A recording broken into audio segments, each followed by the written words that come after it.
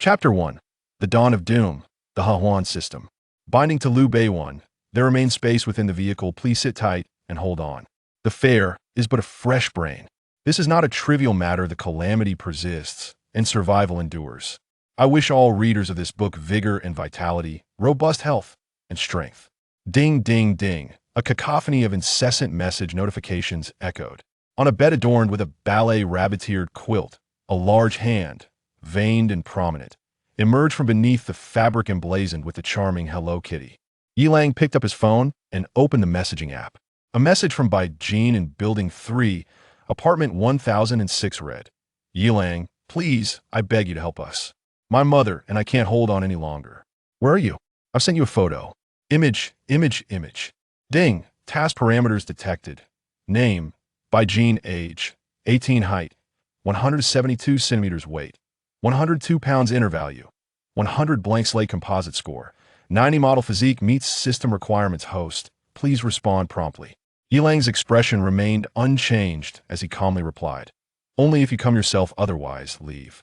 He then opened another message from Xiong Ting in Building 1, Apartment 1318. "Yilang, save me. What floor and room number are you in? He'll come find you immediately. He'll do anything you want. I'm about to starve. I implore you." A cold smirk tugged at Yilang's lips as he typed back, "I will say this once more. Send a full-body photo without beauty filters or edits. If not, leave. Furthermore, I preferred the rebellious version of you from before. Kindly revert to that." Yilang subsequently quoted a segment of their prior conversation.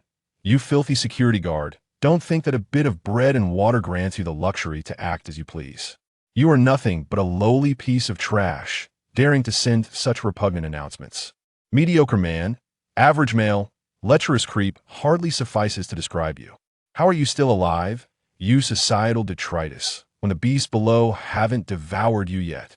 The state will come to our rescue when that time comes. Scum like you, who take advantage of chaos to insult women, will be the first to face reckoning." This was Yilang's response on the first day of the apocalypse when he altered the owner's group announcement for the luxurious Golden Island estate to read, "Welcome beautiful ladies to come visit. Food and drink are abundant. Interested parties please private message me," along with several images of bread and bottled water, prompting Xiong Ting's vitriolic retort. In truth, Xiong Ting was not alone in her indignation. The owner's group was rife with disparaging remarks. However, as an owner herself, Xiong Ting had Yilang's contact on the messaging app, allowing her to privately chastise him most vehemently. In less than 2 seconds, Xiong Ting messaged again, "Yilang, Brother Lang, I was wrong to insult you. I can't endure this any longer. I haven't eaten in 2 days. Please, I beg you to help me. Just a morsel of food. You may strike or scold me, or do as you wish." Upon seeing that Xiong Ting merely feigned distress without sending a full-body photo, Yilang chose to disregard her pleas. She simply hadn't suffered enough yet, but he remained unperturbed. Now, on the 4th day of the apocalypse, the floors below 10 were overrun with bizarre flora and fauna, while even those above were not secure. All were forced to tightly shut their doors, awaiting the so-called rescue. Will there truly be a rescue? Official advisories incessantly urge everyone to remain indoors to avoid the threat of unknown creature attacks. Yet, not a single message has surfaced regarding organized assistance. This is indeed the apocalypse, the genuine end of days. The crimson sun hangs high, casting an eerie hue across the heavens. A miasmic green tide engulfs the land, with robust vines sprawling across the lowly structures, their dark green stems grotesquely bulging with toxic growths. From the depths of the vegetation, faint roars and low growls can be discerned, as if a colossal beast roams within. Coupled with the inexplicable depletion of water sources and the rapid decay of unsealed food, the situation grows dire. All are confined within their homes, struggling to survive. Strangely, however, the power and internet remain wholly unaffected. Thus, food and water have become the most precious and scarce of resources. Yet, Yilang finds himself untroubled. This is because amidst the cataclysmic upheaval, he, like many of his compatriots, looked to the moon with intentions of overcoming all. Subsequently, he inexplicably bound himself to a system its name rather frivolous, yet undeniably effective. In addition to providing 3 loaves of bread and a 5-liter barrel of purified water daily, If he completes culinary tasks aligned with the system's requirements alongside suitable objectives, he not only savors a variety of delectable dishes, but also enhances his physical constitution. Yi Lang, curious at the time, inquired whether merely having them sit and prepare a dish would suffice. The system's blunt response was simply fool. In that instant, Yi Lang comprehended, feeling a twinge of embarrassment for his naive query. How could he not discern the system's irreverent title?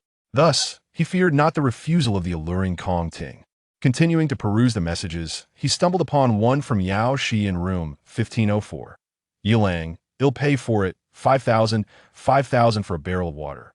Just bring it to me, and the money is yours." Think about it. This is more than your entire month's salary as a security guard. There was another, even more bewildering, who wished to purchase water, and she expected him to risk his life to deliver it to her doorstep. What was she thinking? Did she believe that, on the eve of the apocalypse, a mere phone call would summon a delivery to her door, complete with waste removal? Yi Lang promptly deleted her from his contacts. Though he had encountered Yao, she before stunningly beautiful and a captivating outdoor live streamer, what did that matter? Such a woman, lacking clarity, deserved to be disregarded. Yao Shi had erred, for Yi Lang's salary as a security guard was significantly higher than 5,000. It amounted to a robust 7,000. Yi Lang, an athlete and national martial arts champion, had entered the job market brimming with ambition. Until that fateful campus recruitment event. What? I'm a national martial arts champion, a first-level athlete, and you're offering me only 2,000 a month? This was an affront beyond measure. Yi Lang brandished his medals and certificates in indignation. Yet, upon meeting the amused gaze of the recruitment manager, he could no longer contain himself. Gripping the edge of the table in fury, he declared, "If it want increase, then I shall. Welcome home, esteemed resident. We are here to ensure your safety." Indeed, upon leaving the campus, Yi Lang had become a security guard, tasked with safeguarding peace and serving the delightful resident, Xiao Dan, effectively circumventing decades of missteps. That IT was indeed Yi Lang's exceptional exterior and a secondary firefighting certification that secured him the position. However, one must admit that being a security guard has its perks, especially in such upscale residential areas. Aside from monitoring surveillance or patrolling the fire safety points, the majority of his time was spent sitting idly, engrossed in video games. Alas, such fortune was no longer within his grasp. Yi Lang rose from his bed, donned his security uniform, and traversed the opulently decorated living room to stand before the expansive floor-to-ceiling glass. Gazing at the scene that resembled a hell on earth, he noted that it bore no semblance of change from the previous day. With a sigh, he returned to the sofa. This spacious flat on the 17th floor was certainly not his abode. It belonged to the proprietor, Wu Dan. Do not misconstrue Wu. Dan had merely grown accustomed to hiding the key beneath the doormat, and Yi Lang, being the security guard, happened to be privy to this little secret. Thus, when the apocalypse arrived, it was only natural that Yi Lang took residence in this apartment. He retrieved today's rations from the system space, 3 pieces of bread and a 5-liter bottle of purified water. Arranging them alongside 4 pieces of bread and 2 bottles of water already on the coffee table, he snapped a photo and shared it in the owners group for the Meishu Jindao community. Instantly, the previously tranquil group chat erupted with activity. Unit 1104, Li Mingshan. Brother Yi Lang, I haven't eaten in 3 days. I beg you, show some mercy and send me some bread and water. Unit 1201, Fei Xiang Lantian. Yi Lang, am willing to pay 10,000 for a bottle of water. Unit 1402, Zhang Chong. Brother, I have elderly and children at home. We truly can't hold on any longer. Please help us. Yi Lang coldly observed these messages without replying. There was no need to respond. He was not a philanthropist, eager to sacrifice himself for others. Simply refraining from exclaiming, "I do not eat beef," was already commendable. As he scrolled through the group messages with an indifferent gaze, not a single ripple stirred within him until he spotted a message from the Homeowners Committee chairperson, Chairman Jiang. Chapter 2. By Jean and by Xiao. Playing the Game of Reality. Unit 1105. Homeowners Committee chairperson Jiang Fangzhou.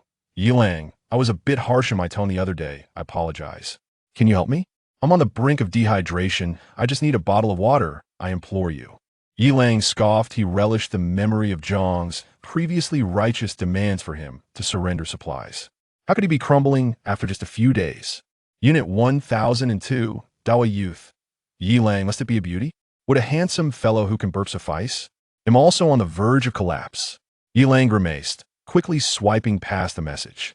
Where did such a weakling come from? He half tempted to throw a punch just to see whether he would whimper or wail. Unit 1515, Fan Jingjing, stinking security guard. Beast! In the face of disaster, not only do you refuse to provide food and water to women, but you also use supplies as a means to demean them. You are not human. You will face retribution. Yi Lang nearly faltered under the weight of such accusations, scrolling through a barrage of pleas for resources and accusations of objectifying women. That Yi Lang set his phone aside and picked up a piece of bread, chewing slowly with a cold glint in his eyes. His daily sustenance was meager 3 pieces of bread and a bucket of water provided by the system. Yet, in pursuit of accommodating more eligible beauties, Yi Lang restricted himself to just 2 pieces of bread each day, saving the remainder. This was all for the sake of achieving a certain effect. Should a beauty come seeking his attention, he could indulge in exquisite culinary delights. The system remained cryptic about the specifics, merely hinting that success in this endeavor would reveal the nature of such grandeur. What exactly did it entail? What kind of pinnacle was to be attained? At that moment, in room 1006 of Building 3, Bai Jin and her mother, Bai Xiao, were glaring at the phone screen with palpable indignation. Smack! Bai Jin slammed her phone onto the table, her chest rising and falling with agitation, albeit not overly pronounced. With a hoarse voice, she cursed that wretched security guard, that scum, that lecherous man. I had already agreed, even sent him the photos, yet he still refuses. It drives me mad. Beside her, Bai Zhao's face briefly flashed with despair, quickly masked by composure. She swallowed hard, though her throat felt as parched as if set ablaze. Xiao Jin, do not let anger consume you, let us think of another way. I never supported this course of action. If it is to be so, then let it go. With reddened eyes, Bai Jin clenched her jaw. Mother, you cannot give up. Whether we live or die, we face this together. I cannot abandon you to face it alone. Bai Xiao felt a pang in her heart, tightly grasping her daughter's hand, her voice trembling. Xiao Jin, I know you care for me, but there are no buts, mother. I will exert myself further at worst. I shall send a few more revealing photos. Bai Jin interrupted her mother before she could finish. Yet the implications of her words were heavy for a young woman to articulate. Tears welled in Bai Zhao's eyes, a mix of pain and helplessness as she gently caressed her daughter's cheek. Xiao Jin, do not compromise your dignity, I would rather. Suddenly, a sharp crack echoed from the living room's floor-to-ceiling window, a fissure rapidly spreading across the glass. Fortunately, it had not shattered completely. The mother and daughter exchanged horrified glances, their hearts racing. The cracks in the glass reflected their pale faces, as Bai Jin tightly gripped her mother's hand with one hand, while the other held a sharp kitchen knife, her gaze fixed in terror outside the window. The dark green vines had already entwined themselves around the window frame, slowly writhing as if alive, peering into their abode. The tendrils of the vines stirred gently, seemingly seeking an opening. A low, buzzing sound filled the air, reminiscent of mosquitoes, yet louder and more ominous, sending chills down their spines. Bai Jin bit her lip, disregarding her mother's protests, resolutely approaching the full-length mirror.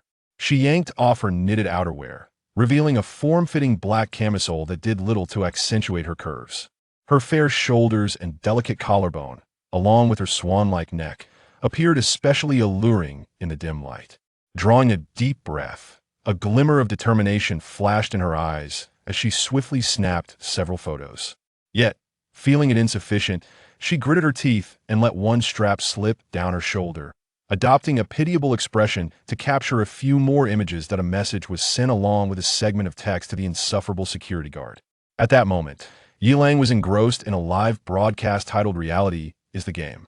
On the screen, a young rotund man stood on a rooftop balcony, exuberantly brandishing a selfie stick towards the camera, his face alight with manic excitement. Greetings, esteemed viewers. I'm the host, Jean Dedan. This is the final episode of the Reality is the Game series, and it commences now. As you can see, I'm currently on the rooftop balcony, and the eerie vines have completely engulfed the outer walls surrounding my abode. Ha ha ha. The live chat erupted. Bin Shanzishu, Dan, while we may be the most audacious hosts on the internet, let's not toy with our Levesto return quickly. Johnny 1. The host is incredible. User 597546966. What the hell, there are hundreds of people in the stream, and you're doing this. Kuanai record it, record it, or the admin will ban us soon. Punk clown. Kuanai my friend, do we even need the admin? The host is about to log off in real life. A Ula LV47 sends the host Carnival X2. Ichua LV12 send the host Little Hearts X9. Haha. Thank you all for the gifts.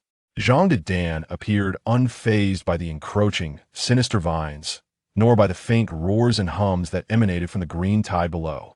Leaning back against the balcony's edge, he gripped the selfie stick tightly, a haughty grin illuminating his face. Haha, let me demonstrate true bravery to all esteemed viewers. Do you see the vines beneath me? Are they not grand? Sharp, you say? Ha, look, they're waving at me. The audience was left stupefied. This was far too real and terrifying. The chat's eerie activity ceased, replaced by a flurry of various gift effects flooding the screen. Carnivals, sports cars, and hearts spiraled endlessly. Words seemed inadequate to convey the shock at the host's audacity. The only recourse was to shower him with gifts, hoping to enhance his experience below. Amidst the frenzy of gift effects, Jean de Dan's grin grew ever more reckless. Yet in the next moment, a dull thud pierced the air, accompanied by a harrowing scream. Jean de Dan's body jolted violently, his hand trembling involuntarily as he held the selfie stick. The broadcast screen swayed chaotically. However, true to his reputation as the boldest host online, even as the sharp vines writhed madly against his chest, his manic laughter remained undiminished. Ladies and gentlemen, I believe I must log off now. Ugh, this time it's for real. Haha, please shout out. Shout out our stream slogan. Who? As the final words struggled to escape his lips, Jean de Dan collapsed into a pool of blood on the balcony, entangled with the writhing vines. The live chat plunged into a profound silence. In the next instant, reality is the game. Reality is the game. Reality is the game. Farewell on your journey. Reality is the game. Reality is the game. Chapter 3. The 10th layer's descent. The live stream's comments surged like a tidal wave, filling the screen with messages proclaiming that the experience was indeed genuine and wishing well to the journey ahead. Various gift effects intertwined, from the humble little heart worth a mere dime to the extravagant carnival costing 3,000 yuan, all shimmering on the display. Gradually, the carnival effects became a continuous cascade. It seemed everyone had come to the realization that money was now nothing more than worthless paper. Why not indulge in extravagant spending at this moment? Marking the thrilling live broadcast with the most frenzied punctuation, golden confetti erupted in the live stream. Resplendent fireworks soared into the sky, enveloping the entire screen in a dazzling brilliance. It resembled a grand memorial, yet the pulsating music of the carnival infused the atmosphere with an eerie joy and celebratory spirit. Yilang also contributed to the comments, exchanging his remaining 99 diamonds for a sunglasses gift, a farewell gesture for the bold Zhang Darren. The livestream had yet to conclude. The camera displayed Zhang Darren's corpulent form lying in a pool of blood, visibly deflating at an alarming rate. In the next instant, a deafening drone filled the air as dark mist surged from the green tide, racing towards Zhang Darren's lifeless body. The screen was abruptly shrouded in darkness, with only the ominous drone and the dull sound of mandibles piercing flesh echoing in the void. At that moment, the online viewer count surpassed 100,000. Yet an eerie silence prevailed. It was as if the audience before the screen held their breath, fearful that the sinister black mist might extend through the network and reach them. Time seemed to stretch indefinitely until suddenly a comment pierced the silence. HUA, is that a mosquito?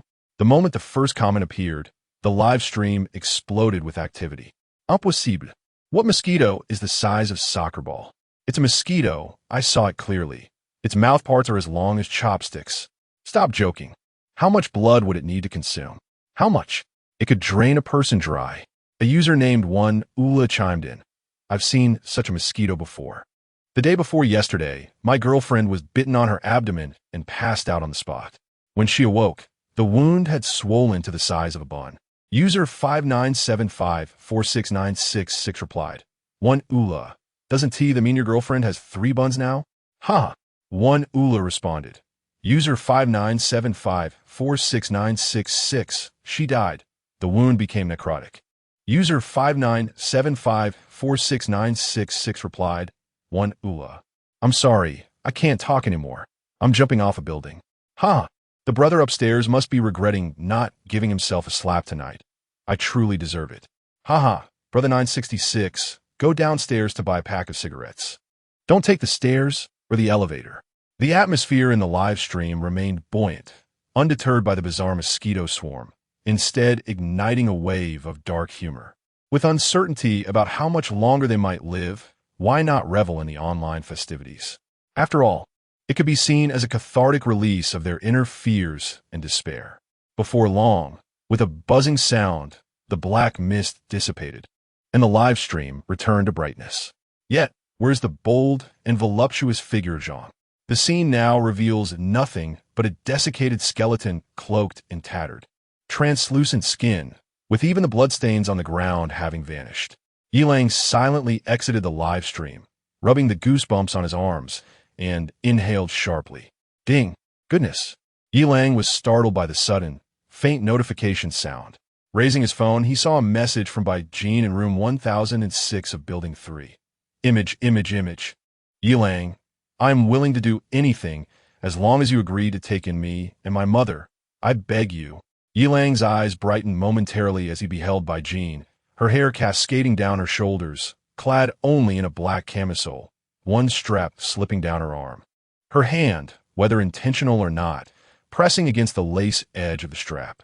Below, she wore a pair of light-washed denim shorts. Her legs, as white as jade, appeared particularly captivating in the dim light. Her gaze was filled with pleading and helplessness, reminiscent of a small, distressed wildcat, igniting a surge of anger within Yilang. He sensed Bai Jin's sincerity this time. Yet, in this apocalyptic world, even a hint of compassion is perilous. While he welcomed Bai Jin's approach, as it aligned with the system's requirements, her mother's presence would only escalate risks and bring forth complications. Maintaining a cold demeanor, Yilang typed, "Delete friend." At that moment, the strap slipped further, revealing more of her vulnerability as Bai Jean fixated on the screen.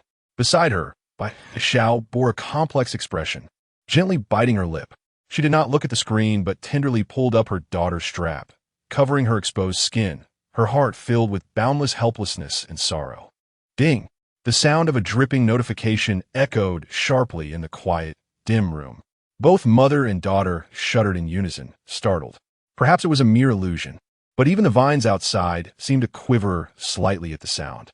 The glass creaked faintly under the weight of the vines.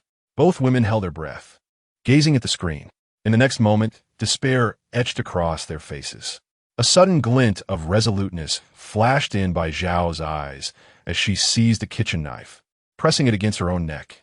She stared wide-eyed at her terrified daughter, Bai Jean, and shouted, "Xiao Jean, you must leave. If you don't go now, I will end my life right before you. Mom, please don't. How can I live without you?" Bai Jean's face was streaked with tears as she struggled to reach her mother. Yet upon seeing Bai Zhao's determined gaze and the sharp blade poised against her neck, she hesitated, paralyzed with helplessness, tears blurring her vision, her heart overwhelmed with despair. The continuous cracking sound of the glass heightened their anxiety. Steeling herself, Bai Xiao pressed the knife deeper, a trickle of crimson seeping from her delicate neck. Being screamed fiercely, "Mom, no!" At that moment, Bai Xiao was also engulfed in fear. Who could face death with composure? As the icy blade pierced her tender skin, she felt fear, yet dared not show a hint of hesitation. Her daughter still had a chance to survive, even if it meant sacrificing herself. She would fight for her daughter's slim chance at life. Even in the face of adversity and humiliation, the mere fact of existence remains a triumph.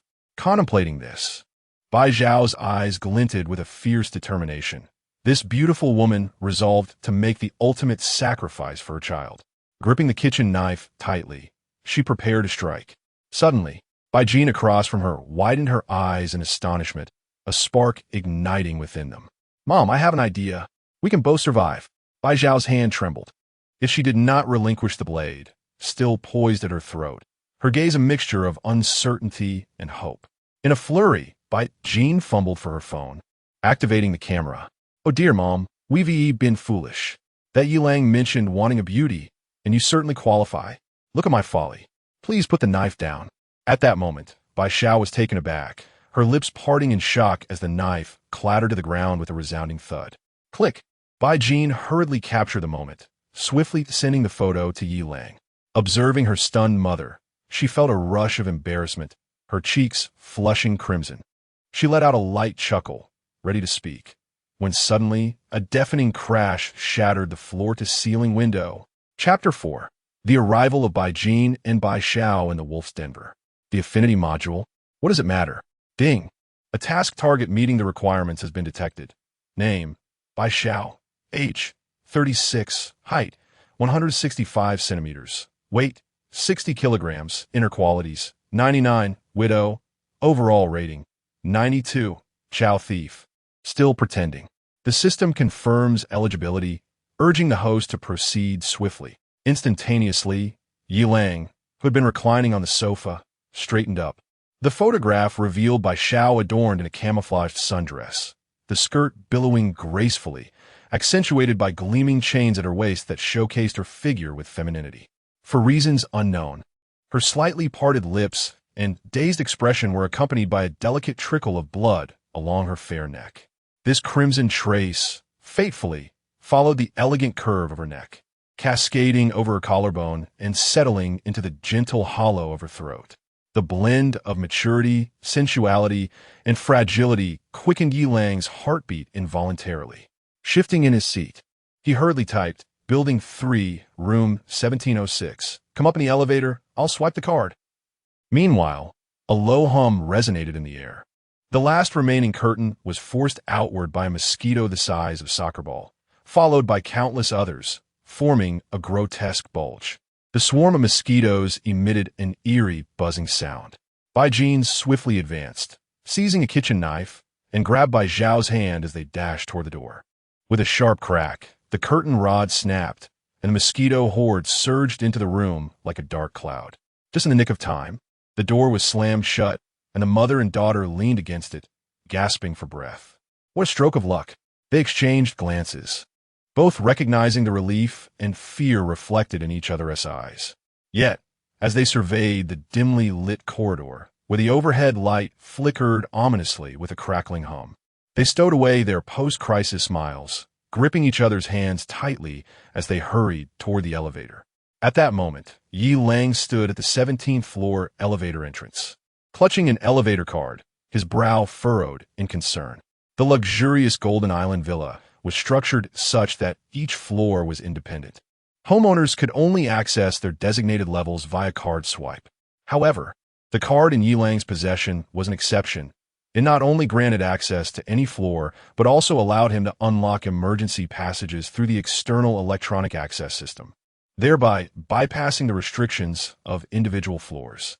It was now 2028, and such marvels of technology were indeed astonishing. Yilang had already unlocked the 10th floor. Yet he wondered why Bai Jean and Bai Xiao had not yet ascended. The display numbers had remained unchanged. This was puzzling. The elevators in Golden Island were renowned for their swift operation, and logically, they should have arrived by now. Yilang retrieved his phone and opened the surveillance system software. The third elevator was empty. The corridor's camera appeared partially obstructed, rendering it unclear. Suddenly, the elevator numbers began to flicker. 7, 8, 9, 10. It paused momentarily on the 10th floor, drawing Yilang's attention to his phone screen. Indeed, the elevator doors slowly opened, finally revealing the frantic figures of Bai Jean and Bai Xiao. They entered the elevator in a state of panic, desperately pressing the close button. Just as the doors began to close, a resounding bang echoed through the air. The screen on the phone suddenly trembled. Yilang's expression darkened. What monstrous entity was this? In the image, a mother and daughter clung to each other in terror, as if they had just endured a most harrowing ordeal. Fortunately, the elevator continued its ascent. 11, 12, 13. Suddenly, a glint flashed in Yilang's eyes. In the surveillance footage, Bai Jean was seen stuffing a knife into the leg of her denim shorts. Just as I thought, you two are about to face dire consequences. The elevator continued its climb. 15, 16, 17. Ding! Before the elevator doors had fully opened, Yi Lang, who had previously appeared icy, was suddenly seized by overwhelming fear. Quick, follow me. There's a monster in the corridor. Bai Jean and her daughter, Bai Xiao, were still reeling from the shock when Yi Lang grasped Bai Jin's wrist and pulled them both towards room 1706. The mother and daughter, clearly still shaken, were now on high alert. Hearing the urgent shout from the man clad in a security uniform, they had no time to consider anything else. Instantly, they followed Yi Lang in terror. With a loud bang, the door was forcefully shut. Ding! Detected a suitable beauty. Initiating affinity module. Bai Jean, affinity, -17, disgust, please host note. Mom, you foul security guard, what you doing? I'll fight you. The system's voice had barely faded in Yi Lang's mind when he executed a swift shoulder throw, sending the still reeling Bai Xiao crashing to the ground. She gasped for breath, overwhelmed by the rapidity of Yi Lang's brutal movements. Bai Jean could only let out a shriek, her hand not yet reaching for her denim shorts. Bang! Yi Lang spun around and delivered a powerful right punch, striking Bai Jean in the liver. Her eyes widened in shock, her body curling in agony as she clutched her abdomen, trying to utter words that only came out as pain gasps. Yi Lang did not relent. He seized Bai Jin's hands and swiftly cuffed them with a pair of pink, furry handcuffs. Bai Jin's face was a mask of terror, but the force of the previous blow rendered her incapable of vocalizing her fear, her trembling lips barely able to form words. Yi Lang, imitated, lifted the cuffed Bai Jean and hung her on a metal hook meant for garments by the door. Bai Xiao, lying on the floor, witnessed her daughter being beaten, handcuffed, and hung up, yet she was paralyzed, her body feeling as if it had shattered, numb with pain. She could only reach out a trembling right hand, uncertain whether she wished to grasp her daughter or strangle this demon. Yi Lang's gaze swept over Bai Xiao, ignoring her struggles, and he withdrew the sharp kitchen knife from the right leg of Bai Jin's shorts. It was only then that Yi Lang uttered his first words. I kindly took you in, and now you try to kill me and steal my provisions? Is there no law? Is there no justice? With a roar, he brandished the knife, a cold gleam flashing. No! On the ground, Bai Xiao, witnessing Yi Lang's actions, was compelled by a maternal instinct to finally cry out. Struggling to raise her upper body, she anticipated a horrific scene. However, what unfolded was far from her imagination. Yi Lang thrust a sharp kitchen knife, blade facing upwards, through Bai Jin's legs, embedding it into the door panel. Mom, what is happening? Are you all right? Don't scare me. Oh, what is that beneath? Bai Jean, hearing her mother's anguish scream, assumed that Yi Lang had inflicted some terrible harm upon her mother, and instinctively turned to shout. Yet, this motion strained her hands, which were suspended from a metal hook, causing a sharp, tearing pain. That was not the most significant issue. Although she stood at 172 centimeters, the doors of the villa on Golden Island exceeded 2 meters in height. As she hung there, her legs could only be fully extended, with her toes barely grazing the ground. With the abrupt motion of turning her head, the skin on the inner thigh distinctly felt the cold, hard sensation. Moreover, there was an unsettling chill, as if a sharp blade were pressed against her. In truth, that was precisely the case. Recognizing that Bai Jean had lost all hope of escape, Yi Lang finally eased his tension, exhaling a heavy breath. Only then did he recall the system prompt that had flashed through his mind moments ago. What was that? A favorability module? Could it be that this was a love-struck system? Chapter 5. A thorough search. Ding, ding, ding. Bai Jean. Favorability. -17 dislike. Please pay attention, host. It appears that the system is somewhat disoriented by Yi Lang's audacious maneuvers, as the information seems rather incoherent. Yi Lang furrowed his brow, perplexed by the system's inclusion of a favorability module, and continued to read. Bai Jean. Favorability -36, aversion. This likely correlates with the moment he executed the shoulder throw. Bai Jean. Favorability -58, loathing. This must be the present situation. Bai Jean finally comprehended what was thrust against the door panel beneath her. That despicable security guard. Is he even human? Is he a dog? Could a person truly act in such a manner? She is still an untouched maiden and can feel the chilling aura surrounding her. Now, she can't even be certain. Ding, ding, ding. Alas, it has plummeted to -61, hatred, and it continues to decline. Yilang's lips twitched. Should he eliminate her directly or wait until he is finished? He then perused Bai Zhao's favorability ratings, the first being -7, dislike, which was 10 points higher than her daughter upon her arrival. Yilang contemplated and understood why. At least allowing her daughter to survive must have added 10 points to the favorability. The next entry dropped sharply to -30, aversion. There was no doubt that this shoulder throw marked Bai Zhao's first experience of such humiliation in over 30 years, indicating a significant psychological scar. 2 subsequent notifications ignited a murderous intent within Yilang. One indicated a favorability drop to -62, hatred, likely due to the explosive strike he delivered to Bai Jin. The final entry read, Bai Zhao, favorability, -100, a desire to devour the host, with a system warning that the favorability had reached an absolute 0, and the task target exhibited a pronounced inclination to harm a host. Yilang's gaze turned frigid, silently lamenting the waste. Although they were a striking mother-daughter pair, and Bai Zhao was a commendable mother, their fate had already been sealed. This favorability system seemed to hold some significance, at least in discerning a woman's psyche.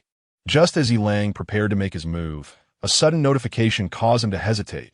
Bai Zhao, favorability, -23, aversion. This indicates that she recognized he had not harmed Bai Jin, resulting in a remarkable rise of 77 points in favorability. It appeared that Bai Zhao's favorability had considerable room for manipulation. Yilang cast an unwholesome glance at the restrained Bai Jin. Ding, ding, ding. It rose to -20, dislike, astonishingly continuing to increase. This mother-daughter duo held intrigue, prompting Yilang to decide to keep them around for the time being. Bai Zhao, struggling to prop up her upper body, secretly sighed in relief. Thank goodness, it was merely to confine her daughter, but was that despicable security guard truly a normal person? Could a normal individual commit such acts? Although he could save her daughter and himself, what kind of future could they have with him? After that fall, she felt as though her entire body might shatter. How could he do such a thing to her daughter? Surely, he couldn't be a pervert? Yilang disregarded Bai Zhao, who trembled as she propped herself up, staring intently at him. He abruptly stood and approached her. Ding, what is he planning to do? A sense of terror gripped Bai Zhao's heart. Yilang disregarded Bai Zhao's terrified gaze and the hints of affection echoing in his mind. Yilang, what are you going to do? Don't. Hearing his mother's anguished scream, Bai Jin refrained from making any sudden movements. It was no joke. A small knife could lead to dire consequences. She urgently called out, Mom, what's wrong? Ding, Yilang, what are you doing? Don't touch my mother. Yilang searched for any concealed weapons on Bai Zhao, who lay on her back. The cacophony of screams and system prompts in his mind began to irritate him. He tightened his grip and shot a glare at the fluster Bai Zhao. The pain made Bai Zhao wince, but upon meeting Yilang's gaze, she understood. She shouted to her daughter, It's fine. Yilang is just checking for weapons. Don't worry. Bai Jin's cries ceased, and the affection prompts in her mind halted as well. Yilang snorted, continuing his search while Bai Zhao endured the pain, her expression complex. He first removed Bai Zhao's wedge heels, finding it troublesome to untie the straps. Yilang meticulously examined, even between her toes. Bai Zhao clamped her hands over her mouth, desperately suppressing any sounds that might escape. She feared that if she made another noise, her daughter might lose control, truly becoming a woman. Ding, Bai Zhao, affection, -16, disgust him? How did it increase from -18 to -16? What is wrong with her feet? Yilang continued his actions, not particularly gentle. This was not the time for leniency. He couldn't risk their lives for anything else. Next came her calves. He squeezed the smooth, elastic skin randomly, then moved upward. Fortunately, Bai Zhao was wearing a skirt today, which made things easier. Bai Zhao gritted her teeth, striving to control her emotions while reassuring her daughter that everything was all right. Dingo, the little girl is not foolish. She has guessed something. Yilang softened his demeanor just a tad, becoming a bit more meticulous. Ding ding ding, Bai Zhao's affection rating kept ringing as he searched her inside and out. Finally, he meticulously examined her hair. Only then did Yi Lang feel relieved. Exhausted, he sat rigidly on the ground, taking a deep breath. He looked at Bai Zhao, whose hands were pressed tightly over her mouth, tears streaming down her face.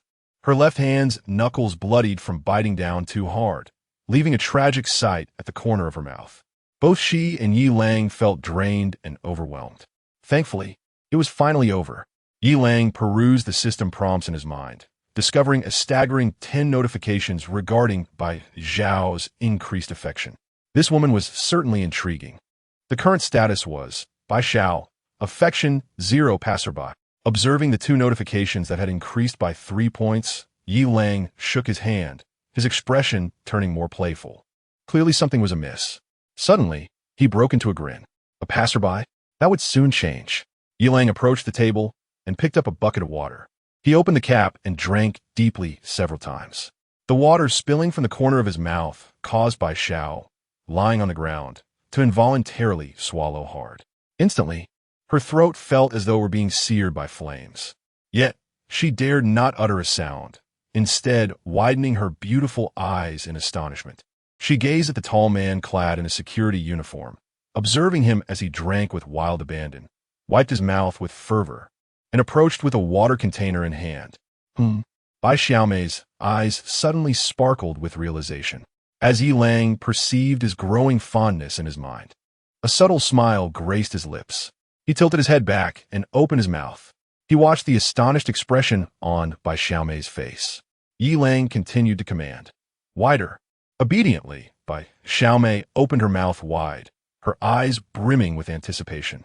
On the next moment, water cascaded down, finally bestowing the long-awaited relief. Bai Xiaomei shut her eyes tightly, allowing the cool liquid to glide over her parched lips and flow down her thirsty throat. Each drop felt like a heavenly rain, alleviating the burning pain. She greedily swallowed, even as she choked, but persevered through the cough to gulp down more.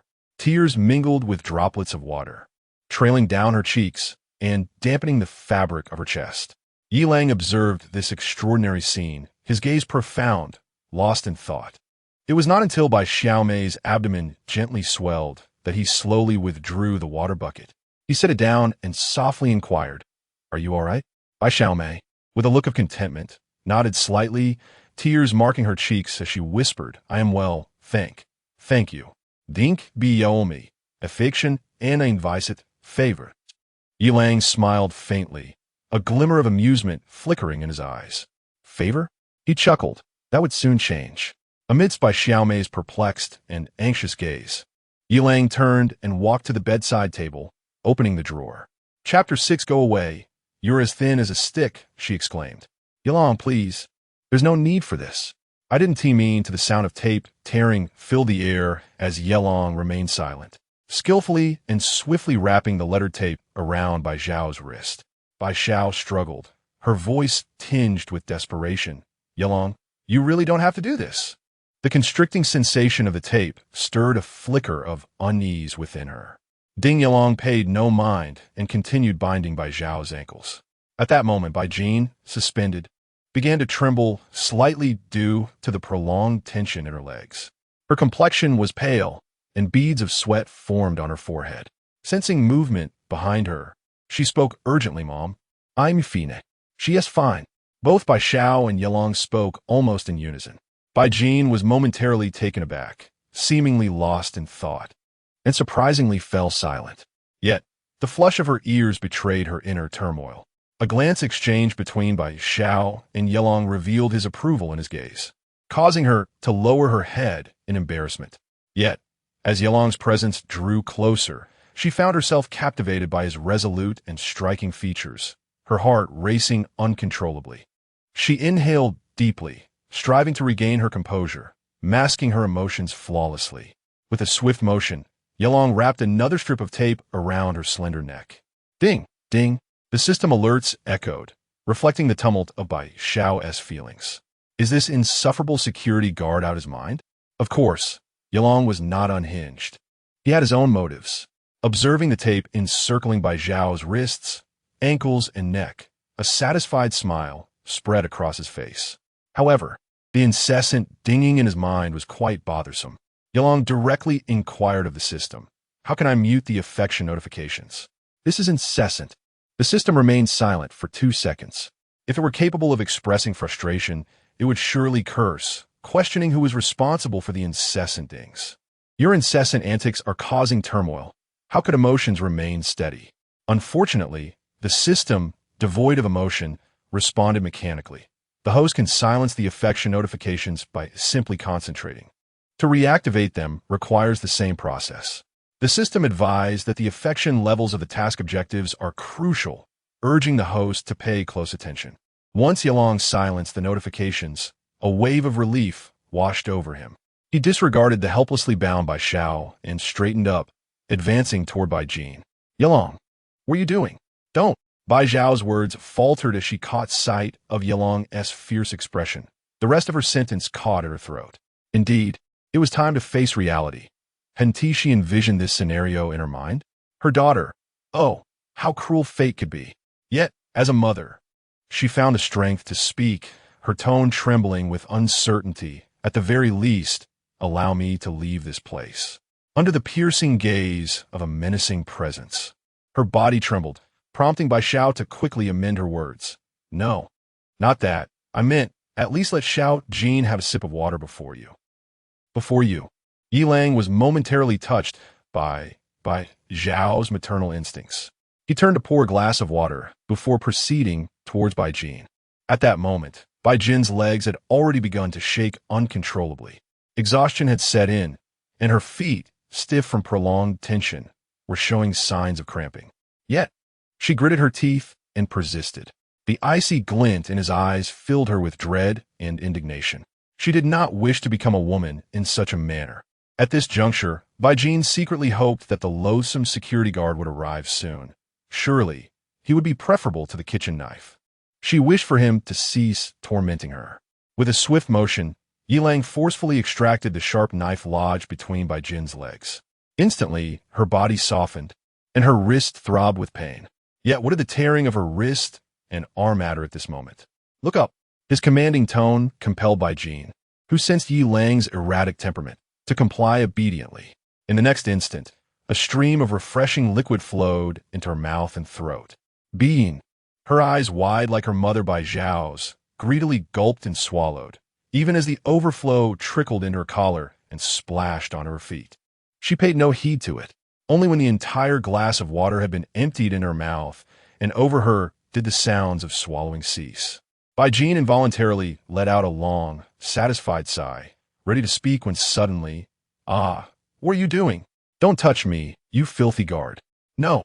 Yilang, with an expression of irritation, delivered a sharp smack to Bai Jin's backside. "Am I merely removing your shoe for you to react so dramatically?" At that moment, Bai Xiao on the ground could hardly bear to watch. Her daughter's reaction was indeed excessive. Reflecting on this, Bai Xiao felt her cheeks flush with embarrassment.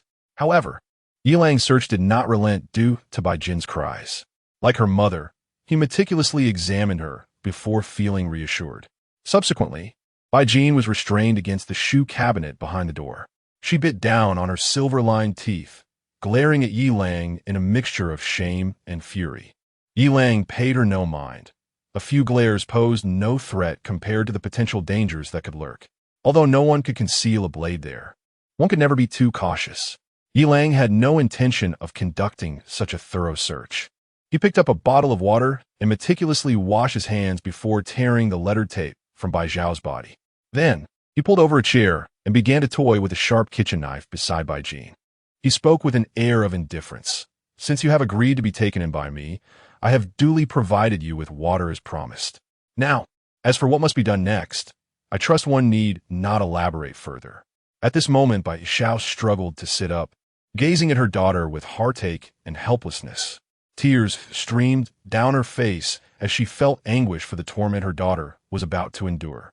Yet, Bai Jin suddenly lifted her head, gazing defiantly at Yi Lang, unafraid. Though her cheeks were flushed and her heart trembled with fear, she resolutely called out to Yi Lang, "Come on, I am not a person who breaks promises. Let me be swift. I shall accompany you to the room." I, Bai Jin, fear you not. Although you may possess my body, you must step aside, you scrawny creature, and cease your incessant chatter. Yi Lang, unable to endure her relentless prattling any longer, shouted fiercely at Bai Jin. Without a moment's hesitation, he turned to Bai Xiao and commanded, "You, take the water and cleanse yourself in the restroom." The moment those words escaped Yi Lang's lips, it was as if a thunderclap had struck Bai Jin's mind. Her beautiful eyes widened in disbelief. Her mouth agape as she stood frozen in place. Bai Xiao stared at Yi Lang in utter incredulity, as if to say, "Are you truly rejecting the young in favor of the old?" Yet, reflecting on her daily regimen of maintenance and care, she remained supple and firm. Bai Xiao grasped the implication. Surely this man could not be a mere scoundrel. It was only when her face turned crimson, akin to a blood-red hue, that she picked up the water and entered the restroom. Finally, Bai Jin came to her senses, exclaiming, "No, this cannot be. If you have any grievances, direct them towards me, I will." Slap. Chapter 7. Retracing your steps and strengthening the body with a sharp crack. Yi Lang struck Bai Jin's face with a forceful slap. The impact was so powerful that Bai Jin's entire body swayed, and a trickle of blood immediately appeared at the corner of her mouth. Yi Lang's eyes were filled with a chilling coldness, devoid of any compassion. Bai Jin covered her cheek, gritting her teeth, her gaze still defiant. With a swift motion, another slap followed, even more forceful, sending Bai Jin crashing to the side. In the restroom, Bai Xiao was washing her face, her eyelids twitching, yet she continued her actions. It was better for her than for Xiao Jin. Observing the bloodstains on Bai Jin's delicate face and the blood at her lips, Yi Lang coldly declared, "This is your final warning. If you still fail to grasp the situation, I will throw you out." Bai Jin fell silent, her head bowed in contemplation. It wasn't until Bai Xiao, clad in an ill-fitting silk nightgown and clutching her chest, emerged with a container of water that Bai Jin finally lifted her head, offering her mother a strained and complex smile. After appraising the scene, Yi Lang turned to the bashful Bai Xiao and inquired, "What was it that pursued you when you entered the elevator?" Bai Xiao's face paled, momentarily forgetting her shyness as she replied with a mix of terror and uncertainty. "It seemed to be an alligator. No, wait, it resembled a wall. Tiger that looked like an alligator. It was quite large and incredibly fast. If we hadn't run for our lives, it would have caught up to us."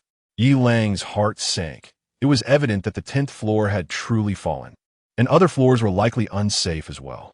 Fortunately, the fire escape door to the 17th floor was sealed. However, the need to enhance one's strength was urgent. Come, let me witness the true capabilities of the dog system and discover what constitutes supreme cuisine, what makes it supreme, and how extraordinary it truly is. Supreme cuisine is currently being prepared. Chef, Yi Lang. Customer, Bai Xiao. Duration, 2 hours. Processes, pan frying, stir frying. Ingredients. Lu Yin. Ding, congratulations, host. For completing the task for the first time. Completion, 9. Subpar. Increased 2 points in physique. Supreme affection level, 27. Activated strength growth module. Host, Yi Lang. Physique, 8. Average for adult males is 5. Mentality, 1. Please allocate points cautiously. Ding. The basic food and water configuration of the system has doubled. Currently 6 loaves of bread and 2 barrels of water daily. Ding. Supreme cuisine has been delivered. Automatically stored in system space. Ding. System notification. Although the completion and affection levels do not meet the minimum requirements, due to the host completing the task for the first time, a reward of 1 body part enhancement is granted. Enhanced parts, right index and middle fingers. The preparation of supreme cuisine was quite taxing, and at this moment, Bai Xiao had fallen into a deep slumber while Yi Lang perused the system notifications. The information was overwhelming, momentarily leaving him somewhat bewildered, particularly just now. The notifications have been incessantly chiming, some from Bai Xiao, others from Bai Jin, though the majority were from Bai Jin. The effect was quite exhilarating. Yi Lang disregarded the affection level notifications between the mother and daughter and focused on the system's information. 9. Subpar? In an instant, Yi Lang's eyes widened, as if awakened from a painful dream. Bai Xiao, unable to help herself, turned over, presenting her smooth and exquisite back to Yilang. At that moment, Yilang found no inclination to admire such a breathtaking sight. He hastily donned a pair of shorts and stepped out of bed, disregarding Bai Jin's murderous glare as he strode towards the sofa. Once seated, he gulped down a few mouthfuls of water before solemnly addressing the system. System. I've rolled my eyes, and yet it's only 9? Are you certain there's no error? The system's cold reply came. This system does not err. Please enhance your quality. Yilang felt a sense of despair. Was it truly this arduous? How were the 2 points of physique calculated? Ding! System notification. Upon completing the exquisite dish for the first time, physique increases to the maximum. Based on favorability, 0 to 20 grants 1 point, 21 to 40 grants 2 points, 41 to 60 grants 3 points, 61 to 80 grants 4 points, and 81 to 99 grants 5 points. A favorability score of 100 doubles the points to 10. For subsequent attempts, physique increases are capped. Based on favorability, 0 to 21 grants 0. 1 points, 21 to 40 grants 0. 2 points, 41 to 60 grants 0. 3 points, 61 to 80 grants 0. 4 points, and 81 to 99 grants 0. 5 points. A favorability score of 100 doubles the points to 1. Yilang's expression instantly soured. System, in this apocalyptic scenario, why must we adhere to such a trivial favorability system? Would it not be better to simply strike hard? Or perhaps employ a loyalty metric? Anything would be superior to favorability. The system remained silent, offering no response. Yilang's eyelids twitched as he involuntarily glanced at Bai Jin. At that moment, Bai Jin, witnessing the bare-chested Yilang, whose physique bore the marks of rigorous training, felt a flicker of panic cross her eyes, filled with hatred. Yet, she quickly regained her composure and retorted defiantly, "What are you staring at? Don't think I'm afraid of you. If you dare to touch me, I will bite off that wicked thing of yours. Go ahead, try me." In an instant, Yilang's brutale émotion soared. He stood tall and advanced toward Bai Jin, undeterred by the incessant notifications echoing in his mind. Bai Jin curled up, her fists clenched tightly, her body trembling like a leaf. Yet she continued to glare fiercely at Yilang. Seizing a pink belt, Yilang approached Bai Jin, but halted at the last moment. 4. Yilang. Brother. Dear brother. Spare little Jin. She is still young. What strength do you possess to come at me? Forgive her this once.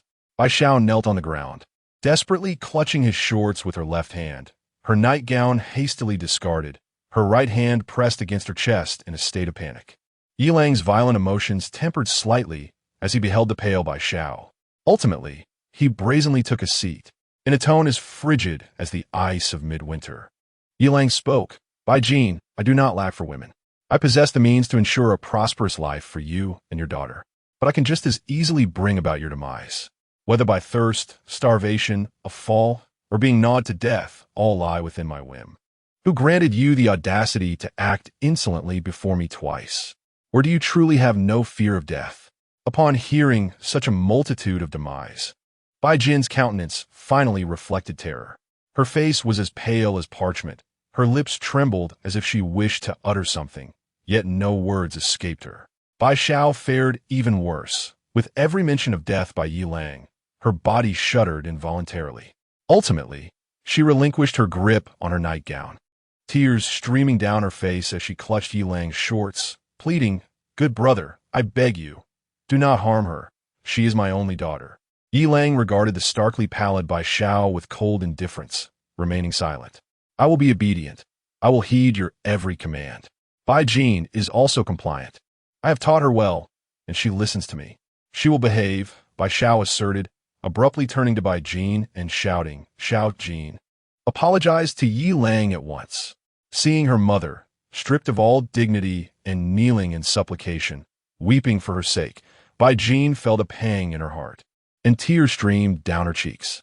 She struggled to murmur, "I'm sorry, Yilang. I will be obedient." Louder. Both Yilang and Bai Xiao exclaimed in unison. Bai Jin inhaled deeply. Her voice quivered, yet she endeavored to amplify it. "I'm sorry, Yilang. I will be obedient." Yilang ceased to torment Bai Jin further, letting out a cold snort before addressing Bai Xiao. "Go to the dressing room and put on something that pleases me." Chapter 8. The pinnacle in a state of disarray. Bai Xiao, clad only in his undergarments, trembled as he rose unsteadily and staggered toward the cloakroom. Yi Lang continued to peruse the notifications in his mind. The foremost message read, System notification. If affection level is negative, no physical enhancement will be granted. Yi Lang's face twitched in distaste. Why should physical augmentation be tied to one's affection? Was there an underlying secret? He then inquired, will the basic configuration also double?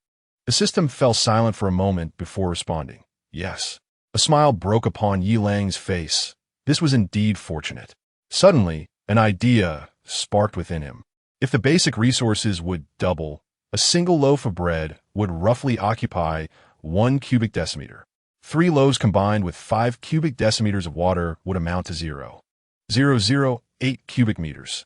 1 doubling would yield 0.016 cubic meters, and 2 doublings would result in 0.032 cubic meters. Given that Earth's volume is approximately 1.08321 billion cubic kilometers, if this ratio were to be doubled 10 for 116,625 times, Yi Lang could fill the entire Earth in a single day. Moreover, to burst the entire universe would require a mere 3.23.10.45 doublings.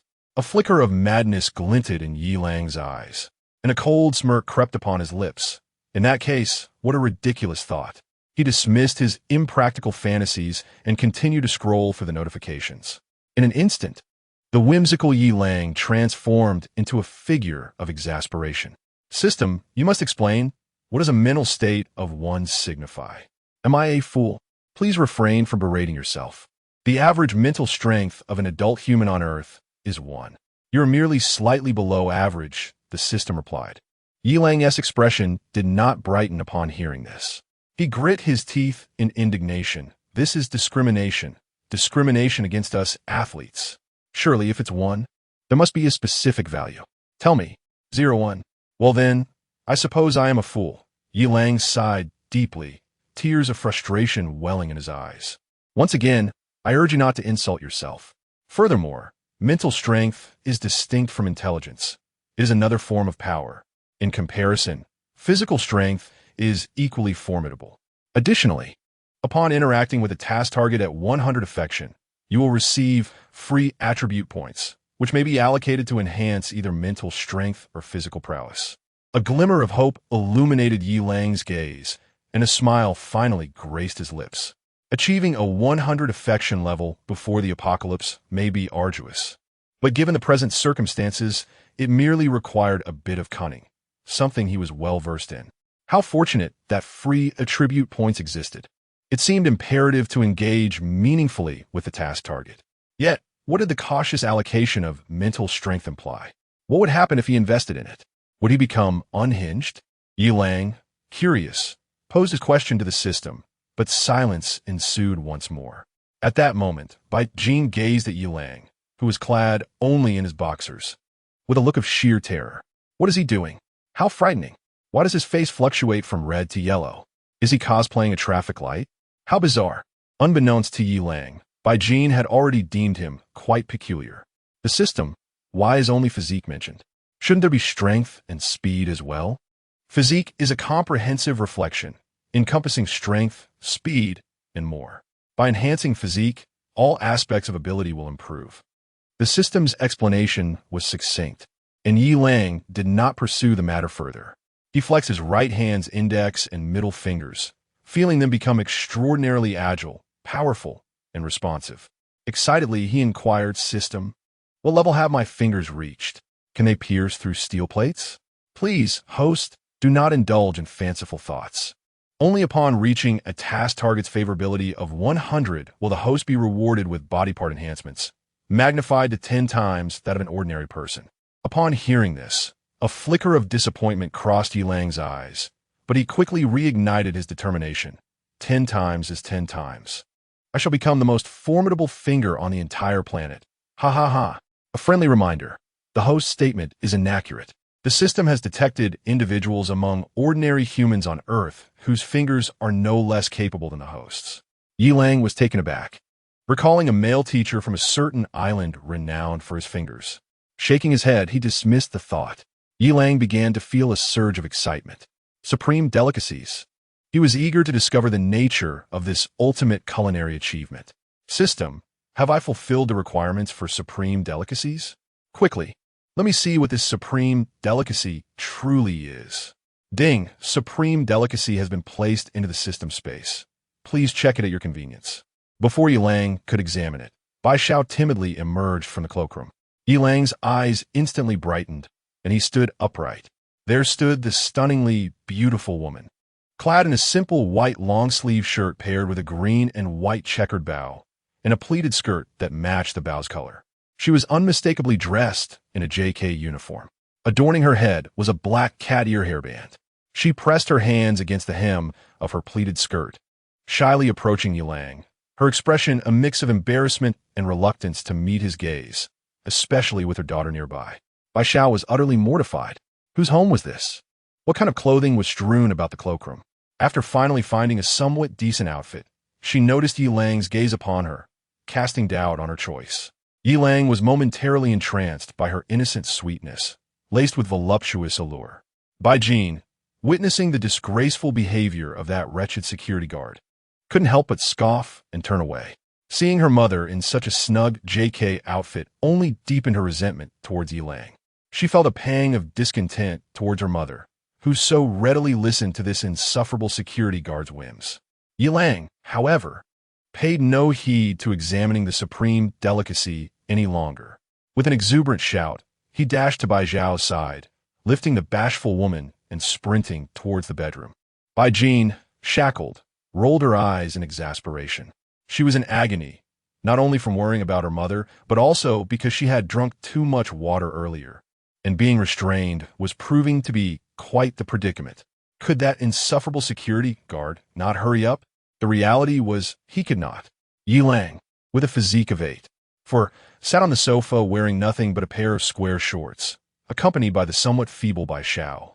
Not only that, he shifted slightly to reveal the exquisitely designed coffee table, hoping to impress Bai Jin. With a flick of his right hand, he exclaimed, and in an instant, 3 half-meter-long watermelons appeared on the table. Why are there watermelons? Where did they come from?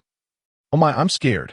Ignoring Bai Zhao's astonishment and Bai Jin's terror, Yilang was momentarily stunned. He hastily inquired of the system, is this pinnacle delicacy really a watermelon? Though delicious, how can it be considered the pinnacle? Ding! System alert. Pinnacle delicacy refers to the food most desired and eagerly craved upon reaching the pinnacle of a task, not the host's interpretation of the pinnacle. In truth, the host merely plays the role of a chef, with the actual customer being the task target. Yilang understood, yet felt disheartened. So, all my efforts amount to being merely a chef? Why can't it be my favorite food? This system is somewhat sycophantic. He resolved not to conform, but to rebel against it. He then gazed at Bai Xiao, whose eyes sparkled with excitement and whose lips were slightly parted in disbelief. In this apocalyptic world, after so many days, you don't crave luxurious meats, but instead desire a watermelon? Bai Xiao was momentarily taken aback, unsure of Yilang's intent or how he knew her deep yearning for watermelon, especially as he conjured 3 before her very eyes. Upon seeing the luscious watermelons, Bai Xiao's spirits lifted slightly as she softly replied, I've loved the watermelons from my hometown since childhood. Unfortunately, they are too fragile to transport. No amount of bubble wrap can save them. Some even split upon being picked. I often accompanied my father in the fields, devouring those split ones. They were incredibly sweet. During these days of the apocalypse, I haven't eaten much, and with no water available, I feel parched and hungry. I thought to myself, how wonderful it would be to have a watermelon. I could die content. Yilang grasped the essence of her childhood taste memory and recognized that watermelons serve both as food and drink, hence her longing. Are you a superhero? No. Are you a deity? How can you conjure watermelons? Observing Bai Xiao's mixture of anxiety and admiration, alongside Bai Jin's incredulous and trembling figure, Yilang's vanity was immensely gratified. He smiled nonchalantly. I have superpowers. You can order whatever you desire from now on. Really? Then I want to eat steak. Bai Xiao's eyes gleamed as she gazed at Yilang, her disbelief overshadowed by the reality before her. In this apocalypse, what was there to doubt? Yilang felt a bit awkward.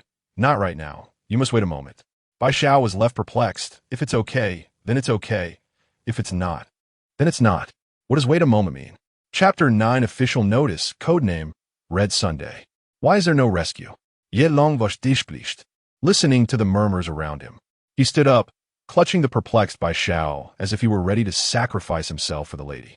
At that moment, however, Bai Jin spoke up, Brother Yi. I can't hold it any longer. Please, please let me go to the restroom. Bai Xiao exclaimed and stood up, but her legs felt weak, and she stumbled into the quick-witted Yi Lang's embrace. With an anxious expression, she implored, Yi Lang, my good brother, hurry. Xiao Jin can't wait any longer. Please release her.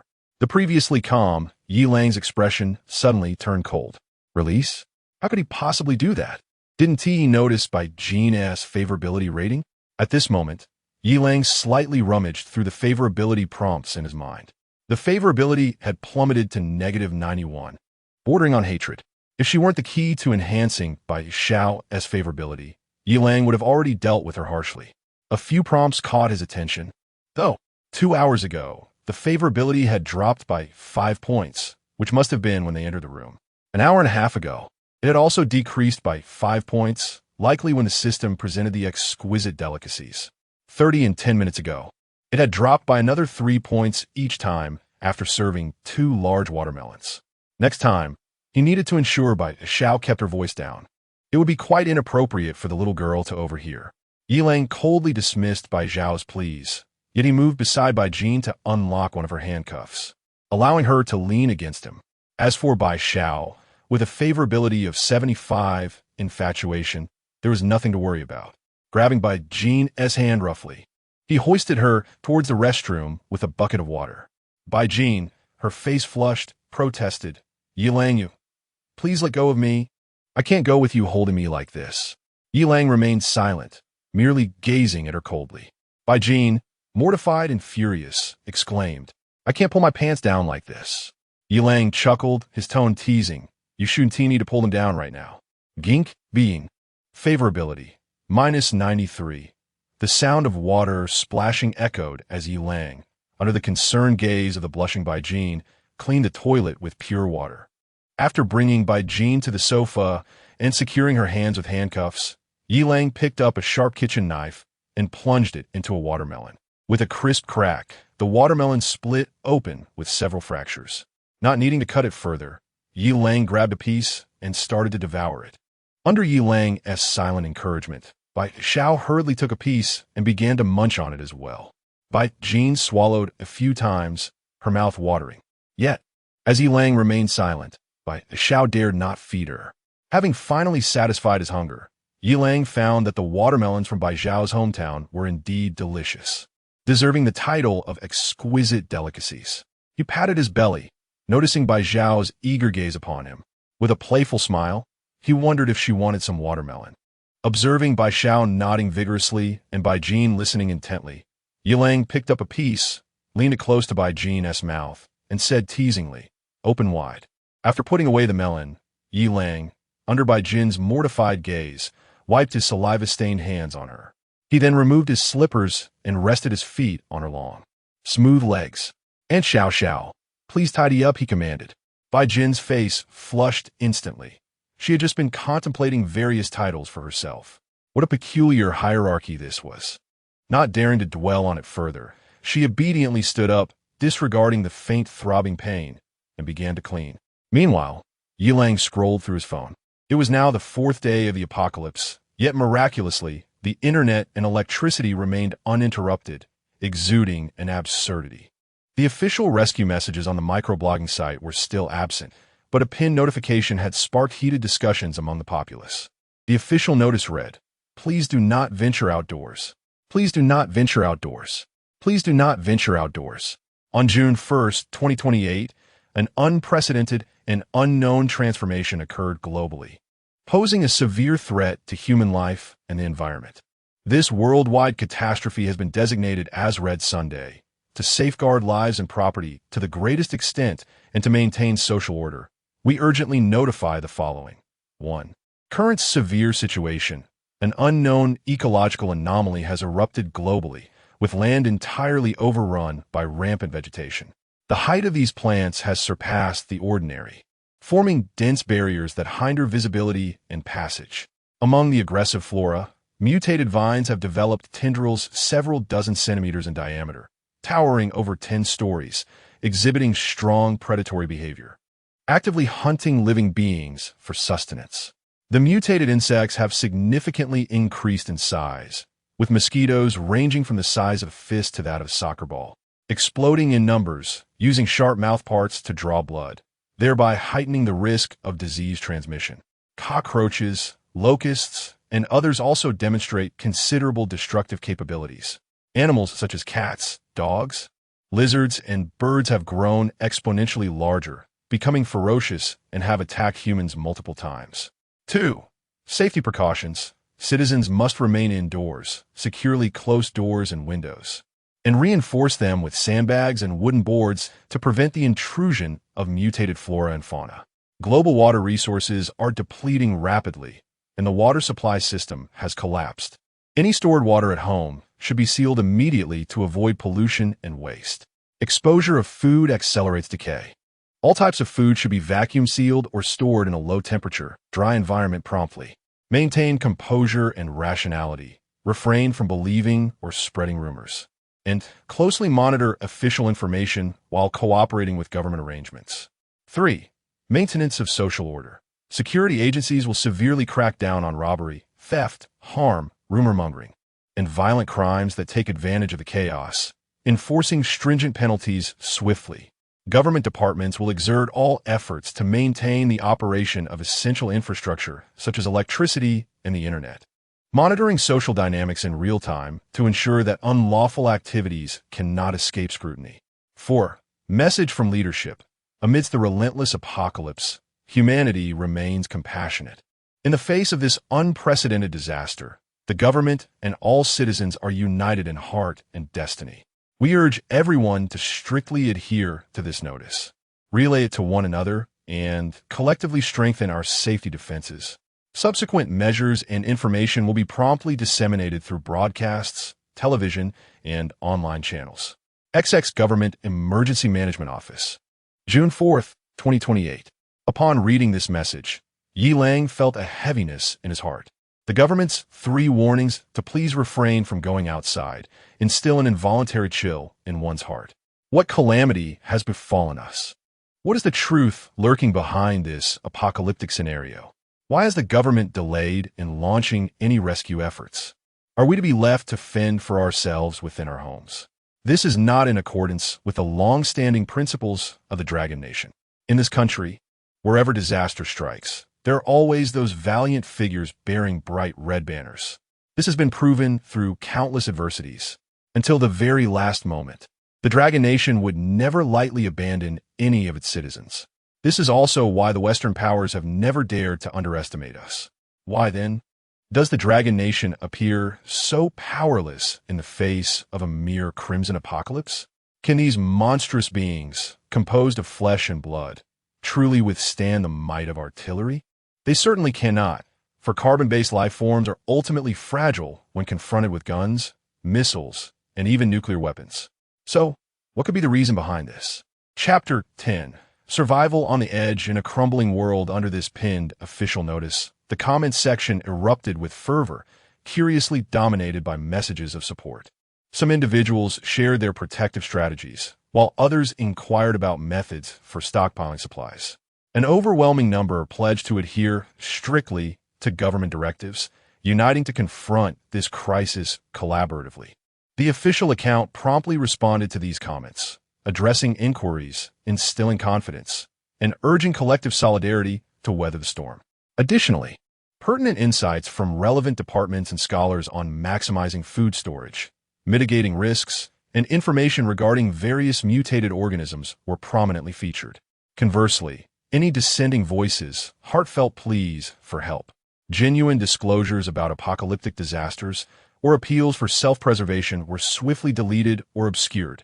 The comments section exhibited an eerie sense of harmony. Yi Lang, with keen eyes, discerned a few anomalous messages. One suggested that an individual claimed to have awakened supernatural abilities, capable of conjuring otherworldly flames that could incinerate all. This message was fleeting, and Yilang barely caught a glimpse, dismissing it. Another post, seemingly from an entomologist, urged the public to swiftly acquire knowledge about various insects, particularly social species such as mosquitoes, bees, and ants, which pose significant dangers and a considerable risk of invading homes, beyond human capability to combat. In contrast, solitary or non-swarming insects and animals were deemed relatively safe by securely closing doors and remaining indoors. These now massive creatures would find it challenging to breach the sanctuary of one's home. He noted that the smaller the organism, the greater its size increase, while larger creatures experienced a comparatively modest growth. However, he cautioned that plants were an exception, as their growth patterns were far more complex and devoid of any discernible. Yilang's attempts to screenshot were futile, as the stream of humorous, mocking, or vitriolic posts advocating cult-like ideologies drowned amidst this sea of positivity, going largely unnoticed. He exited Weibo and turned to Doulang, which, in contrast, felt more authentic. Strangely, some raw, bloody, and brutal videos lingered on Doulang longer, sometimes displayed unabashedly without censorship. The most prevalent were desperate pleas for help, with users resorting to every means possible to survive. Many recorded their devastated homes with trembling hands, tearfully recounting their plight, beseeching kind-hearted individuals for any resources to aid their suffering. Beneath these videos, comments brimmed with dark humor, as if no one regarded the lives of others or their own as significant, reflecting on the state of affairs in 2028. Although the Dragon Country triumphed in the trade war with the United States, the lives of the populace had not improved. The economic toll was severe, compounded by resource scarcity and environmental degradation, as well as the advancements in soft technologies, intelligent robotics, functional machinery, and smart AI. The ordinary populace struggles mightily. Even Yilang, a national martial arts champion, must acquire a secondary fire safety certification to secure a position as a security guard. People have grown accustomed to seeking a glimmer of amusement amidst despair, using jest to mask their inner trepidations. Naturally, there are the astute individuals as well. In a time when the young women and men, previously fearful of censorship, have now embraced their true natures. They eagerly showcase their graduation photos, with images so bold they leave one aghast. Yilang, however, remains unfazed. He would rather immerse his gaze into the screen of his phone. Upon witnessing the unrestrained antics of Yilang, Baijin, hesitant to make a move, let out a soft curse and turned away in embarrassment. Yilang rubbed his feet and continued scrolling through videos. What he encountered was astonishing. The former borderline streamers were one thing, but the most challenging to endure were those who had previously refrained. It was not long before Yilang was captivated by a particular video. A streamer named by Yun Yao, clad in a modest yet alluring outfit, disdainfully proclaimed, "What? I am a serious graduate from a prestigious university, an official League of Legends S7 streamer, and you want me to toe the line? Not a chance." Yet, she was, in fact, straddling that very line. Observing the once restrained streamer transform into a figure of pure allure, Yilang could not suppress his laughter and found himself irresistibly drawn into her live stream. There, Bai Yun Yao donned a sleeveless, high-neck black dress, daringly cut to reveal skin along her waist and hips, the tailored design accentuating her graceful silhouette. The most ludicrous aspect was the black lace veil adorning her eyes. At that moment, she clasped her hands over her chest, playfully twisting her upper body, creating a semicircle with her ample bosom, thanking her admirers with heartfelt gestures. "But dear brothers, especially those in the same city, could you send some support my way? I haven't eaten or drunk in days and lack the energy to dance." The comments section became a gathering place for unabashed admirers. Mr. Hang remarked, "I always told you. You were born for this. You scolded me then. Tell me, is it not delightful?"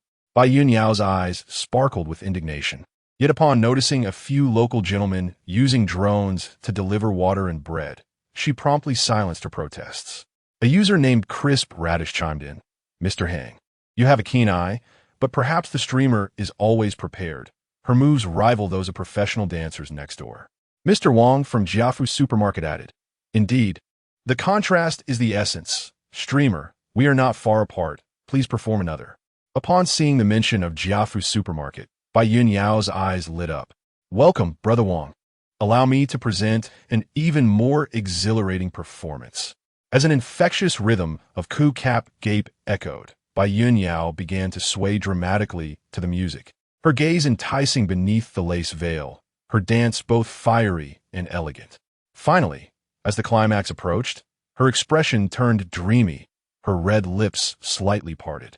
With her long, fair hands clenched into fists, one raised and the other lowered, she fervently danced in sync with the rapid beats. The live stream erupted with fervor, as comments cascaded like a waterfall. Tu Guang observed the situation, exclaiming, "I can't take it anymore. Who transformed me into thin air?" Shalong expressed confusion, asking, "May I inquire if the host is punishing invisible agents?" Dayak encouraged, "Hang in there, host, it's almost over." Ishan responded to Dayak, saying, "Well done. My friend above, I have already concluded." A powerful gust of wind declared, "Just 10 more seconds." Meanwhile, Bai Yun Yao evidently understood the key to maximizing her popularity, as she began to hum melodiously. Chapter 11. When men ignite, women are rendered irrelevant after a full 10 seconds of relentless garlic smashing. A multitude of lecherous individuals emerged, and Yi Lang was undoubtedly among them. Indeed, he was the notorious Level 8 Gale. The atmosphere in the live stream reached a fever pitch as Bai Yun Yao, panting, flashed a beguiling smile.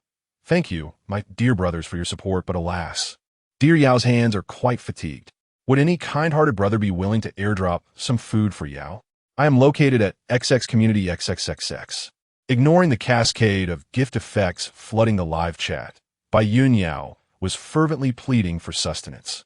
She was no fool in this dire situation. Money held little value compared to the essential food and drink that could truly save lives. At that moment, Mr. Wang from Jiafu Supermarket sent a message in the chat. "I have plenty of supplies here, and our communities are not far apart. Why not come over? I possess a small flying vehicle."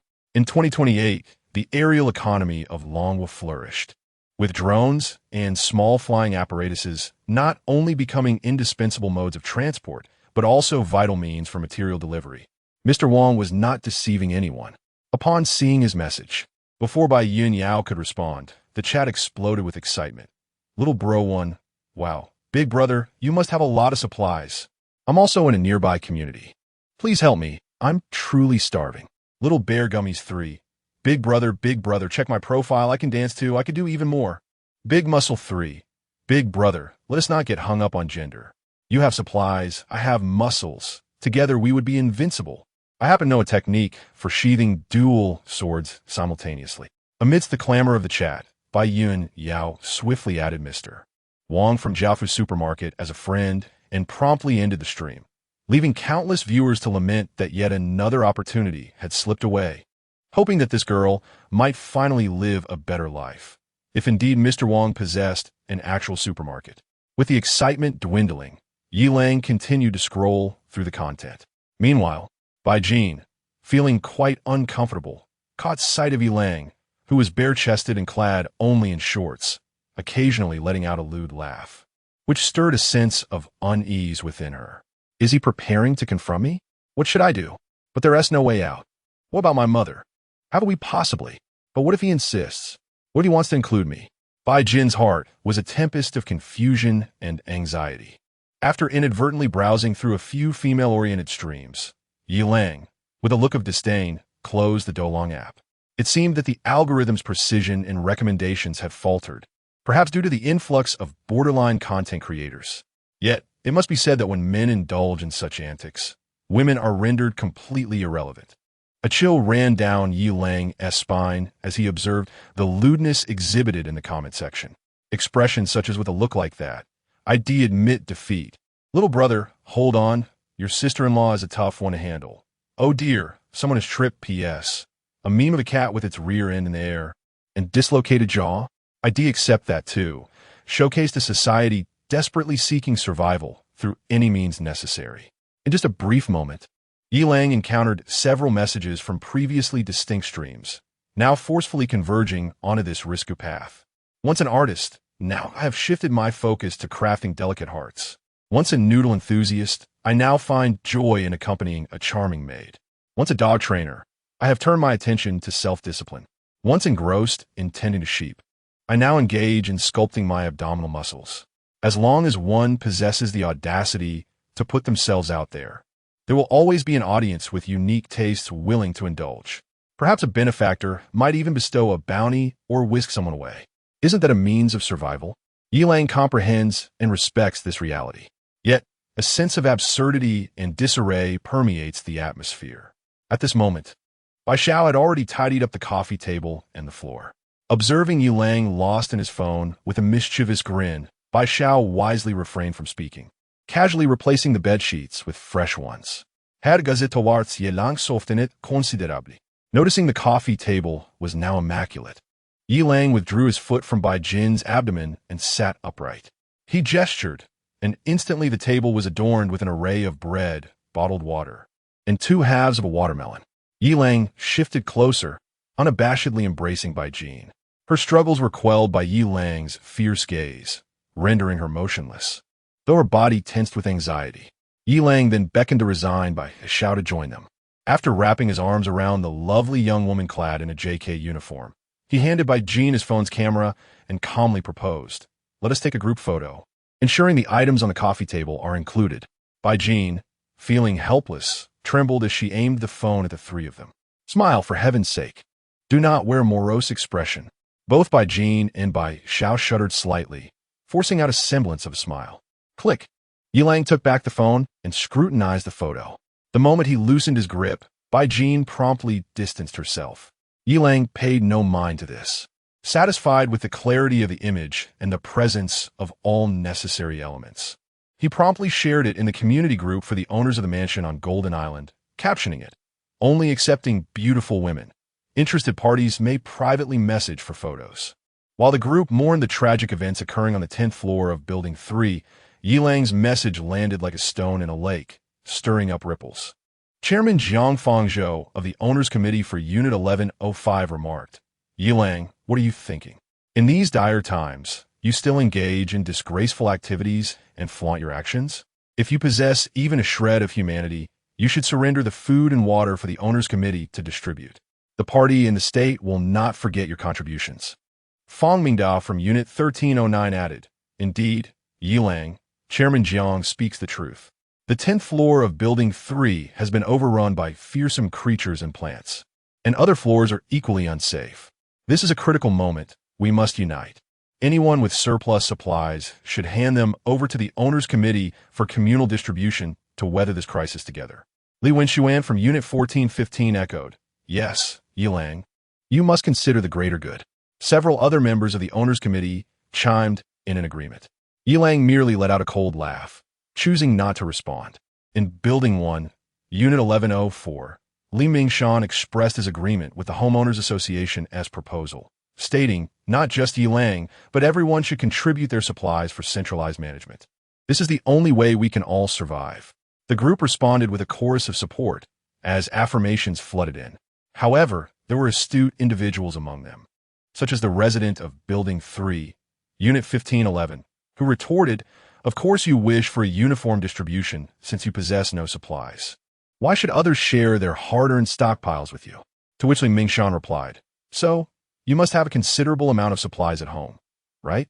Why not hurry and share with everyone?" The response from Unit 1511 was sharp. "Fool, don't speak nonsense. I have none either. I suspect you are hiding a surplus of water and food, feigning poverty to acquire more." Li Mingshan's temper flared, leading to a heated exchange filled with accusations and counterarguments. In the midst of this turmoil, Fan E from Building 3, Unit 1001 intervened, urging everyone, "Please cease this quarrel. Have you not yet grasped the gravity of our situation? Just 2 or 3 hours ago, the entire 10th floor succumbed to disaster. There are not only strange, animated vines and mosquitoes the size of footballs, but also a colossal gecko. While I have never encountered a gecko measuring 4 to 5 meters, its appearance leaves no doubt. It is indeed a gecko. Many of our neighbors have been devoured behind closed doors after being assaulted by that creature. Unit 1511 responded incredulously. Is that true? Don't frighten us. If such a terrifying gecko exists, how did you survive? Li Shui from Unit 1217 added, is there truly a gecko of such size? Can it really break down doors? Does this mean the entire Building 3 is unsafe?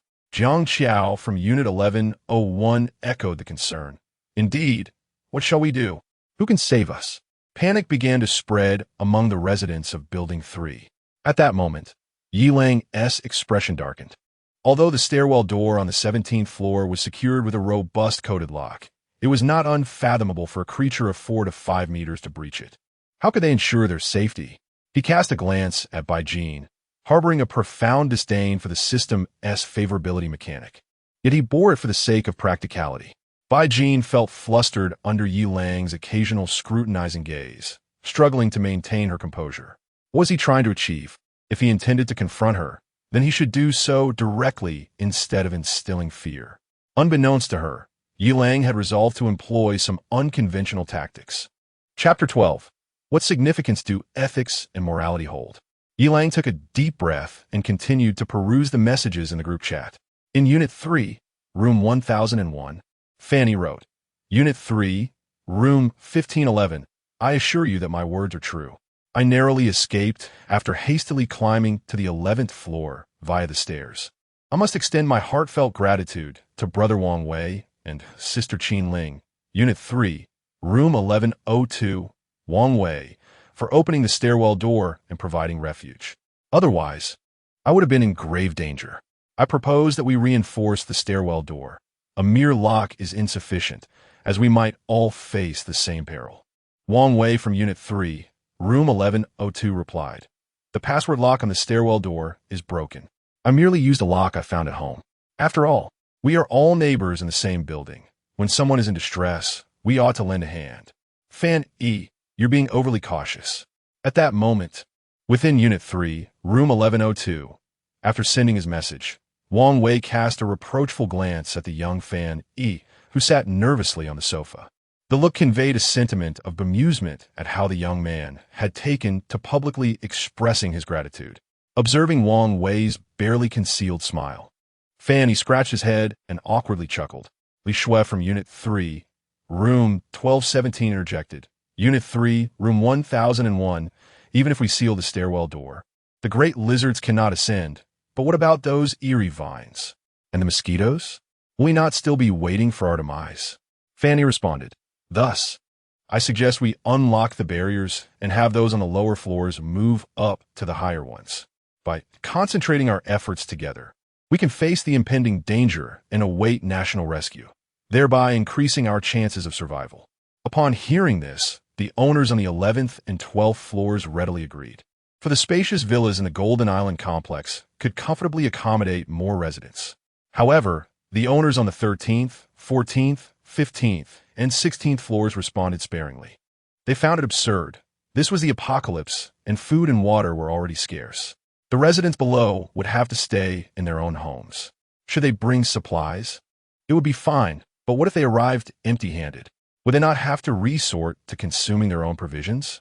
Furthermore, in these dire times, trust was a rare commodity. Who would dare open their doors to strangers?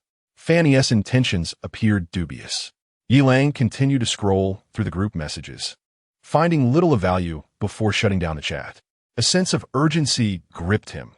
The ominous vines, swarms of gigantic mosquitoes, and lizards capable of crashing through doors made it impossible for him to find solace. He glanced at the anxious Bai Jin, her expression somber and still hopeful. He inquired of the system, is it truly impossible to enhance my physical attributes by fostering positive relationships, even by a mere 0.1 point? Ding. System notification. This system is the Apocalypse Harmony system, not a mere enhancement system. Please cultivate positive relationships for your development. Moreover, relationship status is of utmost importance. The host must explore independently. Yi Lang inwardly cursed, lamenting the system's unwavering loyalty to its principles. As he reviewed Bai Jin's 2 relationship status updates, he suddenly felt a surge of relief. Bai Jin, relationship status, -89.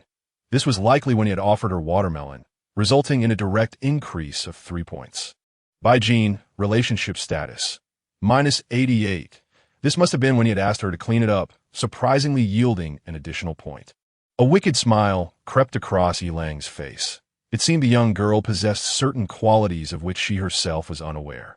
Moreover, he was convinced that his strategy was indeed effective. When it came to someone like Bai Jin, whose affection was as difficult to attain as reaching the depths of hell, one had to resort to extraordinary measures. The reason Bai Jin was deemed a challenge of hellish proportions was self-evident. Any normal girl would find herself in a similarly dire predicament if faced with her own mother in such a manner. However, Yilang did not find this particularly challenging, for he had endured the rigorous training of that woman, which was akin to traversing through 18 layers of hell. The mere thought of her caused Yilang's expression to turn as frigid as eternal ice. Bai Jin, accustomed to the fluctuating emotions reflected on Yilang's face, found herself in a rather vexed state. Having consumed too much watermelon, she felt an urgent need to relieve herself. Yet, she was reluctant to endure a repeat of the earlier scenario. As Yilang listened to the incessant notifications of rising affection levels, he gazed at the flustered Bai Jin, utterly perplexed. What was amiss with this young girl? Why was she behaving so oddly? At that moment, Bai Xiao understood her daughter's predicament. She shot Yilang a disapproving glance and leaned in to whisper a few words in his ear. No way. Yilang shook his head, firmly refusing. You may use the restroom, but I will not assist in changing her. After all, propriety dictates that men and women keep their distance. Please, let me finish, Bai Xiao implored, noting her daughter's face was nearly crimson with embarrassment. Unable to contain herself, she playfully slapped the insufferable man, only to realize, with a sudden jolt of fear, that Yilang appeared unfazed. She cautiously continued, lowering her voice, It's not you. I will help her change. You are truly incorrigible. It dawned on Yilang then, scratching his head and chuckling heartily. All right, then you go select a pair of pants and some undergarments and assist her in the restroom. Bai Xiao promptly rose and made her way to the wardrobe, returning shortly with 2 pieces of fabric, assisting her daughter into the bathroom. Yilang reclined on the sofa, idly scrolling through social media, and after some time, Bai Xiao emerged from the restroom, leading a bashful Bai Jin. Yilang instantly straightened up. Bai Jin had swapped her tattered shorts for a pair of sleek, dark gray leggings, which, coincidentally, bore a bold cutout, design reminiscent of the previous streamer, by Yun Yao. Her skin, exposed and radiant, belied the fact that she had not bathed in 4 days. Bai Jin's hands were still secured in pink, furry handcuffs.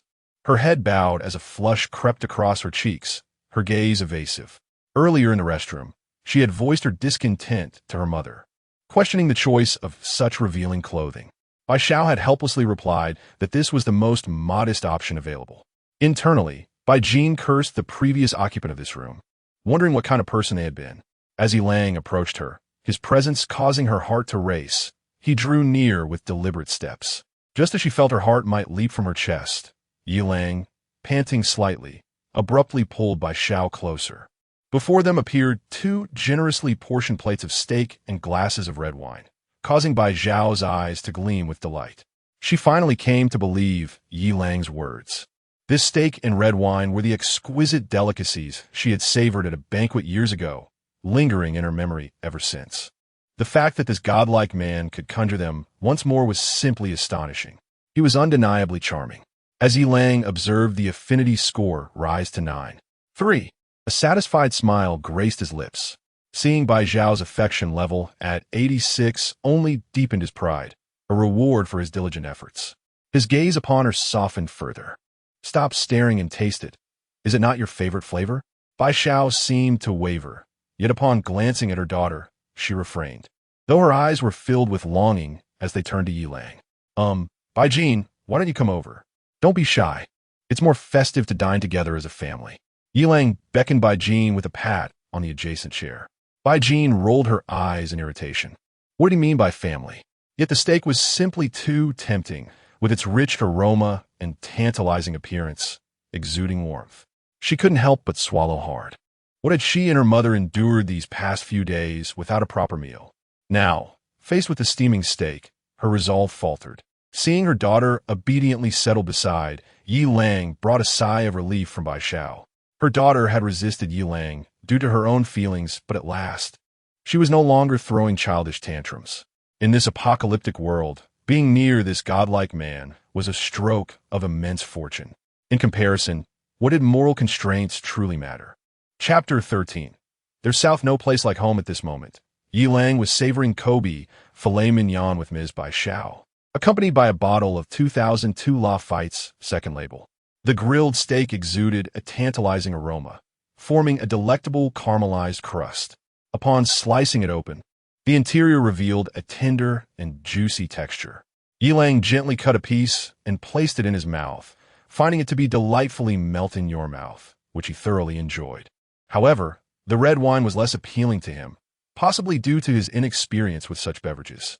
Bai Jin, on the other hand, was nearly drooling.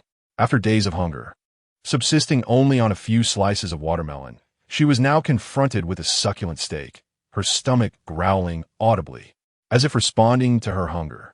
Yi Lang cut a piece of steak and offered it to Bai Jin's mouth. Her eyes sparkled with anticipation, but before she could open her mouth, Yi Lang's irritating voice interrupted.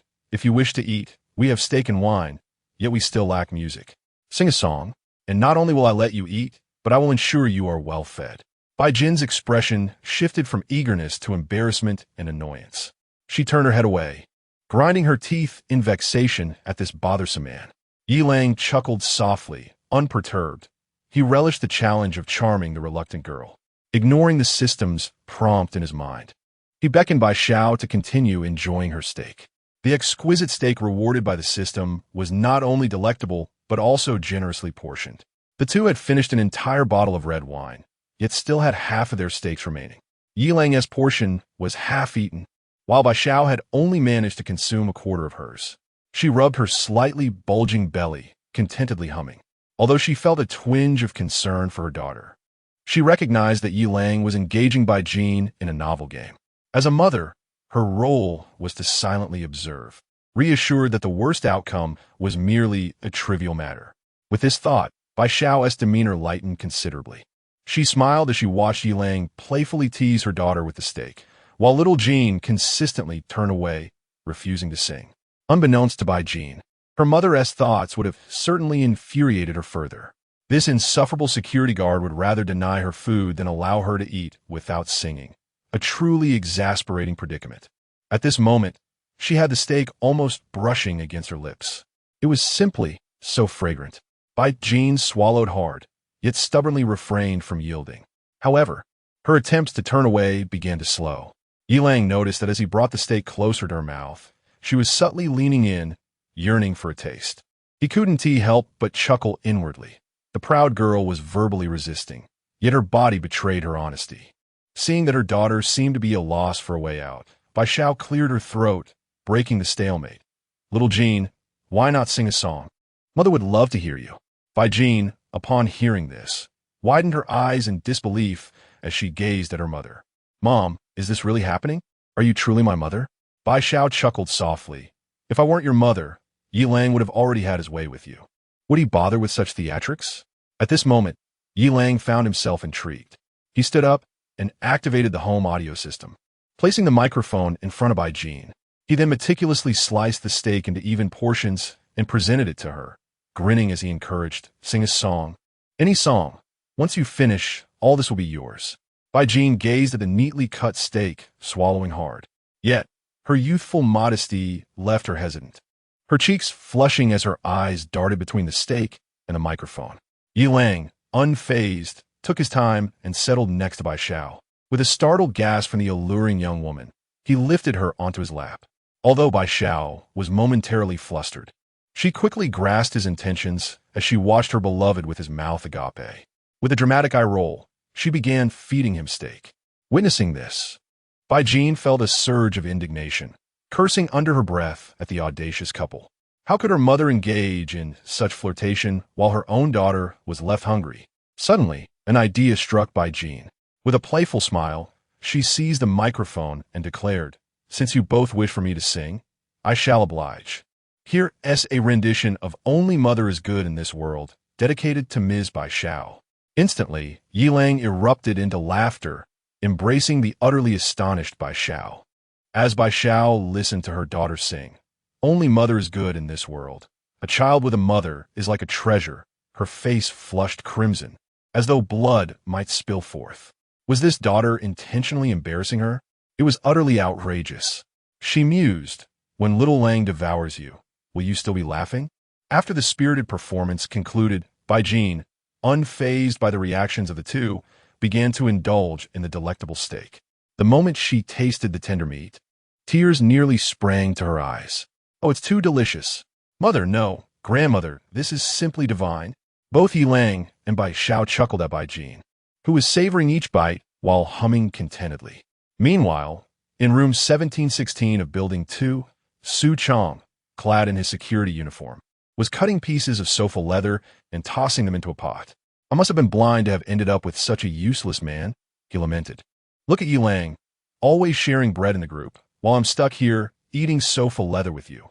On the sofa, Wang Jinjin, dressed in an ill-fitting haute couture evening gown, unleashed a tirade of insults at Su Chong. He chuckled awkwardly, attempting to placate his girlfriend. "Ah, Jean, it's my fault for letting you go hungry. Let us fill our stomachs first, and I'll think of something better afterward." Wang Jinjin sprang up abruptly, pointing at Su Chong and unleashing a torrent of vitriol. "You useless fool. What can you possibly think of? Once we've devoured the sofa leather, what else will we have to eat? Excrement?" Su Chong furrowed his brow, but continued to assure her in a low voice, "Jean, there will be a solution. I promise. I will borrow some from other homeowners shortly."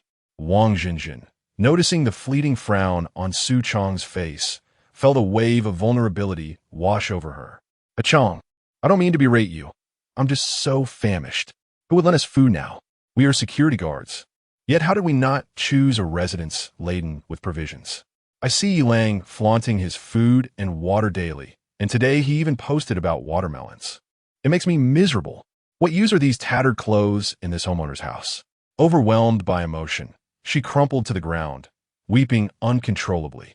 Su Chong, pained to see her distress, discarded the piece of sofa leather and rushed to embrace her, gently patting her back while whispering words of comfort. "Jean, do not cry. Just hold on a little longer. I will devise a plan."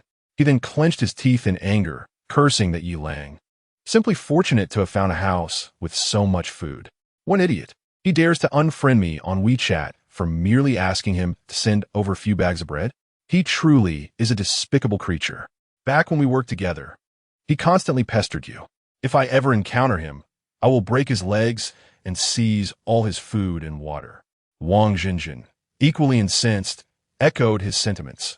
Yes, he is a selfish little man, a former colleague no less who, upon noticing Su Chong's curious glance, she abruptly corrected herself, who is utterly callous, showing no regard for our camaraderie.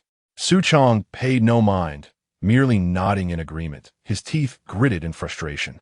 Wang Jinjin felt a momentary relief. She had narrowly avoided revealing her candid, unfiltered selfie to Yilang, which would have led to his mockery and her being unfriended. Yet as a woman, what wrong had she committed? The real culprits were that scoundrel Yilang and the inept man before her. With indignation swelling in her heart, she picked up her phone and scrolled through the group chat, seeking a distraction. Sitting in silence only exacerbated her hunger. As she perused the messages, she found the homeowner group rife with pleas for food and water. Suddenly, one message caught her eye. Sitting up straight, she scrutinized it, and in the next moment, her eyes sparkled with excitement as she called out to Su Chong, Chong, come quickly and look." In Yilang's photo, that mother and daughter, aren't they the pair from Building 3? The beautiful widow with her lovely daughter. Su Chong leaned in to take a look and recognized them as well. A flicker of intrigue crossing his face. Indeed, they are quite well known, the stunning mother and her beautiful daughter. It seems Yilang has had his fair share of good fortune. Alas, I did not intend for you to focus on this matter. Consider this. Since the mother and daughter from Building 3 were taken in by him, it strongly suggests that Yilang is also likely residing in Building 3, and quite possibly on the top floor, the 17th level, just like us. Chong's eyes brightened with realization. It is highly probable that the 18th floor is designated for non-residents, which means he must be on the 17th floor. Let us ponder this. Which resident on the 17th floor is known to conceal their keys beneath the doormat or within a flower pot? Wu done. Room 1706. The two exclaimed in unison. In the next moment, they both broke into a sinister chuckle. Chapter 14. A mother-daughter washed together at this moment. Yi Lang was embracing the two women, singing passionately the tune of borrowing 500 more years from heaven. As the final note of I truly wish to live another 500 years lingered in the air, he pulled the mother and daughter down onto the sofa. After a satisfying meal, Bai Jin's resistance had softened considerably. The emotional roller coaster of the day, along with her fluctuating feelings towards Yi Lang, had led her to a state of numbed acceptance of their reality. Although she still harbored a desire to metaphorically sink her teeth into this insufferable security guard, the thought that he had taken them in, granting them the chance to continue their lives, complicated her feelings. Moreover, the secretive suggestion her mother had discreetly shared, that if it were true, she could indulge in whatever her heart desired, made her ponder. Yet, even if she refrained from ordering for herself, she could always let her mother indulge in her favorite dishes. Bai Jin calculated silently within herself, her eyes betraying a glimmer of resignation and compromise. Unbeknownst to Bai Jin, her secret thoughts were not lost on Yi Lang and Bai Xiao, who exchanged a knowing glance. Yi Lang was acutely aware of the fluctuating affection levels indicated in his mind, decreasing by 1 point, then increasing by 3, a continuous cycle that had left him at -39 by afternoon. Though still filled with disdain, it was an improvement over outright hatred. It seemed this oscillation was destined to continue. Meanwhile, Bai Xiao, tenderly stroking her daughter's lustrous black hair, felt a profound sense of contentment. She knew her daughter best. Despite Bai Jin's verbal reticence, her heart was gradually accepting their current predicament. Having witnessed her daughter being sweetly embraced by Xiao Lang while singing several songs, she realized that Bai Jin had begun to psychologically rely on this man. Though the shadows of her inner demons still lingered, she believed that given Xiao Lang's adeptness in handling women, those demons would eventually be dispelled. The thought made Bai Xiao's cheeks flush. She playfully pinched Yi Lang's arm, leaving him momentarily puzzled, assuming she was merely craving steak again. As night fell, ominous sounds and the sharp buzz of insects began to permeate the ears of many residents on the 11th floor of Building 3. Geckos and mosquitoes, creatures of the night, were particularly active. In their state of sheer terror, they once again tagged Fan E in their group chat, expressing their full support for his proposal. However, the upper-level residents voiced significant objections, unwilling to believe in the benevolence of human nature in the face of apocalypse. Helplessly, the 11th floor residents took it upon themselves to reinforce the stairwell door. Some brought hammers and nails, while others carried wires and wooden boards. Those without tools moved furniture and heavy objects, working together to seal the stairway as securely as possible. A sense of comfort washed over them. Yet the overwhelming darkness and terrifying sounds continued to gnaw at their peace of mind. Ultimately, they could only comfort one another and remind each other to seal their windows, draw the curtains, and avoid turning on lights. Upon returning home, Wang Wei sighed deeply, pondering when this harrowing existence would come to an end, yet resolved to persevere and await official rescue.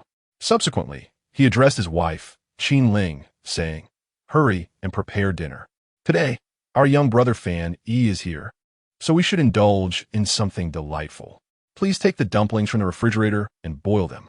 Fan E immediately waved his hands in refusal, exclaiming, "Brother Wang, your generosity is truly commendable. Though I am younger, I greatly admire your ability to handle such situations with grace.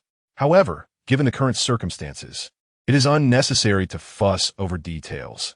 Having something to eat is sufficient. Sister-in-law, you are also an exceptionally kind person. If it weren't for you and Brother Wang saving my life, I would have long since perished. I'm deeply grateful to you both, as you're like my own siblings." As he spoke, Fan E grasped Qin Ling's hand and knelt on the ground, overwhelmed with emotion and weeping. Feeling a bit awkward, Qin Ling had yet to speak when Wang Wei quickly helped Fan E to his feet, patting him on the shoulder with a reassuring tone. "Brother, there is no need for such words. We are neighbors, and it is only natural to assist one another. Besides, I have stockpiled plenty of food. It's merely a matter of needing additional chopsticks, nothing to make a fuss about. Qin Ling, touched by the sincerity of the young man, gently patted Fan Yi's shoulder and softly comforted him. Xiao Yi, do not cry. We are neighbors, and it is only right to lend a helping hand. Please stand up. Wiping his tears, Fan Yi managed to rise, though his eyes were still red-rimmed. Wang Wei patted his back and smiled, saying, All right, no more tears. Let's eat first. We need to nourish ourselves to face what lies ahead. Qin Ling also smiled gently, turning to the kitchen to begin her preparations. The atmosphere within the house gradually softened. Although the darkness outside remained, the warmth of the moment filled their hearts with solace. Meanwhile, in Unit 1716 of Building 2, Ah Zhen and Ah Chong, having finished their share of snacks, still felt ravenous. How could the Yi Lang have blocked me? Ah Chong exclaimed in anger, throwing his phone down. Ah Zhen's face mirrored his rage. Her teeth clenched as a flicker of despair crossed her eyes. Ah Chong, what should we do? She has blocked us both. How can we still threaten him? Taking a deep breath to steady himself, Ah Chong replied, Do not panic, Ah Zhen. I will tag him in the group chat and see if he responds. With that, Ah Chong picked up his phone and tagged Yi Lang in the group chat. Security, Su Chong. Yi Lang, I noticed the images you posted. It seems to involve a mother and daughter, right? Which building are they from? Is it Building 3? Yi Lang, please add me so we can discuss this in detail. Building 3, Unit 1511. Is it really about a mother and daughter? I thought they were sisters. Yi Lang must be living quite well. Building 1, Unit 1316. Wang Feier. Oh my, Yi Lang, you beast. How could you commit such a heinous act? This shows a lack of respect for women, and you will surely face consequences. Building 1, Unit 1602, Li Lan. Indeed, such a beast deserves physical punishment. It is truly an outrage. We must unite to ensure he pays for his deeds. Building 2, Unit 1515, Fan Jingjing. And what about that mother and daughter? As women, how could you resort to trading your bodies for food? It is utterly disgraceful for a mother and daughter to engage in such actions. At this moment, Yi Lang did not glance at Wei Wei. He was pouring purified water into a large basin in the bathroom. Bai Xiao and her daughter, Bai Jin, looked on with expressions of concern as they observed Yi Lang's actions. They attempted to dissuade him, but their pleas fell on deaf ears. A single remark from Yi Lang rendered the mother and daughter both flustered. Bai Xiao, having lost so much water. You must be slippery and sticky. How can you not wash? I prefer to embrace you when you are clean and smooth. Bai Xiao's face flushed crimson, feeling both embarrassed and amused by his teasing. Bai Jin rolled her eyes in exasperation, resigned to the fact that this insufferable security guard insisted on playing the role of her foolish father, observing her mother's smitten and bashful demeanor. She understood the situation was akin to Zhou Yu and Huang Gai, one willing to strike and the other willing to endure. Yi Lang, noticing Bai Jin's eye roll, chuckled softly and continued, After your mother finishes washing, you can have a bath too. It would be wasteful to simply discard the water. Ding, really? The system's notification of goodwill and Bai Jin's excited voice rang out simultaneously. Ecstatic, Bai Jin realized she could indeed take a bath. She had resigned herself to the prospect of not bathing. Yet what beauty does not cherish cleanliness? With a sparkle of anticipation in her eyes, Bai Jin jumped with joy. Yi Lang smiled, retrieved the key to the handcuffs, and released Bai Jin. All right, you two may go wash now. With that, he turned and gently closed the bathroom door behind him. The mother and daughter were filled with excitement, despite being just a door away from the man outside. Yet, they paid no mind to modesty, hastily shedding their clothes. Chapter 15, Exposure. As Yi Lang listened to the faint sounds emanating from the bathroom, a subtle smile graced his lips. Although the door was made of frosted glass, he could still discern the silhouettes of two enchanting figures busily engaged in their ablutions. The voluptuous figure was Bai Xiao, who was carefully pouring water over her neck. Despite the chill of the water, her determination to maintain cleanliness was unwavering.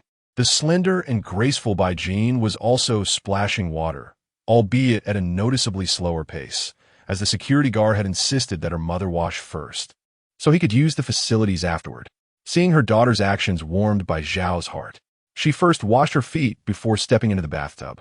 Without waiting for Bai Jin's objection, She pulled her in and embraced her. The bathtub was spacious enough for the two of them, and the water level was just right, not overflowing. Outside, Yilang sat in a somewhat stiff posture, yet he remained unhurried, believing that good things come to those who wait. The mother and daughter were meticulous in their washing, while Yilang occupied himself by opening the social media app. To his delight, he discovered dozens of friend requests awaiting his attention, a clear indication that many were beginning to feel the strain of their circumstances. On the fourth day of the apocalypse, without the habit of cooking or stockpiling supplies, many individuals must have nearly exhausted their food and water. Yilang meticulously sifted through the requests, rejecting those that were obviously from men. For the women, he carefully verified each request, demanding a photo as the first condition. Those who hesitated or engaged in unnecessary chatter were simply ignored. Any photo that did not meet the system's requirement of 85 points or above was swiftly discarded. He methodically went through the requests until none met his criteria. In reality, it was rare to find someone who could achieve an 85-point appearance without makeup. A few photos from social circles were indeed quite attractive, but the system only assessed the live images of the account holder, leaving Yilang uncertain about the true beauty of those women. So he let them be. He was confident that, by the fifth or sixth day, even the most poised of women would eventually relent. At that moment, Yilang noticed a notification in the villa owner's group chat, indicating someone had tagged him. He promptly opened the chat, and after a few seconds of scrolling, his expression darkened. Su Chong, that scoundrel, had actually deduced his address. While Yilang had no intention of hiding it indefinitely, this was rather swift. Taking a deep breath, Yilang quickly regained his composure. Since Su Chong was aware of his address, but had not exposed it immediately, he must be seeking to add Yilang as a friend. The motive was easy to surmise. He likely intended to extort food and water from him. But could Yilang acquiesce? Absolutely not. This greedy individual would only push for more. Furthermore, Yilang wondered if Wang Zhenjin was with him. This unscrupulous pair had a penchant for taking advantage of others. Now, in the face of the apocalypse, they must have thought they had found a means to exploit him, fully intending to consume him whole. Yilang let out a cold chuckle. After all, this was merely a matter of timing, and there was nothing to fear. With the system at his disposal and his martial skills, it would be laughable to feel any trepidation. He replied directly in the group, "Su Chong, do whatever you wish. Let's see if I will be afraid." At that moment, a Zhun and a Chong, who were eagerly staring at the phone screen, revealed their disappointment. Su Chong felt a surge of frustration. How could this wretch not be afraid? Why was he so unperturbed? With an abundance of food and water at his disposal, he brazenly flaunted his wealth in the group chat. Did he truly believe he would escape the consequences if his address were revealed and faced with a collective onslaught? A Zhun bit her lip and whispered, "Have you forgotten? That guy's a trained fighter. When there was trouble before, he handled 3 opponents without faltering. Besides, we are not yet in dire straits. We won't risk our lives over a bit of food. Even if he incites the wrath of the masses, he must show himself to be confronted. If he is resolutely hiding inside, what can we do to him?" Su Chong gritted his teeth, feeling both unwilling and powerless. He couldn't help but complain, "Why is the security door of this villa so sturdy? Does that mean we have no way to handle him?" At that moment, a Zhun finally felt a tinge of fear, afraid of starving to death. She trembled as she said, "A Chong, why don't we plead with him? I really can't bear this hunger any longer." A Chong's expression darkened. He was even hungrier, having given most of the previous meal to a Zhun. Yet, he harbored no resentment. A Zhun was so beautiful, yet she chose to be with a mere security guard. He felt a deep sense of gratitude. But asking Yilang for help was something he couldn't bring himself to do. That fellow had always had feelings for a Zhun, seeing them so close. If it weren't for a Zhun's heartfelt acceptance of his proposal to be his girlfriend 4 days ago, Yilang would be reveling in his own triumph. If he were to bow down and plead, wouldn't that only invite more disdain from him? A Chong took a deep breath, a flicker of determination flashing in his eyes. "A Zhun, we cannot bow our heads. We will expose him in the group. Then, we will unite with several residents from the 17th floor of Building 3 to force him to comply. He is alone. How could he possibly contend with all of us?" A Zhun hesitated, "But how do we get over there? A flying device?" A Chong nodded, and noticing her lingering doubt, he softly reassured her, "Do not worry. The two buildings are so close. We can reach in just a few seconds. Those aerial creatures aren't that agile. If we stay cautious and avoid their line of sight, we can safely arrive at Building 3. Once we unite everyone, even Yi Lang cannot withstand us. Once we seize his food and water, we will have enough supplies to last until rescue arrives." A glimmer of hope flickered in Ajun's eyes, and she ultimately nodded in agreement. Achong no longer hesitated. He composed a message and sent it to the group. "Security, Su Chong, that scoundrel Yi Lang is in room 1706 of Building 3. Fellow residents, we must unite against someone like Yi Lang, who abuses his power of food and water to insult women. He cannot possibly stand against all of us. As long as we stand together, we can force him to relinquish his supplies, allowing us all to survive this ordeal. Those with courage, gather at the entrance of 1706. Armed and ready, together, we shall confront him and make him aware of the wrath of the multitude." Upon the dissemination of this message, an eerie silence enveloped the group for a brief moment. Soon after, the news spread like ripples across a lake. "From Building 3, room 1217. Li Shui exclaimed, "This despicable security guard is actually in our building. Did he usurp someone else's residence? He is indeed a criminal." Wang Dawei from room 1711 in Building 3 responded, "He resides on our floor." Fong Mingdao from the Owners Committee of room 1309 in Building 2 urged, "Wang Dawei, since you are so close to him, you must take part in the action. We cannot allow such a person to roam freely." Wang Dawei replied, "But I've been ill these past few days, feeling weak, and fear I might be unable to assist. Fellow residents of the 17th floor, unite and confront this rogue together." Chen Dajiang from room 1701 in Building 3 taunted, "Wang Dawei, are you truly ill or simply cowardly? I have little respect for such cowardice." He continued, "Security, Su Chong, count me in. I have long found this Yi Lang to be intolerable. Let us act together to seize his provisions and rescue that poor mother and daughter." Lu Fong from room 1705 added, "Security, Su Chong, my husband and I will join as well. Such malevolence must be curtailed.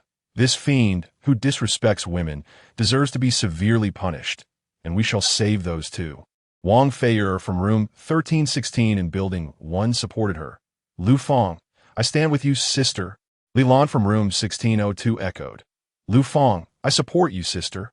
Fan Jingjing from room 1515 in Building 2 affirmed, "Lu Fong, I support you, sister." Dawa from room 1002 remarked, "But Yi Lang is merely trading food and water. Why label him a criminal?"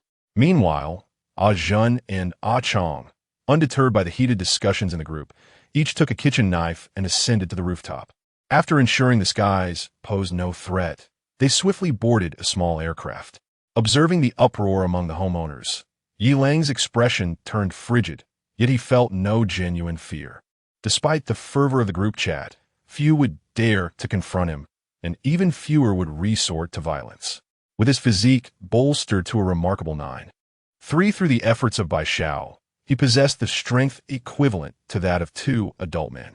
Having engaged in numerous brawls in his youth, the notion that a handful of individuals could intimidate him was sheer folly. After a moment of contemplation, Yi Lang retrieved a kitchen knife from the kitchen.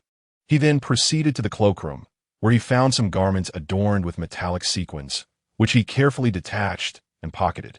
Finally, he entered the bathroom, charging inside. Chapter 16.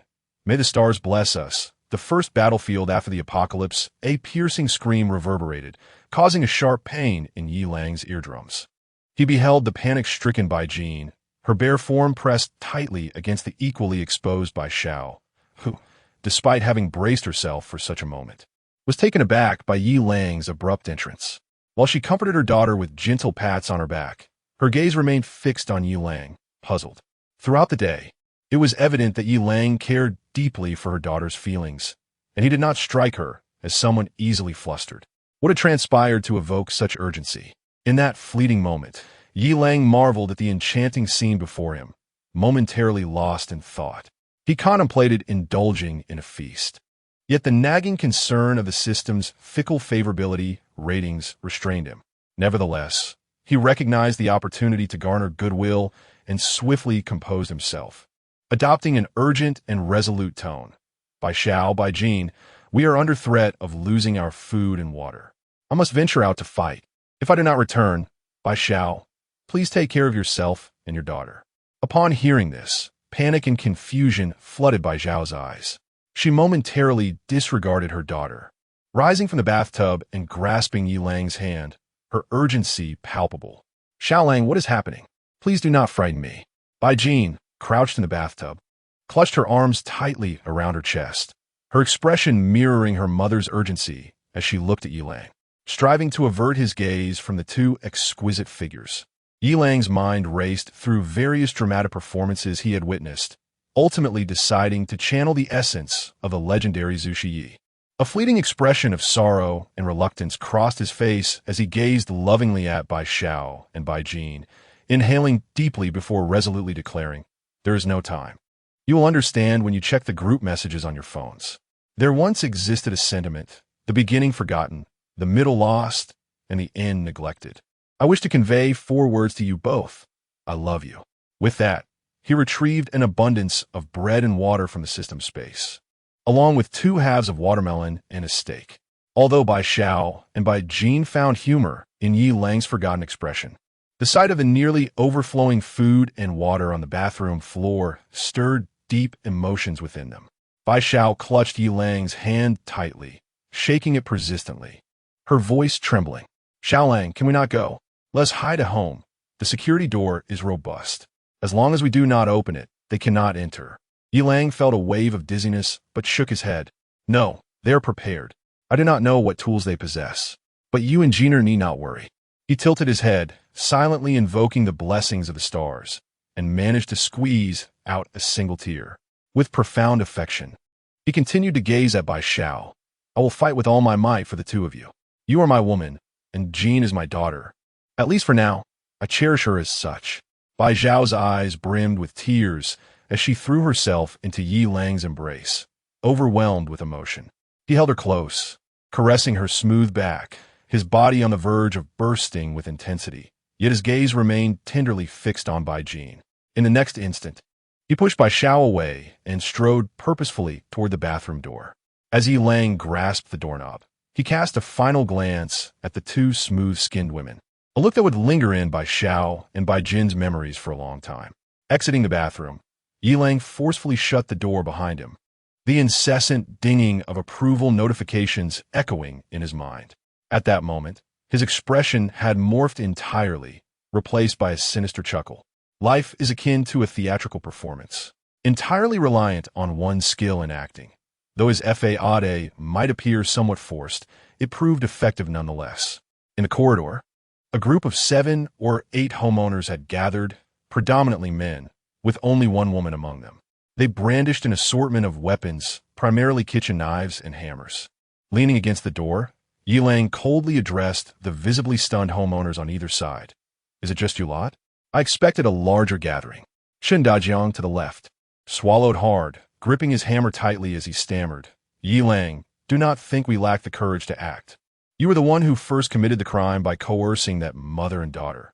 We are merely acting in defense of righteousness. Even if we were to kill you, it would be justifiable self-defense." Beside him, Lu Fong clung to her husband, Fan Siyuan, her face pale yet resolute as she shouted, "Indeed, Yi Lang, you deserve your fate. Moreover, if you surrender food and water, we might spare your life." Yi Lang found amusement in their words, responding playfully, "Lu Fong, did you not claim you would beat me to a pulp to rescue them? Why the sudden shift to demands for food and water? What, have you abandoned your sisters?" Lu Fong blushed, flustered and exasperated, retorting, "Of course we will save them. I simply forgot to mention that. Besides, with so many of us armed, why do you not surrender?" Yi Lang let out a cold laugh, his gaze sharp as a blade. "Surrender?" He glanced at the 5 homeowners on the right, who were noticeably farther away, then abruptly drew a kitchen knife and charged towards Lu Fong and her companions. A piercing scream erupted, and Lu Fong and Fan Siyuan, terrified, fled in a panic. In their haste, they shoved each other, vying to escape the scene first. Nearby, Chen Dajiang also lost his composure, dropping his hammer as he turned to flee. Observing their disarray, A smirk crept across Yilang's face as he halted his advance. A rabble, he thought to himself, encapsulated in those 4 words. Yilang then turned his attention toward the 5 homeowners on the right, who stood frozen in place, clearly intimidated by the earlier commotion, none daring to take a step forward. Yet, emboldened by their numbers, they remained. One man swallowed hard and, mustering his courage, spoke. Yilang, do not force our hand. We merely wish to survive. An older homeowner added gravely, Yilang, we do not desire conflict. You possess ample water and food. Share some with us, and we can all weather this storm together. Why escalate to mutual destruction? Yilang's eyes narrowed, and he took a few steps forward, cutting through the pleasantries. What more is there to discuss? If you seek my provisions, come and take them. The 5 homeowners exchanged wary glances, evidently shaken by Yilang's audacious demeanor. This situation appears to be quite amiss. Shouldn't Yilang have been compelled to surrender all his food and water upon seeing the throng? Is he not afraid for his life? The crowd found themselves in a dilemma. Yet at that moment, a robust landlord suddenly bellowed, "Let us all charge together. Don't let him intimidate you." No sooner had he spoken than he strode directly towards Yilang. Upon witnessing this, the others mustered their courage, gripping their tools tightly and following suit. Yilang scoffed. Indeed, there were those bold enough to act, and he had been waiting for such audacity. Amidst the curious gazes of the onlookers, Yilang sheathed his kitchen knife at his waist and instead retrieved a round, gleaming disc from his pocket. "Have you heard of Shao Li's flying dagger?" Yilang declared. "Prepare to learn." With a flick of his wrist, he exerted force with his reinforced fingers, and the disc transformed into a silver streak, piercing straight towards the stout landlord at the forefront. A cry erupted from an elder landlord behind him, collapsing to the ground as the silver streak embedded itself in his shoulder, instantly staining his garments with crimson. Did it miss? Yilang's expression turned awkward as he swiftly adjusted his stance. In the midst of the bewildered and terrified stares of the landlords frozen in place, he struck again, 3 times. 4 times. Amidst flickers of silver light, the stout landlord finally let out a wail and fell to the ground.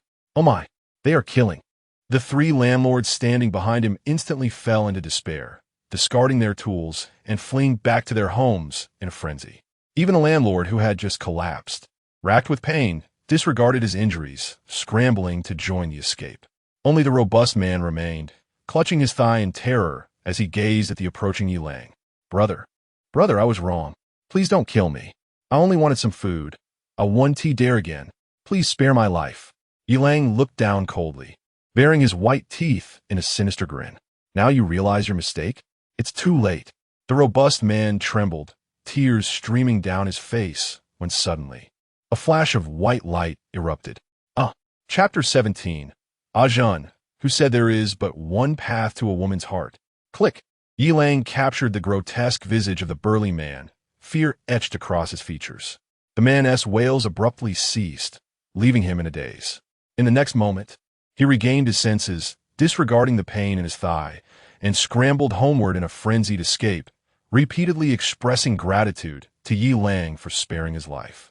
A shiver of revulsion coursed through Yilang as he noticed the unsightly stains on the man's trousers. Click, click. He snapped 2 more photos, satisfied with the clarity of the images before tucking his phone away. It was not yet the time for bloodshed. Yilang decided to bide his time. Surveying his surroundings to ensure no one dared approach, he slowly made his way to the entrance of the 18th floor. Meanwhile, Su Chong and Wang Jinjin were anxiously swiping their cards at the entrance on the top floor, but the security system remained unresponsive. "Chong, hurry up. It's dangerous out here." Ajun's voice trembled with evident fear as she frequently glanced skyward, terrified of a monstrous creature swooping down. Who could have foreseen that the entrance security would malfunction, and their flying vehicle had conveniently run out of power? Now they were trapped, unable to enter or retreat. A situation that was utterly maddening. To make matters worse, Yilang had cruelly removed them from the group chat, leaving them unable to seek help. Sweat beaded on Chong's forehead as he continued to try and reassure her. "Don't be afraid. It will be all right soon."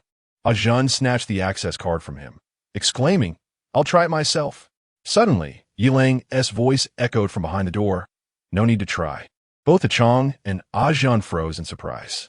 Yilang, is this your doing, you wretch? Open the door. Achong, upon hearing Yilang's voice, scowled and pounded on the door with fervor. How do you think you should speak to your father? With such a foul mouth, just stay outside like a good boy. Ajahn tugged Achong behind her, her tone urgent yet pleading. Yilang, I beg you, let us in. It's truly dangerous out here. Yilang let out a derisive snort, teasingly replying, What now? Am I his father and not yours? Call me daddy, and I might let you in. Ajahn bit her lip, hesitating. Achong, however, was consumed by fury, shoving Ajahn aside as he yelled, Yilang, don't go too far. There are monsters outside. Not opening the door is tantamount to murder. You'll pay for this. Yilang burst into laughter. Ah, you fool. Do you think this is the apocalypse? I want to let you in. It's better if you perish so I don't have to lift a finger. Achong and Ajahn exchanged glances, despair creeping into their eyes. With tears welling, Ajahn trembled as she pleaded, Yilang, I beg you. We truly don't want to die. Clenching his fists, Achong felt powerless to refute, allowing fear to consume him. Yilang stood behind the door, his expression cold, eyes glinting with mockery and cruelty. You can come in, but only you, Ajahn. I'll open the door for you. As for Achong, I couldn't care less if he perishes. Achong was suddenly engulfed in fury, his eyes ablaze as he cursed, Yilang, you beast. May you meet a wretched end. I knew you harbored feelings for Ajahn in the past, but now Ajahn is my girlfriend. Abandon all hope. Yet, Ajahns eyes gleamed with an enigmatic light, her thoughts veiled in mystery. Outside, the atmosphere grew increasingly tense. The wind howled, as if a monster were growling in close proximity.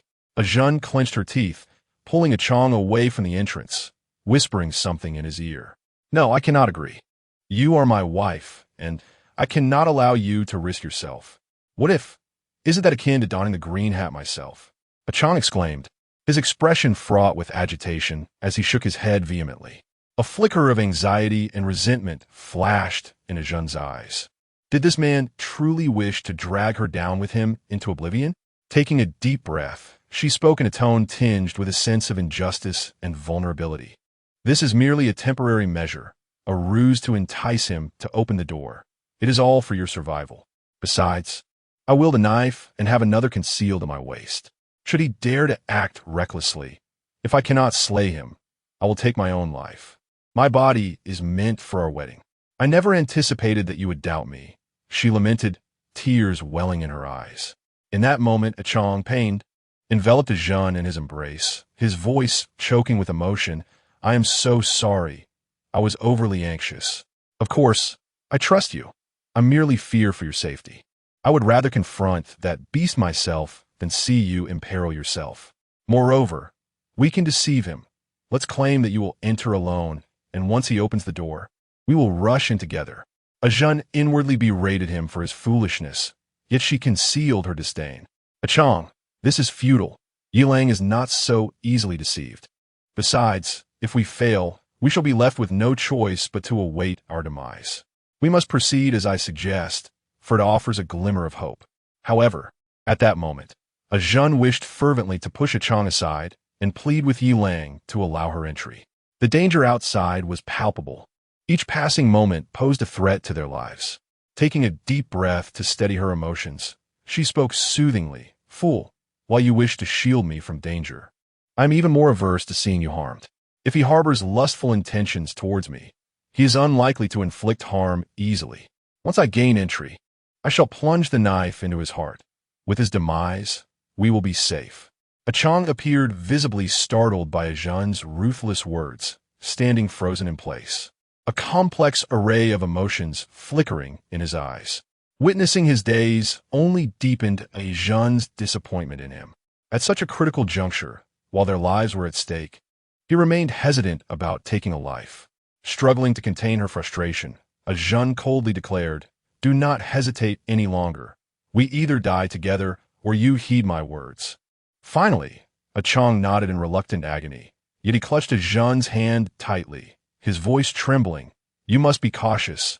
Do not let that beast take advantage of you. Absolutely do not. I have not.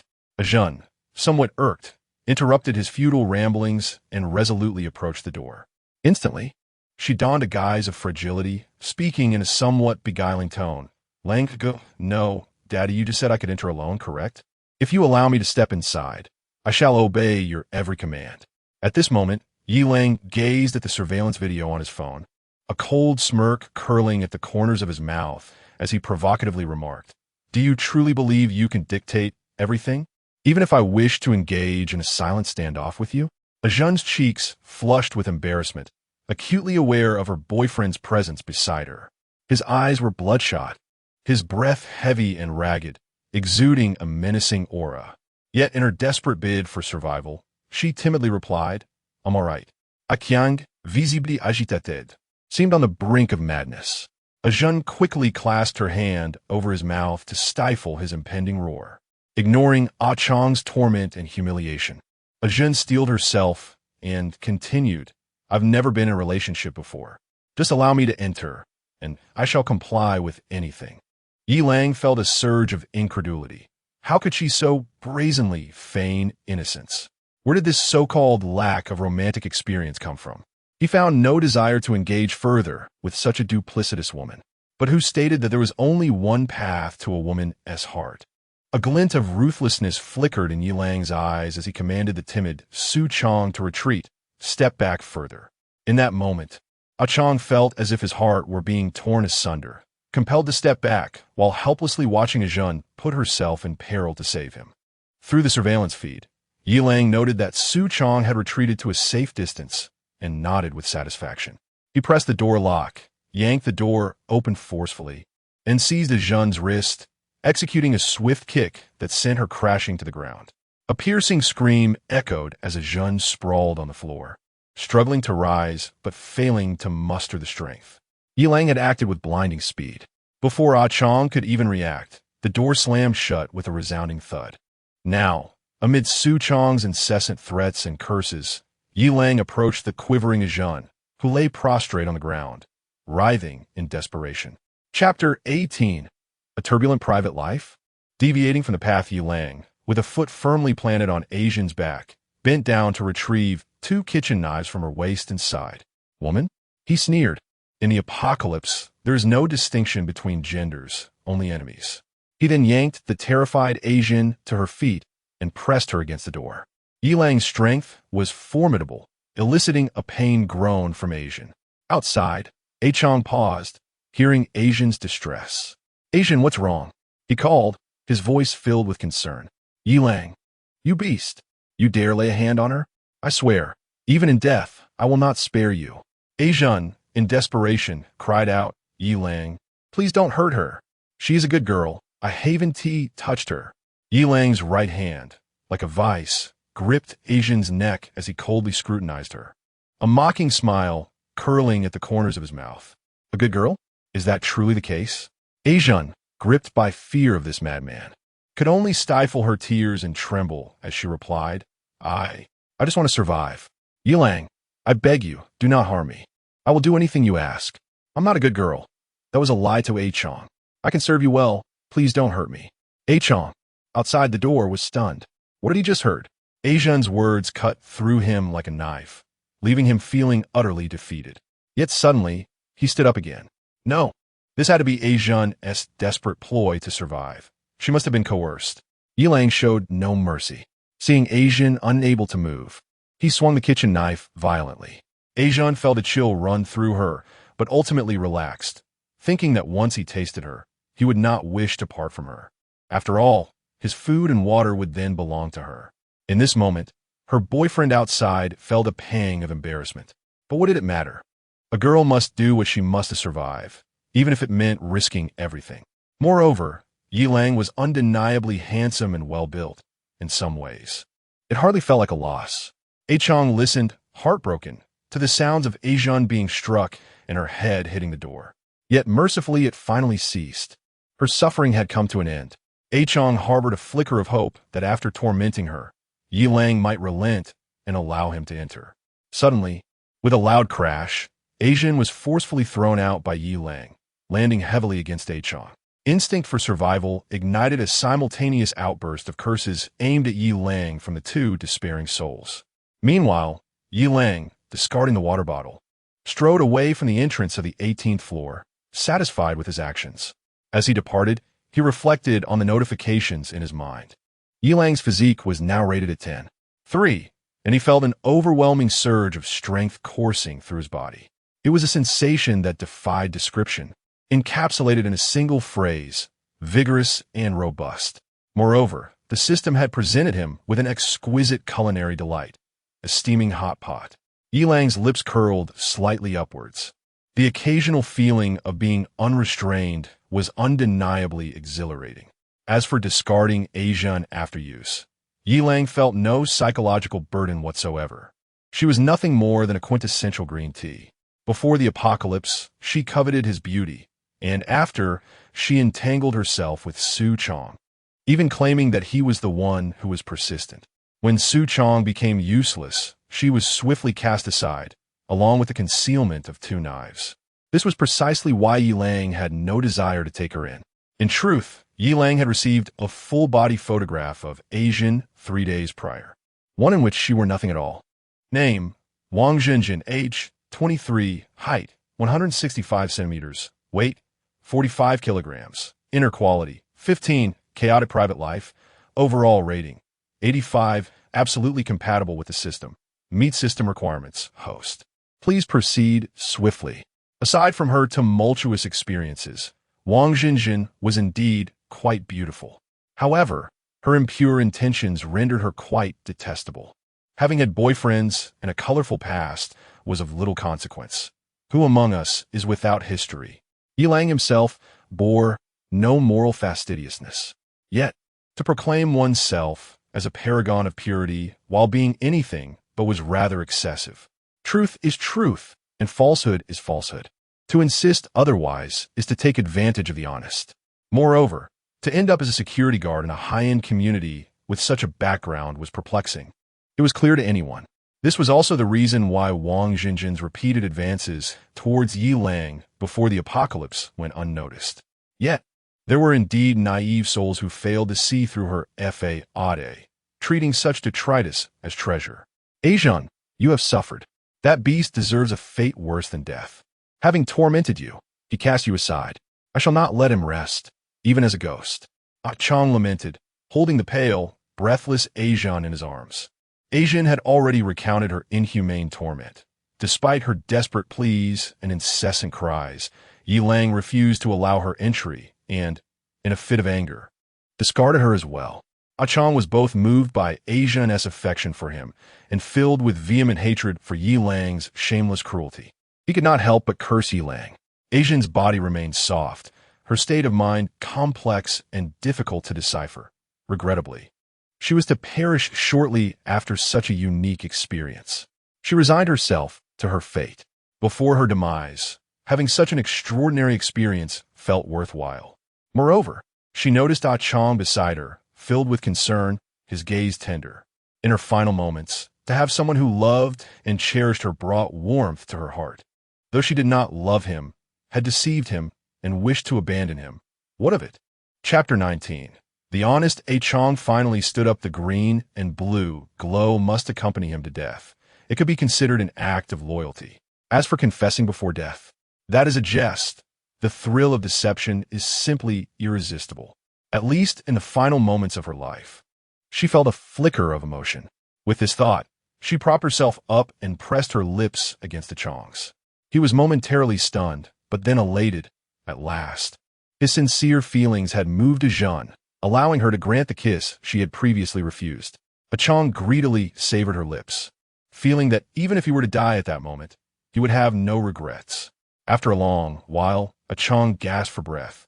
His eyes filled with anticipation as he looked at Jeanne. Jeanne, we are both facing death. Just give it to me. Jeanne, however, was unwilling. She had yet to undergo artificial restoration, and if she truly gave in, her secret would be exposed. With a sorrowful expression, she gazed at Ah Chong and spoke in a pained tone. Ah Chong, at this moment, how can you still think of such things? I wish for us to depart this world unblemished. Once we reach the afterlife and are married, I will completely entrust my pure self to you. But Chang's desire was extinguished in an instant. He tightly embraced this wonderful girl, feeling immeasurable satisfaction. What was there to fear in death when one was with such a beautiful, pure, and devoted girl? But Chang, overwhelmed by emotion, held her too tightly.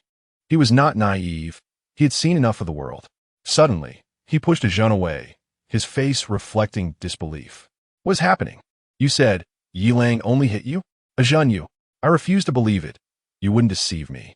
Ajun, now mortified and indignant, covered her face with her hands. Even the most liberated of girls would wish for death in such a situation. She yearned for a monstrous being from the sky to swoop down and consume her, and Chang, for anyone who knew of this, must perish. Ding-dong, the faint sound of a friend request echoed from Chang's phone, startling him. He quickly opened his phone, as if to escape from reality. However, within moments, his expression shifted from disbelief to sheer rage. He reluctantly accepted Yilang's friend request, which came with a message that laid bare the deceptions that had transpired. Ding-dong, ding-dong, ding-dong, as he perused WeChat. Chang beheld a scandalous nude selfie of the girl he held dear, adorned with flattery and allure. Alongside it were incriminating chat records that unmistakably belonged to Ajun, revealing her unseemly exchanges with Yilang. He was shattered. The girl he cherished, whom he believed to be pure, was in fact a promiscuous wretch behind his back. Even as their lives approached their inevitable conclusion, Ajun still sought to deceive him. No, she would continue to deceive him even in death, wishing to present her tarnished body wrapped in an exquisite fade, a deceitful confection, to be served to him. What have I done to deserve such betrayal from this wretched being? Chang stood frozen, his teeth clenched until they bled. After the initial panic subsided, Asian's mind began to whirl with fervent thoughts. In an instant, it struck her. They were facing imminent death, and what was the point of putting on an act? With that realization, she set aside her shyness, stood up, and fixed a calm gaze upon Chang. Chang, since we are both destined to perish, I shall speak candidly. Just now, Yilang coerced me, but in a broader sense, I still consider myself a good girl, untainted. I understand this may be hard for you to accept, yet with death looming, there is nothing left for me to conceal. Chang, his expression twisted in rage, stared at the composed Ajun, incredulous that she still wished to deceive herself. Was it the fate of honest individuals to be deceived? Were they destined for demise? He spoke, his tone as frigid as ice. You claim to be a good girl? Asian paused, momentarily taken aback. Then her face flushed with indignation. Chang, I already told you. Those earlier words were meant to fool Yilang. As a defenseless girl, what harm is there in uttering a few lies when faced with danger? Am I in the wrong? Chang, witnessing her shamelessness, felt a surge of resentment. She seemed to believe herself the victim of some great injustice. At that moment, he yearned to strike her, even to the point of wishing for her demise. Finally, Chang's patience waned. He seized Asian by the throat with a fierce grip, his eyes ablaze with fury. You wretched creature, deceitful scum, even in the face of death, you persist in your lies. What have I done to offend you? Speak. What have I done to deserve this? As Asian struggled against his grip, gasping for breath, her thoughts flickered back to the faint sound she had heard earlier. She realized he was aware of the truth. Was this the sensation of imminent death? It didn't seem so dreadful. At least she wouldn't be torn apart by a monster. Resignation washed over her. Gazing into Chang's ferocious visage, she mused that perhaps they were finally even. As Chang's grip tightened, Asian's complexion deepened to a crimson hue, and in a fleeting moment, a glimmer of green flickered in her eyes. Yet in the next instant, a violent cough erupted from her, and she gazed at Chang in bewilderment as he released his hold, perplexed as to why he had not ended her life. Did he still harbor feelings for her? How amusing, she thought. Men are indeed perplexing. Yet reality proved her assumptions misguided. Chang, observing Asian's calm acceptance of her fate, felt a surge of brutality within him. He let out a chilling laugh, his voice laced with cruelty. I cannot allow you to die so easily. With that, he picked up a mopping stick carelessly discarded on the rooftop, its surface covered in mold, splinters, and barbs. With a menacing expression, he approached Asian. Fear gripped her heart. Even in the face of death, she instinctively recoiled. She watched as A Chong scrutinized her with a jagged stick in hand, a malicious grin spreading across his face. Finally, desperation overtook her, and she pleaded, "A Chong, what do you intend to do? I was wrong, I am sorry. Just end me, or I will jump. You need not lift a finger." Oh. As A Jun was about to flee, she could not escape the furious A Chong, who struck her leg with a club, sending her crashing to the ground. Before she could rise, A Chong swiftly thrust forward, and a piercing, heart-wrenching scream, unlike any sound a human could produce, echoed through the heavens. Time seemed to stretch indefinitely. A Chong gazed upon the lifeless body of A Jin, now pierced through, and a smile crept across his face. At that moment, he felt an overwhelming sense of comfort, as if his body were weightless. Unbeknownst to anyone, a fleeting glimmer of azure light vanished within the depths of his eyes. Chapter 20: The distinction between affection, levels 99 and 39, covered in blood. Ah Chong was oblivious to the chaos around him as he approached the railing on the 18th floor, contemplating a leap into the abyss. Suddenly, a resounding bird call echoed through the air, followed by a cacophony of laughter. "Ah, ha ha, Black Cat Sheriff. Ah, ha ha, Black Cat Sheriff." Yi Lang hummed a cheerful tune, striding towards room 1706. Not only had he eradicated two vile individuals, but he had also eliminated the threat posed by the building's owner, leaving him in high spirits. Meanwhile, the group of homeowners, upon receiving the gruesome photographs and menacing messages sent by Yi Lang, fell into a profound silence, stunned by his brutality. 1 against 8, with 2 injured. No one had anticipated such an outcome. Moreover, how could Yi Lang dare to inflict harm? Was he not afraid of facing legal repercussions? Yi Lang, of course, felt no fear. As he neared the door, he smeared some of the dried blood from the ground onto his face. At that moment, Bai Jin, clad in beige pajamas, held tightly on her nearly fainting daughter, Bai Xiao, who was anxiously gazing at the door. Were it not for Bai Jin's firm grip, Bai Xiao would have rushed out to seek Yi Lang. Yet, as a mother, how could she bear to leave her daughter alone in such perilous circumstances? Thus, she could only look sorrowfully at the door, praying for the safe return of the man who truly captured her heart. If he were to return, she would acquiesce to his every desire. Perhaps Bai Xiao's prayers bore fruit. With a click, the door swung open. In the astonished gaze of Bai Xiao and Bai Jin, who quickly rose from their seats, Yi Lang entered, weary yet resolute, adorned with a smile. With a delighted shriek, Bai Xiao launched herself into Yi Lang's embrace, her tears soaking his clothing. Bai Jin's eyes glistened with unshed tears, though she herself was uncertain of her own feelings. Yet Yi Lang understood. The incessant chime of affection notifications had been ringing in his mind since he left the house. He held Bai Xiao, who wept uncontrollably in his arms, while his gaze lingered on Bai Jin. His eyes seemed to possess a tangible warmth that made her heart race, causing her to blush and avert her gaze. Yi Lang's lips curled into a gentle smile as he stroked Bai Xiao's back, softly reassuring her, There, Xiao Xiao. Did I not return? How could I bear to leave you and Jeaner behind? Stop crying. I intend to protect both of you always." Upon hearing this, Bai Xiao's sobs intensified. "Xiaolang, are you hurt? Was it dangerous just now? Did they strike you? You must never put yourself in harm's way without you." Woo-woo. Seeing Bai Xiao on the verge of tears again, Yi Lang quickly interjected, "Your man is quite formidable. Who could possibly harm me? You see, those ruffians were so frightened they trembled at the sight of me, daring not to make a sound. 2 of them were even struck down by my flying daggers and surrendered without a fight. Rest assured, I am unscathed." Bai Xiao and Bai Jin gazed at Yi Lang with admiration, their eyes filled with warmth. Yet, when they noticed him absent-mindedly wiping the blood from his face, a wave of concern washed over them once more. At this moment, Bai Xiao could no longer contain herself. She stepped forward and took Yi Lang's hand, charmingly stating, "I would like a more sumptuous breakfast tomorrow morning."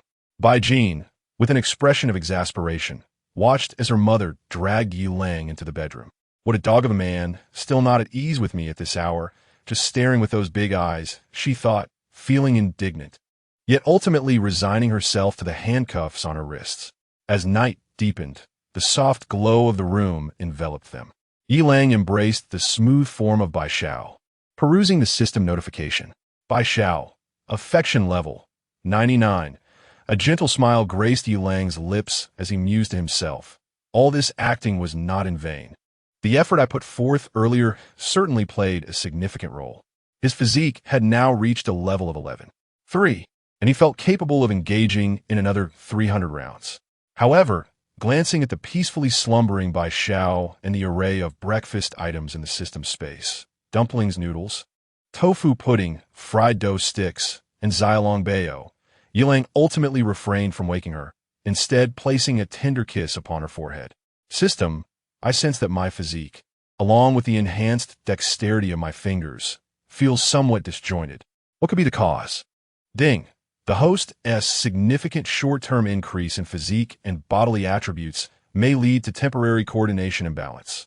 It is advisable to engage in adaptive training and combat, as the latter is the quickest method to master one's body. Yilang comprehended that this abrupt enhancement in strength required practical training or real combat for adjustment. He resolved to resume his training regimen starting tomorrow. Nonetheless, he harbored some unvoiced questions, such as why the system insisted he cultivate affection positively. Especially in a post-apocalyptic setting, why not take a more straightforward approach? Furthermore, what exactly did a perfect affection level of 100 signify? What would transpire, or what might be unlocked? Though he speculated, he understood that the system's responses would likely not align with his conjectures. Yet could the system truly be infallible? At that moment, Yilang checked Bai Jin's affection level. Bai Jin, affection level, 39, favor. A joyful smile spread across his face, not only for Bai Jin's affection level, but also as affirmation of his own deductions. With that thought, he rose from the bed and exited the bedroom, approaching Bai Jin, who lay on the sofa with her hands still cuffed, feigning sleep. In truth, Bai Jin was not asleep. The sounds were too loud, and she was perplexed at how such noises could be so melodious and prolonged, making her heart race and her cheeks flush. It was nearly 2 in the morning, and sleep eluded her. Upon hearing heavy footsteps, she recognized the approach of that insufferable man. Anxiety gripped her. What could he possibly want? Did he find her mother lacking and come seeking her? With his enhanced physique, Yilang could discern Bai Jin's trembling eyelashes and tightly shut eyelids even in the darkness. This little girl was pretending to be asleep. Amused by her antics, Yilang decided to tease her. He approached her side and leaned down, his breath brushing against her delicate skin, and he could clearly see the agitation reflected in her shifting eyes and quivering lashes. Yilang gazed at Bai Jin with a playful intrigue, attempting to decipher every subtle reaction she exhibited. He spoke slowly. Since your mother is of no use, and now you have also succumbed to slumber then? Pervert, this is unacceptable. Chapter 21. The transformation of Bai Jin's mindset. Fan, he commits murder. Supernatural ability? Yilang observed Bai Jin sit up in a panic, her handcuffed hands instinctively shielding her chest. He chuckled softly. Don't be anxious. I'm just teasing you. As long as you refuse to agree, I want to lay a finger on you. I couldn't resist wanting to play with you when I saw how beautiful you looked while sleeping. If it weren't for the reward, I wouldn't even touch you, Yilang mused inwardly. Bai Jin, taken aback by his words, felt her cheeks flush a delicate shade of crimson. This insufferable man, he just complimented my beauty. See, I told you no man can resist my charms. She smirked, her pride evident as she retorted, at least you have discerning taste. But why did you say earlier that I looked like a cockroach? If it had been the Yilang of yesterday, he might not have comprehended the latter part of her statement. A knowing smile graced his lips as he gently replied, That's because you were so fierce then, all claws and teeth. Now, however, Bai Jin, her curiosity piqued, pressed, now what? Speak up. Now you resemble a little kitten, making one feel an irresistible urge to cradle you, he remarked. Ugh, you're incorrigible. Just talking is one thing. But you actually went ahead and hugged me, you rogue. Bai Jin protested, struggling to break free, her cheeks aflame as she shot him an exasperated glance. Yet an unusual warmth stirred within her heart. Yilang chuckled softly, releasing her and taking a step back, his gaze tender. Jiner, you are stunning, more beautiful than flowers, more enchanting than the night. Bai Jin's heart raced, her face burning hotter as she lowered her eyes, avoiding the intensity of Yi Lang's gaze. You always say such embarrassing things. Noticing her genuine shyness, Yi Lang decided to cease his teasing. He produced a bottle of water, opening it wide. Jean obediently parted her lips, the water flowing soothingly down her throat, quenching her parched lips and tongue. Yi Lang delicately wiped the moisture from the corners of her mouth, his touch gentle, his eyes filled with affection. Feeling this tenderness, Jin's heart warmed. She lifted her gaze to meet Yi Lang's, a complex array of emotions flickering in her eyes. Yi Lang refrained from further actions. Knowing the value of keeping this young girl close, the opportunity to elevate Bai Zhao's affection level to 100 likely rested with her. Conversely, Bai Jin's opportunity lay with Bai Xiao. He understood the dynamics of this mother-daughter pair quite well. As he prepared to leave, Yi Lang turned back with a serious expression. Jeaner, if you need to use the restroom and find it inconvenient to remove your pants, just send me a message. Oh, you scoundrel, get lost. Ignoring the flustered outburst of the young girl, Yi Lang slipped beneath the covers after relieving himself. The warmth of soft jade in his embrace surpassed the finest of wines. That night, he slept exceptionally soundly. Meanwhile, Jean found herself unable to rest, tossing and turning, her mind filled with Yi Lang's soft words and affectionate gaze. Her heart swirling with a mix of annoyance and sweetness, conflicting feelings crashing over her like waves.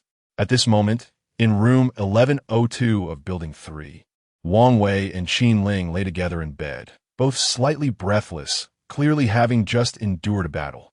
Qin Ling, resting atop her husband, hesitated before speaking. Old Wang, do you think it was right for us to take Fanny in? Although we have stockpiled an abundance of food and water, the presence of an additional man may not allow us to endure for long. Moreover, what if he harbors ill intentions? Wang Wei, somewhat irked, interjected, men handle matters. Women should refrain from meddling. Xiao Fan is a fine young man. What harm is there in him having a meal? He has been diligent in tidying up the house, especially the kitchen, which is now spotless. Given the current perilous times, an extra person is an added strength. You are merely narrow-minded with your long hair. Qin Ling pressed her lips together, a flicker of grievance in her eyes, and sighed softly. I know Xiao Fan is a good lad and hard-working, but there is no but. Go to sleep at once, Wang Wei snapped, growing irritated before turning away to sleep. Qin Ling chose to remain silent. After all, it was her husband's decision, and she would abide by it. Furthermore, Xiao Fan was industrious, honest, and warm-hearted, providing little cause for concern. After a moment's contemplation, she too closed her eyes and drifted into slumber. Meanwhile, at the doorway, Fan Yi, armed with a sharp knife, detected the dwindling sounds of conversation within and allowed a sinister smile to creep across his face. The clock quietly ticked to 3 in the morning. A piercing scream shattered the stillness of the house. Wang Wei, terror-stricken, clutched at his throat, which had been pierced. He attempted to vocalize something, but his wounded throat rendered him mute. Blood gushed forth, staining the sheets. As he stared wide-eyed, blood bubbles oozing from the corners of his mouth. He desperately sought to breathe, yet each effort only hastened the flow of blood. At that moment, Qin Ling found herself pinned down by Fan Yi, utterly immobilized. Gazing at her evidently dying husband, despair intertwined with a fierce resolve illuminated her features. Qin Ling struggled fiercely, unleashing a torrent of curses. Fan Yi, you brute. We took you in with kindness, provided you food and drink, and you repay us with this heinous act. Is your heart made of stone? Silence. Fan Yi bellowed, a frenzied light dancing in his eyes. You do not comprehend. This is the apocalypse. Do you know what despair feels like? Do you understand the sensation of a monster's maw mere centimeters away from you? I must survive at all costs. Only by seizing ample food and water can I reach the rooftop and live. I cannot perish, but you can.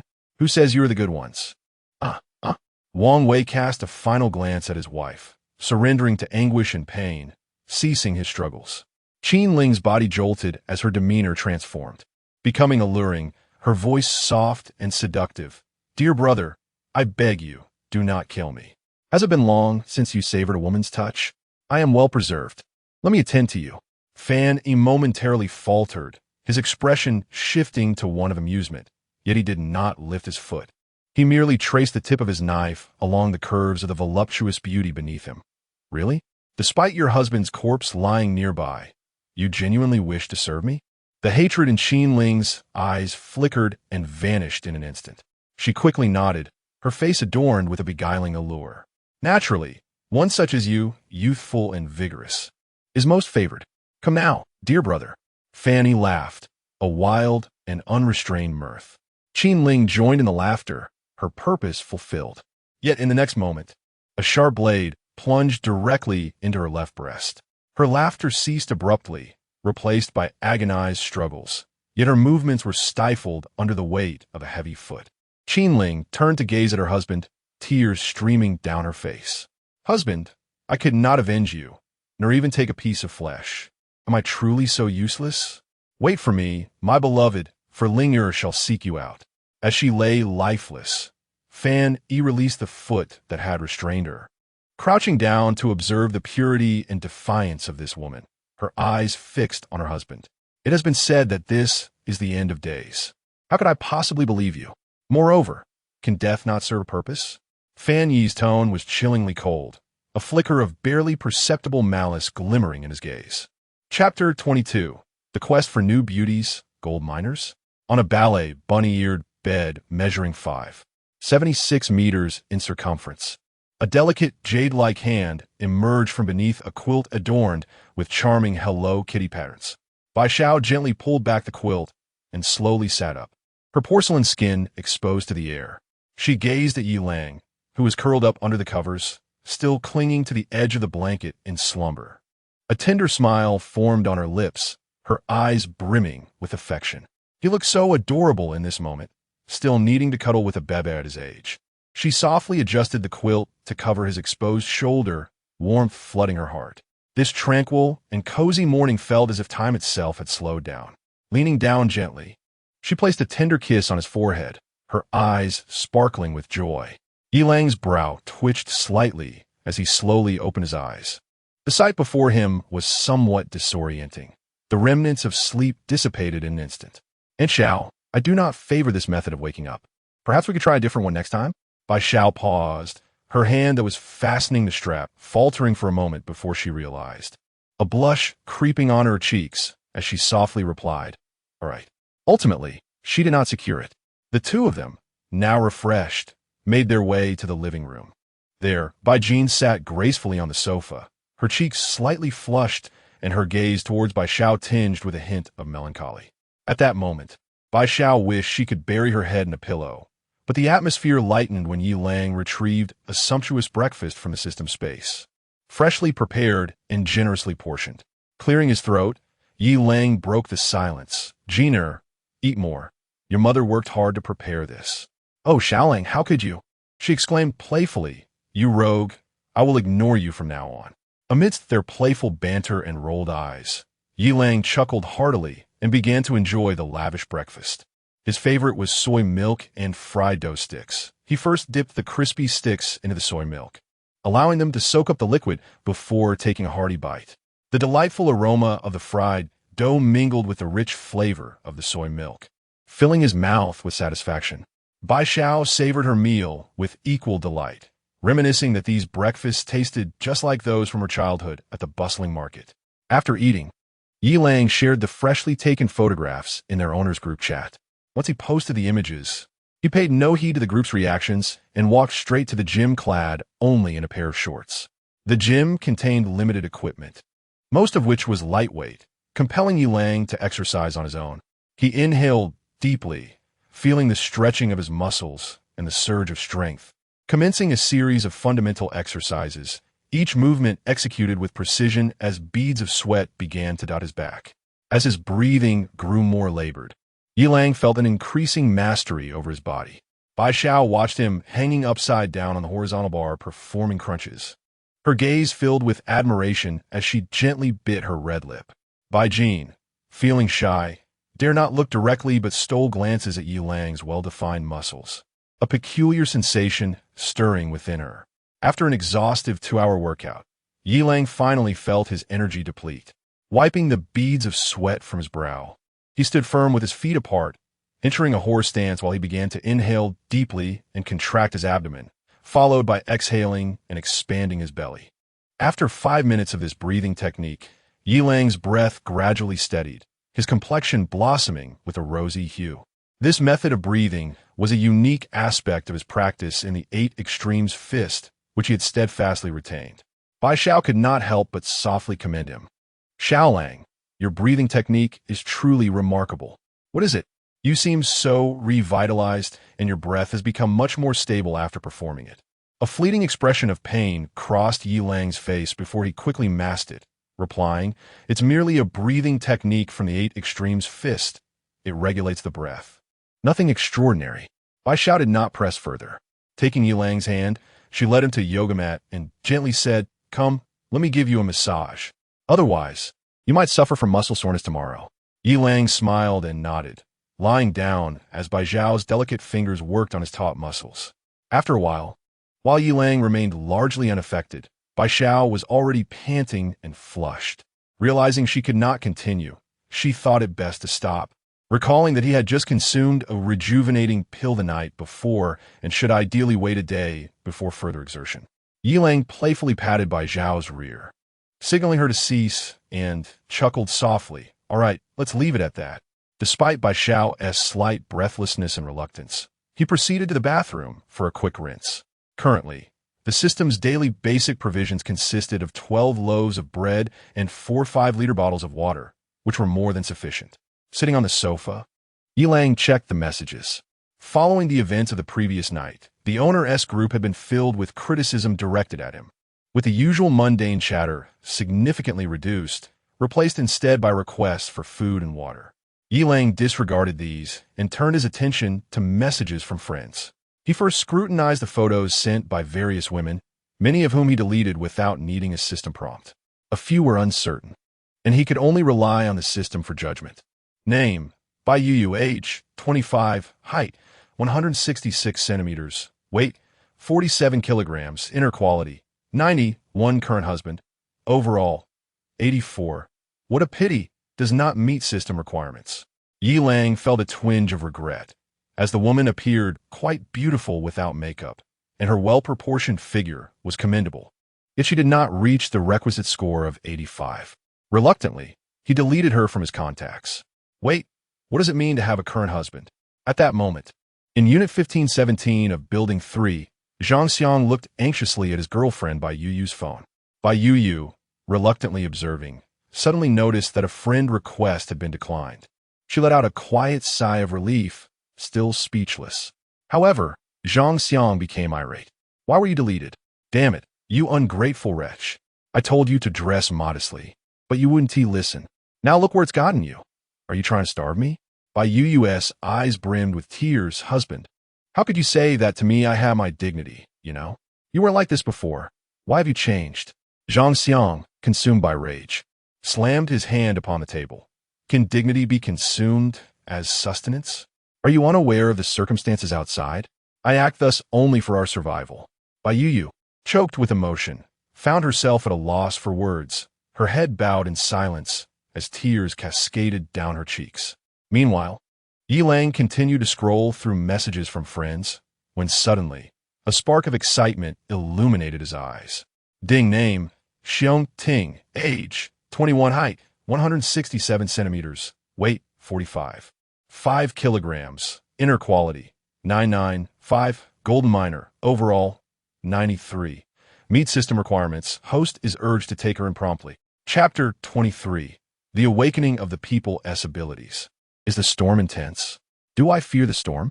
In apartment 1318 of Building 1, Xiong Ting gazed anxiously at her phone screen, her heart heavy with trepidation. She had not eaten for 2 days, truly 2 full days. Now, her hopes rested solely on that detestable security guard, who possessed the resources yet was capable of inflicting harm. Biting her lip, her fingers trembled as she typed. "Langu, may I come to your place? As long as you agree, I am at your service." However, the send button remained unpressed, and tears swirled in her eyes. She recalled the words of her sister, who had warned her that in her building, people had begun to kill for food.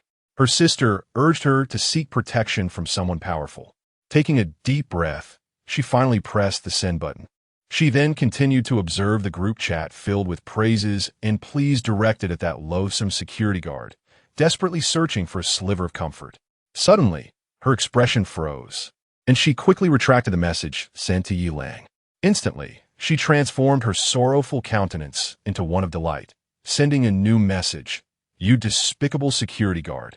You're nothing more than a dog. You think you can bask in glory for long? Just wait for your demise. Ye Long was momentarily bewildered. After reading Xiong Ting's desperate plea for refuge, he was about to respond when he noticed a retracted message and subsequent insults, leaving him in a state of shock. Furrowing his brow in contemplation, something clicked in his mind, prompting him to open the group chat. To his astonishment, the chat was inundated with flattery and sycophancy directed at a certain Fong Tian from apartment 1609 in Building 2.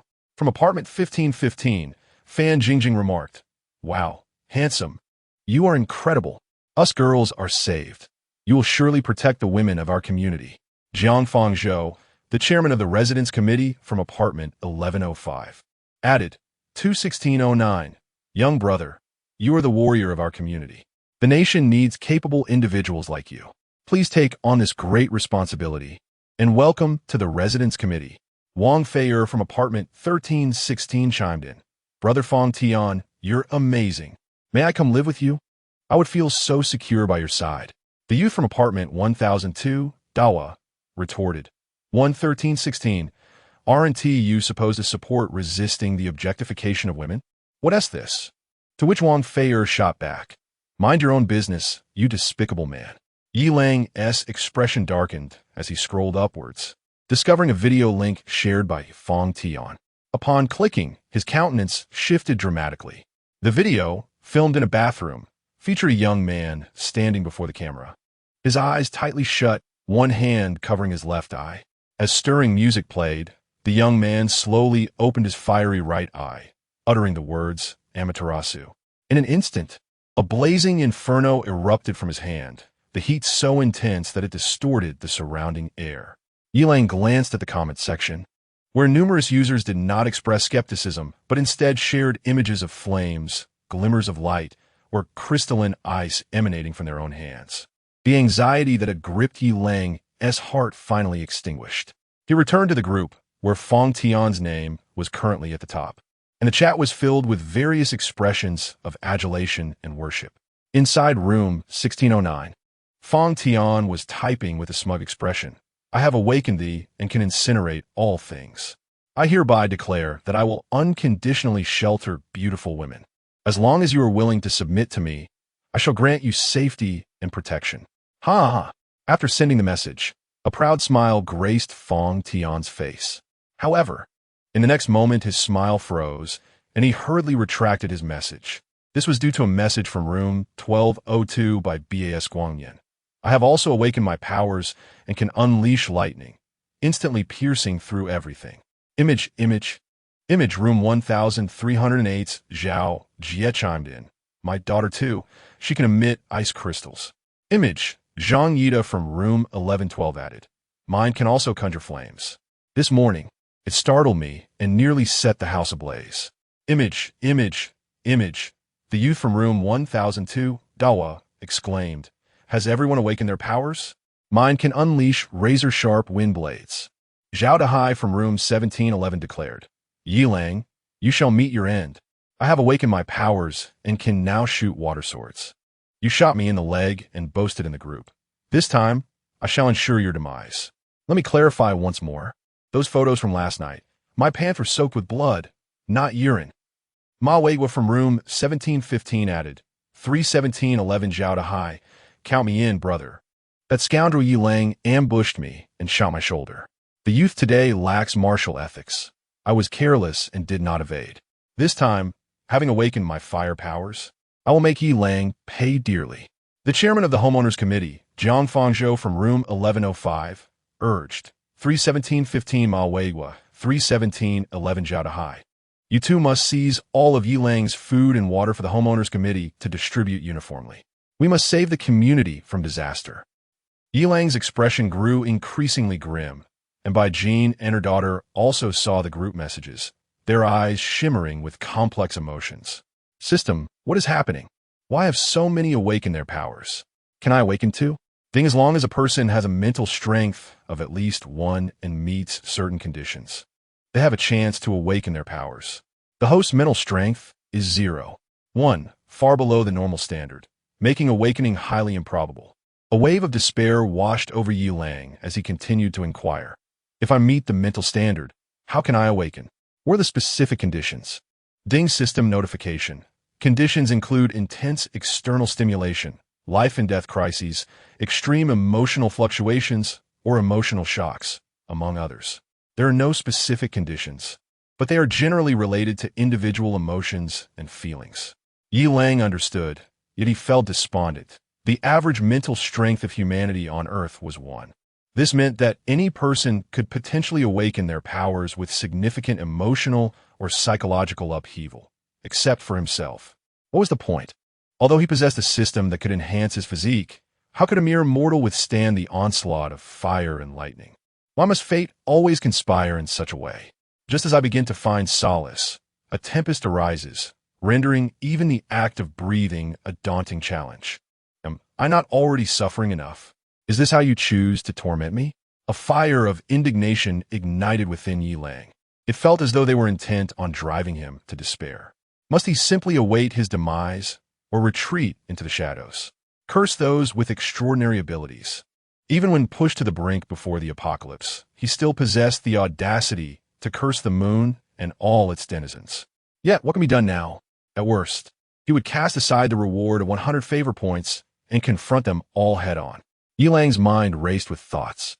Firstly, his current physique was rated at 11.8, surpassing that of 2 adult men in strength and agility. Not only that, but this 11.8 physique instilled in him the confidence that he could defeat 10 opponents with his bare hands. Moreover, he possessed an enhanced right hand, with his middle and index fingers strengthened tenfold, allowing him to launch darts or similar projectiles at remarkable speed. Lastly, he was not entirely devoid of chances to awaken extraordinary powers. Yi Lang recalled the reward of free attribute points from the system upon reaching a 100 favorability rating with his targets. In the case of Bai Xiao, he would receive 1 free attribute point, while with Bai Jin, a favorability of 100 would grant him 10 points. Even if the system harbored a disdain for mental fortitude, such concerns were of little consequence now. With this thought, Yi Lang could not help but glance towards the mother-daughter duo, Bai Xiao and Bai Jin. Yet, in the next moment, the notifications chimed. Ding, Bai Xiao, favorability. 98, ding Bai Jin, favorability. 39, favor. Chapter 24. The Method of Response. Bai Xiao's exhausting struggle. Yi Lang's heart sank suddenly, a sardonic chuckle escaping his lips. Women. Maintaining a composed demeanor, he approached Bai Xiao and Bai Jin, speaking calmly. Xiao, I require your assistance. Jiner, your mother and I shall remain indoors until nightfall. I have placed water and bread on the table.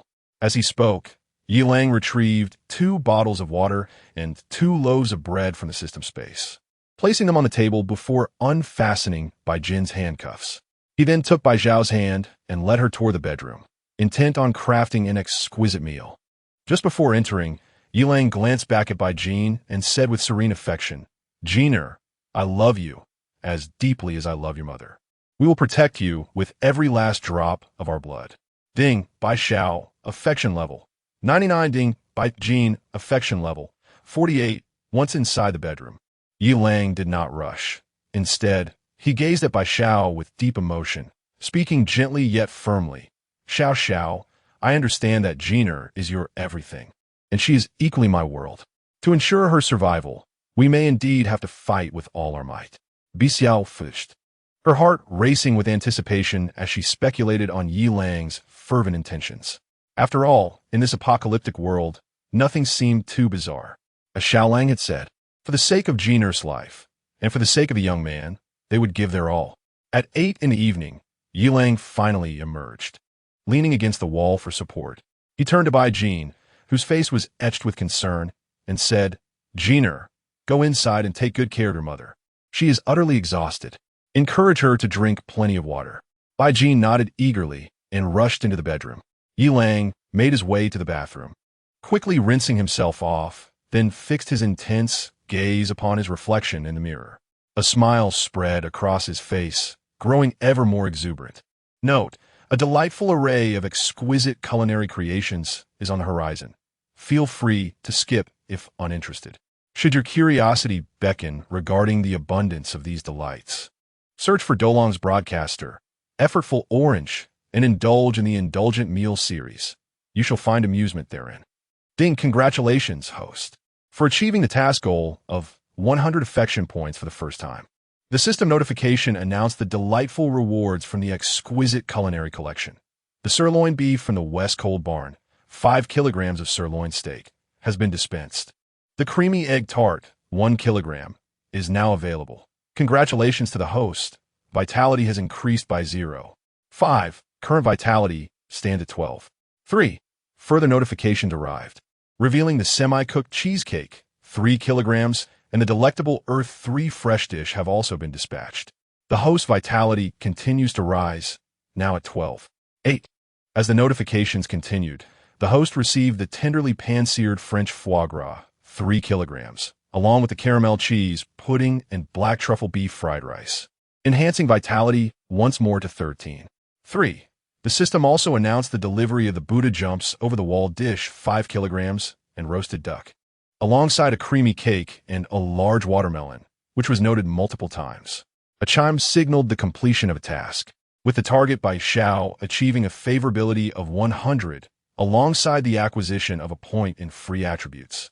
The progress of the He Huan task reached 27, and the host received a reinforcement for the right arm. The large watermelon was officially included in the system's daily distribution. Yilang clenched his right hand, feeling the surge of power coursing through his reinforced arm, the muscular definition now more pronounced, instilling within him an unprecedented confidence. Moreover, his 2 fortified fingers had undergone this enhancement, prompting a humorous contemplation of their potential impact. He noticed 2 favorability prompts for Baijin, with scores of 51, favor, and 61, like, both recorded in the afternoon, leaving him curious about the underlying reasons. Meanwhile, Baijin, taken aback by the unfolding scene, felt a pang of urgency and concern, hastening towards her mother. She gently covered her mother's weary form with a blanket, offering her a bottle of water, coaxing softly, "Mom, please drink some water. You must stay hydrated." Bai Xiao struggled to open her eyes, catching sight of her daughter's worried expression.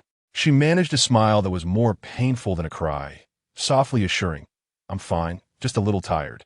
As she spoke, she opened her mouth to swallow the water her daughter had handed her. The liquid slid down her throat, bringing a refreshing sensation that slightly revived her spirit. After consuming the entire bottle, Bai Zhao's eyes finally gained a glimmer of moisture, and she hurriedly grasped her daughter's hand, speaking urgently, "You must check on Xiao Lang. He's going to confront that monster on the 10th floor for our family." A pang of anxiety gripped Bai Jin's heart, and she dashed outside, just in time to see Lang holding a wooden stick with a kitchen knife affixed to its end, preparing to open the door. Unable to contain herself any longer, tears streamed down her face as she rushed to embrace Yi Lang tightly, choking out, "Brother Lang, please, don't go. You have no idea how enormous and ferocious that monster is. Let's run away, leave this place, and find somewhere else to live." Yi Lang turned to wrap his arms around Bai Jin's waist, gently stroking her hair with a voice both resolute and tender. "Jiner, do not worry. I will be careful. I haven't devoured you yet. How could I bear to leave you behind?"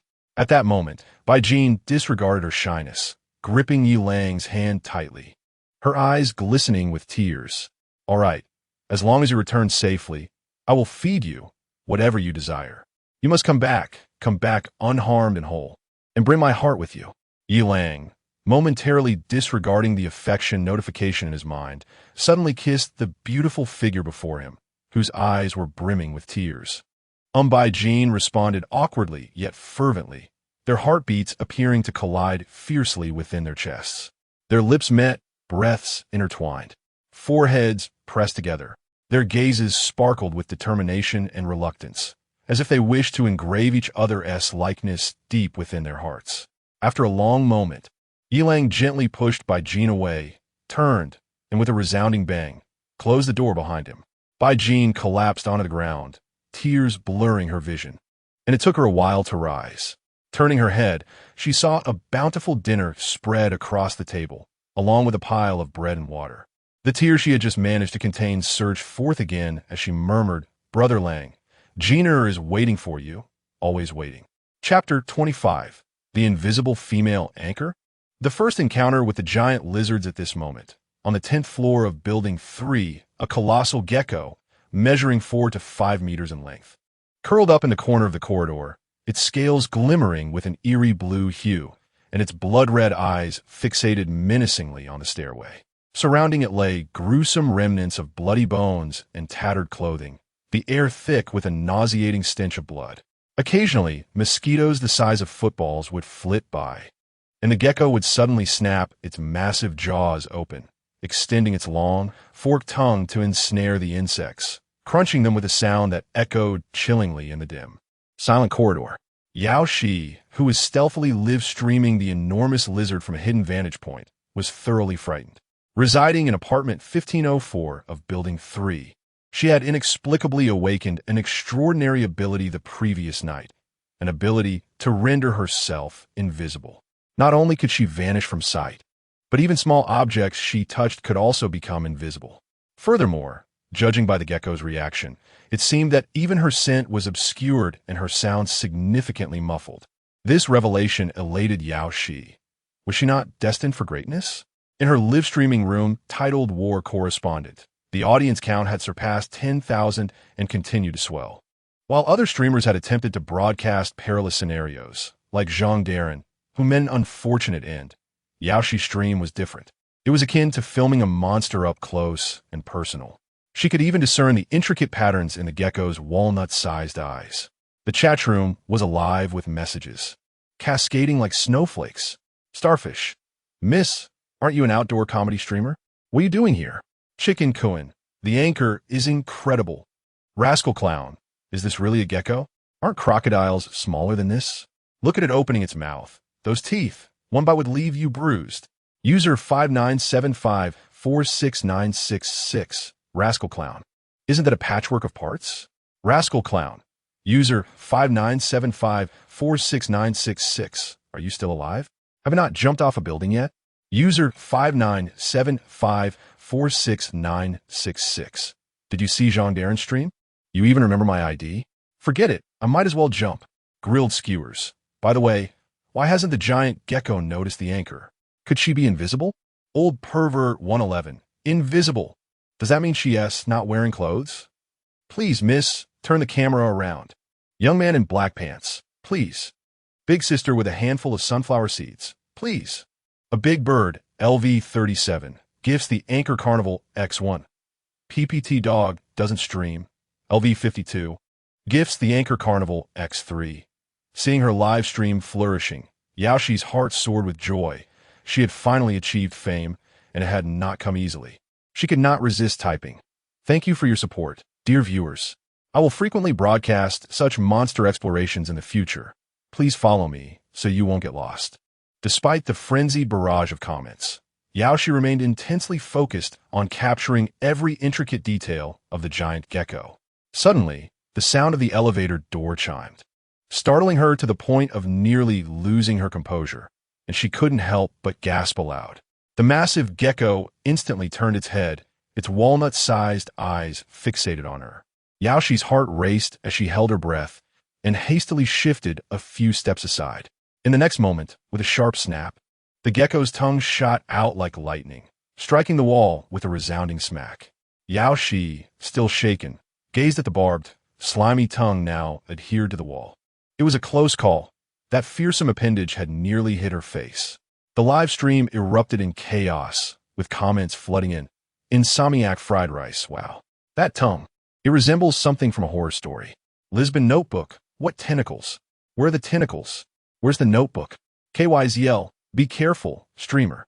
At that moment, the giant gecko ceased its assault, slowly rising and gazing toward the third elevator. Yao Shi, intrigued, turned her camera towards the elevator entrance. pondering who else might be able to use the elevator aside from herself, especially since it had descended to the 10th floor. Inside the elevator, Yilang held a makeshift spear in one hand and a fire axe he had retrieved from the corridor in the other, patiently awaiting the door to open.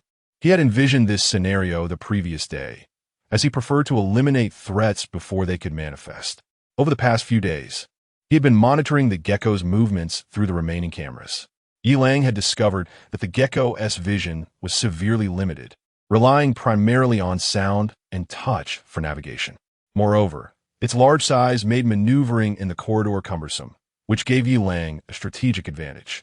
Before entering the elevator, he ultimately decided to allocate his attribute points to enhance his physicality, both for safety and due to a lingering suspicion that the system undervalued mental prowess while glorifying physical strength. The cautious allocation left him feeling uneasy. Was there a hidden trap with mental attributes? Without further contemplation, Yilang inhaled deeply as the elevator doors began to slowly part. Taking a few steps forward, his pupils suddenly constricted and his heart raced. Who would have imagined that a gecko, which normally feasts on mosquitoes, could become so terrifying when magnified hundreds of times?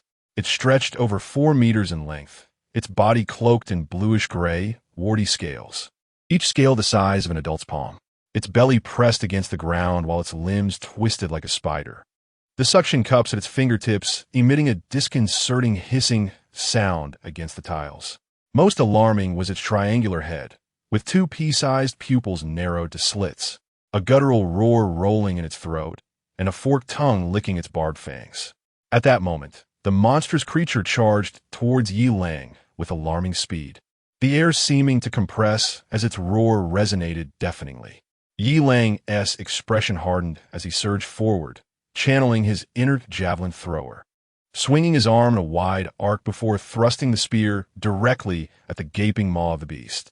The spear pierced the air with the swiftness of lightning, striking precisely at the giant beast's head, only to be deflected by its formidable, armored scales, producing a sound akin to metal clashing.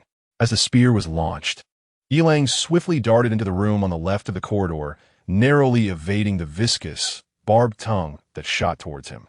This thrilling scene was captured live by the hidden Yao Shi, who was exhilarated at the prospect of her imminent fame. She steadied her trembling hands, anxious not to overlook any detail. Meanwhile, the barrage of comments in the war correspondent livestream surged with fervor. Wang Zai, impressive. Salty sesame candy. Fierce. A big bird, oh my. That maneuver was stunning. Although his aim could use some work, his reaction speed is simply extraordinary. A young man in black pants.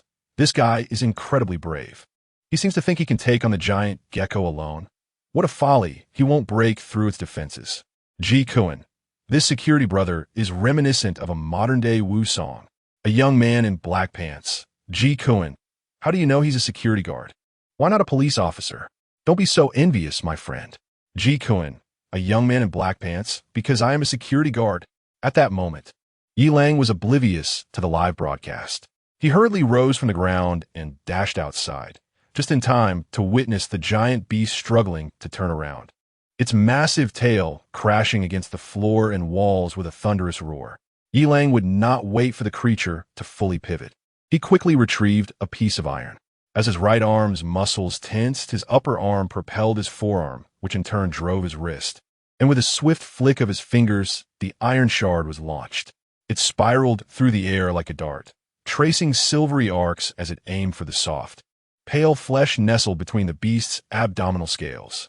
The creature emitted a heart-wrenching shriek as the soft flesh was deeply embedded by several sharp, silver pieces of iron. Naturally, the majority were deflected by the beast's hard scales. In the livestream, Patrick Starr, what in the world is happening? Is this like Shao Li's flying daggers? Iron Crutch Lee from the production brigade. Shao Li's daggers never miss. This guy is like a celestial maiden scattering flowers, though his force is quite strong. I don't eat cilantro ice cream. This young man is so handsome. Why is he just a security guard? A last puff pastry is a bit sticky. Sis, are we still on that end-of-the-world narrative? Now it's all about resources and strength. If you don't want me, I can still support you, handsome. Defeat the monster and then treat me like one. Wang Zai. Why does the live stream feel off? Why are there so many big socks? Did I enter the wrong channel? Chapter 26. Saliva-soaked data cable. Watching Abs while experiencing electric shock, Yilang was about to unleash another barrage of divine petals when the colossal beast, with great difficulty, turned around. It was evidently infuriated, its scales flaring open like a carp exploding in phosphorescence, sending a shiver down one's spine. With fierce red light flickering in its eyes, it lunged at Yilang. He bolted away, once again slipping into the dilapidated room. This time, however, the beast did not follow. Its four suction cup-laden claws abruptly halted its advance. The tremendous inertia caused the floor tiles to crack and splinter, debris scattering everywhere. The beast let out a low growl, extending its head into the room where the bothersome worm had entered. Yet, the doorframe was far too narrow for it. As it strained to squeeze through, its scales scraped against the doorframe, producing a grating sound, but it could not force its way inside. A cold smirk crept onto Yilang's lips as he grasped a metal shard and hurled it forth. Clang, clang, clang. The metal struck the beast like a torrential downpour, sparks flying from its scales. Most of the shards ricocheted off, yet a few pierced the tender flesh at its neck. In agony, the beast writhed wildly, instinctively retreating until it vanished from sight. Yilang, observing the retreating creature, did not immediately pursue. Instead, he opened his phone and saw on the surveillance feed that the beast was clinging to the wall outside the door, its gaping maw wide open, and its terrifying tongue slithering out like a venomous snake, dripping with slime. Yilang recognized an opportunity had presented itself. With his left hand, he picked up an empty wine bottle from the room, while raising a fire axe with his right. He forcefully smashed the bottle against the doorframe, shattering it instantly, with shards flying in all directions. The beast, in response, shot out its slime-covered tongue towards the direction of the scattered fragments. With a resounding smack, the grotesque tongue firmly adhered to the doorframe. Seizing the moment, Yilang swung the fire axe with all his might, delivering a fierce blow. The beast emitted a gut-wrenching scream as its tongue was severed by the axe blade, blood gushing forth and staining the doorframe crimson. In its agony, the beast's body convulsed, its scales constricting in response to the intense pain. Yilang seized the opportunity to charge out, raising the fire axe to strike at the beast's head. However, in the next instant, the beast unleashed a deafening roar, its tail suddenly snapping off and whipping towards Yilang like an iron whip. With a loud thud, Yilang was sent flying several meters, crashing heavily to the ground, blood trickling from the corner of his mouth. Gritting his teeth, he rose, a fierce glint in his eyes as he tightly gripped the axe handle and slowly advanced towards the beast. At that moment, Yaoshi finally recognized Yilang, her eyes widening in astonishment. It was him, the loathsome security guard, the very man who had sought to barter supplies for her body. How could he be so formidable? Meanwhile, the livestream audience was equally stunned, the comments flooding the screen. Chicken Kun, wow bro, you're not Wu Song. You're Xiang Yu. To withstand such a thick tail and still get up. A large bird. Has he awakened some kind of physical ability? Such strength, speed, and defense. He's a human war god. Cilantro ice cream. Wow. My husband is so fierce and domineering. Puff pastry a bit sticky. Little Lang, weren't you disdainful of him being a security guard? Now, why are you trying to steal my man? Tang, tang, tang, bow. It has been so many years since the divorce, yet I unexpectedly came across you here. By the way, the child is now in the 3rd year of junior high and has consistently excelled academically, securing the top position in class for 3 consecutive years. However, he has inherited your temperament, always getting into fights. He often asks where his father has gone. If you have the chance, please come back and see the child. In truth, I often think of you.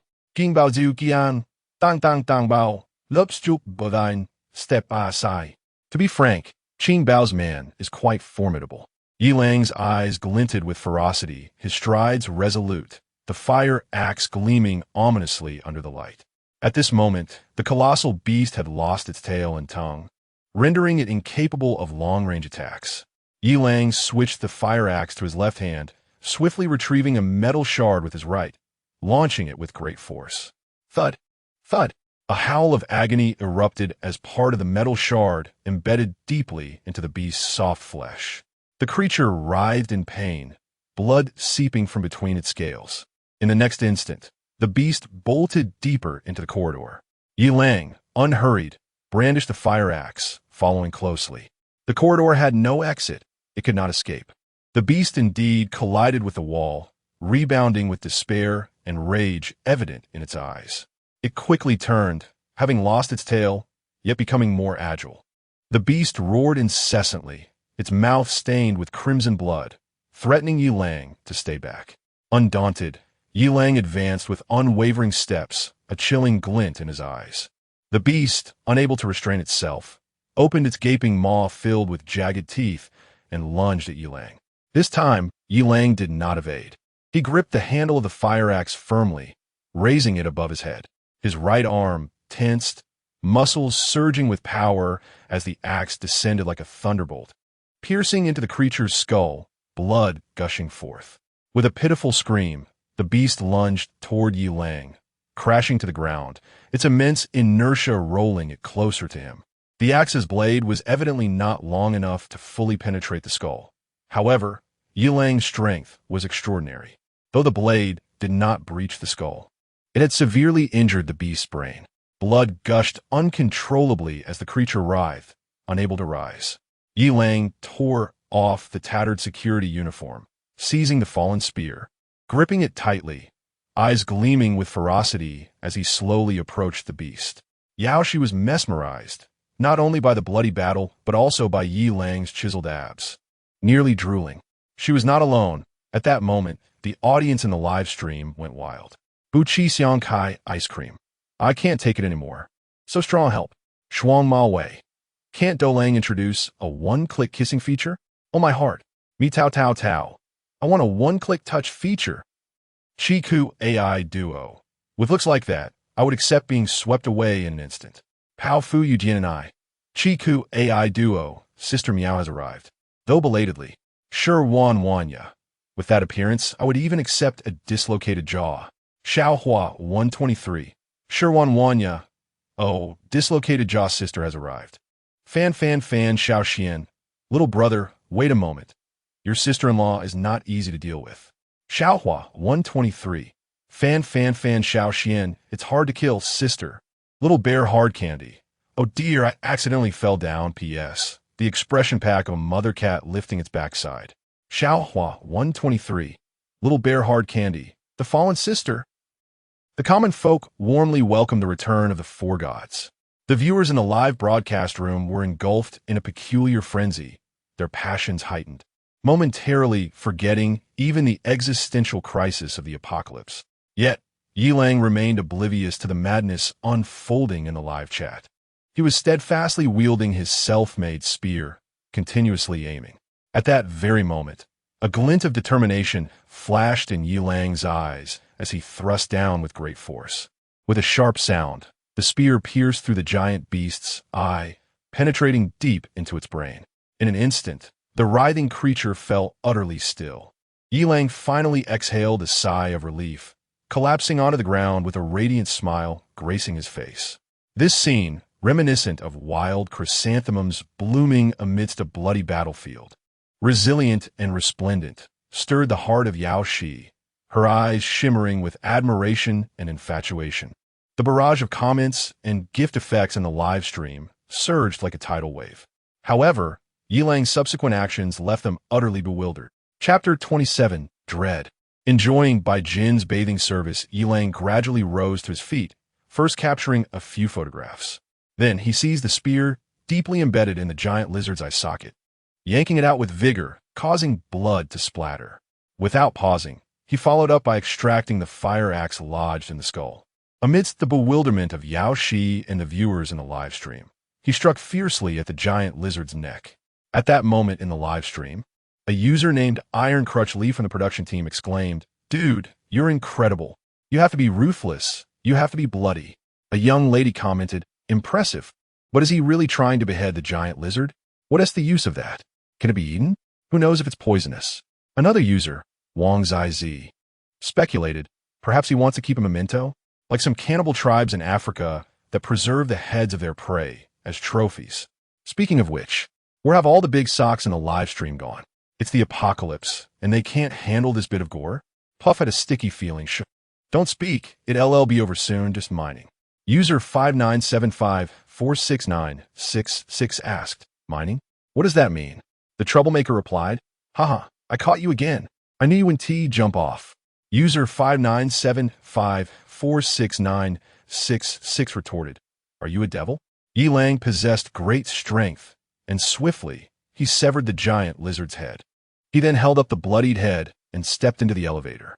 Yaoshi could not help but swallow hard. She wanted to join him in the elevator, but found her legs weak, left to watch helplessly as Yi Lang disappeared behind the elevator doors. After the elevator's numbers flickered for a moment, she sighed in relief and turned her attention to her own live stream. 1, 10, 100,000, 10,000, wow. There are actually 100,000 people in the live stream. Thank you all for your support. Please help me with some follows. Thank you, thank you. Yet, the viewers paid no heed to Yaoshi's excited voice, continuing to send messages urging her to follow, to join the elevator, or risk losing their subscriptions. Yaoshi's expression stiffened. She wished she could, but the elevator was too cramped, and with Yi Lang being so ferocious, it felt like a death wish to follow him. No matter how much she liked him, she couldn't just give herself away. Unless, however, witnessing the messages threatening to unfollow if she did not stream Yi Lang. She felt like a restless ant on a hot stove. Suddenly, an idea struck her, and she called out to the live stream, everyone, don't panic. I believe you can guess. I possess the ability to become invisible. I will keep a close watch on that man, and won't miss any of his battles. The live stream quieted down, but a few messages made Yaoshi's face flush with embarrassment. Host, since you can become invisible, could you please also stream when that man is bathing? I'd like to see his dimensions. Puff added, well said. And if possible, could you also feel his abs for me? I'd like to know if they're as hard as iron, or perhaps other hard places will do. Well said. I agree. Please. In a fluster, Yaoshi abruptly ended the live broadcast. Taking a deep breath, she inwardly cursed the indecency of these bold individuals. Yet, her heart raced with excitement from their audacious demands. Her cheeks flushed, and her gaze became dazed, leading her to smile foolishly. At this moment, Yi Lang arrived at room 1706, holding the head of a large gecko.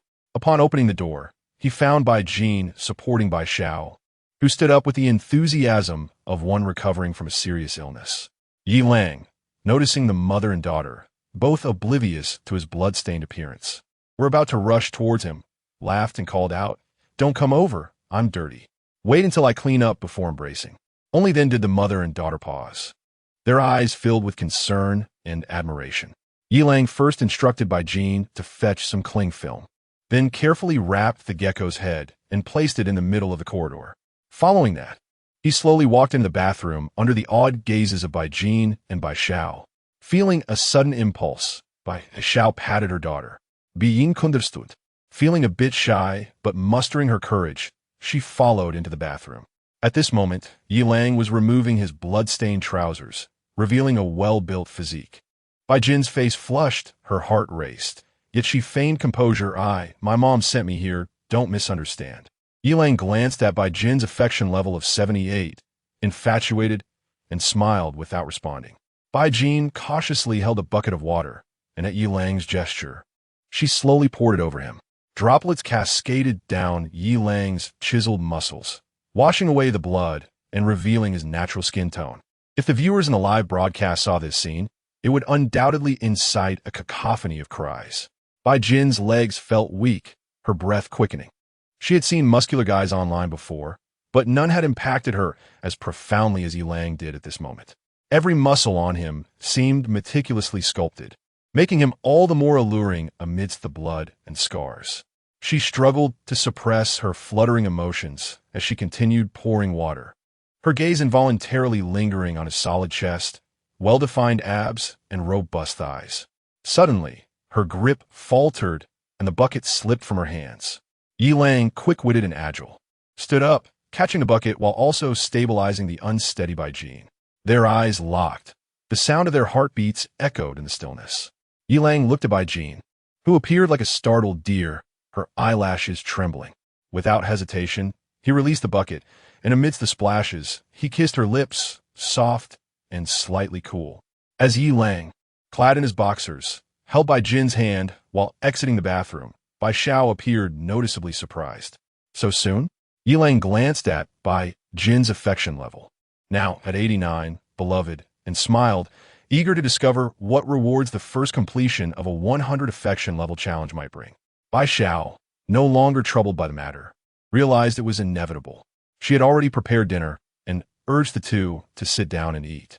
Yi Lang first sent a photo to the homeowners group before enjoying a sumptuous dinner with the mother and daughter. During this period, the two women inquired with concern about Yi Lang's physical condition and the details of the earlier battle. Yi Lang simulated lightly, merely recounting the course of the conflict without delving into excessive specifics. Bai Jin listened quietly from the side, her eyes shimmering with admiration and reliance on Yi Lang. Dinner unfolded in a warm atmosphere. At this moment in apartment 1505 of Building 3, Yaoshi excitedly uploaded the edited video to the Dolong platform, eager to share it. In just a short while, several clips had already been produced. Meanwhile, the owners' group chat erupted with excitement.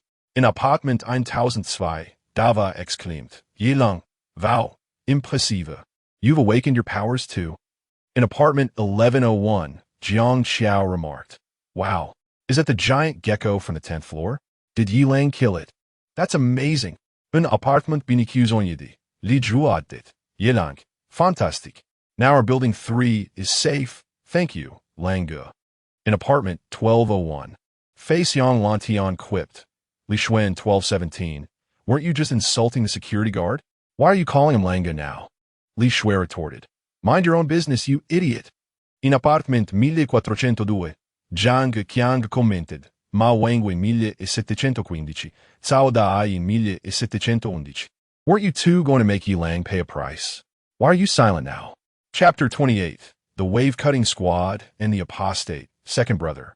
The odious security guard in room 1102 of Building 3, Fan Yi lay upon the bed belonging to Wang Wei and Qin Ling.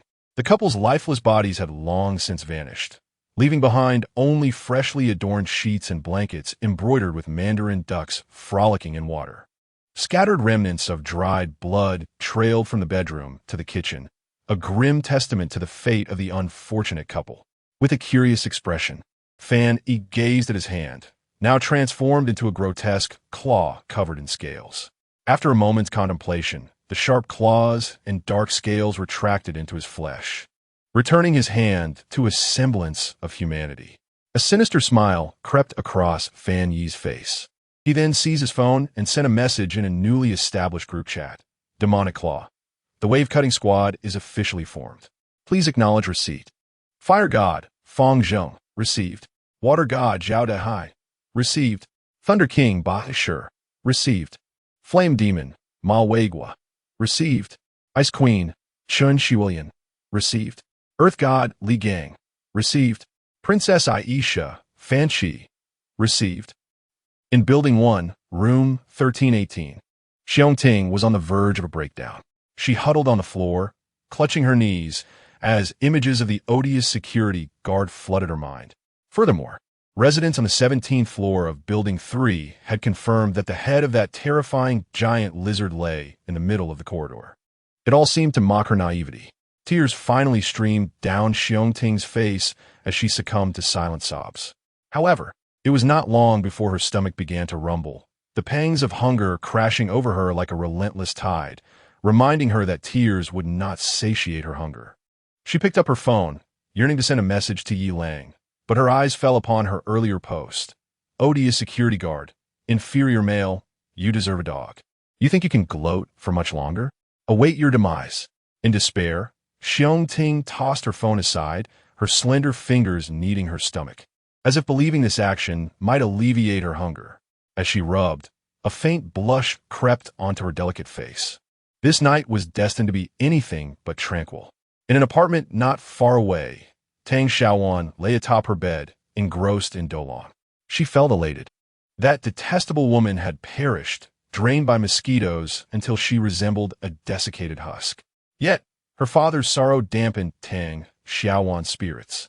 Although he had taken a younger wife, He remained steadfast in his affection for her and her brother.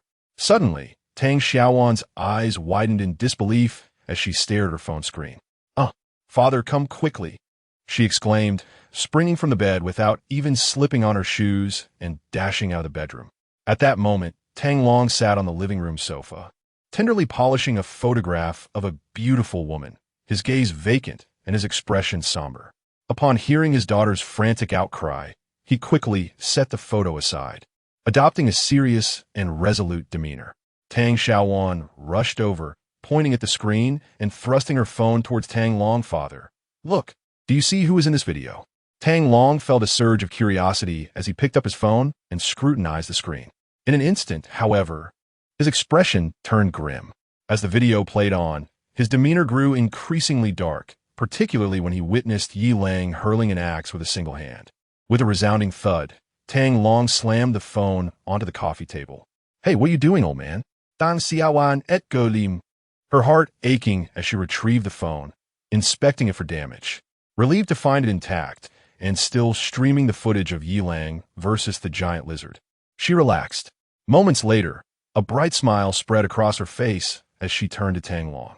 "You recognized him too, right? Second senior brother is amazing." "He is not your senior brother," Tang Long shouted, clearly irked by his daughter's words. "How dare you raise your voice at me?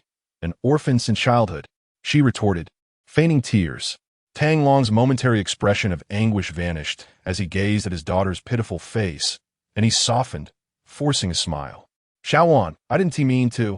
Please don't cry. I apologize." Seeing her tried-and-true tactic work once more, Tang Xiaowan's tears transformed into laughter. "I'll forgive you this time, but there better not be a next time." Her expression then shifted to one of excitement. "Old man, that's second senior brother. He has become so strong, taking down such a large lizard by himself. Let's go find him." Tang Long sighed in resignation, his voice tinged with reluctance. "Xiaowan, he is no longer your second senior brother. He has long since left the sect. Have you forgotten? Who agreed to that? He hasn't submitted a letter of resignation, nor has he faced any penalties for leaving. And you never publicly declared his departure. So how can he not be my second senior brother?" Tang Xiaowan refused to acknowledge her father's argument. In her heart, he would always be her second senior brother. Tang Long sighed again, a flicker of complex emotions crossing his eyes as he murmured, "Xiaowan, he himself has publicly declared it. There should be a video of his resignation on that Dolong platform." Stubbornly, Tang Xiaowan shook her head, determination gleaming in her eyes. "I don't care, as long as he hasn't completed the resignation process. He remains my second senior brother." Tang Long, feeling defeated, realized he could neither scold nor convince his daughter, so he fell silent. Noticing his quietude, Tang Xiaowan clung to his arm, sweetly pleading, "Dad, please take me to find second senior brother. Our apartment is only 12 stories high. Those eerie vines will eventually cover it, and we'll be in trouble. Besides, we have so many supplies to share with him. Aren't you worried he might starve?" I would mind. I would mind if he went hungry for a couple of days.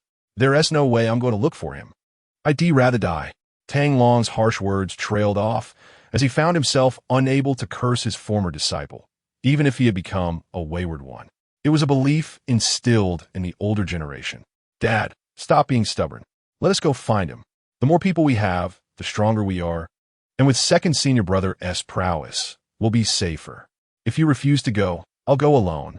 Tang Long's face contorted with frustration, yet he resolutely declared, "Even if you reveal the truth, I shall remain unmoved."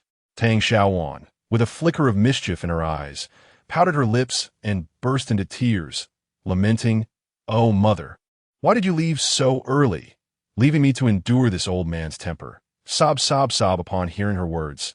Tang Long's heart twisted painfully.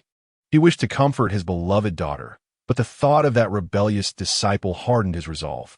Abruptly, he stood up and strode towards the balcony with hurried steps, seeking to escape the sound of his daughter's weeping, leaving behind only the remark, "I am going out for a smoke." Observing this, Tang Xiaowan wiped her tears and, with a hint of frustration, shook her fist. She resumed watching the unfinished video, murmuring, "Second senior brother, do you still consider yourself my second senior brother? I miss you dearly, so dearly." Chapter 29. The Woman of Dreams after a romantic dinner with by Xia and by Jean. Yilang instructed by Jean to select a bedroom for herself before he gently took the somewhat fatigued by Xia into his arms and led her towards the bedroom. Bai Jean looked at her mother with concern, feeling an urge to say something, yet the modesty of a young woman rendered her speechless. Once Yilang and Bai Xia had changed, they lay down on the bed, where Yilang tenderly embraced Bai Xia, causing her to shudder slightly and her face to pale. Fearful, she pleaded, Xiaolang, let me rest for a day. I truly cannot. If it must be, then perhaps you could turn to Xiao Jin instead. Yilang chuckled softly. Do you take me for beast? There is not a drop left. Rest assured. I shall merely hold you through the night. As for Bai Jin, the time is not yet ripe. However, he gazed playfully at the blushing Bai Xia, adding, if you insist on my partaking, then. Bai Jin sat on the sofa, cupping her face in her hands, her heart a whirlwind of conflicting emotions. Why had he seemingly cast her aside? Should she simply yield to him? Or should she maintain her decorum? But what if he truly no longer desired her? Caught in this turmoil, she frequently glanced towards the bedroom door. Her lack of experience rendered her particularly helpless in the face of such complex emotions. Anticipation and fear surged within her, a tumultuous tide difficult to quell. Shaking her head, she resolved to dismiss the thoughts that plagued her. She rose and moved toward another bedroom, but inexplicably, she found herself picking up a pair of fluffy pink handcuffs. Biting her lip, she steeled herself, fastening them around her wrists before hurriedly retreating into the bedroom. At that moment, Yaoshi was staring frantically at the video she had just posted, her eyes devoid of focus, murmuring repeatedly, "It's gone viral. It's gone viral. This time I'm truly famous." On Douyin, merely 2 hours had passed since Yaoshi uploaded her video, and the view count had already surpassed 1 million, with likes and shares skyrocketing, while the comments flooded in like a tidal wave. Cao Chuan, the video is absolutely authentic. I watched the live stream. Living for Wang Bingbing, damn. I can't handle this. I hadn't even finished typing fake before it was deleted. How will the photo editing brother and script brother survive now? The PPT dogs are out of the picture. 100 genuine. This guy must have awakened some unique ability. He is incredible. Jing Jing Liang Liang. That young man is so handsome. I really want to use his washboard to clean my underwear. Xiaohua 123. I accept the seconds. I accept the dislocated jaw. Young brother, wait a moment. Your brother-in-law is a bit difficult to deal with. Oh dear, he accidentally fell. P.S. A meme of a mother cat raising her rear. Puff is a bit sticky. Xiaohua 123. Kneel down. I beg you for a favor. Delete it and let me speak. Dang dang wait for the light. Damn. I've awakened my fiery powers. I can't even kill a mosquito, and this guy is single-handedly taking on the giant gecko. Maka ba ka boom. You are not alone. I have the ice powers. I can freeze a cup of water in a minute. Who else is with me? In the realm of digital media, a striking scene unfolds as a figure, adorned with a handsome visage, bears a frost-laden expression amidst the opulent confines of the Wuyo MCN Media building.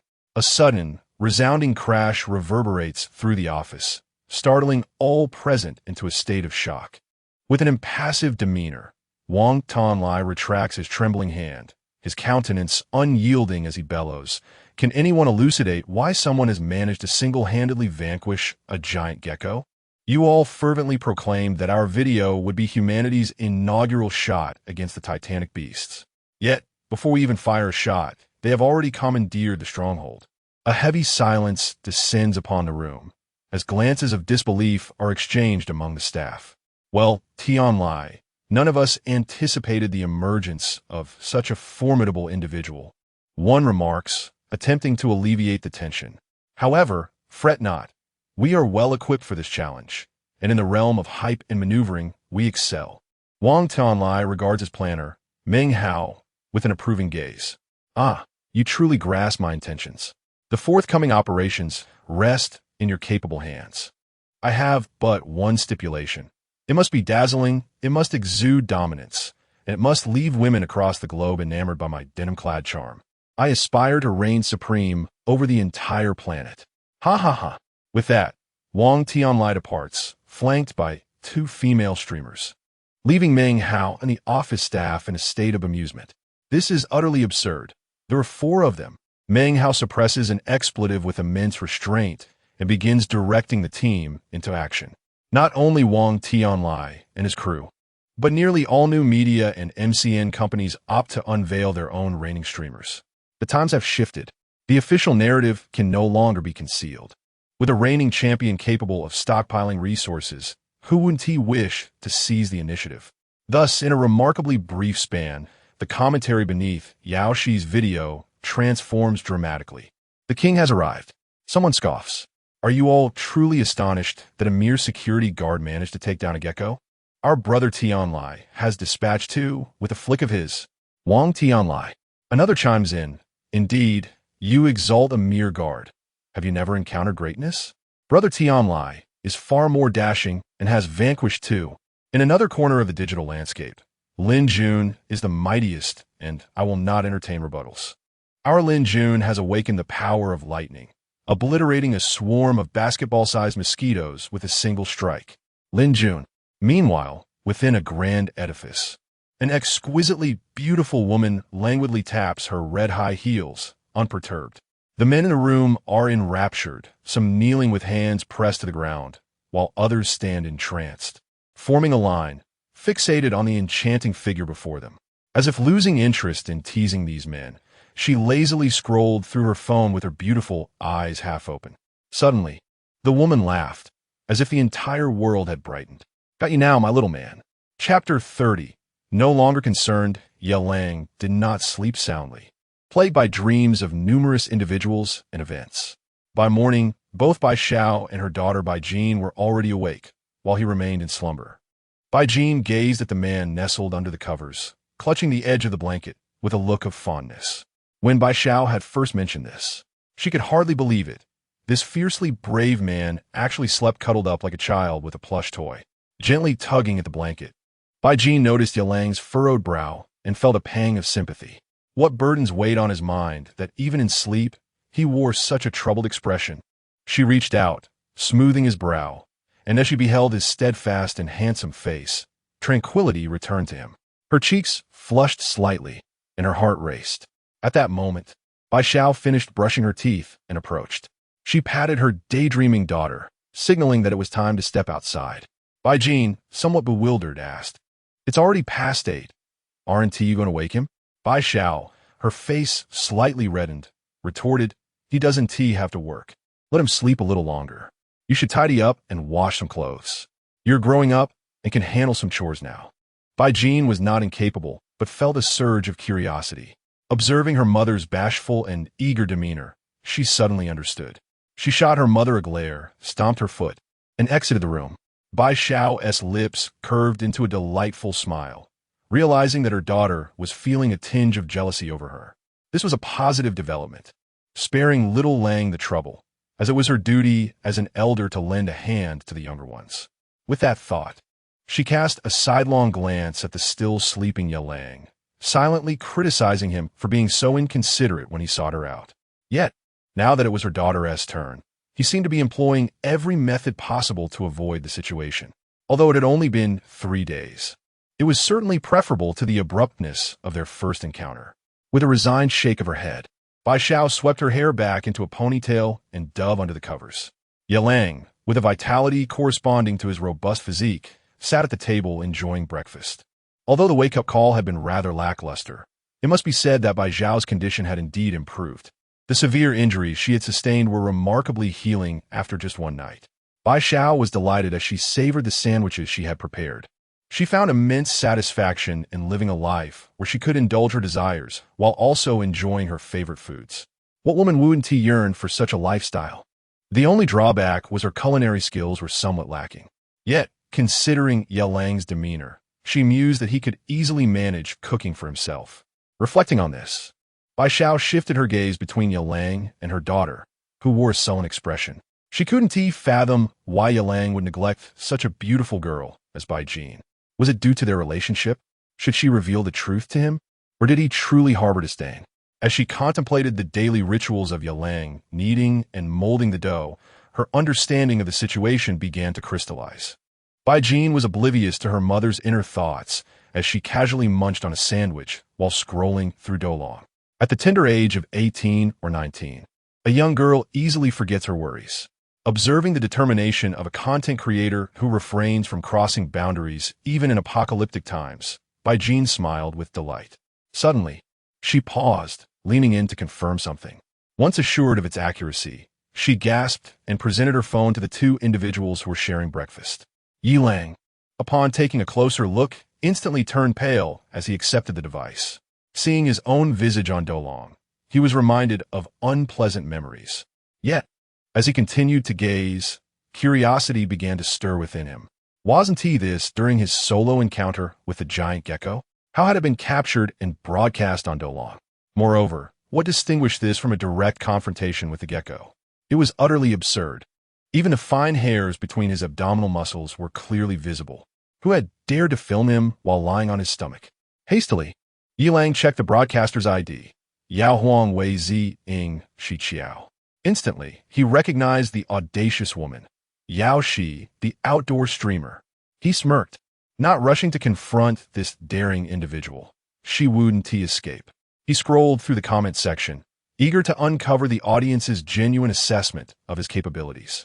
Deep down, he clung to a glimmer of hope, fantasizing that his physique could rival extraordinary abilities. Even if he couldn't emerge victorious, he would be content as long as he wasn't easily vanquished. However, upon viewing the pinned comments, his heart sank. He first examined the remark from Tian Wang Lai Xiang Miao, who had scorned him as a pathetic security guard. In the pinned video by the streamer Wang Tian, a figure arrogantly stood on a balcony, gazing skyward at a 45-degree angle. Behind him, a group of terrified women huddled, their faces pale with fear as they stared ahead. Accompanied by a hauntingly eerie soundtrack, two menacing triangular heads suddenly appeared at the balcony's edge. They were none other than two giant geckos. With gaping mouths revealing their vicious fangs, they swiftly ascended the balcony, lunging towards the women. Just then, the music shifted to an intense and rapid drumbeat. Unfazed, the figure stepped forward, and as the monstrous creatures were about to engulf him, he unleashed his power. Transformed as if into a super scion, he radiated a fiery aura, flames enveloping his form. With a mere flick of his hand, the two ferocious beasts ignited, quickly reduced to charred remains. In mere seconds, the video showcased flawless visuals, music, and movements, perfectly encapsulating the figure's charisma. Ecstatic, frozen, astonished. How could he be so powerful? After struggling to defeat a single beast, this man had effortlessly dispatched two with a mere gesture. Yi Lang's expression darkened as he continued to peruse the subsequent comments. He opened the pinned video of Lin Jun, which also featured a simple hand wave that conjured a lightning display, causing a swarm of mosquitoes, each the size of a football, to drop lifelessly to the ground. He opened Wu Feng's video, only to find the same pattern. Feng Ming, Cheng Shui, Lu Ming. They all seemed to wield the same effortless power with a mere flick of their wrists. Was this truly just a wave of the hand? That was a slaughtering knife aimed at Yi Lang's neck. Yi Lang had his doubts, particularly regarding that video featuring Wang Tianlai, where the two large geckos did not employ their primary method of attack, their tongues. However, the comment section beneath the video was filled with admiration, scientific explanations, and earnest invitations to duel atop the Forbidden City. Such reactions inevitably led Yi Lang to disbelief. With a sullen expression, he turned off his phone. Once again, was it impossible for him to enjoy a few carefree days? He decided to cast aside these concerns and noticed that his affinity with Jean had reached 90, beloved. He felt a twinge of regret, but this was not the time for such preoccupations. Just as he was about to take Jean to the bedroom to enhance their vitality, a friend request notification suddenly popped up on his phone. Initially indifferent, he was taken aback upon seeing the name Yao Shi. A sinister grin spread across Yi Lang's face. After accepting the friend request, before he could take any action, a flurry of notifications chimed. Ding, ding, ding, image, image, image. Several full-body photos from Yao Shi appeared in rapid succession. Ding name, Yao Shi, age, 19, height, 158 centimeters, weight, 92 gene, inner quality, 995, avid gamer, overall, 91. Gentle and easy to conquer. This met the system's requirements. The host was urged to take her in promptly. Yilang felt a bit dazed, wondering what this was about. He hadn't said anything yet. How had she already made her move? In truth, Yilang was still underestimating the situation. Suddenly, a series of knocks echoed from the door. Chapter 31. The Pan Jinlian and Shiman Qing of a live streaming world. Yilang, filled with curiosity, took out his phone to monitor the situation, only to find the area outside the door completely deserted. A realization dawned upon him. It must be the elusive Yao Shi who had arrived. With a cold smirk, Yilang rose and retrieved a powder compact from the restroom, gathering some foundation in his palm before approaching the door. He flung the door open with a forceful swing. Bang!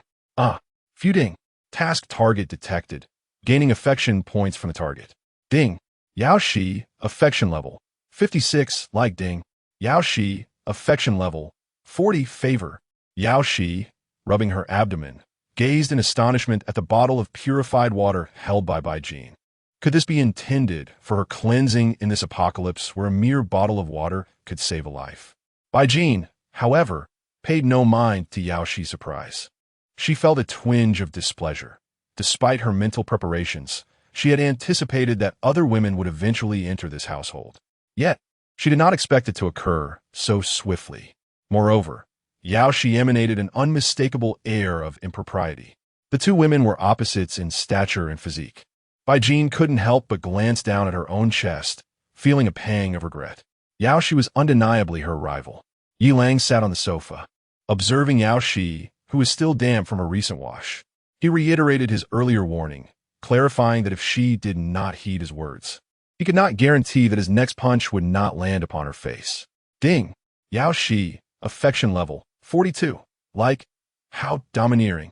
Yao Shi thought. She then, in a somewhat deranged manner, declared, I am here to propose a collaboration. Surely you've noticed my unique ability to become invisible. Not only can monsters fail to detect me, but humans can hardly perceive my presence as well. I can provide a continuous high-definition live stream while you engage in battle, and create video snippets to showcase your heroic stature to the world. What do you think? Isn't it quite thrilling? Yilang, growing impatient, bluntly declined, You can leave. I have never engaged in live streaming, and I am not interested in it. A flicker of disappointment crossed Yao Shi's eyes, yet she remained undeterred. Do you not wish for more people to witness your prowess? Do you not desire countless women to be enamored by you? Do you not aspire to establish a new power and reign supreme? Yilang furrowed his brow, his tone resolute. I do not. Yao Shi bit her lip, seemingly struggling to accept this outcome. She gazed at this valiant man, believing he shared the same thirst for fame and power as individuals like Wang Tianlai. Taking a deep breath, Yao Shi attempted to salvage the situation. Surely you require resources? These are endless supplies, enough to last a lifetime. You cannot fathom how terrifying women can be when pursuing a star. They would gladly lay their hearts bare for you. Just as Yilang was about to reject her again, a thunderous realization struck him. Woman beauty. Lay bare one's heart affection points. Yilang experienced an epiphany. Though his heart surged with tumultuous emotions, his expression remained stoic as he calmly replied, Resources? I have no shortage of resources.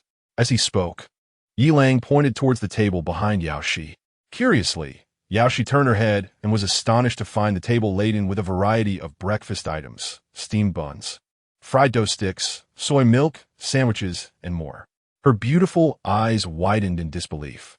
Even the apocalypse, you still eat these? Yilang waved his hand dismissively. I overslept today. Just a quick bite. Ding, Yao Shi.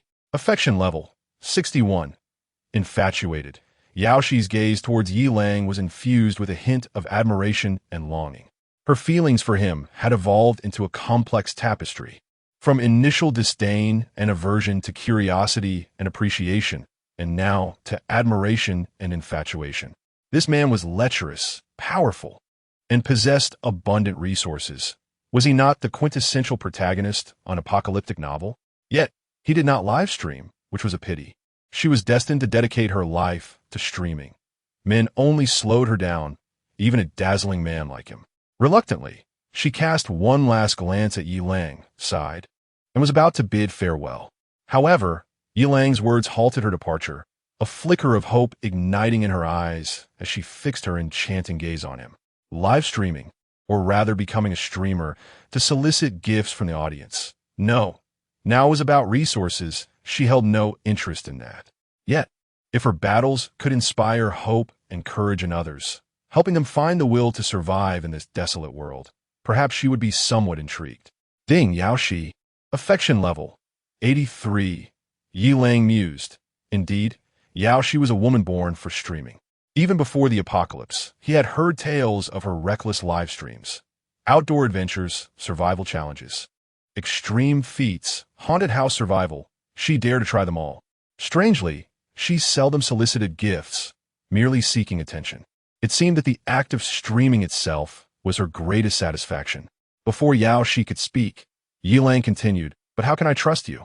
You possess the ability to become invisible. If you were to betray me during a fight, it could lead to my demise." He raised his hand to stop her from making any promises, stating bluntly, "You know well that the only way for a man to trust a woman unconditionally is." Think it over before you respond. Ding. Yaoshi. Affection level 89. Yaoshi was taken aback. A flicker of inner conflict crossing her eyes as two inner voices wrestled within her mind. One urged, for the sake of streaming, "Even life is a small price to pay. What does mere chastity matter?" The other chastised, "This man is not only formidable, but also possesses an 8-pack. What are you hesitating for? Go on, seize the moment and claim him now." Yaoshi's heart blossomed with joy, and though the remnants of her feminine virtue restrained her from immediately rushing forward, she struggled to suppress the upward curve of her lips and began to speak rather absurdly. "Ah, it's an unavoidable circumstance. I have promised to be your woman, to rest every night upon your abdominal muscles. No, rather, to accompany you in slumber each day, and then, with your 2 pecs, to extract nourishment. No, to bear you 2 children. At that point, we shall become the Pan-Jinlian and Shimanqing of the live-streaming world." "Oh no, I mean Hong Fu Nu and Li Jing." Yilang grew increasingly perplexed, wondering who was truly at a disadvantage here. Is it any wonder that it is said women possess a desire that far surpasses that of men? In other words, most women are seasoned veterans, merely concealing their true nature in public while revealing it in private. Beside them, Bai Xiao maintained her composure, having long prepared herself for such revelations. If she could handle her own daughter, surely she could manage the affairs of other women. However, Bai Jin was less amused. She had not misjudged the situation. This Yaoshi was indeed quite the flirt, her demeanor suggestive and shameless, akin to a lustful feline in heat. Yet, Yilang found himself intrigued. As a pragmatist, he held a fondness for theorists. When theory meets practice, it can indeed defy expectations. With this thought, Yilang resolved to play along. He extended his hand and suddenly uttered a word. Sa. Chapter 32. Can you become invisible? Can you see? Sisterly affection, suddenly. A bucket of water appeared before Yaoshi. As Bai Xiao and Bai Jin rolled their eyes in disbelief, Yaoshi stared at the man in front of her with utter astonishment. Ding. Yaoshi. Affection level 93. What kind of supernatural ability is this? Yilang glanced at the ceiling at a 45-degree angle and calmly replied, "Manifestation." Before Yaoshi could utter a word, Bai Jin burst into laughter, evidently associating the situation with something inappropriate. Yilang, eager to demonstrate his prowess to the young girl, refrained upon noticing Yaoshi's curious gaze directed at him. He merely shot a fierce glare at Bai Jin, annoyed by her impertinence. Disregarding her, Yilang turned to Yaoshi and said, "Go, clean yourself up. I have a bit of a cleanliness obsession." This time, it was Bai Xiao who reacted. Her cheeks flushed as she shot a disapproving look at the man who spoke such contradictory words. If he was so cleanly inclined, why did he indulge in food so voraciously? Yilang urged Yaoshi to hurry to the bathroom to wash the vegetables. He then looked at Bai Xiao and Bai Jin with mischievous intent, thinking they dared to laugh at him. They would face the consequences. As Yaoshi continued to wash in the bathroom, her heart raced, wondering if this was merely a warm-up.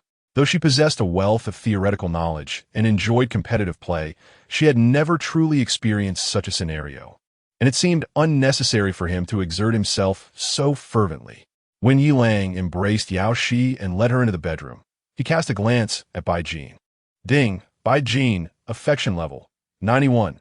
Indeed, this girl harbored secrets. His previous series of bold maneuvers had been designed to unveil her true self. It appeared to be quite effective. The woman had brought him not only humiliation and pain, but also taught him much in certain aspects. Ding, Yao Shi. Affection level, 95. Ding, system notification. Ultimate cuisine. KFC family bucket, water bucket version, has been issued to the system space. Ding, Yao Shi. Affection level, 96. Ding, Yao Shi. Affection level, 97. Ding, system notification. Ultimate cuisine. Apple milk green with coconut jelly, pearls, and taro paste. 5L has been issued to the system space. Ding, Yao Shi. Affection level, 98. Ding, Yao Shi. Affection level, 99. Ding, system notification. Ultimate cuisine. Wei Long Wong, 1 pound Wei Long, has been issued to the system space. Ding, Yao Shi. Affection level, 100. Ding, system notification. Wei Long Wong, 1 pound Wei Long, has been added to the daily essentials. Yi Lang tore open the Wei Long and placed it into Yao Shi's mouth, breathlessly assuring her of his unwavering support for her live streaming endeavors. At that moment, Yao Shi's mind was a blank slate, finally reaching an affection level of 100. Ding, congratulations, host. You have received 10 points of free attribute points. Host has added physique. Current physique, 26. 3. Ding, congratulations, host. Interaction completion rate 39, slightly increased. Ding, congratulations, host. You have received 1 body part enhancement. Enhanced part. Left arm, ding. The basic food and water configuration of the system has doubled. Currently, 12 loaves of bread, 4 barrels of water, 2 large watermelons. 1 pack of spicy strips per day. At this moment, Yao Shi lay contentedly and sweetly in Yi Lang's embrace, playfully tracing circles on his pectoral muscles with her delicate fingers. Yi Lang was equally satisfied. Yao Shi bestowed upon him an unprecedented sense of novelty. He could become invisible. He felt as though his current physique could effortlessly fell a bull with a single punch, warmth radiating throughout his body. With a slight exertion, the rippling muscles of his chest elicited a gasp of surprise from Yao Shi. A smile crept uncontrollably across Yi Lang's lips. It had not been an easy journey, but he had finally achieved a 100-point affinity. Thankfully, this Yao Shi was quite extraordinary. Otherwise, such ease would have been impossible. Moreover, the enhanced part was the left arm. With this, his arms possessed tenfold the strength of an ordinary person, allowing him a measure of regained confidence. When one possesses confidence, their spirits soar. And in such a high-spirited state, he startled Yao Shi. Observing the pleading, almost pitiful look in her eyes, Yi Lang's heart softened. He gently kissed her forehead and spoke tenderly. Do not be afraid. Rest well before we continue. Come now, rise and join me for lunch. We have KFC and apple milk tea waiting for us. Yay! Ouch! Ultimately, it was Yi Lang who helped Yao Shi don her attire. As he supported the somewhat wobbly Yao Shi out, his gaze fell upon Bai Xiao and Bai Jin, who were seated at the table. Oh, is this not the outdoor streamer, Yao Shi, the esteemed Yao streamer?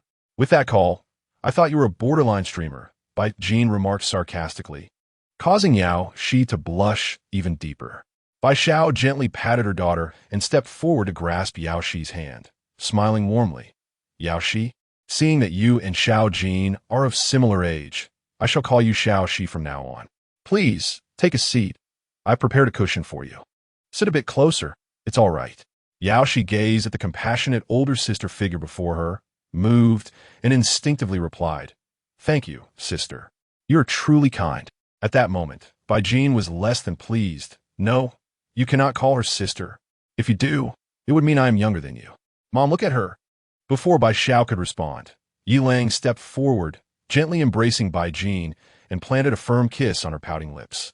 You can call Yao Shi sister. That's fine. Xiao Jin, you are so adorable. You are my favorite. Ding, Bai Jin, affinity. 92. Yi Lang chuckled silently to himself. Dealing with such a little girl required a bit of dominance and favoritism. When it was just her and Bai Xiao, she was the favored one, and that could not be showcased. Now, with Yao Shi, who was the polar opposite in many aspects, this tactic proved effective. It seemed that the opportunity for a physique of 40 lay just within these 2 days. Once everyone was seated, Yi Lang snapped his fingers. In the next moment, as the portal to the system space closed, a KFC family bucket, cola, apple milk tea, and Wei Long Wong appeared on the table. Wow! The 3 girls exclaimed in unison, their eyes shining brightly at the sight of the junk food. Not only were they captivated, but Yi Lang also relished it. KFC possessed a unique allure. After a period without indulging, one would crave it intensely. Yi Lang typically made a pilgrimage there on the first day after receiving his salary. He often encountered numerous children who, after losing their appetite at home, found solace in KFC, much to the amusement of their parents. The 3 girls wasted no time and began to feast. Bai Jin took a bite of a spicy chicken leg burger and washed it down with a sip of icy cola, instantly expressing her satisfaction with a contented hum. She turned to Yao Shi, who was mirroring her actions, and couldn't help but compliment her, albeit through a playful tone. Yao Shi, though your appearance is somewhat irksome, your taste aligns perfectly with my preferences. Yao Shi, noticing the little sister's prideful demeanor, chuckled softly and pushed a large milk tea towards Bai Jin. Sister, do give this a try. Bai Jin eagerly accepted it, showing no disdain, and quickly took a sip, her eyes turning crescent-shaped with delight. This is so delicious. Even in the apocalypse, I can still enjoy milk tea, especially this delectable apple milk green tea. It's such a blissful experience. Unable to contain her excitement any longer, she grasped Yao Shi's hand and sweetly declared, Sister, you are truly wonderful. I shall rely on you to prepare more delicious treats in the future. My mother's favorites are steak and watermelon, but our tastes are so much more aligned. Please, don't hesitate to whip up more. Yi Lang can handle it. Chapter 33. Xiong Ting and Xiong Yuan, sisters together. Their joy doubled. Yao Shi's cheeks flushed crimson as she cast a furtive glance at the exuberant Yi Lang, pondering the extraordinary prowess of this man, which left her utterly enchanted. Sister, she said shyly to Bai Jin, I have no objections, but I must rest tonight. Bai Jin understood all too well, having witnessed the exaggerated, swollen state of their mother. With a pang of sympathy, she grasped Yao Shi's hand, shooting a reproachful look at Yi Lang and muttering, He's nothing but an unrelenting beast, causing you such distress, sister. Yao Shi's affection for her sister swelled, and the two began to share a cup of milk tea, reveling in their newfound camaraderie. After lunch, Yi Lang, as per his routine, shared several photos in the group chat before commencing his workout. His physical prowess experienced a sudden enhancement of 10 points, leaving him feeling slightly disoriented. He sensed the urgency to harmonize his newfound strength as an impending battle loomed on the horizon. Following his exercise, Yi Lang rinsed off briefly and reclined on a yoga mat. Bai Jin and Bai Xiao arrived to massage his sore muscles, brandishing a bottle of essential oil they had unearthed from somewhere. Their hands trembled slightly as they glided over his firm, sculpted muscles, the heat radiating from his body causing a flurry of nervous energy between them. When their eyes inadvertently met, they both glimpsed a glimmer of unspoken emotion in the other's gaze, prompting an immediate, flustered turn of their heads as they meticulously resumed their task. Meanwhile, Xiong Ting lay sprawled on the floor, utterly depleted, her body refusing to move even a finger. On the other end of the video call, Xiong Yuan anxiously called out, Sister, sister, Xiong Ting, what's wrong? Can you hear me? Xiong Yuan paced the room with palpable concern, clutching her phone tightly as she repeatedly called her sister's name. Her stunning visage was etched with worry. She longed to be by Xiong Ting's side, to care for her capricious sibling. Though only a minute separated their births, her sister's lack of maturity often made Xiong Yuan feel more like the responsible one. After the passing of their parents, the sisters had leaned on each other for support, navigating the trials of life together, struggles known only to them. As beautiful twin sisters, they had to contend with an endless stream of ill-intentioned individuals. After enduring hardships, Xiong Yuan had finally carved out a niche as a somewhat renowned streamer, while her sister had gained admission to a prestigious graduate program. Just as they seemed poised for a brighter future, calamity struck, and they found themselves questioning their fate. Xiong Yuan contemplated flying over to her sister, but the risks were daunting. The MCN building where she was situated had become increasingly perilous. Other groups would certainly not allow her to leave with supplies unchallenged. What should she do? What had happened to her sister? Hadn't they agreed to seek refuge with someone named Yi Lang? Furthermore, from what she had seen in Yi Lang's battle videos, if they were not exaggerated like their own experiences, he was undoubtedly a formidable warrior. What was my sister really up to? As Xiong Yuan continuously called out, Xiong Ting, lying on the floor, finally reacted. She lifted her phone to gaze at her sister in the video, unable to contain her tears. Oh, little Yuan, I feel like I'm dying. You're the only one in this world. What will you do? I'm so sorry, little Yuan. I truly am. Xiong Yuan felt a sharp pang in her heart upon seeing her sister's frail form on the floor, her lips pale, though her face still bore a hint of color. She forced herself to calm down and, trembling slightly, spoke. Sister, don't panic. Speak slowly and tell me everything. I refuse to believe that fate is so cruel as to take you away from me. Unable to hold back any longer, tears streamed down her face, and she pressed her mouth tightly to stifle her sobs, continuing, Sister, I beg you, please tell me everything. Xiong Ting managed a weak smile, but upon seeing her sister's deep concern in the video, her lips quivered as she choked out, Little Yuan, I'm useless. I've worried you. You must live well. Xiong Ting, tell me what happened. Please. Xiong Yuan's desperation surged as she interrupted, raising her voice. Xiong Ting seemed to sense her sister's fury. Despite her overwhelming hunger, her body trembled in fear. Finally, she spoke. Little Yuan, I've messed up. I haven't eaten for 3 days. Yesterday, I was determined to approach the Yi Lang. I sent the photos and information. But then, I saw many people awakening their powers in the group and thought that Yi Lang would be finished this time. So, you know how much I despise that horrible security guard for objectifying women and taking advantage of others. I retracted my message and even scolded him. Now, there's no one left to save me, and I feel like I'm going to starve.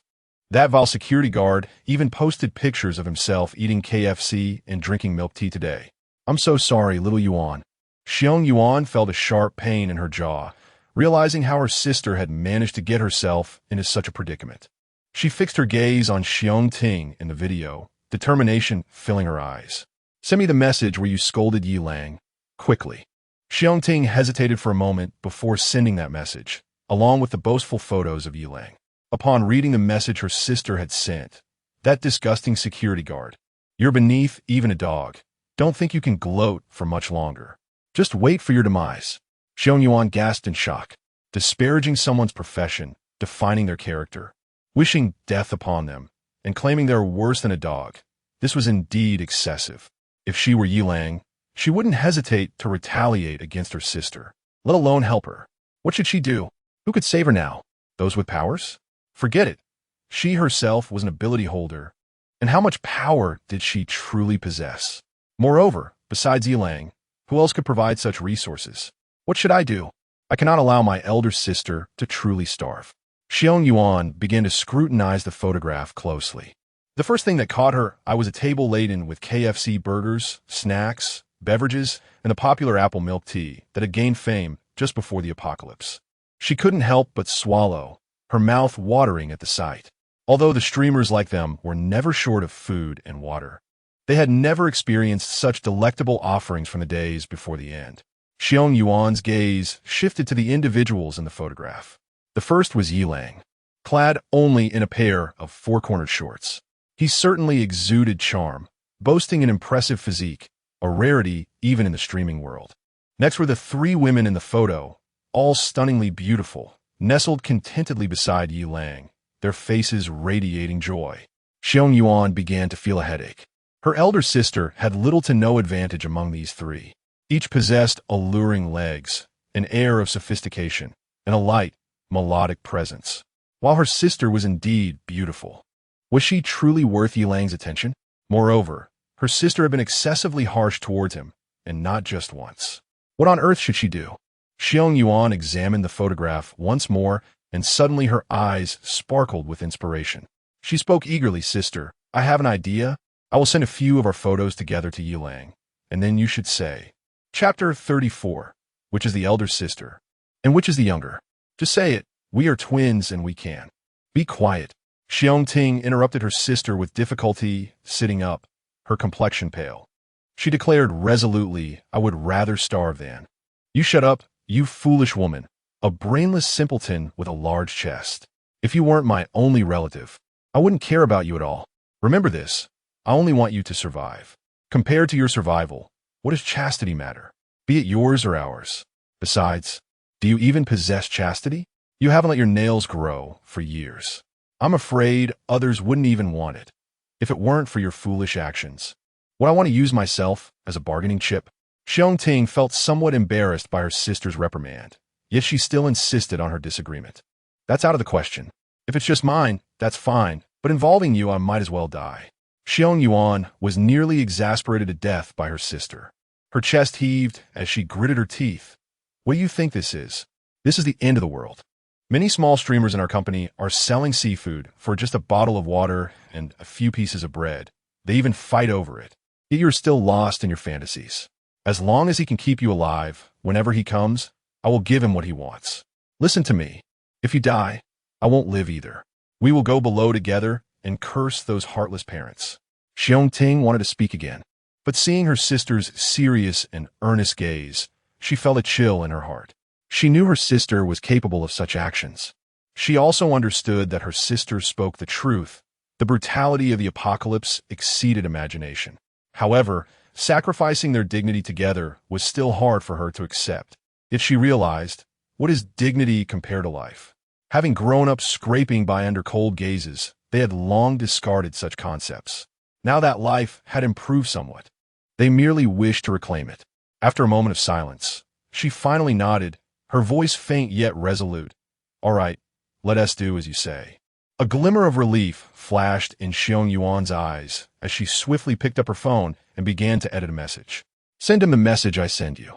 The tone must be sincere. Sister, remember firmly, I only have you, and you only have me. No matter the humiliation we endure, as long as we are alive, there is hope to rise again. Just like when we were children, the lollipops we found on the ground, cleaned, were just as sweet. Surviving gives us a chance to regain lost dignity. Once dead, everything is lost. For my sake, I implore you, survive. Xiongting's eyes brimmed with tears as she nodded heavily. At this moment, Yi Lang felt quite at ease, with two delicate hands kneading his entire body, seemingly dispelling all fatigue. He closed his eyes, relishing this moment of tranquility, yet a faint urgency stirred within him. Yi Lang had just come across several highly popular videos of supernatural battles. Viewing the peculiar abilities displayed in the videos, along with their terrifying power, an inexplicable sense of unease washed over him. Such abilities are akin to magic and cultivation.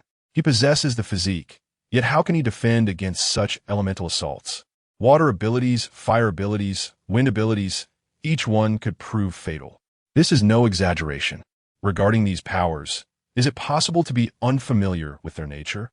Consider, for instance, a water manipulator who could instantly extract moisture from a person's body.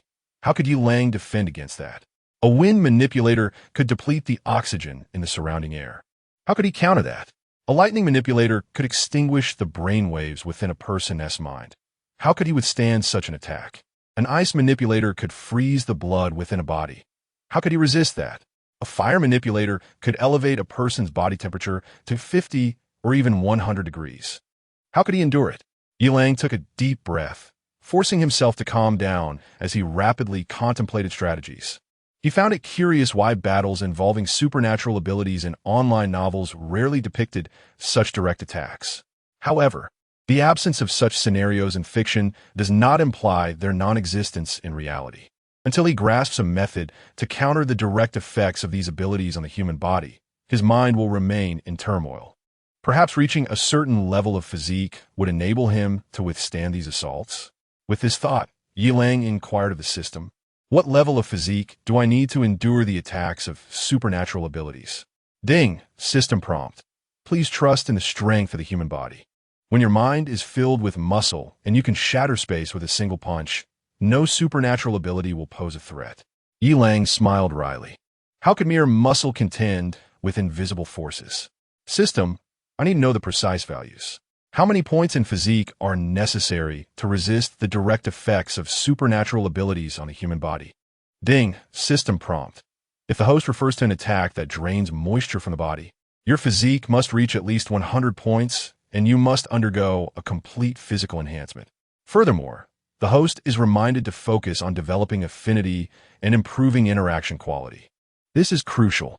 Yi Lang could only smile helplessly. His current physique was merely 26. 3, and he had only undergone enhancement twice, leaving him far from his goal. Just as he was deep in thought, his phone vibrated, and a message caught his eye. Xiong Ting. Yi Lang, I know that no words can rectify my mistakes. Here is a photo of my sister and me. If you can take us in and provide us with food, we will be yours to command. My sister is at the Wuyo MSN Media building in the city. The beautiful host Yuan's flower roll is her. Photos attached. Ding system detected a task meeting the requirements.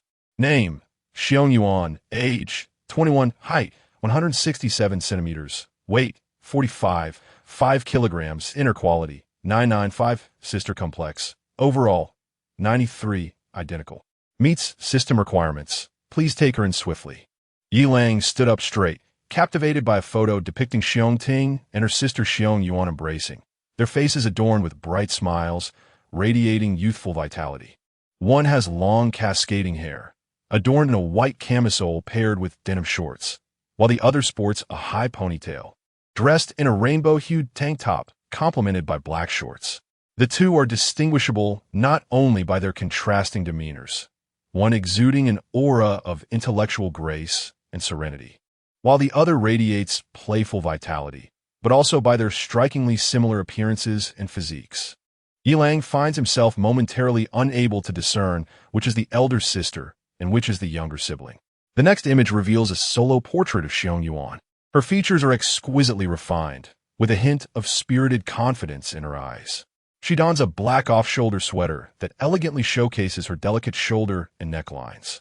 Paired with high-waisted jeans, her legs appear long and slender, exuding an air of self-assurance and allure.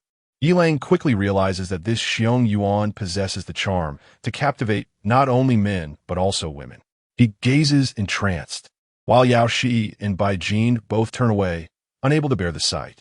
Yi Lang takes a deep breath, striving to calm his exhilarated heart, and types in response, "Didn't you say you wouldn't give anything even to a dog? What is happening now? You think I'll accept something that even a dog wouldn't want just because you're offering to?" Chapter 35. The legendary B2B upon reading the response.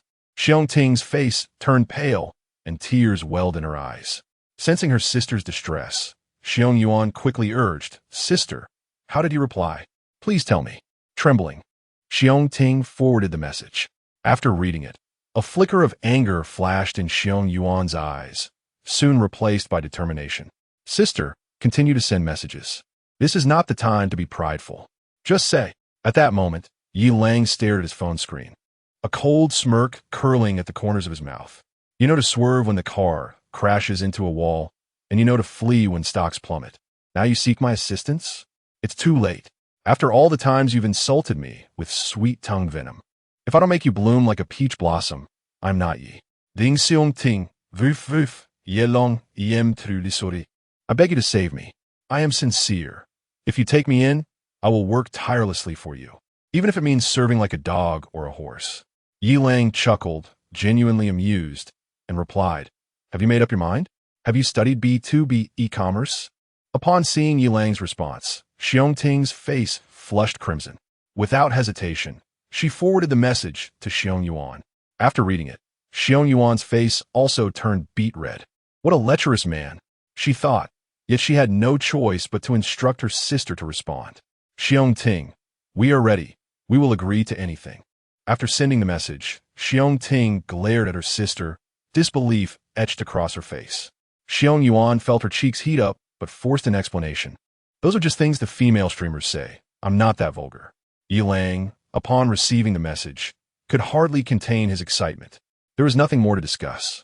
"I'll send you the elevator and rooftop access codes. Come over in a flying vehicle and message me when you reach the rooftop." After sending the message, he did not check his phone again, but turned to the blushing Yao Shi, asking, "I almost forgot to ask, How do you move freely between floors? Can you walk through walls? Yao, she smiled coyly and explained softly. After awakening my invisibility powers, I wanted a live stream from the rooftop. So I tried the access code for the 16th floor. Can you believe it? It was MSJD0316. I don't know who set that password. It's as if they wanted everyone to know. Similarly, the 17th floor was MSJD0317, and when I tried it, it worked too. However, it didn't work for the 18th floor. When I was leaving, I found an elevator card on the ground with the elevator control password written on the back. What kind of security personnel do we have in our community? It's simply, oh boss, I wasn't referring to you. I didn't mean it. Yao, she exclaimed in terror, looking at Yi Lang, whose expression darkened. She hurriedly clarified, I truly didn't mean it. I'm sorry, boss. Yi Lang, however, was not so easily appeased. He pulled her into his embrace and raised his hand. Yao, she cried out in protest. And only when tears shimmered in her eyes did Yi Lang relent. Observing the unmistakable discomfort of Yao Shi, Yi Lang's voice dripped with malice. Do you understand your mistake? Yao Shi, with both hands covering her backside, appeared pitiful, her face a portrait of sorrow. I understand. I shall never dare again. Yi Lang chuckled softly, pulling Yao Shi into his embrace. Now, that's more like it. Let me give you a little massage. No, please. Seeing Yi Lang's reaction, Sisters Xiong Ting and Xiong Yuan finally breathed a sigh of relief. Sister, do you still have the strength? Hurry over and be sure to message me once you arrive. Xiong Ting's eyes were filled with determination. After affirming her sister, she struggled to rise and prepare to leave. Suddenly recalling something, she returned to wash her hands with the last remnants of water before stepping outside once more. After Yao Shi's ordeal was concluded, Yi Lang found himself at the entrance of the rooftop. Before long, Xiong Ting's message arrived. Observing the surveillance, Yi Lang noted that only Xiong Ting was present and she appeared to be behaving normally, which prompted him to open the door. Ding, task, target detected. Initiating task, target affection level. Xiong Ting, affection level, -36, disgust. With a swift motion, Yi Lang delivered a powerful punch. Ding, Xiong Ting, affection level, -46, aversion. He proceeded to inspect Xiong Ting, who lay collapsed on the ground, struggling to breathe. Ding, Xiong Ting, affection level, -52. Yi Lang then hoisted Xiong Ting, who resembled a lifeless dog, and returned to his previous location. As he set her down, he watched her gag helplessly, unable to expel anything, and felt no sympathy. Only when she ceased retching and could sit upright did he fix her with a cold gaze, his tone icy. Now, what should you call me? A flicker of humiliation crossed Xiong Ting's eyes. Her voice trembled with resignation. Master. Ye lang vavit dismissibeli, unjordicht. A hint of confusion crossed her features as she whispered. Husband? Yi Lang scoffed. Do you think you deserve that? Keep pondering.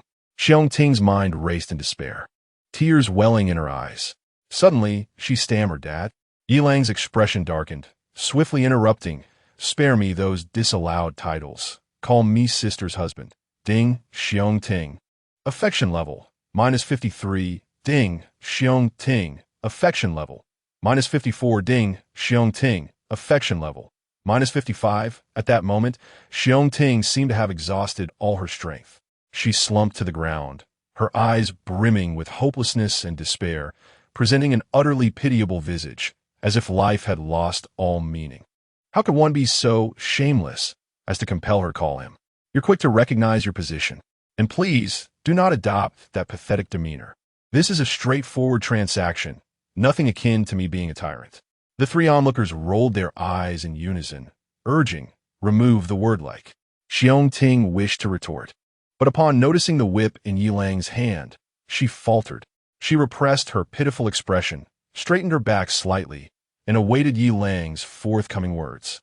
Yi Lang, somewhat satisfied, finally inquired, You mentioned that your sister, Xiong Yuan, has also agreed and is currently waiting for me at Wuyo Building. Why isn't she coming here herself? Xiong Ting pressed her lips together, responding, The situation on my sister's side is rather complicated. It seems she cannot make it. Noticing Yi Lang's slight frown, Xiong Ting's heart tightened, and she quickly added, But you can go to her. We are true to our word and will never go back on our promise. Yi Lang let out a cold laugh, wondering if she considered him a fool or thought him easy to deceive.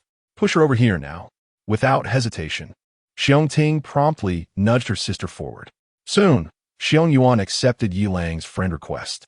With a face full of anxiety, she began typing, wishing to convey something on behalf of her sister, but the next message she received made her face flush with embarrassment. Chapter 36. A dislocated jaw acknowledged Yi Lang. Let me first send a few unbroadcastable photos to verify the goods. I wish to discern the differences between you and your sister. This insufferable security guard, so lewd and despicable. Ah, how infuriating. Xiong Yuan cursed vehemently, yet tremblingly sent a few unbroadcastable photos from her private album. Yi Lang leisurely stared at the screen, a playful smile curling at the corners of his lips. Ding! The WeChat notification chimed, and Yi Lang promptly opened it. Wow, true to their name, indeed. Yi Lang smacked his lips and replied, Not bad, I'll check your sister soon. Before waiting for a response, he continued typing, briefly introduce the current situation at Wuyo Building, and explain why you cannot come. Otherwise, Xiong Yuan was about to unleash another tirade upon seeing the first message, but upon reading the second, she abruptly halted. After a moment of contemplation, she decided to reveal the truth to Yi Lang. Xiong Yuan. When the apocalypse struck, many staff members and male and female streamers were trapped inside Wuyo Building. It was manageable at first, but as food and water supplies dwindled, the situation has become dire. In the past couple of days, deaths have begun to occur within the building. Forced by necessity, everyone has resorted to their original profession, live streaming for alms. Surprisingly, the results have been remarkably good, and many staff members are now relying on their streamers to garner more food. So, I truly cannot come, but you can bring my sister over. I assure you, once you arrive, you may do as you please. Yi Lang's eyes brightened, and he quickly typed, Are there many female streamers there? Are they beautiful? Xiong Yuan internally cursed the lecherous man, replying, Many, probably around 200 or 300, with both major and minor streamers. The vast majority are quite lovely on camera. I cannot speak for their bare faces. Upon reading this message, Yi Lang envisioned the towering edifice of Wuyo Building, contrasting it with his own modest 17-story high-rise, and silently made a decision. He hastily typed, How many ability users do you have there? What kind of abilities? Are they formidable? Xiong Yuan furrowed her brows slightly, biting her lip as she typed. There are quite a few ability users, about 1/5 of the population. Most possess common elemental abilities like fire, water, and ice, but a few have unique powers. My ability allows me to control objects with my mind, which is quite potent. If you can ensure my sister's safety without any harm. Xiong Yuan paused at this point, reconsidering, and instead typed, If you can bring her over, then you may have both of us. Yi Lang scoffed. How do you propose to traverse? If you fear allowing your sister to risk flying over, why should I be able to bring her safely? Xiong Yuan was momentarily taken aback. How could he be so formidable yet fear flying? Current flying vessels could easily evade any ordinary birds, equipped with sonic and infrared bird-repelling devices. Additionally, deploying a few drones for cover would suffice, right? If her sister couldn't manage it, surely he, being so powerful, could handle it? Yi Lang observed the question mark sent by Xiong Yuan and shook his head slightly. He was acutely aware that the danger was minimal. However, a minor threat did not imply the absence of peril. Unless absolutely necessary, Yi Lang preferred to remain in his chamber, quietly enhancing his strength. Once his physical prowess reached an extraordinary level, capable of obliterating the earth with a single blow, stepping out into the world as an invincible force would be far more advantageous. With 4 women by his side, as long as his body could endure, he could significantly augment his physicality within a few days. Yet, within the Wuyo Building resided 200 to 300 unattached beauties. If even a fraction, say 20 or 30, met the system's criteria, what remarkable heights could his physique attain? A state of contemplation enveloped him. At that moment, Xiong Ting's stomach rumbled incessantly, her eyes glazing over. Losing focus, recognizing the opportune moment, Yi Lang pointed with his right hand and uttered a single word, Sa. Instantly, A meticulously crafted and substantial serving of sautéed French foie gras accompanied by black truffle and fried rice appeared before Xiongting. Ding, Xiongting. Favorability. -16. Dislike. Xiongting, too astonished to process the situation, immediately knelt down and devoured the meal voraciously. It was exquisite, incredibly so. How could this liver be so rich and silky? And the fragrance of the beef fried rice was intoxicating. Alas, such culinary delights had eluded her before the apocalypse. To experience them now was a revelation. Ding, Xiongting, favorability, 17. Attention, ding, Xiongting, favorability, 18. Ding, Xiongting, favorability, 19. Ding, Xiongting, favorability, 20. Yilang gazed intently at Xiongting, who was on the ground, her hands grasping the food as she devoured it. He pondered deeply. Upon noticing her pace slowing and her swallowing becoming labored, he retrieved a portioned milk tea from the system space and offered it to her. Xiongting, intrigued yet unhesitant, took a hearty sip. Ming de, apple milk green, enhanced version. Ding, Xiongting, favorability, 34. Favor, beside them, by Jean rolled her eyes. Knowing full well that no woman could resist the allure of milk tea, especially at this moment. Observing the delight on Xiongting's face, Yilang smiled and nodded. Sip slowly. There's plenty more. Xiongting mumbled, her actions of slurping the milk tea unwavering. Ding, Xiongting, favorability, tretini, ding, Xiongting. Favorability. 42. Like, it was only when Xiongting let out a contented sigh, unable to consume another morsel, that Yilang spoke. Are you full? Xiongting nodded gratefully. I am full. Thank you, it was simply. Yilang raised a hand to interrupt. Was it delicious? With a fervent nod, Xiongting replied, delicious, absolutely marvelous. I have never. Yilang interjected once more, that is splendid. Now, do you understand what you must do next? Ding, Xiongting, favorability, 21. Why yes I do. But, could I possibly wash up? Just a small bottle of water would suffice. Xiongting felt a mix of embarrassment and frustration. Yet she mustered the courage to articulate her request. Observing her pitiable visage, Yilang chuckled with a hint of amusement. No need for that. Ahem. Ugh. Ding. Xiongting, affection level, -23. Disgust. Yilang continued to sit unabashedly, indifferent to the shy and pained expressions of the three women beside him, and coldly commanded, continue. Xiongting, slumped and trembling, staggered out of the restroom. It was only when Bai Jin, with an expression of disdain, flushed the remnants of food and a mixture of saliva and phlegm down the toilet that this torment finally came to an end. Yilang, gazing at Bai Jin's face which bore a mix of disgust and fear, pulled her into his embrace and gently kissed her forehead. Jeaner, do not fear. I shall never treat you in such a manner. You are the most cherished person to both your mother and me, and I will certainly guard you with tenderness. Ding. Bai Jin, affection level, 97. Chapter 37. A peculiar target. How could both of them miss their aim?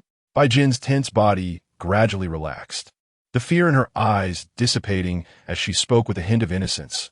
You scared me to death just now. I thought you were a pervert. Bai Xiao and Yao she exchanged glances, both silently questioning. Isn't he? Yilang chuckled softly, his gaze profound. This is just the beginning. Besides, don't you enjoy it?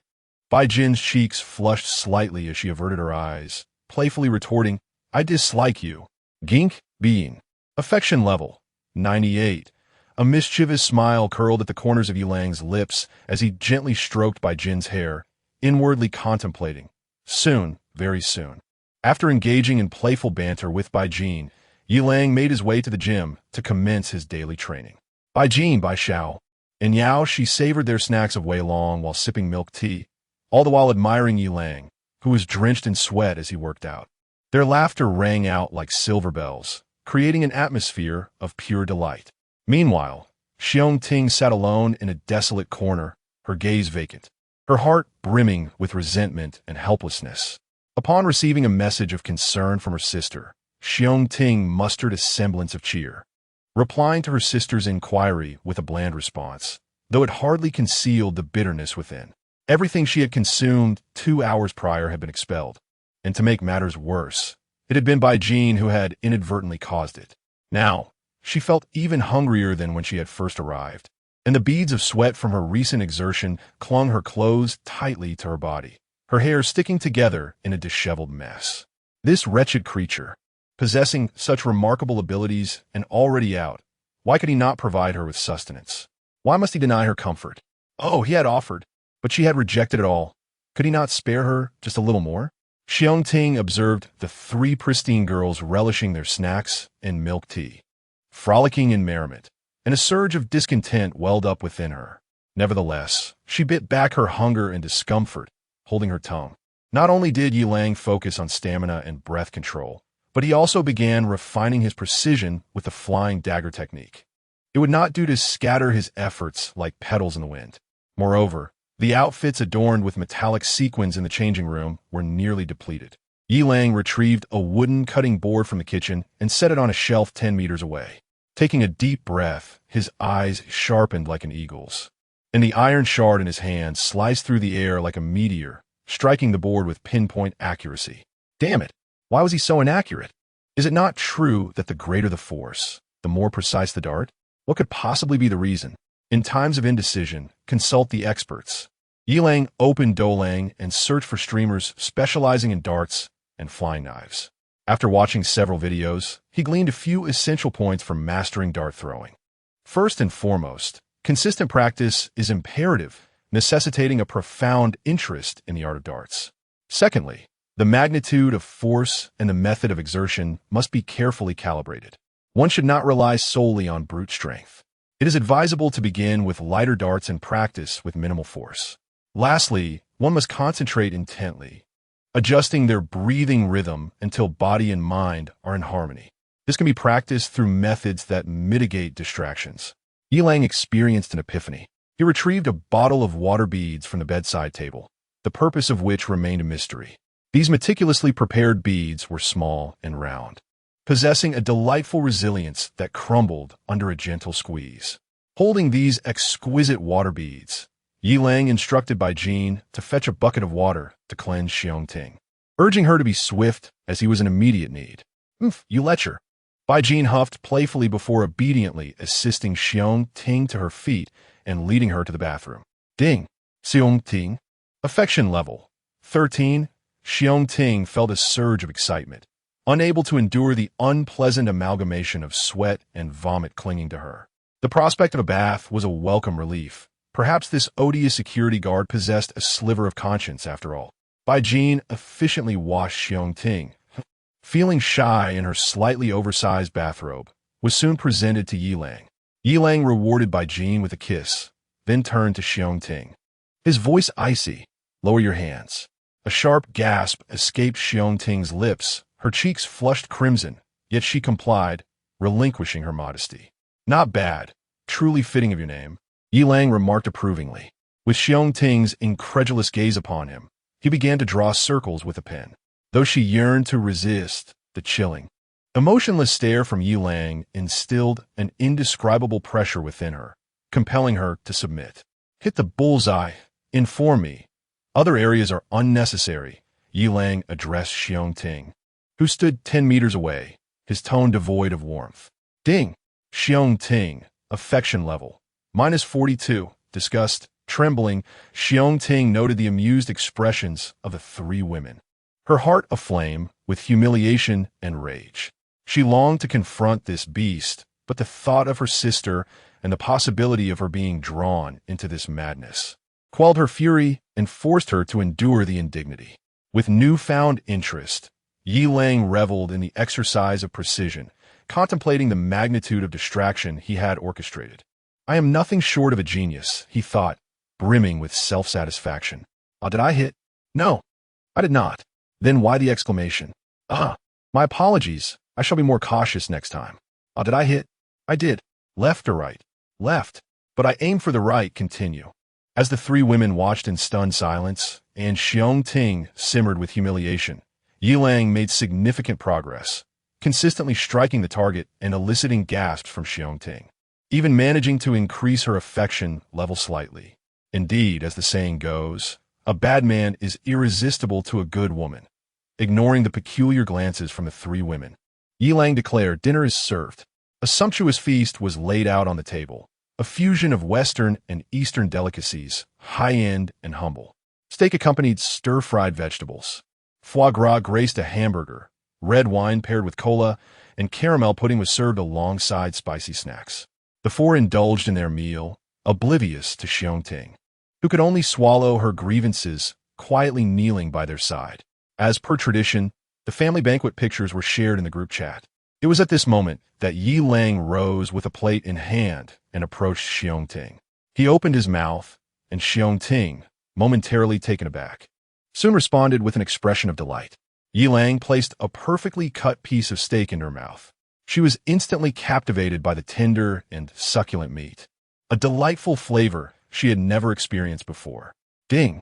Xiongting, favorability, 42 likes. In that instant, all her pent-up frustrations seemed to dissipate. Unable to resist, she looked up at Yi Lang, her eyes reflecting a complex mix of emotions. Yi Lang was slightly taken aback. Did this directly increase her favorability by 100 points? Was she not simply a foodie? Observing the satisfied expression on Xiongting's face, a playful impulse surged within him. He scooped a spoonful of caramel pudding and gently brought it to her lips.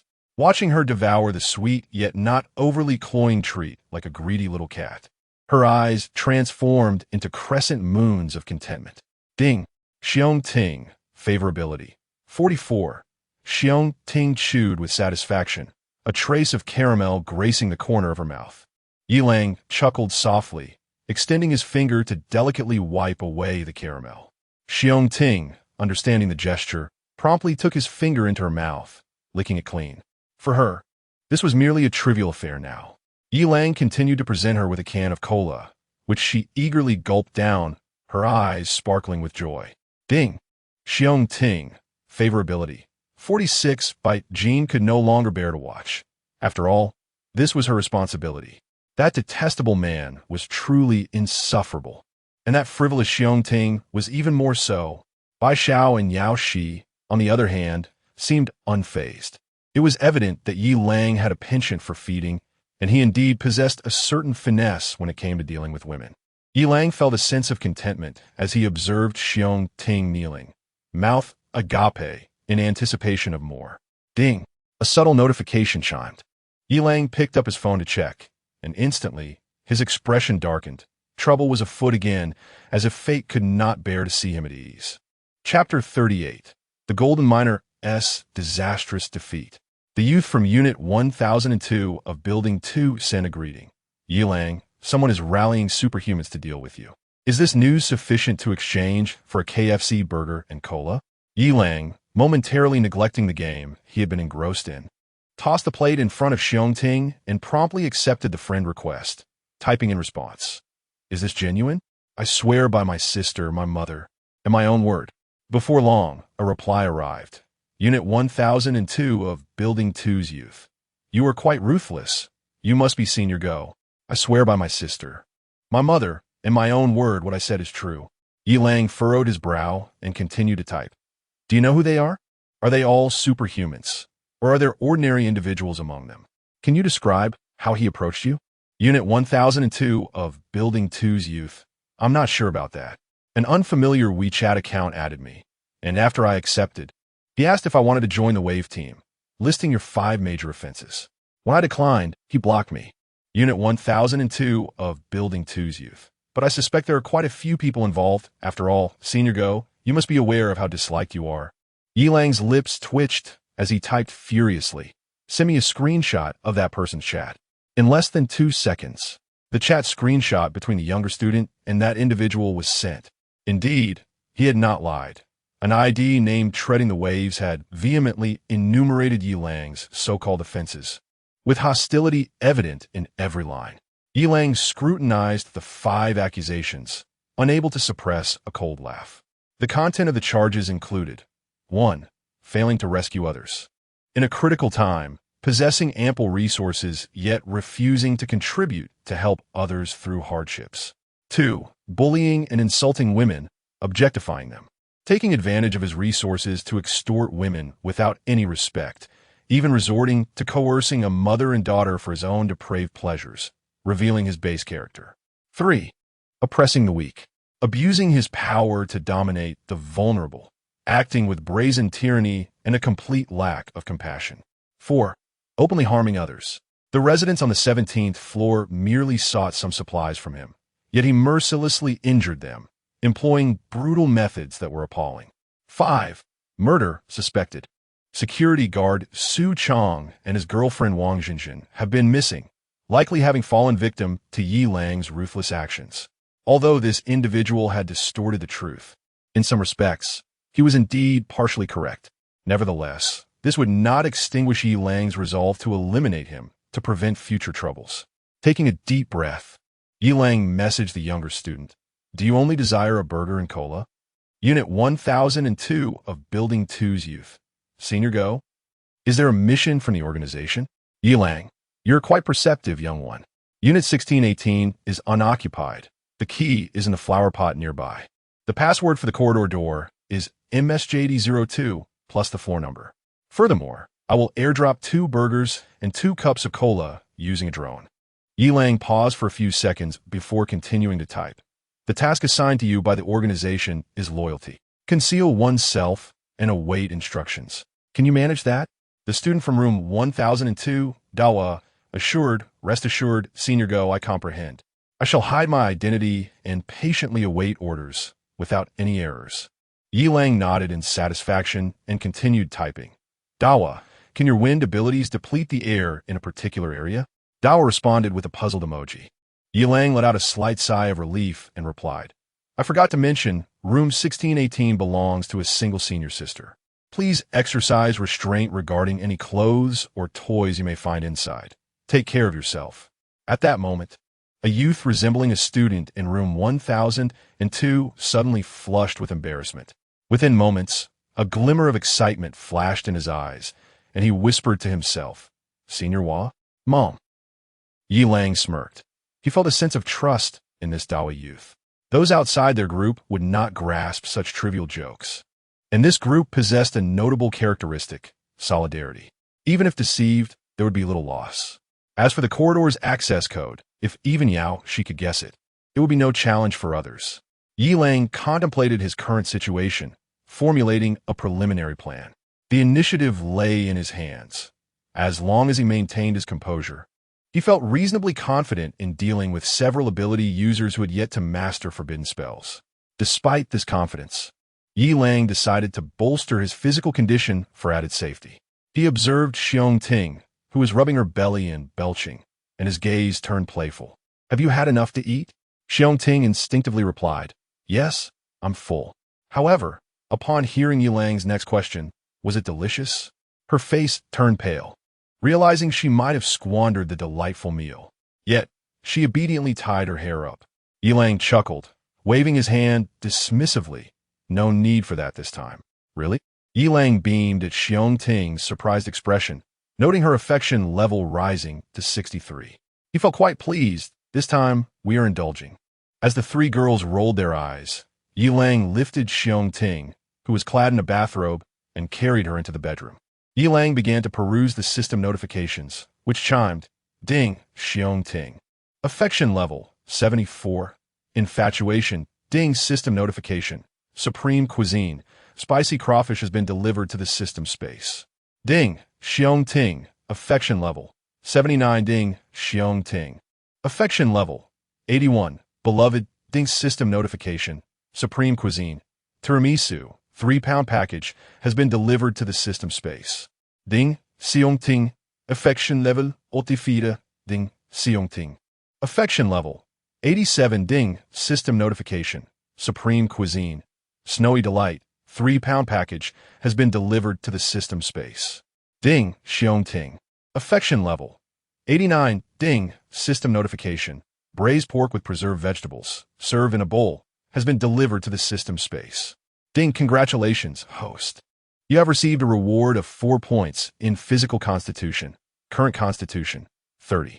3. Ding. The system's basic provisions of food and water have doubled, currently consisting of 24 loaves of bread, 8 barrels of water for large watermelons. and 2 packets of spicy strips. At this moment, Xiong Ting was soundly asleep, and the enhanced physical prowess of Yi Lang was far beyond what she, a mere gold miner, could withstand. Although the affinity level had not yet reached 100 points, Yi Lang could not afford to take any risks tonight. Donning a pair of shorts, Yi Lang rose from his bed and engaged in slight physical activity, feeling the surge of power within him. Taking a deep breath, he cast a determined gaze towards the darkening sky outside the window. Upon emerging, he ignored the resentful glances from the 3 women and addressed by Xiao. Annie Xiao. I would appreciate it if you could head inside to rest and take care of my sister-in-law. You have experience with this and are quite familiar. Bai Zhao's cheeks flushed slightly as she nodded in agreement. However, Yi Lang's choice of address left her puzzled. If he called her Andy, what would he refer to Xiao Jin as? If he called Xiong Ting's sister-in-law, what would he call her twin sister? Sister-in-law? Seeing Bai Zhao acquiesce, Yi Lang then turned to Yao Shi and declared, "We shall commence the broadcast tonight." Hooray! Chapter 39. Wet and Wild. The revelry of the big socks. Yao Shi leaped with excitement, her eyes sparkling with an unusual light. Yi Lang instructed the 3 women to search the wardrobe for a suitable shirt, for his security uniform had long been torn during his confrontation with the giant lizard. This was also the reason why he was at home bare-chested. As for why he had removed his trousers and was wandering about in nothing but a pair of boxers, well, that was nobody's business. It certainly wasn't for convenience. The 3 women exchanged amused glances and quickly rummaged through the wardrobe. However, their expressions shifted as they continued to search. What on earth were these garments?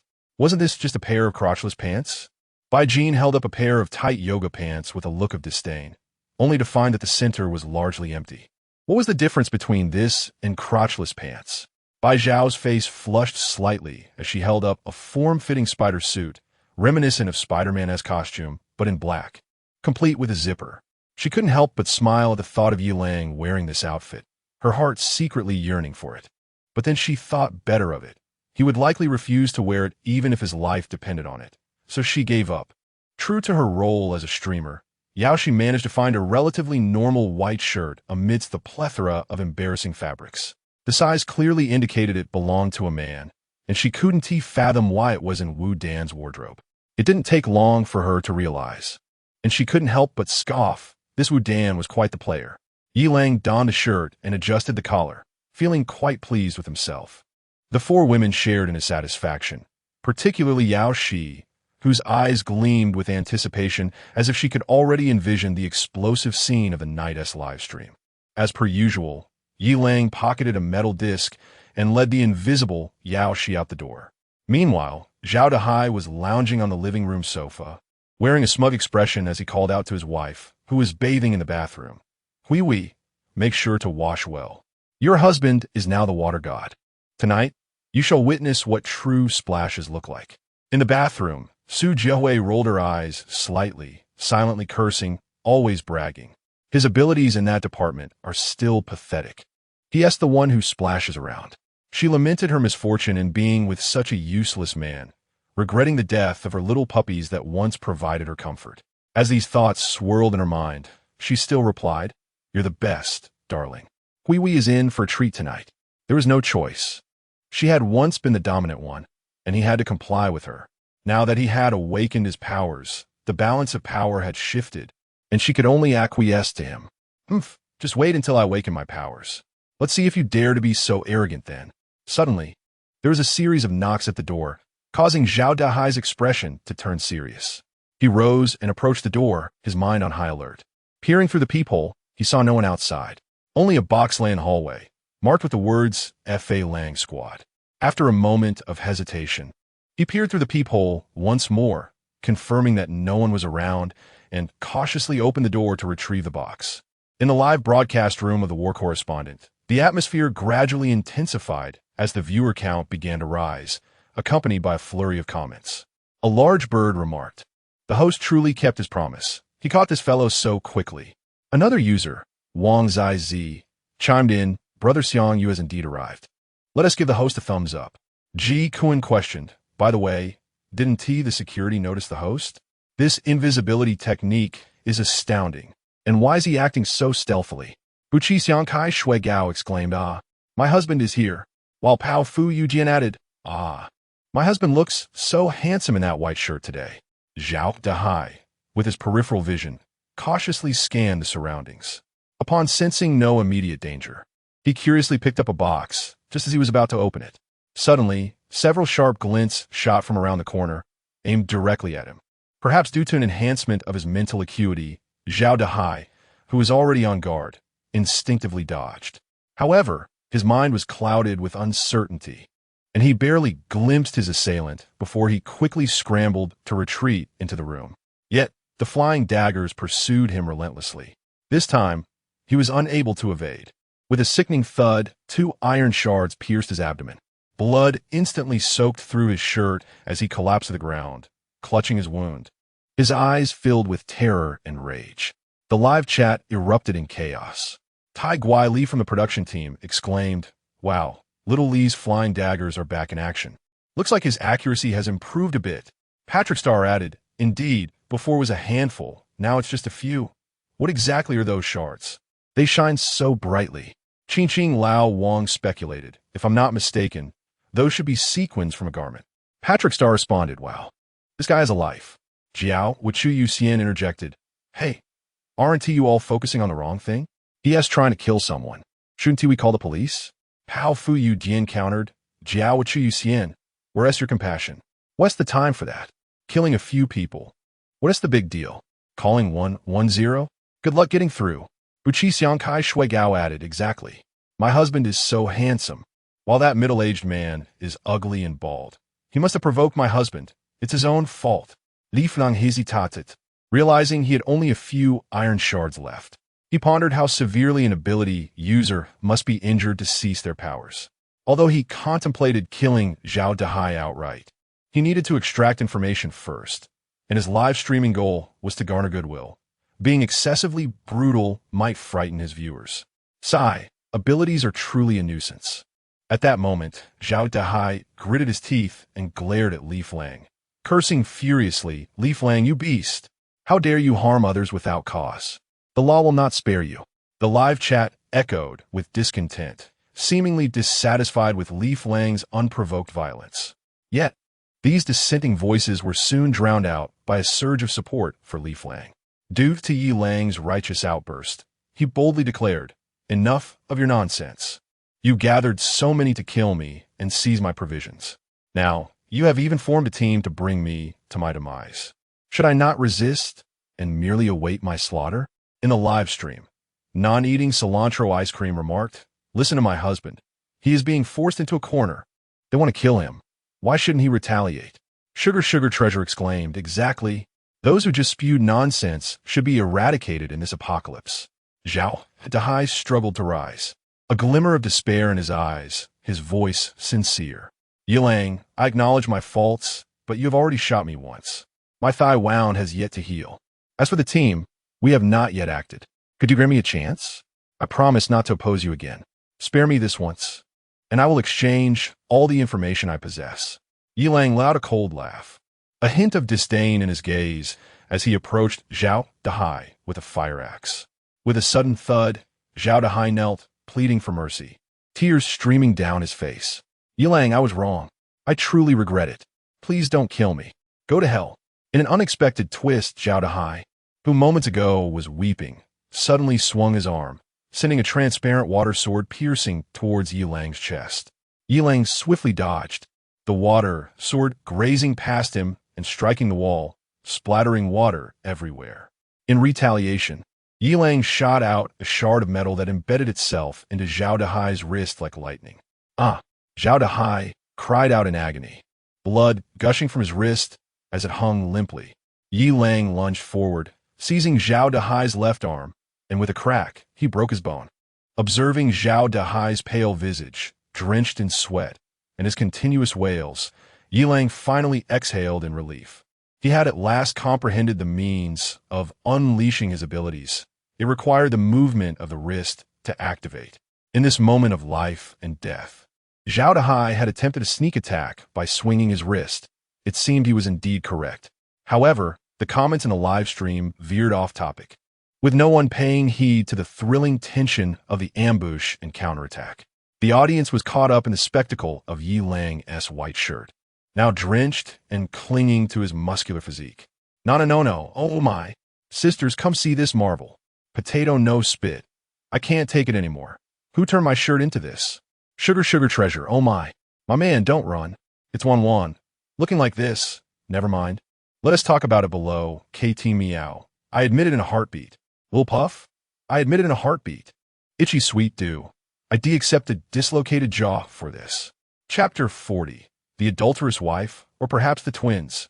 Yi Lang observed that the situation was under control and discreetly gestured towards Yao Shi in the air. He then dragged Zhao Dahai into the room as if he were a deceased dog. Yao Shi was exhilarated. This was precisely the effect she desired. With her shirt dampened, she was confident that this group of oversized socks would go wild. She licked her lips, silently assessing the situation, and realized that the pain from earlier friction had diminished. Her gaze now shimmering with a spring-like allure.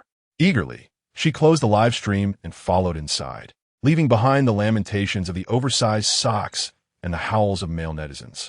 Yi Lang pulled the wailing Zhao Dahai into the room, where the sound of rushing water from the bathroom was still audible. The skirmish was brief, and at that moment, Su Jiahui had yet to finish her shower. We run. It's dangerous. Zhao Dahai, enduring excruciating pain, shouted a warning, though his voice was weakened due to his severed arm. Huh? What did you say? Su Jiahui inquired, her expression puzzled as she opened the bathroom door, her wet hair clinging to her skin, foam still clinging to her body. Yi Lang swiftly advanced, delivering a familiar blow before she could react. With remarkable skill, he bound the now helpless Su Jiahui, resembling a cooked shrimp, and tossed her into a corner. Throughout this, Zhao Dahai's cries were incessant, insisting on not touching this or that. Am I really such a person? Yet, it must be said that she was rather slippery after bathing. Ding name, Su Jiahui, age, 38, height, 161 centimeters, weight, 100 gene and 8, 30, one current husband, 2 little puppies, comprehensive, 61, adulterous, does not meet system requirements. Yi Lang glanced at Zhao Dahai with a hint of sympathy, lessening the force of his slap slightly. With a crisp sound, Zhao Dahai stumbled back, losing a few teeth. Only when he finally quieted did Yi Lang speak.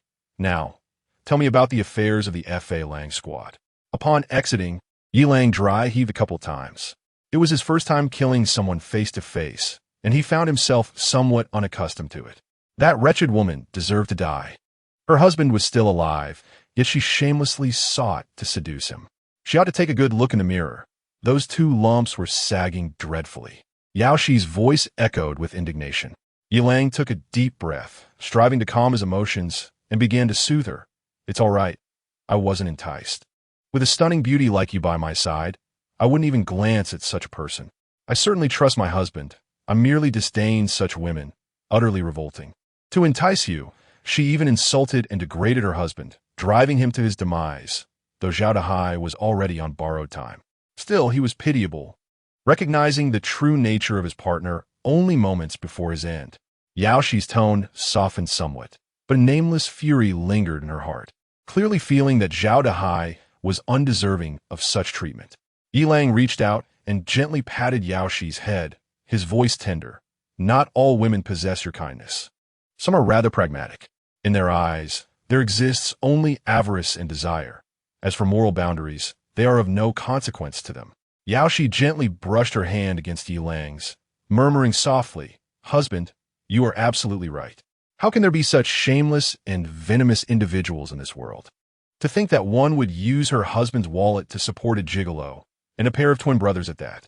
Did you not see that Zhao Dahai, even in death, had his eyes wide open, glaring at that wretched woman? In my opinion, my husband should not have allowed that harlot to die so easily. Yi Lang sighed softly, reflecting on his own shortcomings.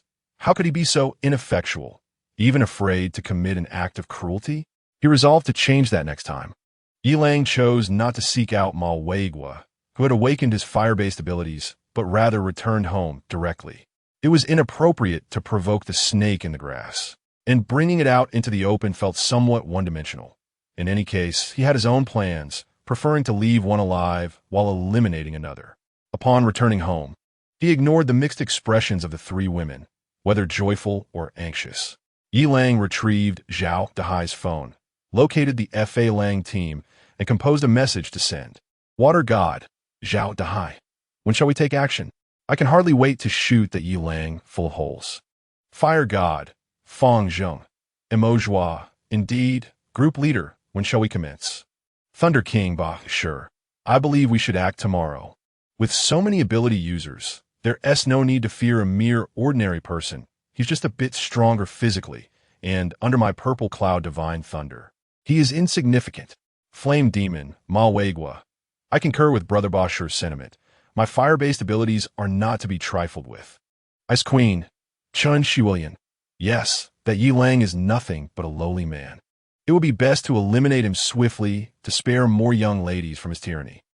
Princess Aisha, Fan Shi, Emojua, group leader. Please expel Zhao Dahai from the group. He is Yi Lang, and there's a video of him killing Zhao Dahai on Dolong. Princess Aisha, Fan Shi has exited the group chat. Flame Demon, Ma Weigua. What the hell? Flame Demon, Ma Weigua has exited the group chat. Water God, Zhao Dahai has been expelled from the group chat. Upon seeing the notification of Zhao Dahai being expelled from the group chat, Yi Lang revealed a cold smile, internally exclaiming, "The show is about to begin." At that moment, within Unit 1715 of Building 3, Ma Weigua's expression changed dramatically as he urgently called out to his wife. Wang Huiying, hurry, pack your things. We must leave this place at once. He stumbled towards the kitchen, frantically gathering the scant food they had left, his heart brimming with terror and unrest. Wang Huiying was taken aback, her expression shifting as she quickly grasped the situation and began to hastily pack their belongings. "Oh man, is it that Yi Lang coming after us? I told you not to act recklessly.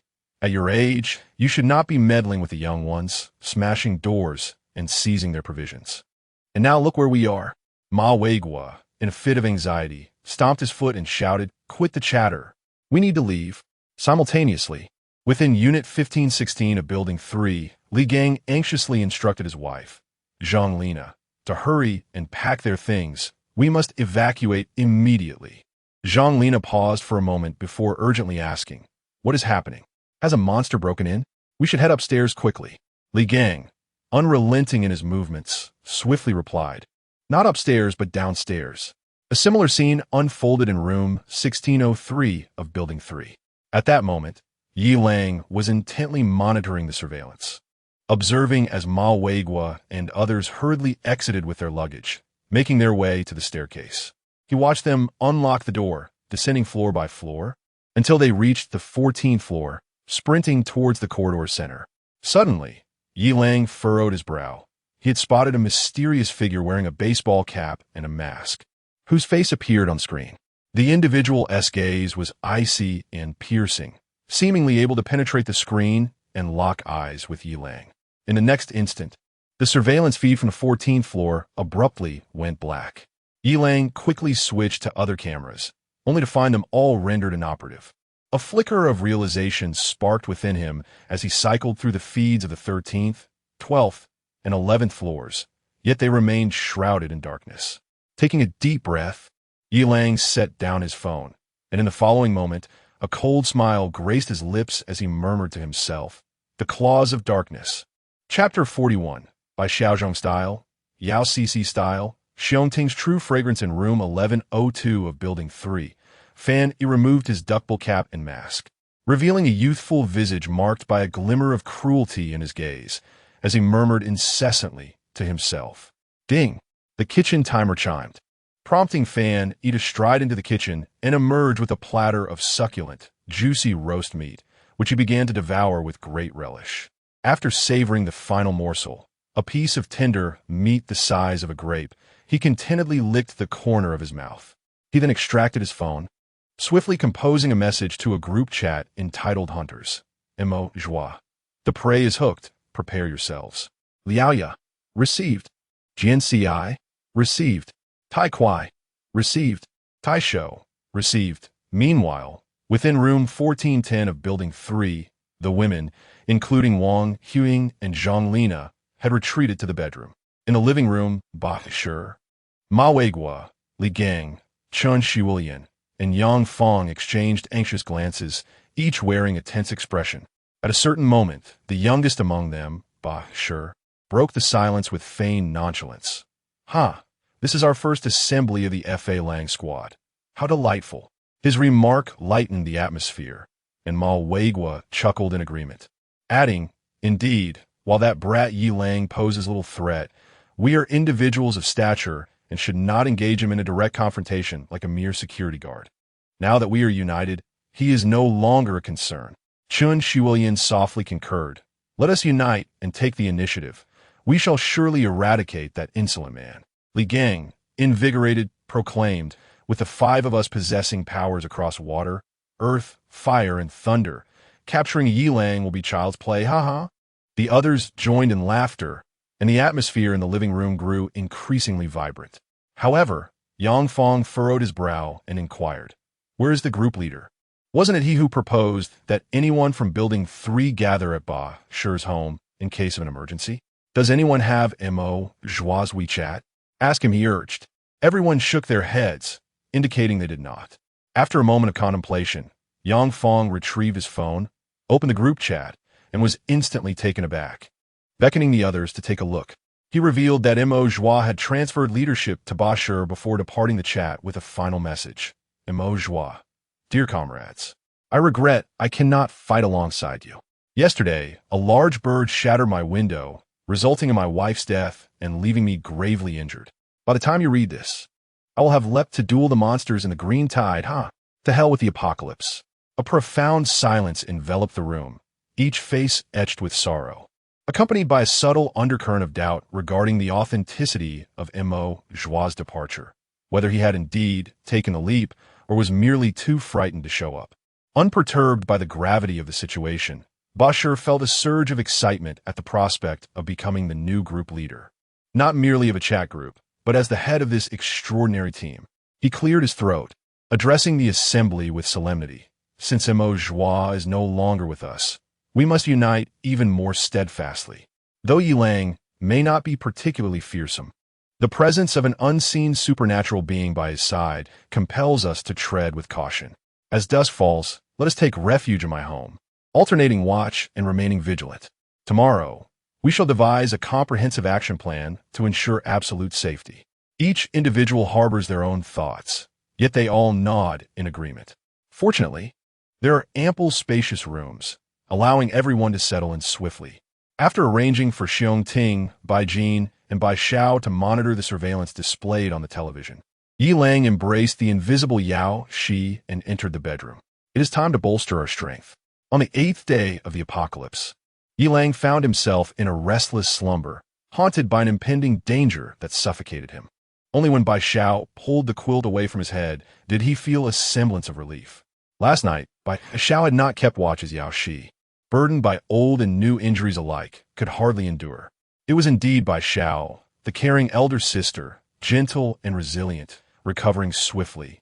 As Yi Lang opened his eyes, he saw Bai Xiao and Yao Shi, both with their hair in ponytails, busily attending to matters. Disregarding their activities, Yi Lang turned his attention to the system notifications.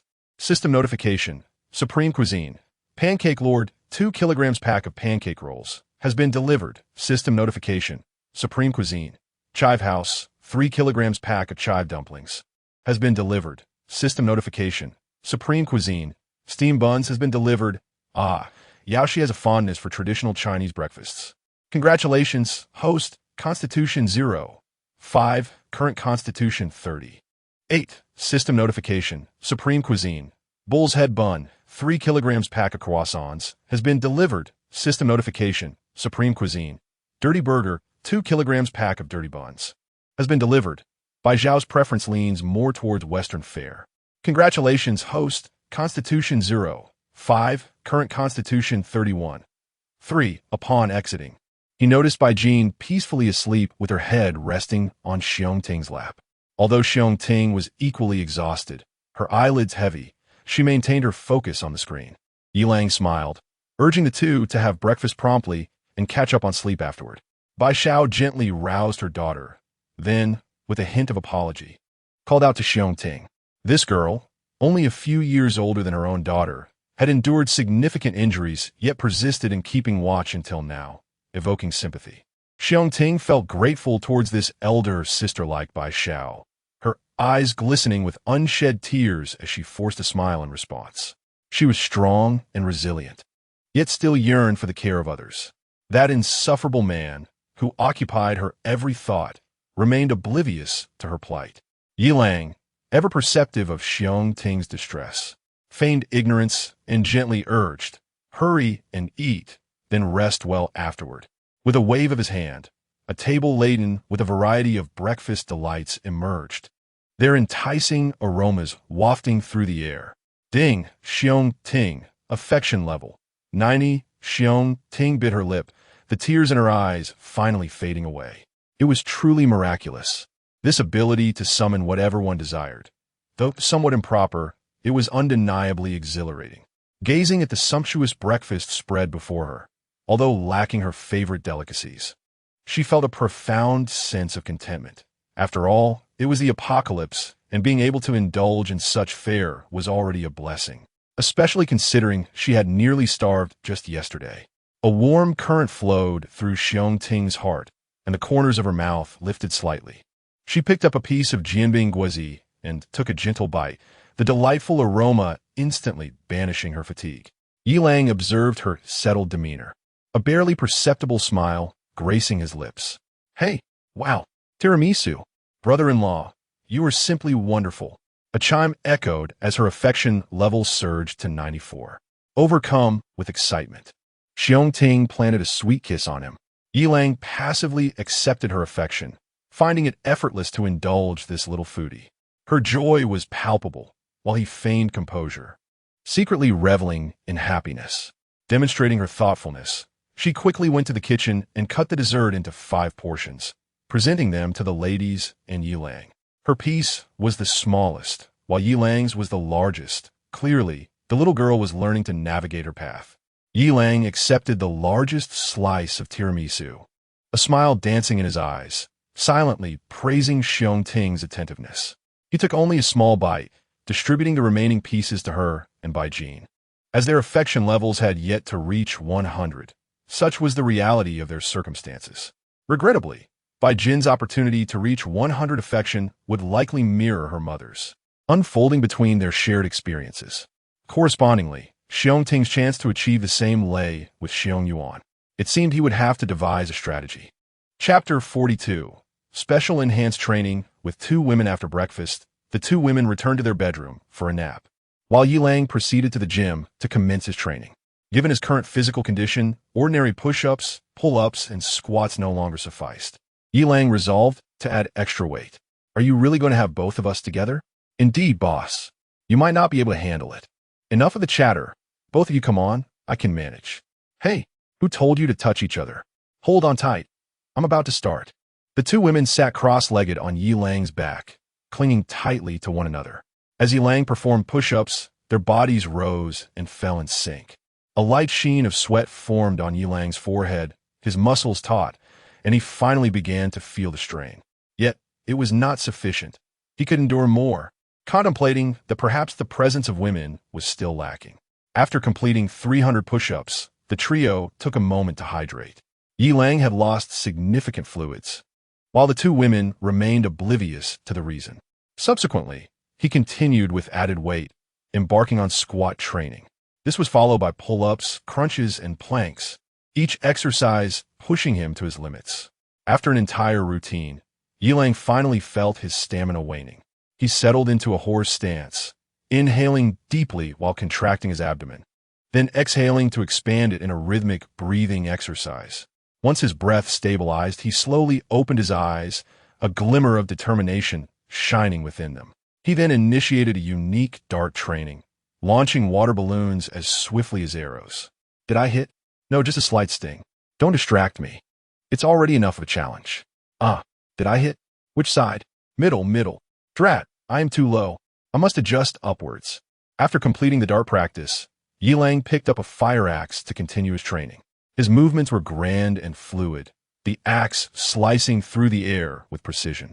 Each strike, chop, hack, thrust, sweep, block, intercept, slice, crash, slash, smear, bind, wrap, produced a resonant sound, powerful and exacting. Although Yi Lang attempted to forget, the essence of his training revealed itself in every move. If only I had a large saber, Yi Lang mused. Time passed swiftly.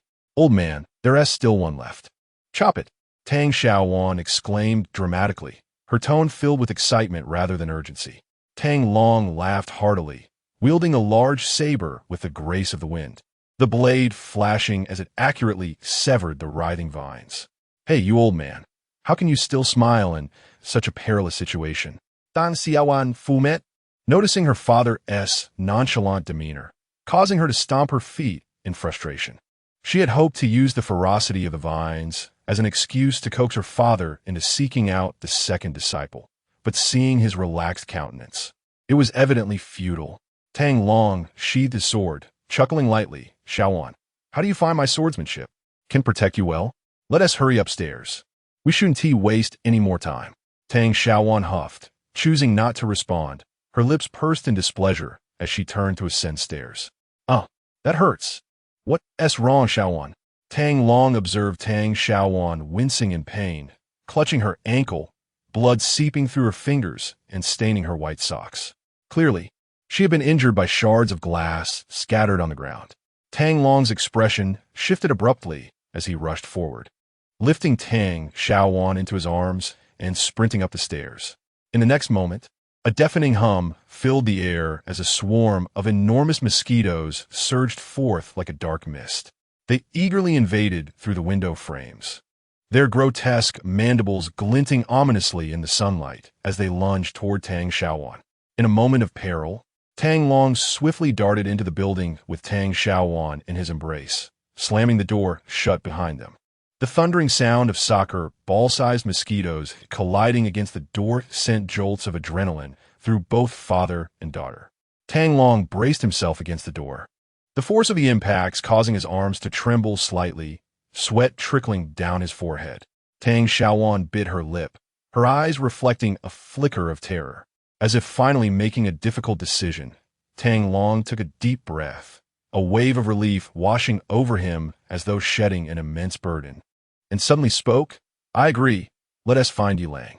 Meanwhile, within the Wuyo MCN Media building, Xiong Yuan, donned in a tailored suit, was being attended to by two makeup artists who surrounded her, enhancing her already striking features with a blend of elegance and vigor. As she learned that her sister was out of danger and could enjoy her meals and rest, she began to regain her former radiance. Absorbed in her phone to pass the time, she abruptly stumbled upon a video featuring someone named Yao Qiao, her body jolting slightly. In the video, Yi Lang moved with the agility of a leopard, his darts flying with lightning speed and his abs visible beneath a damp shirt. Well, they were passable. Xiong Yuan felt a slight blush creep to her cheeks as she nervously opened the comment section. There, she was greeted by a barrage of enthusiastic remarks such as, brother, so handsome, and dad, kill me, from fervent fans. Xiong Yuan scoffed lightly, holding these flattering remarks in disdain. True love, she believed, lay within the same gender. The opposite merely served the purpose of procreation. As the countdown from the live broadcast director concluded, Xiong Yuan quickly composed herself and stepped into the studio. The lights focused on her beautifully fierce profile, and before she could utter a word, the comments flooded in like a tidal wave. Husband, so handsome. Love you to death. Indeed, when we girls are cool, boys are left in the dust. Lucky, being cool is a feeling unrelated to gender. Chanqian Junzi, sister so cool. Want to date? Yang mi. In this moment, I feel an urge to flirt, yet I am but a girl.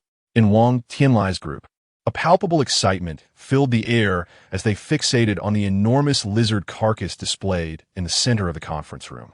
The creature's body was riddled with ghastly wounds, clearly inflicted by a monster of similar size. Deep claw marks marred its thick scales, as if narrating a harrowing battle. Wang Tianlai exclaimed with fervor, no one has likely managed to kill such a colossal beast. Even a multitude of people working together would be insufficient. I am destined to become a sensation nationwide. How can that wretched security guard even compare to me? Meng Hao paid no heed to Wang Tianlai, who was reveling in his own exuberance. He too was filled with excitement, exclaiming, "Our luck is truly remarkable. Tianlai, you are simply the child of destiny. This was an opportunity we must seize with utmost diligence. Perhaps we can ascend to become the strongest in the nation. When that time comes, not only will we have an abundance of resources, but we will also attract numerous followers, allowing our influence to expand rapidly." Wang Tianlai's eyes sparkled with ambition as he nodded in agreement. "I have always been the child of destiny, and it is you, Meng Hao, who possesses the vision. I entrust the upcoming operations to you. I have but one request. I want to be handsome and charismatic, compelling women from all corners of the world to fall at my feet. Y shall dominata the entire planet." Ah! With that, Wang Tianlai embraced two stunning women, clearly different from the last pair, and departed, leaving the office staff in disbelief. One individual quietly murmured to his companion, "He has already said that before. Does he not have any other phrases?" Another chimed in, "You might want to keep your comments to yourself. Isn't it better to work for him?" Each day, countless resources are airdropped, and many women have willingly joined us. Did you not receive one just yesterday? What is there to be dissatisfied about? The first speaker chuckled awkwardly. "Well, I just feel that with so many extraordinary individuals around, there must be someone better than him." His companion rolled his eyes. "Do you think just anyone can thrive in this live-streaming arena? Even if you possess abilities, do you have his looks? Do you have his charm to attract resources? Do you exude his commanding presence? So, just follow along. At least you won't have to worry about food or companionship. What is not to enjoy?" Cough, cough. At that moment, Meng Hao interrupted their whispered conversations. "Enough of this idle chatter. The most pressing matter is how to capitalize on this opportunity and maximize our exposure. Props team, here," came the resounding reply from three burly men in the corner. Meng Hao addressed them, "Prepare all props within the hour. Any issues?" "None." Pleased, he continued, "Special effects team, present. I require a proposal within half an hour. Let's first hype up this giant lizard. The effects must be stunning and align with the narrative when Tianlai joins." "Understood. Makeup team, here, quickly attend to the wounds. That security guard's video has been released, and we must swiftly draw the traffic toward us." "Action team." Simultaneously, as Yilang's video was published, other MCN organizations sprang into action. Chapter 43, Yi Baogua and the Comfort of Four Women in Qipao by Jean and Xiong Ting did not awaken until midday. After indulging in a sumptuous hot pot, acquired through unconventional means, Yilang arrived at the front of elevator number 3, only to find, as expected, that it was out of order. He attempted to use the other elevators, but they too were non-functional, clearly the result of deliberate sabotage. Yilang furrowed his brow in contemplation. It seemed this villain possessed a modicum of intelligence. With the surveillance system destroyed and the elevators rendered useless, the only option left was the stairwell. However, it was evident that the stairway to the 14th floor was laden with traps. After a few moments of thought, an idea struck Yilang, and his eyes brightened. He gripped the elevator door with both hands and, with a sudden force, wrenched it open. Activating his flashlight, he cautiously peered inside, using his enhanced vision to look down, and discovered that the elevator, which should have been on the 17th floor, was instead suspended far below. Taking a deep breath to steady himself, Yilang carefully reached for the hoisting cable. With remarkable strength, he began to descend along the cable manually. After a full minute of effort, he finally reached the top of the elevator car. Once steady, Yilang took a moment to catch his breath and stretch his arms. He had counted. He had descended nearly 6 floors. This indicated that the elevator was currently stationed around the 11th floor. A cold smile crept onto his lips as he mused to himself. Villain, prepare to be crushed like a chicken claw. However, he first needed to deal with the supernatural beings on the 14th floor. Once accomplished, this lurking fiend would have nowhere to hide. 2 minutes later, after climbing to the 17th floor, Yilang forcefully closed the elevator door and leisurely returned home. After inquiring with the women and confirming that there were no abnormalities in the surveillance footage from the upper floors, he sank into the sofa, lost in thought. First and foremost, The 5 supernatural beings in room 1410 must be dealt with. This would render the villain isolated and thus more manageable. To confront this sinister adversary, it was imperative to sever his minions first. Yet, one could not dismiss the possibility of further schemes. Indeed, the 5 supernatural beings in room 1410 might even serve as bait. Nevertheless, it was a straightforward strategy. He had to eliminate those 5. For if Yilang did not act, they would surely come for him. What, after all, was the purpose of this villain displaying those 6 supernatural beings, including Zhao Dahai, so overtly? Xiao Lang, the watermelon is cut. Do give a taste. As Yilang pondered these questions, Bai Xiao approached with a plate of neatly cubed watermelon. Accepting a piece, he popped it into his mouth, the sweet juice providing a momentary reprieve. Gazing at the voluptuous and alluring woman before him, Yilang felt a surge of passion. If clarity eluded him, then the only path left was to augment his strength. Curiously, despite enduring similar trials, both Yao Shi and Xiong Ting had not recovered as swiftly as Bai Xiao. Yilang attributed this to the fact that a mature woman could withstand more tribulation than a youthful girl. As Yilang grasped Bai Xiao's hand, intending to enhance his physical prowess, Yao Shi suddenly exclaimed urgently, holding up her phone. "Boss, you must see this. Someone online has made a real name accusation, claiming you are a fraud, and they assert that our live streams and videos are fabricated." Yilang furrowed his brow, taking the phone to peruse the content swiftly. In the next moment, his countenance turned ashen, his eyes glinting with an icy ferocity. Lu Sheng was fortunate. Although he had been on the brink of starvation the previous day, today an enigmatic figure had approached him, promising a substantial supply of food and water in exchange for a real-name denunciation of a certain individual. That individual was none other than Yilang, whom he recognized as the man he had once felled with 3 punches years prior. Hilariously, it was the same individual who had boasted of his invincibility in the art of Bajiquan, only to be soundly defeated by Lu, a mere instructor at his martial arts school. Lu recalled the farcical proclamation made by that pretender, who had claimed ancient martial arts were lethal techniques, asserting that one could attain mastery in Tai Chi without stepping outside for 3 years, while Bajiquan could claim a life in a single day. The absurdity had nearly brought him to tears of laughter. Once on the stage, as the referee called the match to commence, that jester had even performed a formal bow. Lu, however, unleashed a devastating blow, causing the clown to contort as if he were a shrimp boiled in water, tears streaming from his eyes.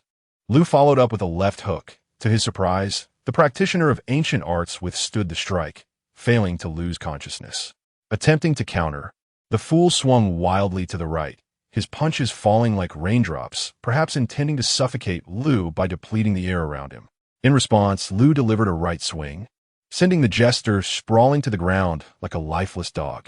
Yilang's gaze remained fixed on the increasingly self-satisfied Lu Sheng on the screen, his expression darkening with each word, the frigid light in his eyes nearly palpable. Yet, Lu Sheng, undeterred by Yilang's fury, continued to mock. "I recall there should be a video of that clown's departure from the school on Dolong. If you don't believe me, feel free to search for it." "Ha ha! That such a fool could even belong to a school is laughable. Does that not imply the entire lineage is filled with jesters?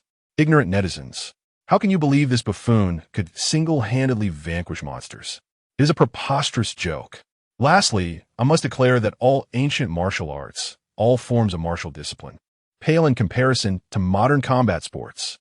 With a resounding crash, Yilang slammed the phone onto the table, his face like a cast iron mask, fists clenched so tightly that his knuckles turned white. He refrained from retorting, for the truth was largely as Lu had stated. This incident had precipitated a fall from grace for him, the once celebrated national champion of Bajiquan, reducing him to the subject of public derision. A small faction of netizens affectionately dubbed him Yi Baohua, nailing him to the pillar of shame, rendering him synonymous with ridicule. It was during this tumultuous period, as he drowned his sorrows in alcohol and nightlife, that he encountered the first woman of his life, his eternal nightmare. Yet who could he blame? Could he hold his senior brother accountable? He had merely adhered to the traditions of their school. Could he fault his junior brother? At that time, he was merely a child, incapable of grasping the complexities of the situation. Though a flicker of doubt lingered within him, ultimately, he recognized that the blame lay with his own lack of martial prowess and his heedless arrogance. The stark reality is that he has lost, defeated by an ordinary coach from a boxing gym, rendering his once cherished beliefs and glories utterly worthless. Yet, why does the concluding statement from Liu Sheng's video, dismissing all ancient martial arts as rubbish, ignite such fury and anguish within him? Bai Xiao and her three companions gazed at Yi Lang, their eyes filled with concern and empathy, for they had never witnessed him in such a state of disarray. Although Bai Jin had observed Yi Lang's face shift through a spectrum of emotions, it was her first encounter with his profound suffering. Yao Shi and Xiong Ting, too, set aside their phones, their expressions etched with compassion, yearning to console him, yet they were restrained by Bai Zhao's insistence that he should be left to his own reflections. Yi Lang maintained a silence for a full hour, his expression gradually softening, though the cold glint in his eyes remained unyielding. Upon finally lifting his gaze, he beheld Bai Xiao, Bai Jin, Yao Shi, and Xiong Ting, each adorned in distinctively colored kipayos, standing serenely like four blossoms in full bloom. Observing their meticulous attire and the worry reflected in their eyes, Yi Lang inhaled deeply, and a defiant smile spread across his lips, as if dispelling all shadows. He then dedicated a rendition of Tu Honggong's Chinese Kung Fu to everyone present. Chapter 44. The enormous socks are actually them.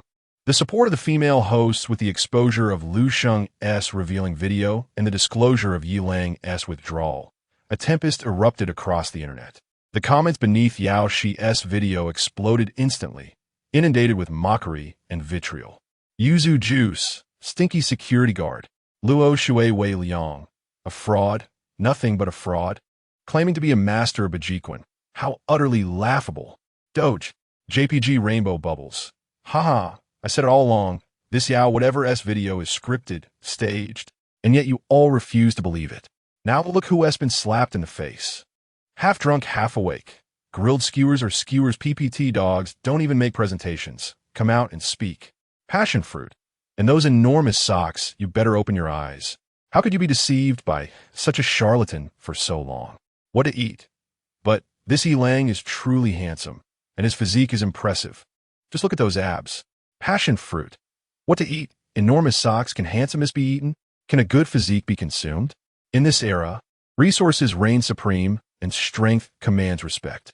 What can a weakling and a fraud like him possibly offer? Heavenly King strikes. Exactly.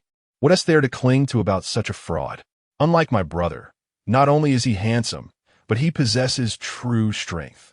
My brother single-handedly took down a massive lizard. Wang Tianlai extraterrestrial coup. My brother is the best. Wang Tianlai ruler of the world V1. What is a lizard? My brother, with his lightning abilities, can obliterate cockroaches the size of tigers. Lin Jun Phoenix dancing in the sky. The ice and snow goddess. Wu Feng is the most beautiful. Wu Feng is the strongest. Wu Feng Phoenix dancing with the dragon. This time, it's a double ponytail. Just look at how big and long it is.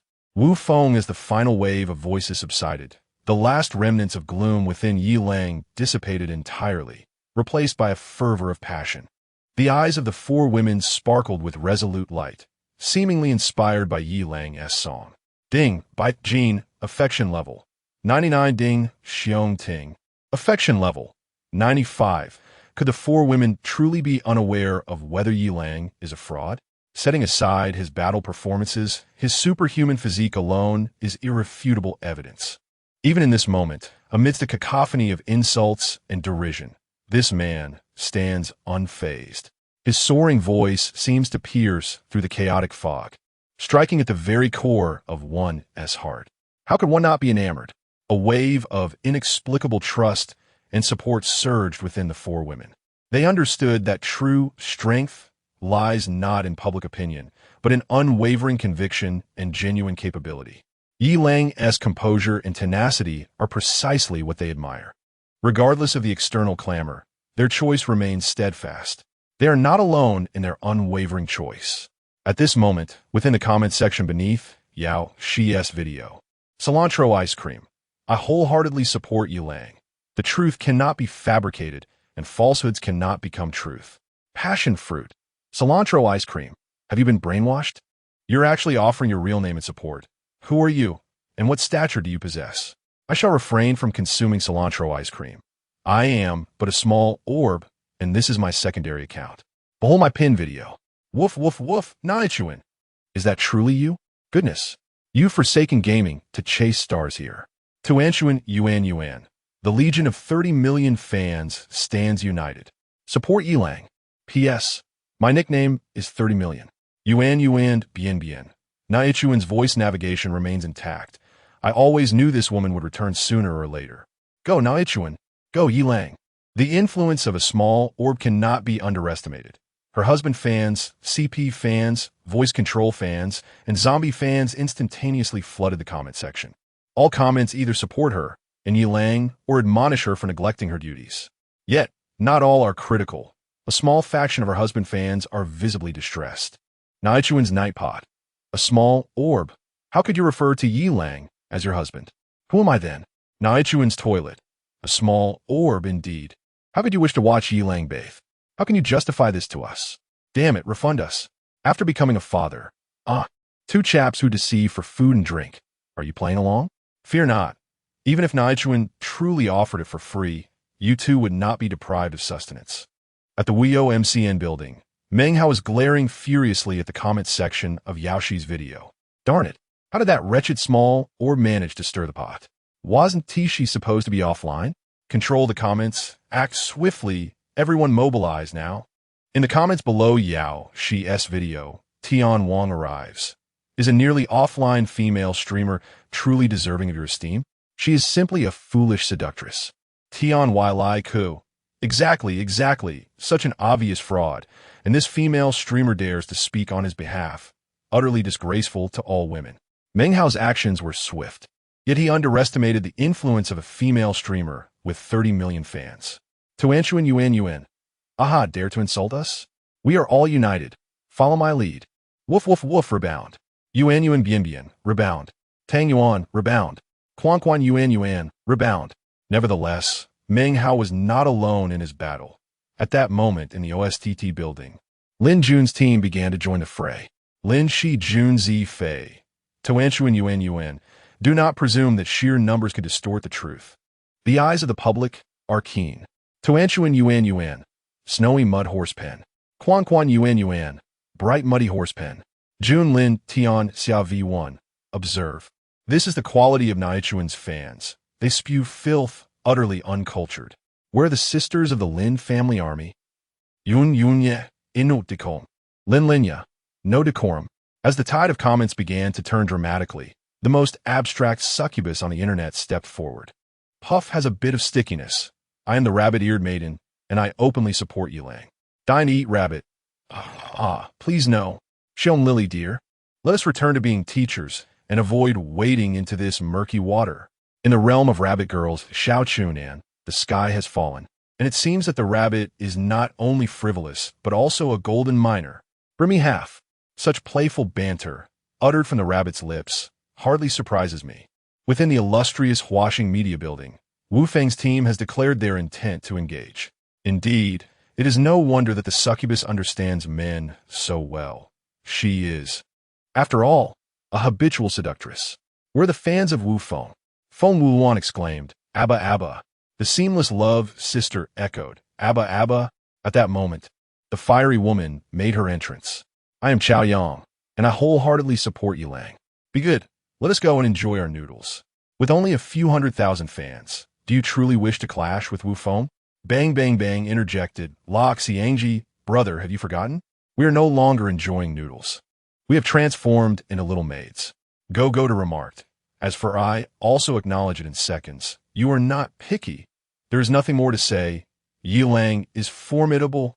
The comment section grew increasingly chaotic as Fong Ming, Cheng Shui, Lu Ming, and others joined the fray.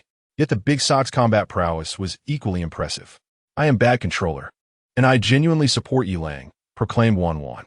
Chow Thief number 1 added, the composure of the veteran from Huya is admirable. But can you truly dislocate your jaw? Yilang is extraordinary. Fan Xiao Xin announced. I am Mina, and I sincerely support Yilang. Promise me, while falling, sending the sun is acceptable. But do not send the giant hammer. Woo-woo, Yi Lang is impressive. Little Bear Hard Candy declared, I am me heir, and I authentically support Yi Lang. Brother Bao's baby remarked, me heir, have you forgotten about Su Su by the Daming Lake? Yi Lang is remarkable. As the flames of battle in the comments section intensified, it seemed as if the apocalypse had not yet arrived. Netizens fervently joined this chaotic skirmish, propelling the fervor of Yao Shi's video to heights it scarcely deserved. The absurdity and collapse of meaning grew ever more pronounced. Chapter 45. Little Junior Sister? I am Lil Lang's aunt. The captain of the Bashir team exuded a commanding presence. Li Gang, is the trap of the stairway ready? Yes, Captain, you can rest assured. Li Gong replied promptly. He understood the importance of not offending Bashir, especially since he was residing in his home and was, after all, the captain. Bashir nodded in satisfaction and turned to Ma Weigua, continuing, Are the protective gear prepared? Ma Weigua nodded. All is ready. You could trust me, little Ba. Bashir's brow furrowed at the nickname, which displeased him somewhat, but he quickly composed himself and spoke coldly. Do not be careless. Have a test been conducted? Can it withstand the fierce thrust of sharp blades? Ma Weigua's expression hardened, and he responded immediately. Tests have been conducted, and there are absolutely no issues. The gear remains unscathed against sharp blades. Bashir then addressed Yang Fong. Yang Fong, have we prepared everything we need? Is the quantity sufficient? Yang Fong subtly clenched his fist, clearly harboring discontent towards the young captain. Yet he answered steadily, Everything is ready, and we have ample supplies. The cold glint in Bashir's eyes flickered momentarily. He had long seen through Yang Fong's thoughts, but now was not the time for internal strife. For the sake of his beautiful wife, Bashir suppressed his displeasure. Damn it, he thought, not bringing enough supplies, consuming my resources, yet still having the audacity to act high and mighty. Once we deal with Yi Lang, if he remains blind, he shall learn what it truly means to be a captain. Bashir then turned gently to Chun Shiwilian and asked, Sister Shiwilian, are there any anomalies in the surveillance? Moreover, I will rely on you for command. I trust in your abilities. Everything is normal. We have been rehearsing for so long, so do not worry, Ba Ge. Seeing Chun Shiwilian's charming smile, Bashir felt a rush of tenderness. He adored beautiful women. He quickly gathered his thoughts and said solemnly, Remember, success hinges on this moment. Everyone must give their utmost effort. Victory is ours. Yao Shi listened to the unified shouts from within and chuckled coldly. She put away her homemade megaphone and took out her phone to send a message to Yi Lang. Afterward, Yao Shi stood still, momentarily lost in thought. The earlier experience was exhilarating. How could a person possess such strength? Yi Lang had actually held her, sliding down the elevator shaft along the steel cable to the 14th floor with his bare hands. The solid arms and warm embrace made her heart race, and her legs felt somewhat weak. However, upon assessing herself, she noted some swelling. Perhaps she should take a day off, or else Xiongting might have some complaints. Shaking her head to dispel the myriad of thoughts, Yao Shi took a deep breath and opened the war correspondent live stream. As soon as she opened it, the barrage of comments flooded in, as if these people had been waiting for her account to go live. Round and round, 30 million troops watching in real names. Round circle, brother-in-law, go for it. Xiao Chun in one. Keep it down upstairs, we are still children. Yi Lang, go for it, defeat everything, including Bunny Ear Girl. Xiao Chun in number 2.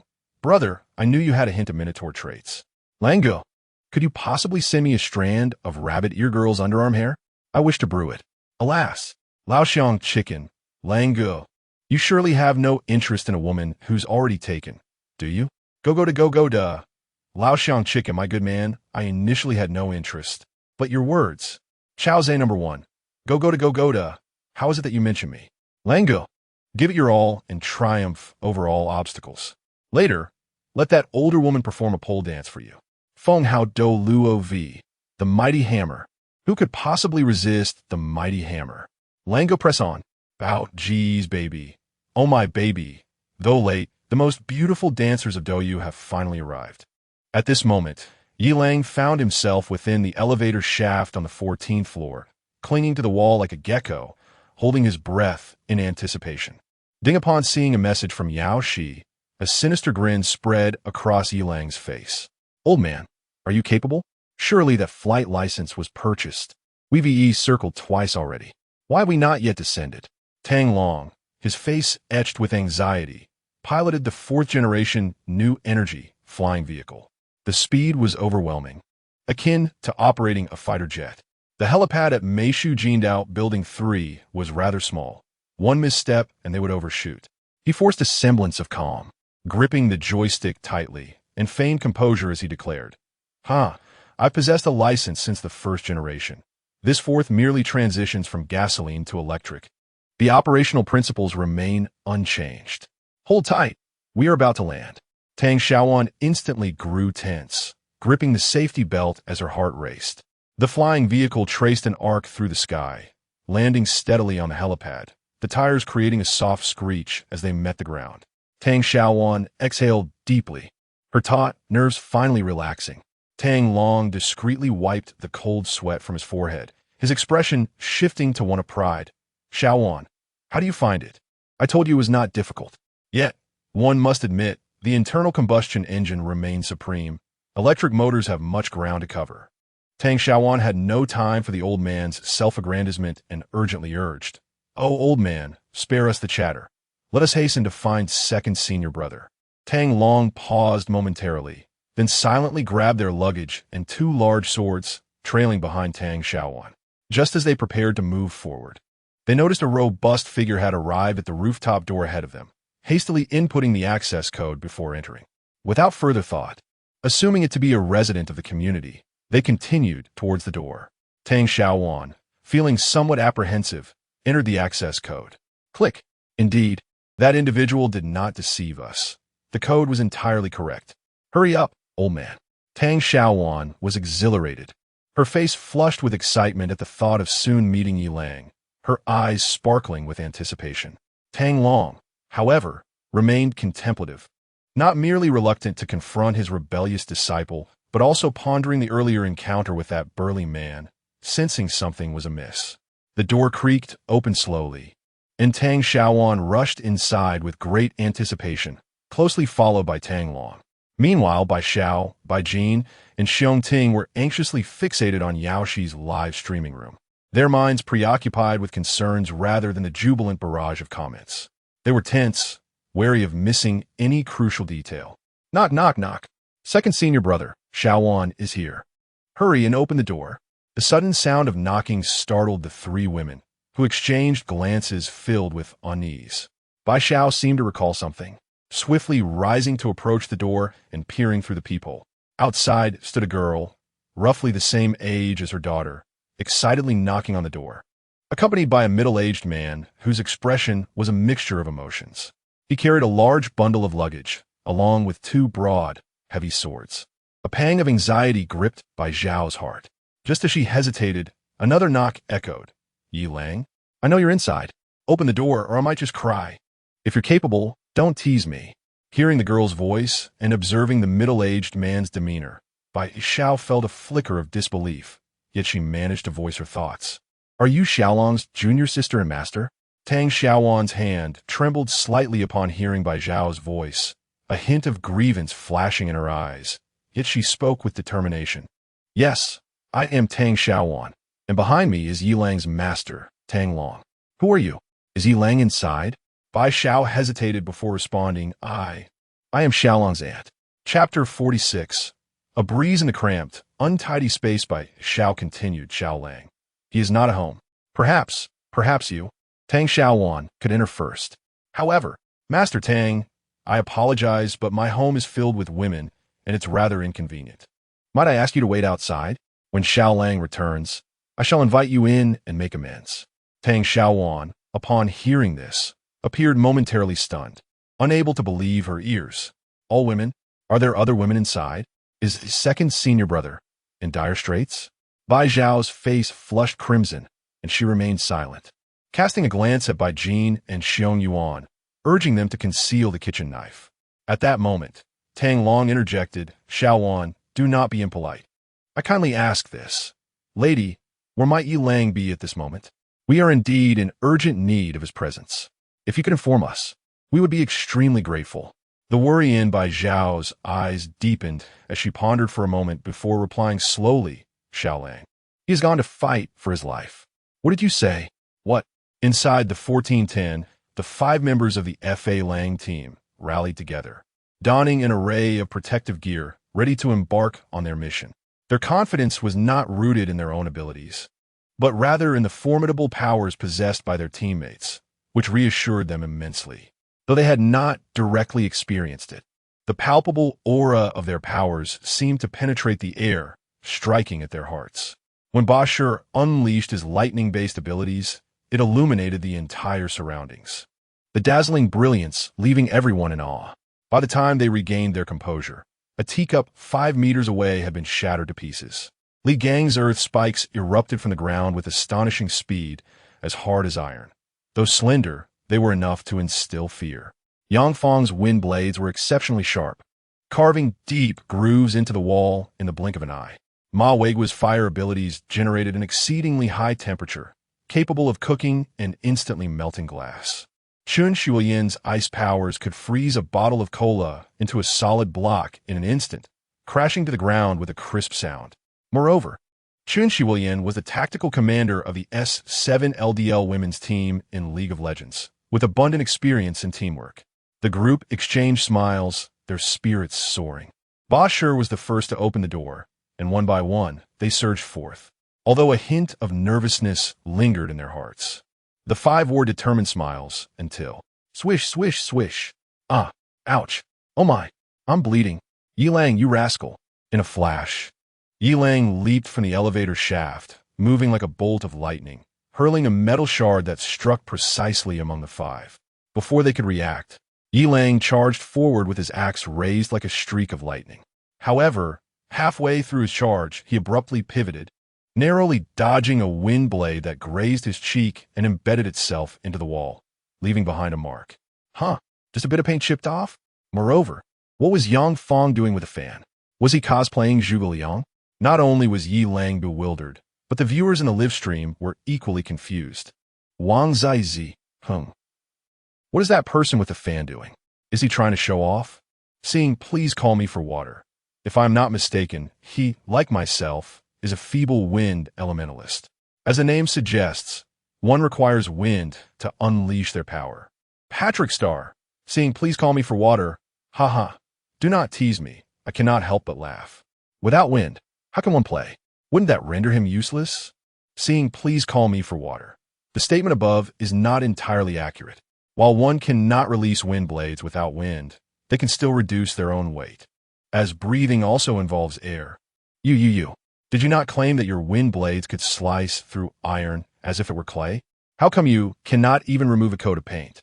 The nearest Ma Weigua trembled, pointing incredulously at Yang Feng. Yang Feng, feeling somewhat embarrassed, lightly waved his fan and explained, I exaggerated a bit, just a bit. This fan is indeed a tad small.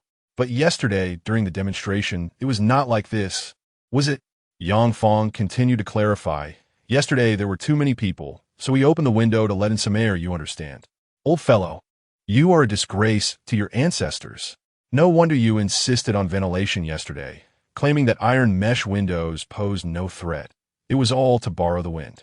Yang Feng, now somewhat irked by Ma Weigua's retort, responded bluntly. Look at the armor you crafted.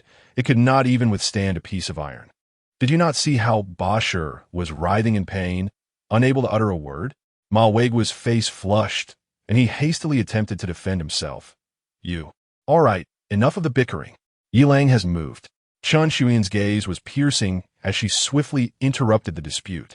Yilang, wielding an axe with a sharp glint in his eyes, approached slowly, despite a tinge of uncertainty lingering within him. Everyone, be prepared, especially you, Li Gang. Once Yilang steps into range, it will be your turn to act. Li Gang's face turned pale, his gaze fluttering. He hesitantly nodded towards Chun Shuyan while feeling the fabric pouch at his waist. Yilang's steps were steady, each footfall echoing in the hearts of the onlookers. Closer, closer. Now is the moment. Li Gang act. Li Gang's eyes widened instantaneously as he abruptly drew the soil from his pouch, hurling it towards Yilang. However, he overestimated his own strength. The powder did not reach Yilang's feet, but instead splattered all over Ma Weigua's face. An eerie silence enveloped the scene for a second. "What were you doing?" Ma Weigua, covered in dust, turned to look at Li Gang in disbelief. I merely wished to amplify the impact." Chun Shiwelian, focused on her command, had not noticed the commotion beside her and persistently urged, "Li Gang, hurry, release the earth spikes, quickly." Li Gang thought he could no longer afford to hesitate. With a wave of his right hand, a few scattered earth spikes suddenly erupted beneath Yilang's feet, poking at the soles of his shoes. A bit uncomfortable. Yilang's smile broadened, his steps unwavering. "As expected, you all shall face dire consequences now." Chun Shiwelian's jaw dropped in shock, her trembling finger pointing at Li Gang. Yang Fong was the first to speak, his tone laced with a hint of schadenfreude. "You claimed your earth spikes were as hard as iron, yet you couldn't even pierce a shoe sole? Your previous demonstration." I can only say, the ground at Bashir's place was quite filthy. Noticing the astonished expressions on the faces of those around him, Li Gang felt a twinge of embarrassment and irritation. "It's not entirely your fault.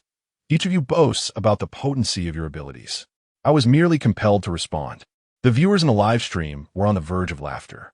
Xiao Chunin one remarked, "Is this feeble attempt truly the pinnacle of Earth-based powers?" Xiao Chunin S retorted, "Xiao Chunin one, while we may be familiar with one another, I can still accuse you of defamation. Haven't you heard? It's because the ground is too clean. Toss us onto a construction site and see if you can't pierce it."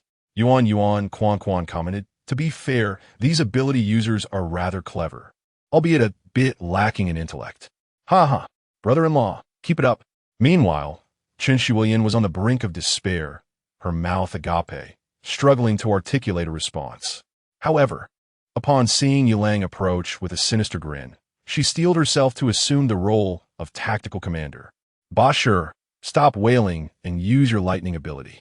Even if your claims are exaggerated, it could at least dazzle his eyes. At that moment, we'll unleash all our weapons. I refuse to believe he can survive." Bashir endured the pain, a flicker of determination crossing his eyes as he fervently prayed for the blessings of the Thunder God. With a swift motion of his right hand directed at Yilang, a flash of white light erupted. Yet Yilang merely frowned and blinked, continuing his advance. Before the others could inquire about their weapons, Bashir muttered in astonishment, "This shouldn't be happening. I've tested it numerous times. It sparkles brilliantly." The viewers, nearly in stitches, already knew the answer. "What's going on?" One user commented, "It's because the corridor is spacious." Chao Zhe one added, "You were testing it indoors." "Ha ha. What a bunch of clowns. I can't stop laughing." Bao Ji's baby chimed in, "I can't breathe from laughing. I almost want to advise Lang Ge to show mercy. These fools are too amusing." At that moment, Chun Shiwelian's face fluctuated between red and pale, her gaze filled with a complex mixture of hope as she looked at Ma Weigua. Her expression seemed to convey, "If you act like that, I shall immediately shed my pants and perform acrobatics, leaving a parting gift of excrement before my demise." As fate would have it, the more one worries about misfortune, the more likely it is to occur. Suddenly, Ma Weigua retrieved a windproof lighter from his pocket. Chapter 47. The socks engulfed in flames as Chun Shiwelian was about to remove her trousers. She observed Ma Weigua gently waving his right hand amidst the largest flames, sending forth a fireball the size of a fist, which hurtled directly toward Yilang. Yilang could evade, yet upon seeing the dark red flames, he felt compelled to test its potency. Amidst the gasps of Chun Shiwelian and her 5 companions, along with the astonished million viewers in the live stream, the fireball struck Yilang's abdomen with pinpoint accuracy. The fireball erupted into an even larger blaze, yet the duration was fleeting, lasting only a mere 0.1 seconds. Before Yilang could even register the heat, the flames extinguished. The skin that was exposed bore only a few charred marks, remnants of a scorched shirt. Yaoshi had nearly been terrified to death, on the verge of exclaiming, but upon witnessing that Yilang was unscathed, her thoughts shifted. He had dramatically torn off his shirt. How striking! She was not alone in her admiration. The live chat buzzed with enthusiasm. "Tang tang tang bao, darling. Tang zigon lu, darling love me. A small round one, darling. Look at how dirty you are. Come to my house for a shower. The water is 37 degrees. Tang Yuan. I knew you wouldn't show off until you saw some flesh. Hurry back to the stream. Round round. A small round one. Is that even proper water? Rabbit ear girl. Darling, can you take a break for a few days? My freshly done nails are a bit painful. Xiao Chunin C. Rabbit, we know you're infatuated, but don't give it away so easily. Where has that playful spirit gone? Xiao Chunin 1. Big brother, haven't you realized? In front of us, she is a seductress. Before Lang, she transforms into a charming male. Chao Yang. I always thought I was a visual connoisseur, then a fan of abs, and later a finger aficionado. Now, I understand. I am simply a slave to desire.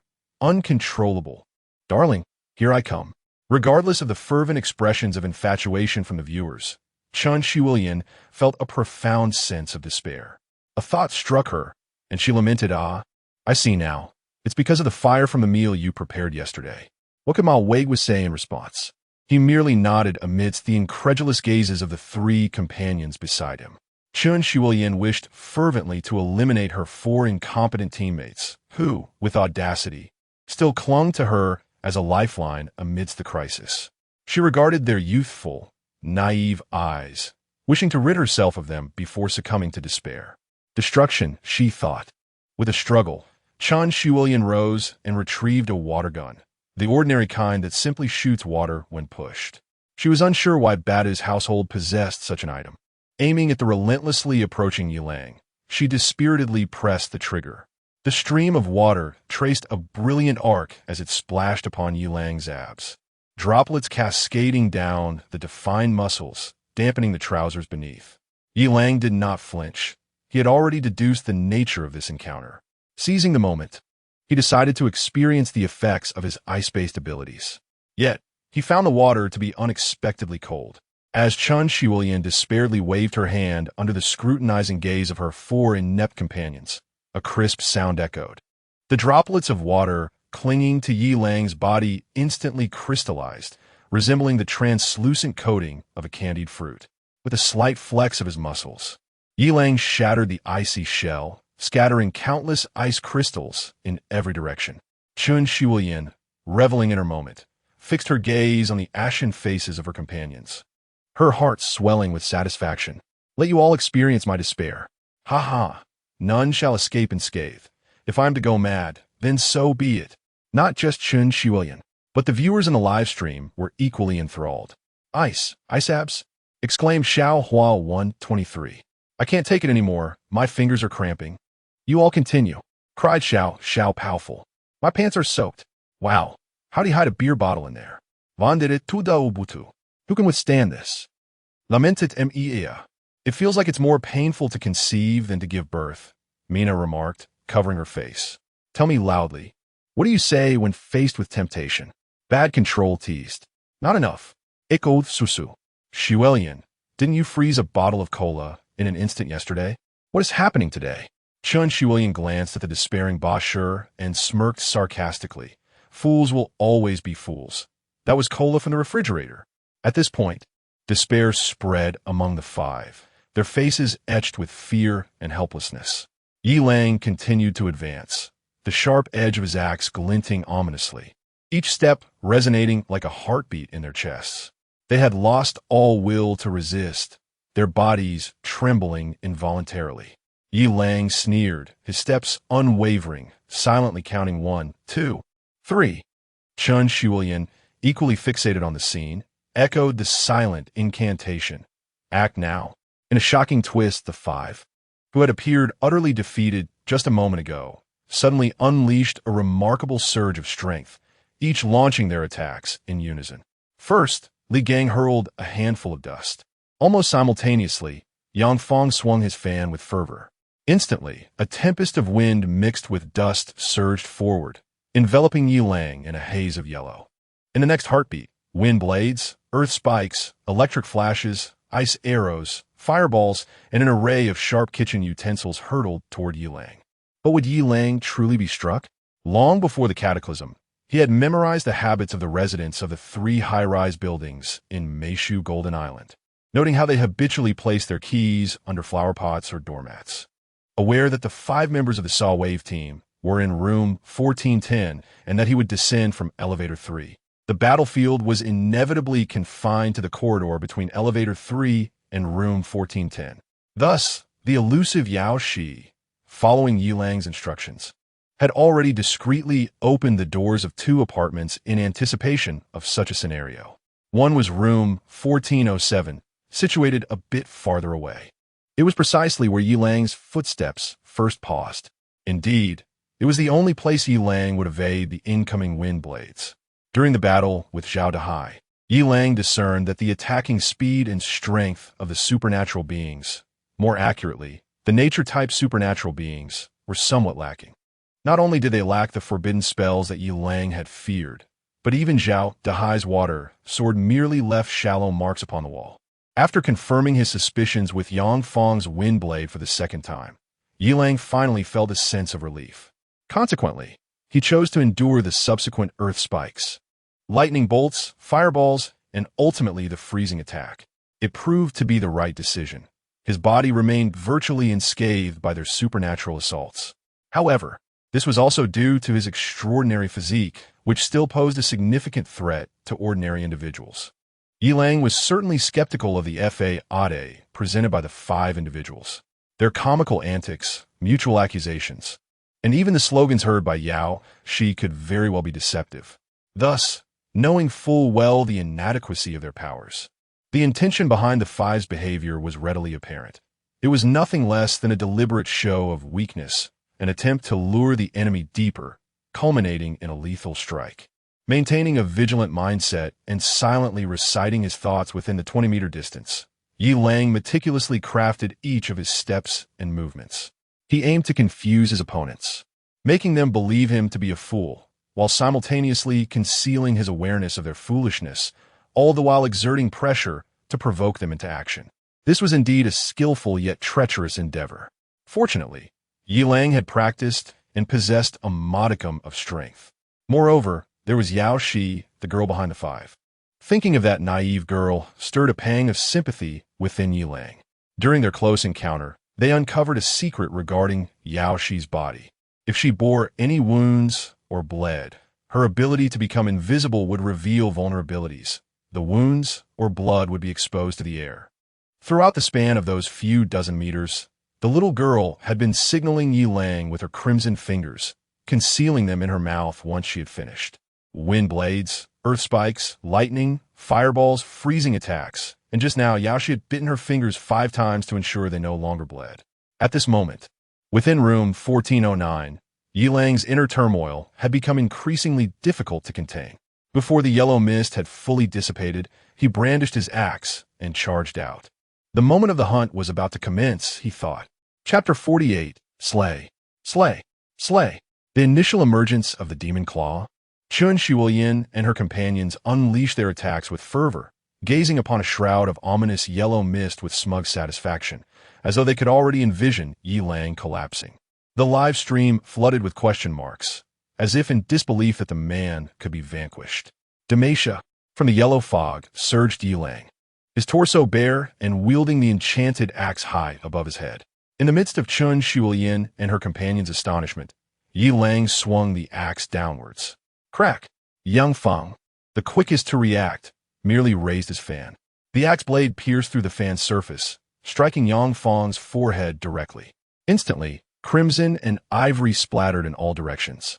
Yang Fang crumpled to the ground, and it was only then that the remaining 4 regained their senses, retreating in terror.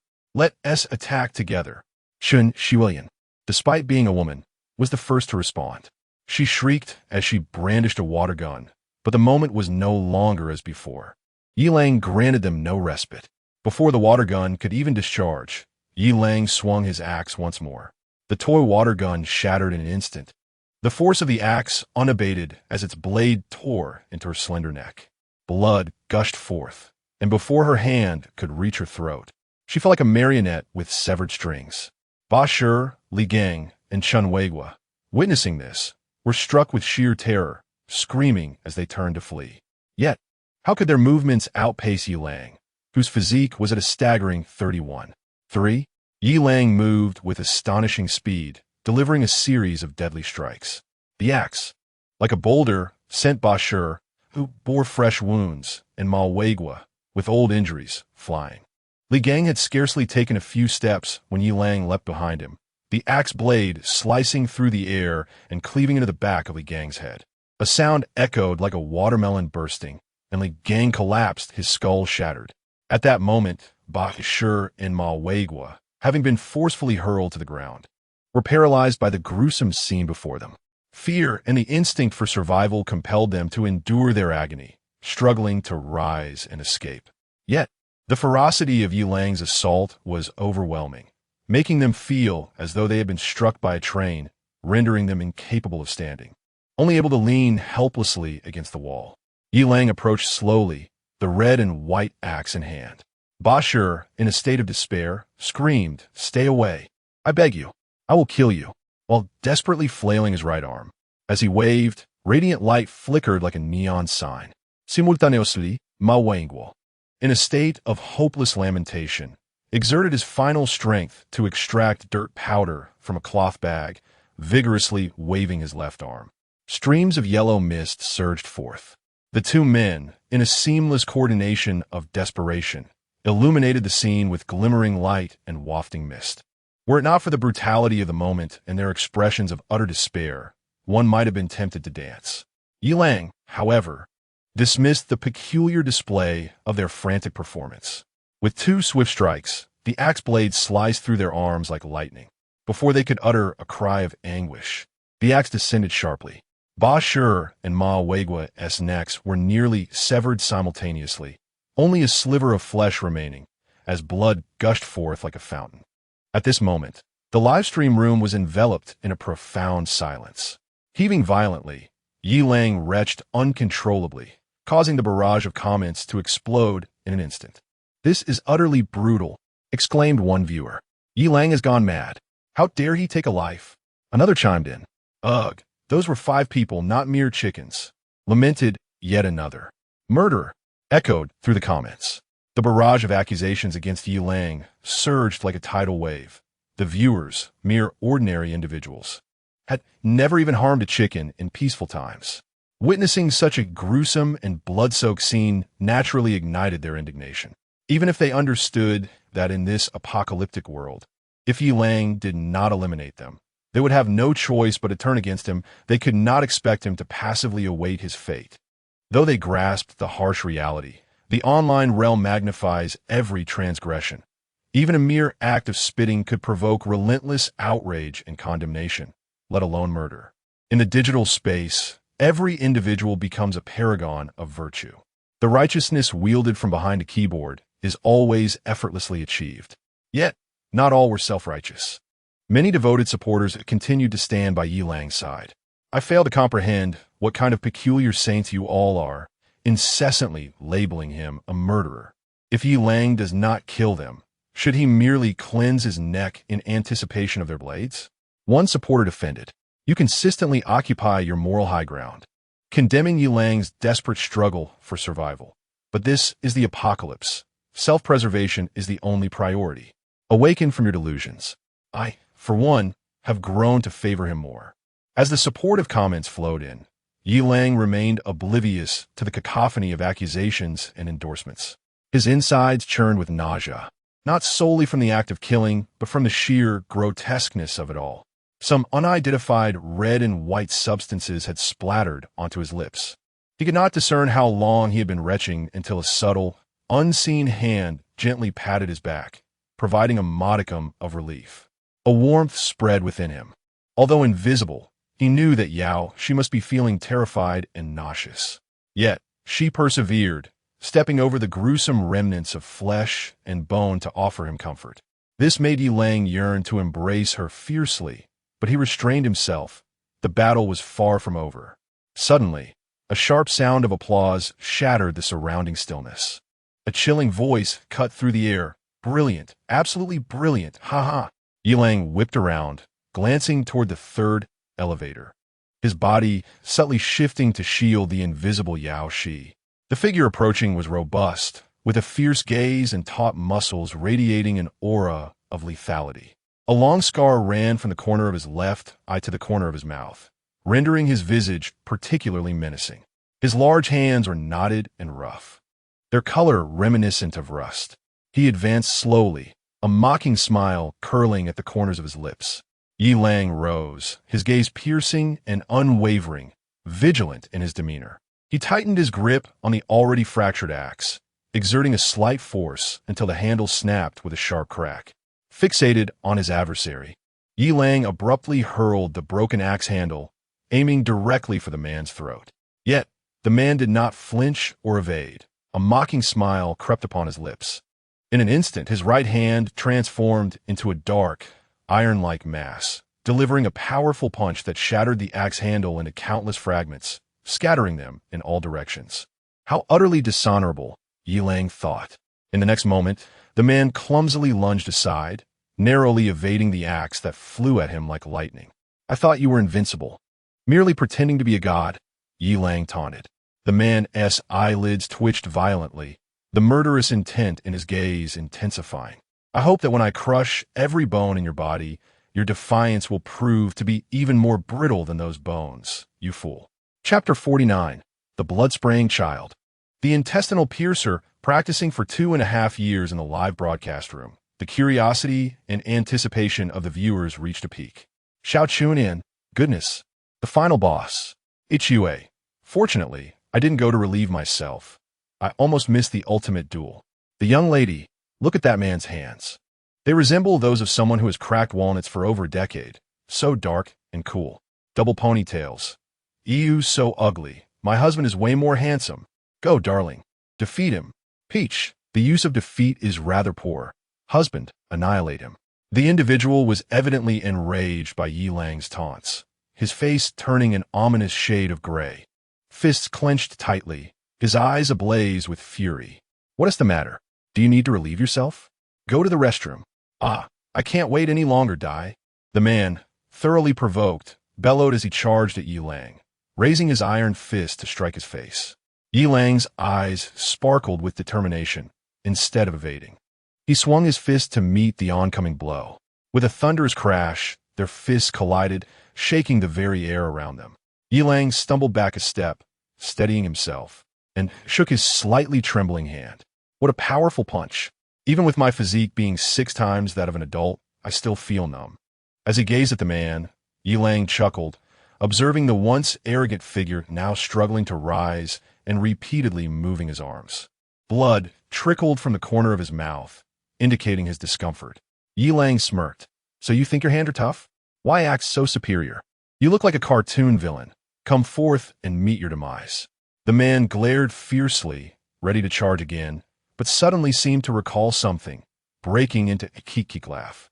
Yi Lang rolled his eyes, about to unleash a tirade when the man spoke. First, I'll employ modern combat techniques, while you use Baji Quan.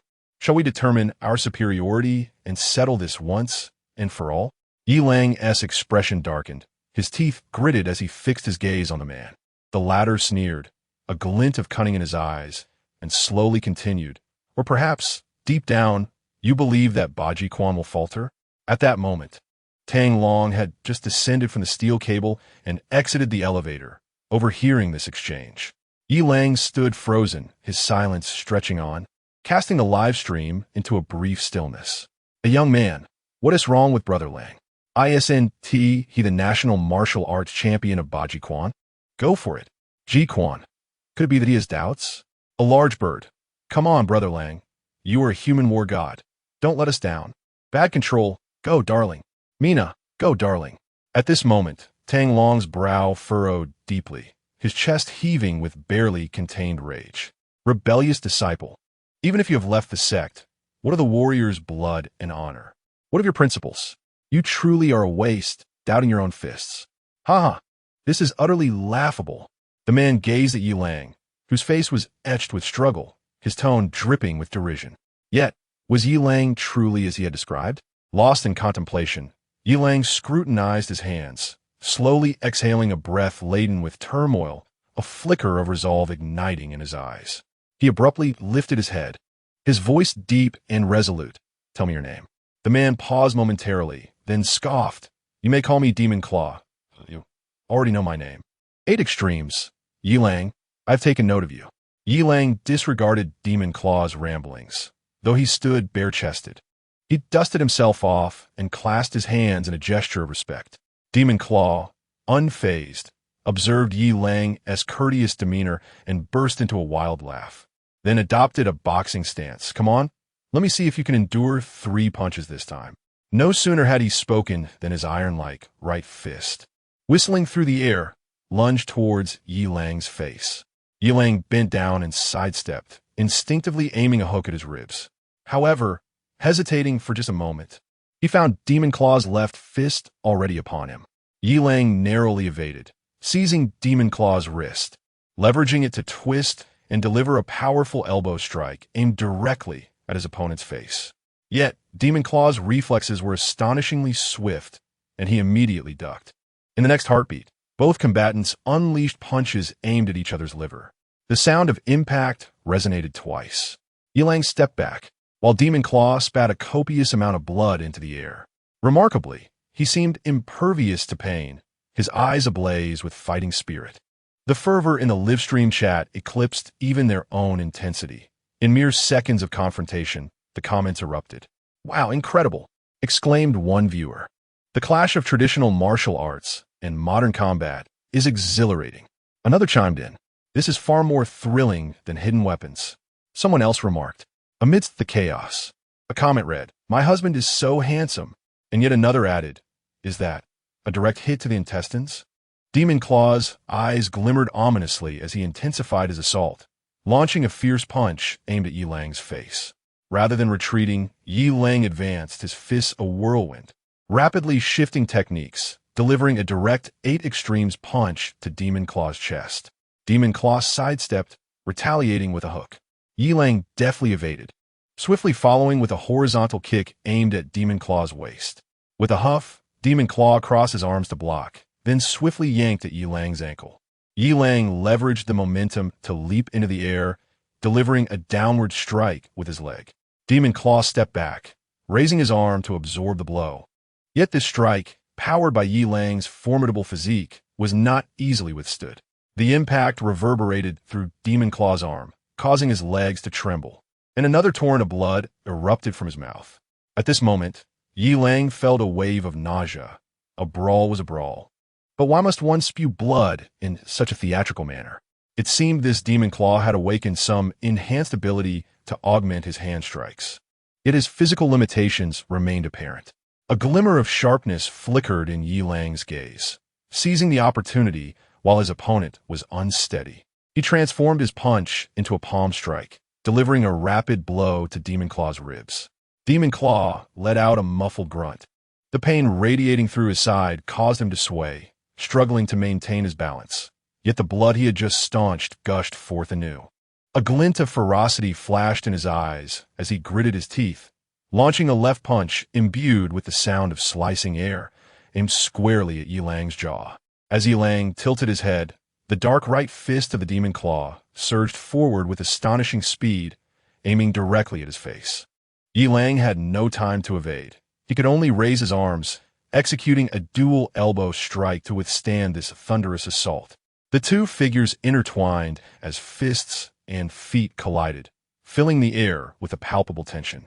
The barrage of comments in the live stream surged like a tidal wave, with viewers fervently cheering for this peak confrontation. Meanwhile, the Demon Claw grinned malevolently, a mocking expression on his face. "Is this your 8 extremes fist? Why do I see traces of modern combat in your techniques?" Yi Lang's expression remained unchanged as he charged forward. "Such needless chatter," he retorted. The Demon Claw, smirking coldly, intensified his assault, each strike aimed at vital points. After enduring several blows with his reinforced arms, Yi Lang finally seized an opportunity and executed a swift knee strike aimed at the Demon Claw's abdomen. Puff! The impact of Yi Lang's explosive punch followed. Puff! "How utterly disgusting. Are you some kind of blood-spitting brat?" Yi Lang furrowed his brow, seizing the chance to grasp the Demon Claw's arm, advancing with the swiftness of the wind towards the center line. Then, with a grounded elbow stance, he lowered his right shoulder to gather force, unleashing a technique he had diligently studied for 2.5 years. which sent the live stream into a frenzy. The Taizhan Cow. Chapter 50. Xiao Wan's Affection. The old man's roar Ji Kuan. Brother. Icon.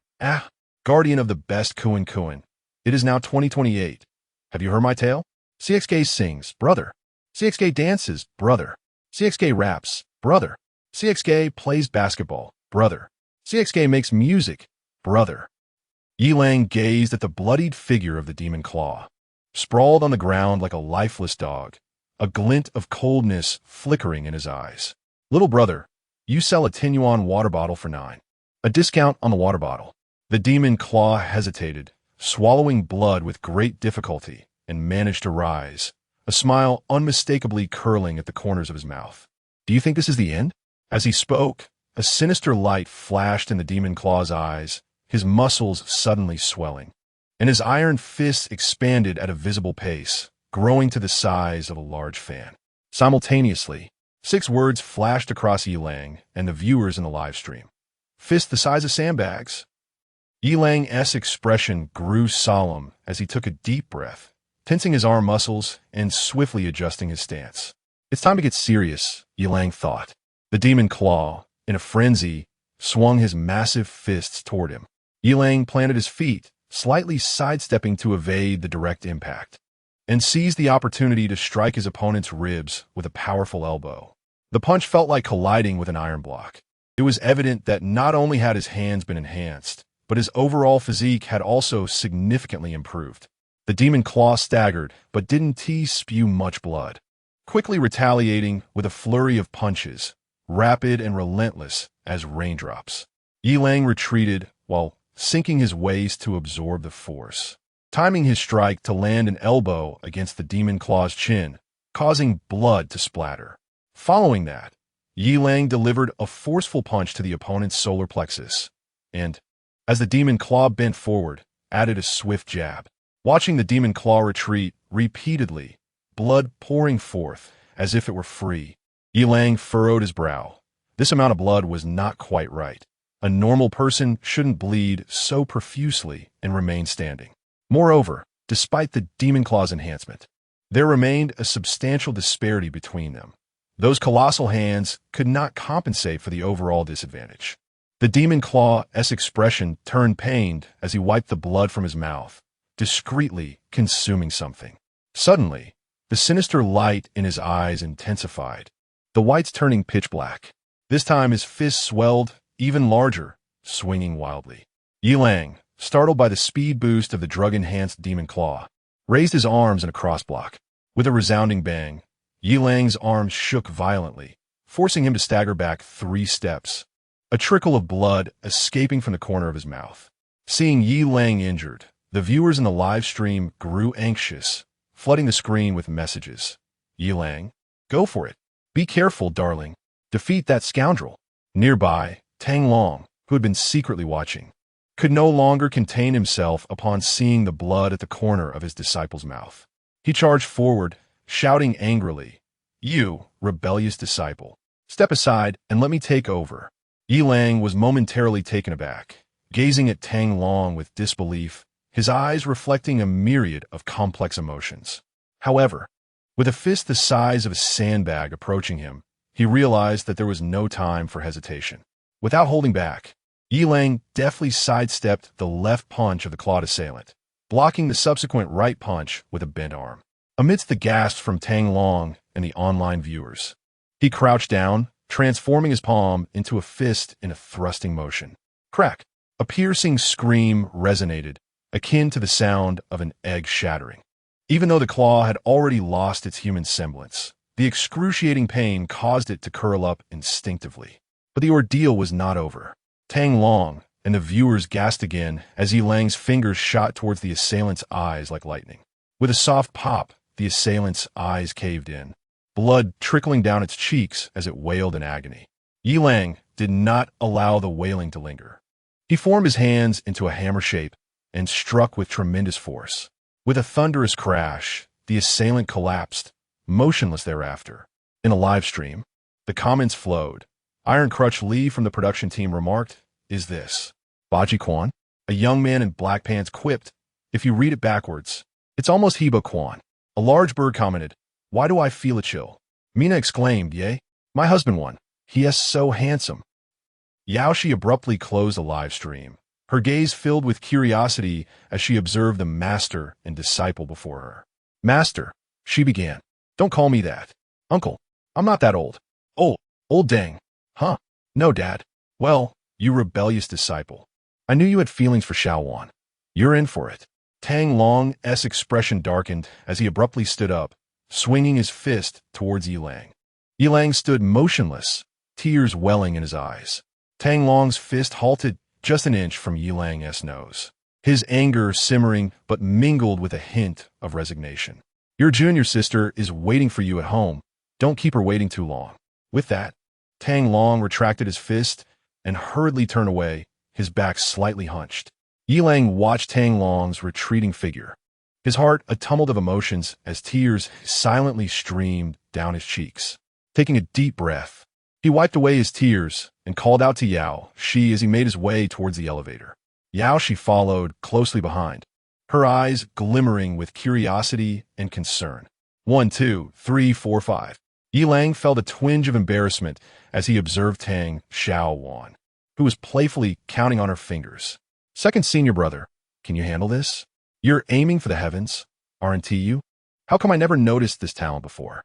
Before Yilang could respond, Bai Xiao, her emotions having calmed, blushed slightly and interjected Xiaowan. "You can't blame Yilang entirely. We were the ones who sought his help." Yes. Bai Jin, Yao Shi, and Xiong Ting all nodded in agreement. Tang Xiaowan chose not to pursue the matter further, casting Yilang an annoyed glance before turning away in frustration, declaring, "I'll leave so I'm not an eyesore to you all. Stinky second senior brother, I dislike you." Yilang listened to the heavy sound of the door closing, managing a bitter smile. He did not find anything wrong with taking in Mei. Rather, the prompts in his mind left him somewhat bewildered. Ding name, Tang Xiaowan, age 18, height, 163 centimeters, weight, 43, 5 kilograms, inner quality, 100, blank slate. Overall, 94, a tsundere with a gentle demeanor, easily toppled, meets system requirements.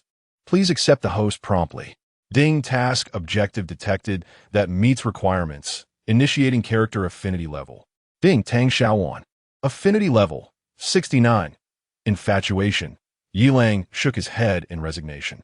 Although he had some inkling of his junior sister's feelings, the sight of the 69 affinity level left him at a loss. It was not that his junior sister was lacking. It was merely that his master had instilled a sense of caution. A single misstep could lead to dire consequences.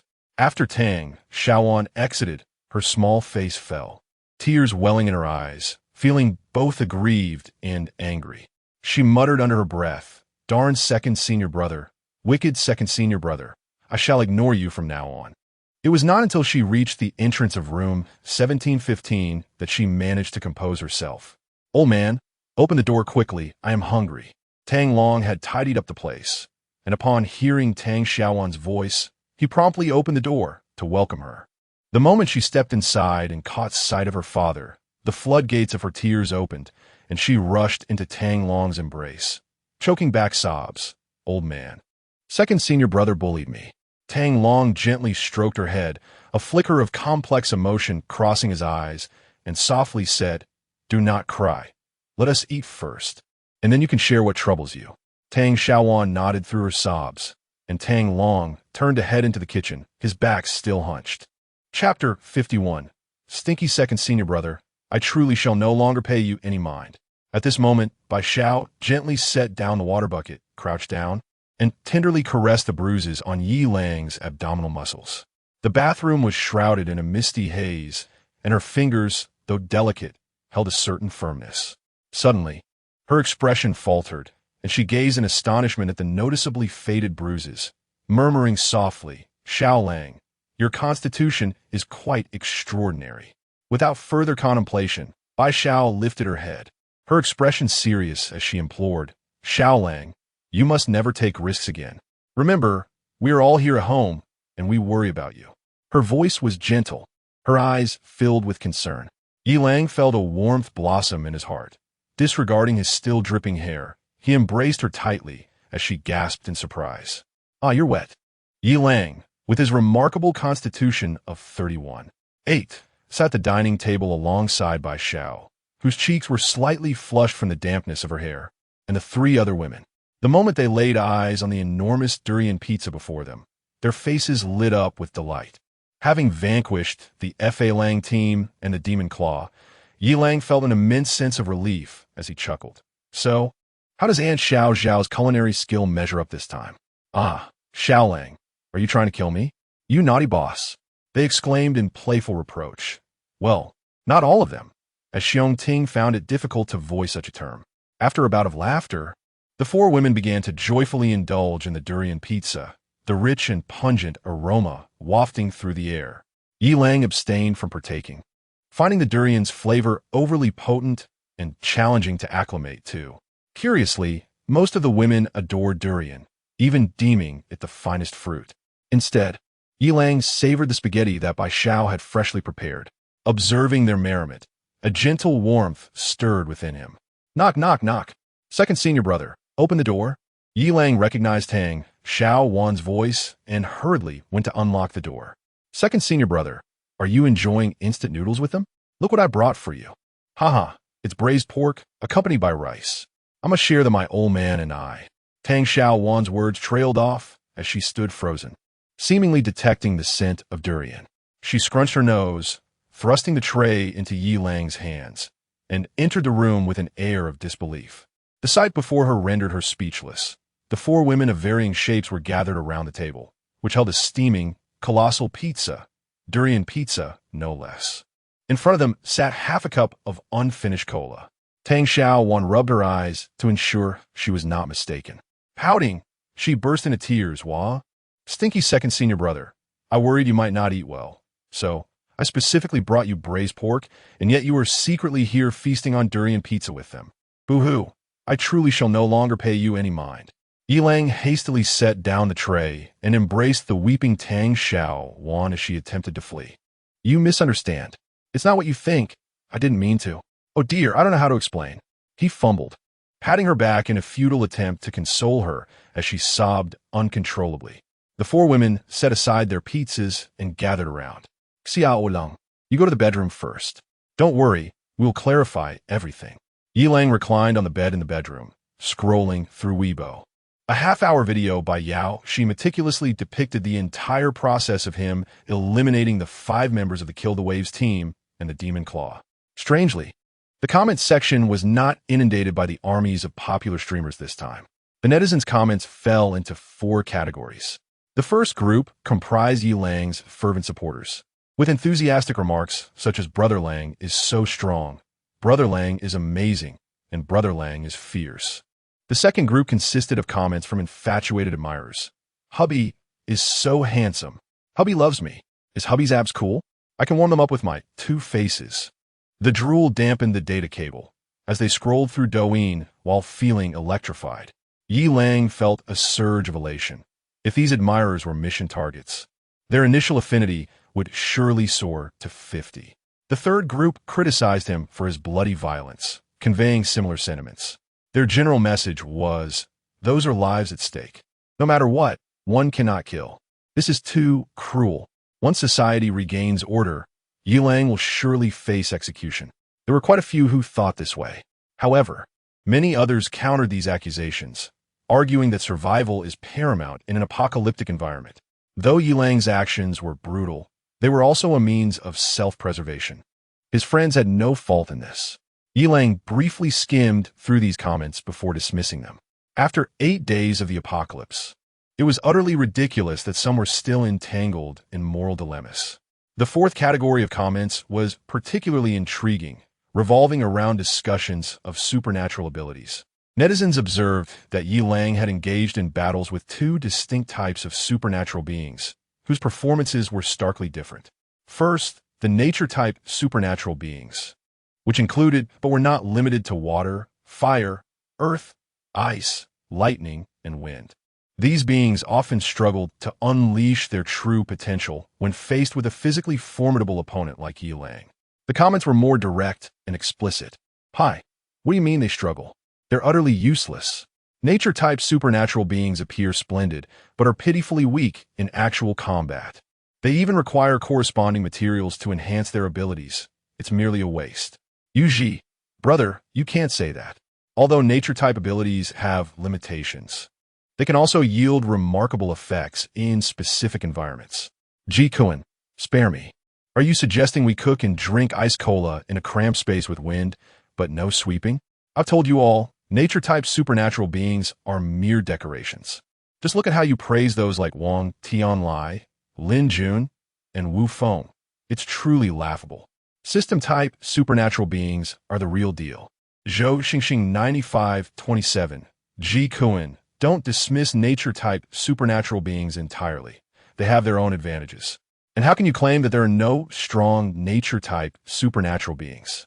One must remain objective, don't you think, brother? Ji Kuan, Zhou Xingxing 9527. For I am indeed a natural ability user. Twin tails, however. System ability users are rather unattractive. Natural ability users are far more handsome. Yi Lang observed these debates, pondering deeply within himself. Are natural ability users truly weak? Perhaps under certain circumstances, this may hold some truth, yet it cannot be generalized. Against ordinary individuals, natural ability users can indeed pose a significant threat.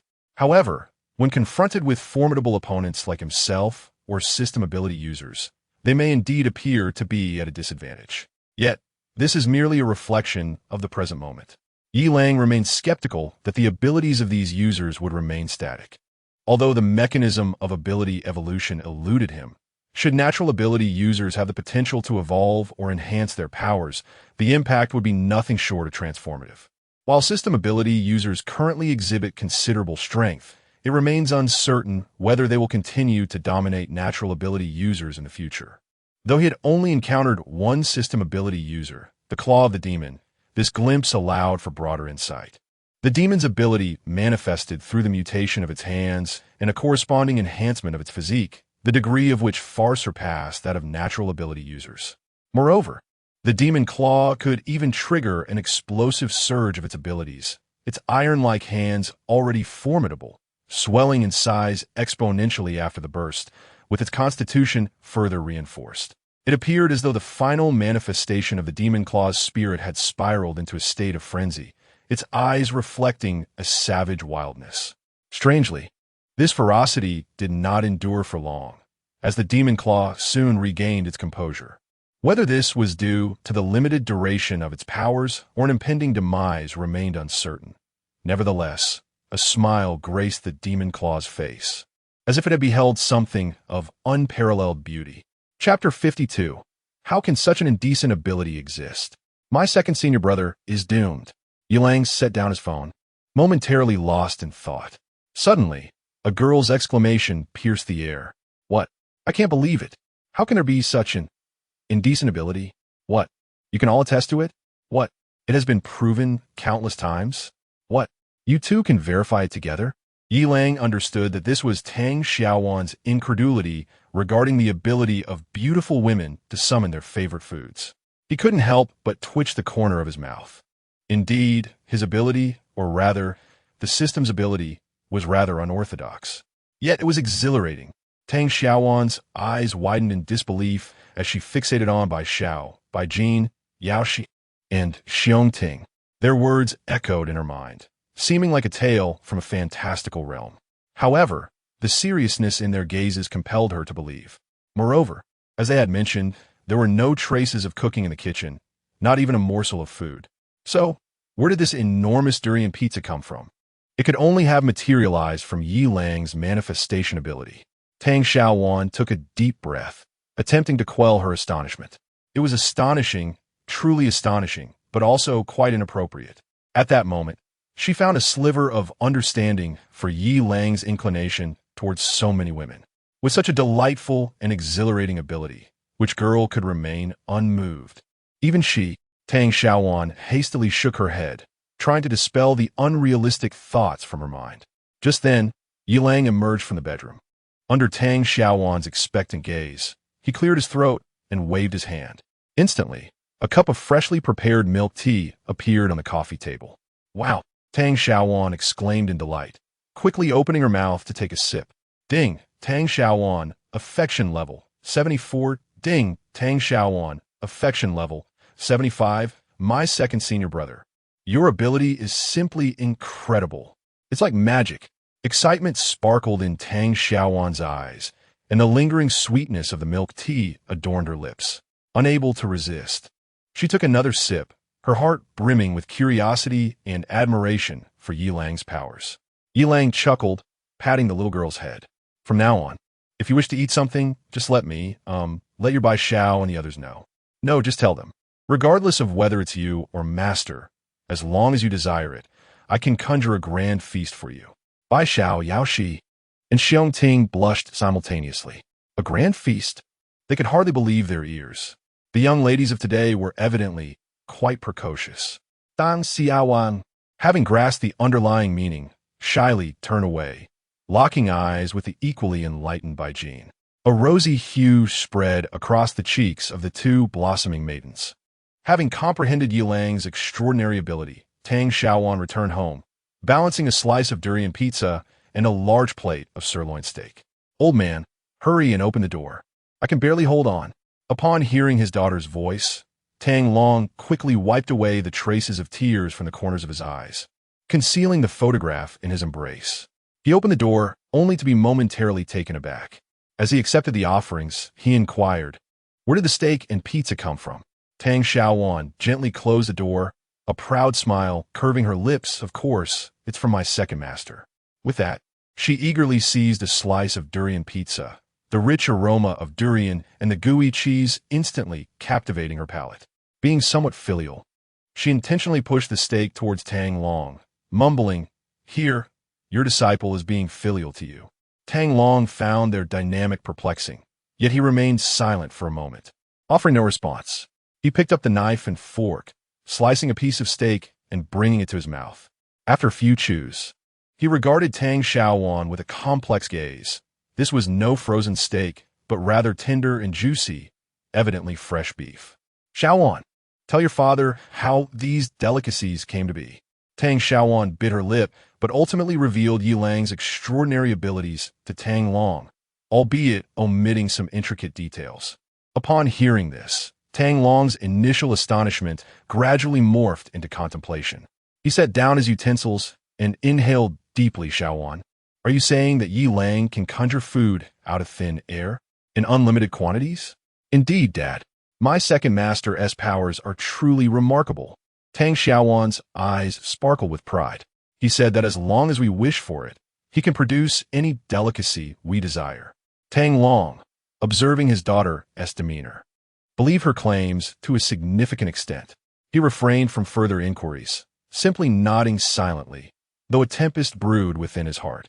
Such a notion was exceedingly delightful. After dinner, Tang Long sat alone in his study, gazing at the photographs of his two late wives, his brow furrowed in contemplation. Time slipped by unnoticed until he picked up his phone and dialed a newly saved number, his tone grave. "Yilang, we need to talk." "All right." As Yilang stepped outside, he noticed Tang Long peering through the corridor window, gazing at the verdant tide beneath the night sky. The green tide swayed in the evening breeze, its color deepening, as if a colossal beast lurked beneath, poised to consume all in its path.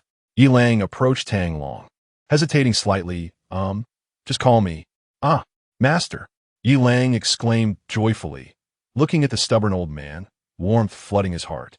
He understood that Tang Long had finally accepted him again as his wayward disciple. Tang Long's eyes twinkled with laughter, yet his tone remained serious. "Yilang, I ask you, Xiaowan claims you can conjure food out of thin air, and endlessly so. Is this true?" Yilang nodded, extending his hands as a loaf of bread materialized in his palm. Witnessing this marvel dispelled Tang Long's doubts, replaced instead by joy for his wayward disciple and joy for his beloved daughter. His tone lightened. "Your ability is indeed extraordinary." Xiaowan was correct. This child returned home, incessantly chattering about wanting to dine lavishly with her second master, indulging in roasted duck paired with milk tea. "Ha ha ha." Yilang chuckled as well, for his junior apprentice had a fondness for these two things. Rest assured, as long as Xiao Wan is happy, I can provide her with any delicacies, and you too. Tang Long patted Yi Lang's shoulder, a glimmer of satisfaction flickering in his eyes. Very well, I trust you, my disciple. He then presented a large knife wrapped in cloth to Yi Lang. Instantly, Yi Lang's eyes glistened with emotion as he accepted the weapon with trembling hands, murmuring, "Thank you, Master." Tang Long sighed softly, his gaze profound. From now on, do not forsake the knife in your hand. Yi Lang gripped the hilt firmly, his eyes resolute, nodding earnestly. Moreover, regarding her actions today, he hesitated, ultimately refraining from voicing his thoughts. Yi Lang did not pursue the matter, for both master and disciple understood that issues of mindset could not be resolved by others. One must find clarity within oneself. Their exchange was brief, and after a final pat on Yi Lang's shoulder, Tang Long turned and departed, leaving Yi Lang standing alone in the corridor, clutching the weighty blade. Upon returning home, Tang Long found Tang Xiao Wan munching on spicy strips while engrossed in her phone. Occasionally, she would wipe her hands and type furiously with a frown. Old man. These people are utterly foolish, claiming that second senior brother should not kill. Are we to passively await our demise? Tang Long furrowed his brow and approached her, gently patting her head.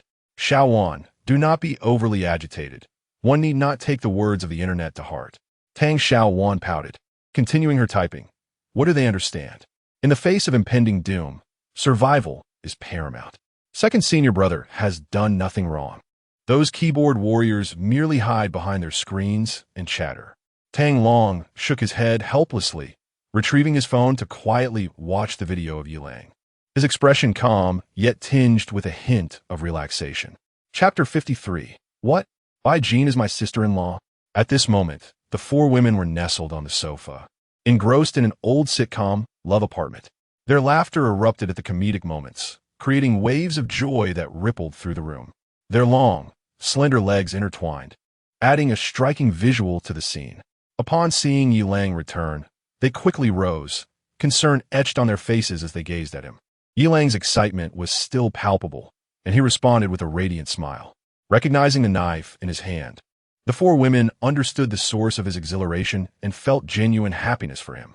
Yi Lang swiftly seated himself between Bai Jin and Xiongting, carefully unwrapping the cloth that concealed his prized possession. A gleaming, pristine blade emerged, reflecting their astonished expressions, gently caressing the knife that had accompanied him for years. Yi Lang could no longer contain his enthusiasm and dashed toward the gym. Bai Jin watched his departing figure and the vacant seat beside her, her heart a tumult of emotions. Xiongting, observing Bai Jin's demeanor, silently resolved to act on her determination. Once in the gym, Yi Lang excitedly wielded the large knife, executing each move with fierce precision, chopping, slicing, thrusting, and parrying. The blade glimmered as he spun rapidly under the lights, sweat soaking his clothes.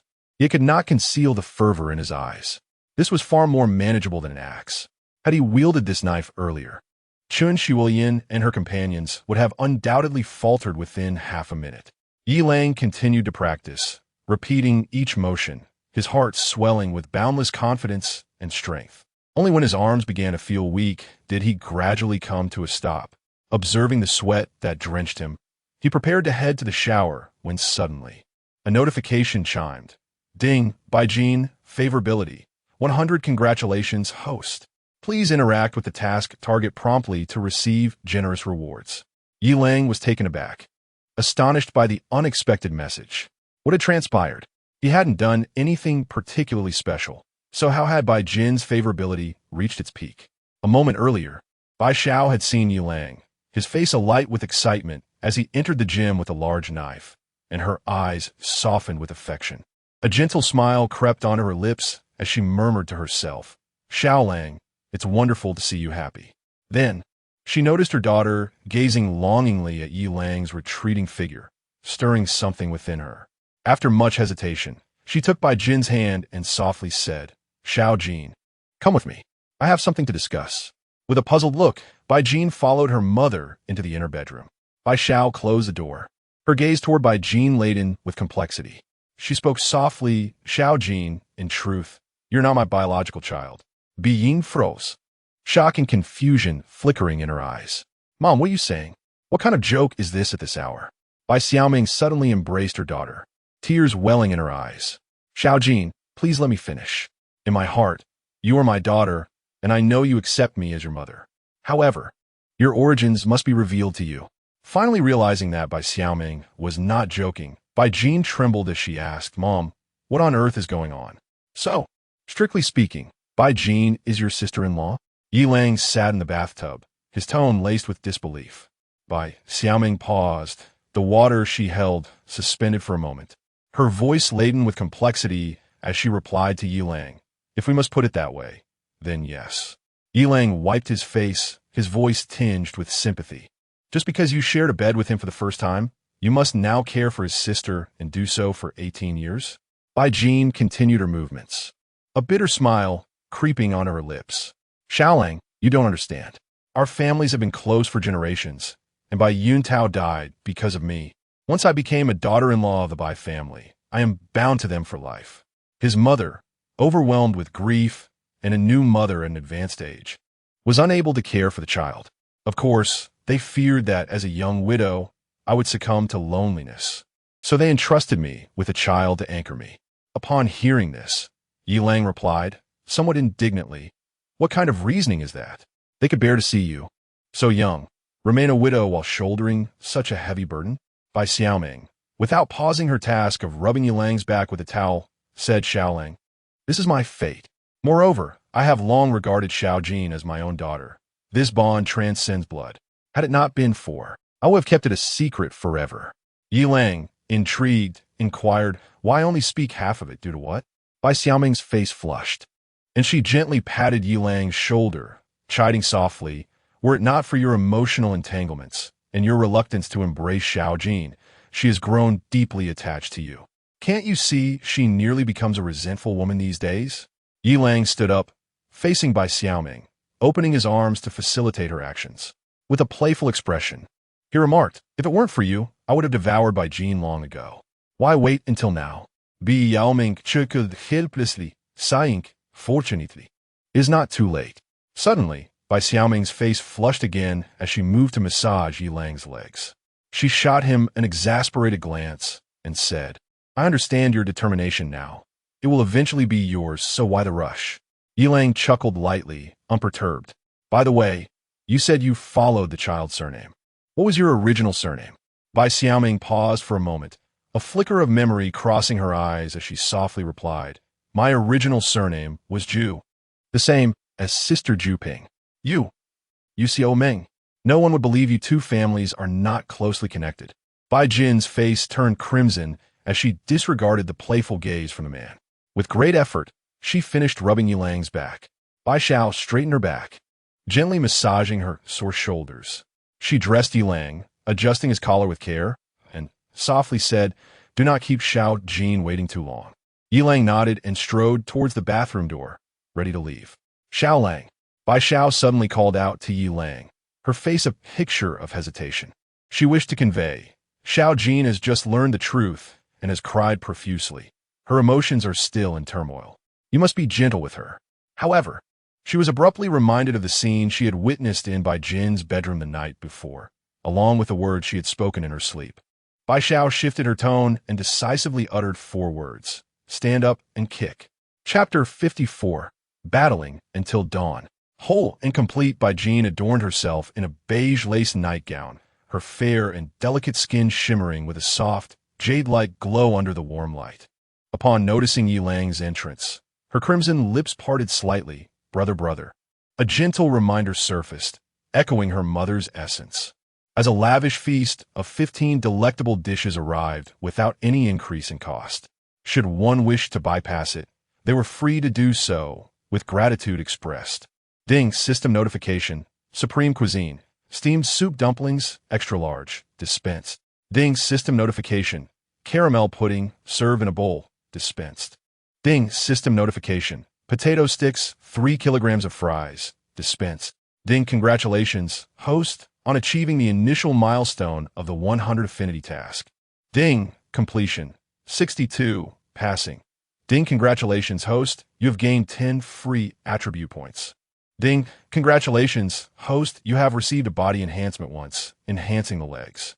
Ding, congratulations, host, you have acquired a body enhancement trait, impervious to heat and cold.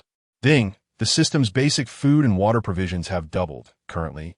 48 loaves of bread, 16 barrels of water, 8 large watermelons, 4 packs of spicy strips, 1 roast duck. Ding, system notification, supreme cuisine, bridge noodles, serve in a bowl. Dispensed. Ding, system notification, cosmic cup, serve in a bowl, dispensed. Ding, system notification, durian mill phi, half-meter high, dispensed. Ding, congratulations, host, 1 free attribute point. Current free attribute points, 11. Ding, system notification, supreme cuisine, sweet donut, the size of a hula hoop, dispensed. Ding, system notification, house cake, cupcake in a bucket, dispensed. Ding, system notification, Colonel's Chicken Shack, 5 kilograms of chicken nuggets, dispensed. Ding, congratulations, host, 1 free attribute point. Current free attribute points, 12. Ding, system notification, supreme cuisine, Yangzhou fried rice, serve in a bowl, dispensed. Ding, system notification, Hunan braised noodles, serve in a bowl, dispensed. Ding, system notification, Northeast rice package, 5 kilograms, dispensed. Ding, congratulations, host, 1 free attribute point. Current free attribute points, 13. Ding, system notification, Kanto stew, in a bucket, dispensed. Ding, system notification, Buddha jumps over the wall, in a bucket, dispensed. Ding, system notification, Peking duck, dispensed. Ding, congratulations, host, Peking duck has been added to the system's daily provisions. The first moments should belong solely to Xiaoling and Xiaojin, a sacred time that ought not to be disturbed by anyone. It appeared that Yi Lang, when faced with his own emotions, was decidedly unprepared. Yet, the day would inevitably come when he must confront such feelings. It was imperative to form an alliance, the girls thought through gritted teeth. When Yi Lang emerged, his body marred with scratches and bite marks, and went to relieve himself, Bai Xiao hurriedly pushed him in her bedroom as he was adjusting his pants. With water in hand, Bai Xiao swiftly made her way to Bai Jin's room. The scene before her was no different from before, perhaps even more harrowing. Bai Xiao sighed with a heavy heart as she pulled up the blanket to cover Bai Jin's battered form. She tenderly caressed Bai Jin's cheek, gently calling out, "Xiao Jin, drink some water first, then you can sleep."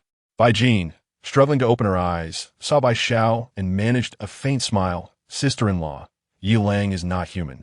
Sobi. At that moment, Yi Lang lay in a 5.76-meter square crib, assessing the system notifications in his mind. He noted with satisfaction the 15 instances of exquisite cuisine and a 61 interaction completion rate, thinking to himself, "After enhancing my physique, this is somewhat exaggerated. It seems I can no longer play solo. It's time to partake in multiplayer."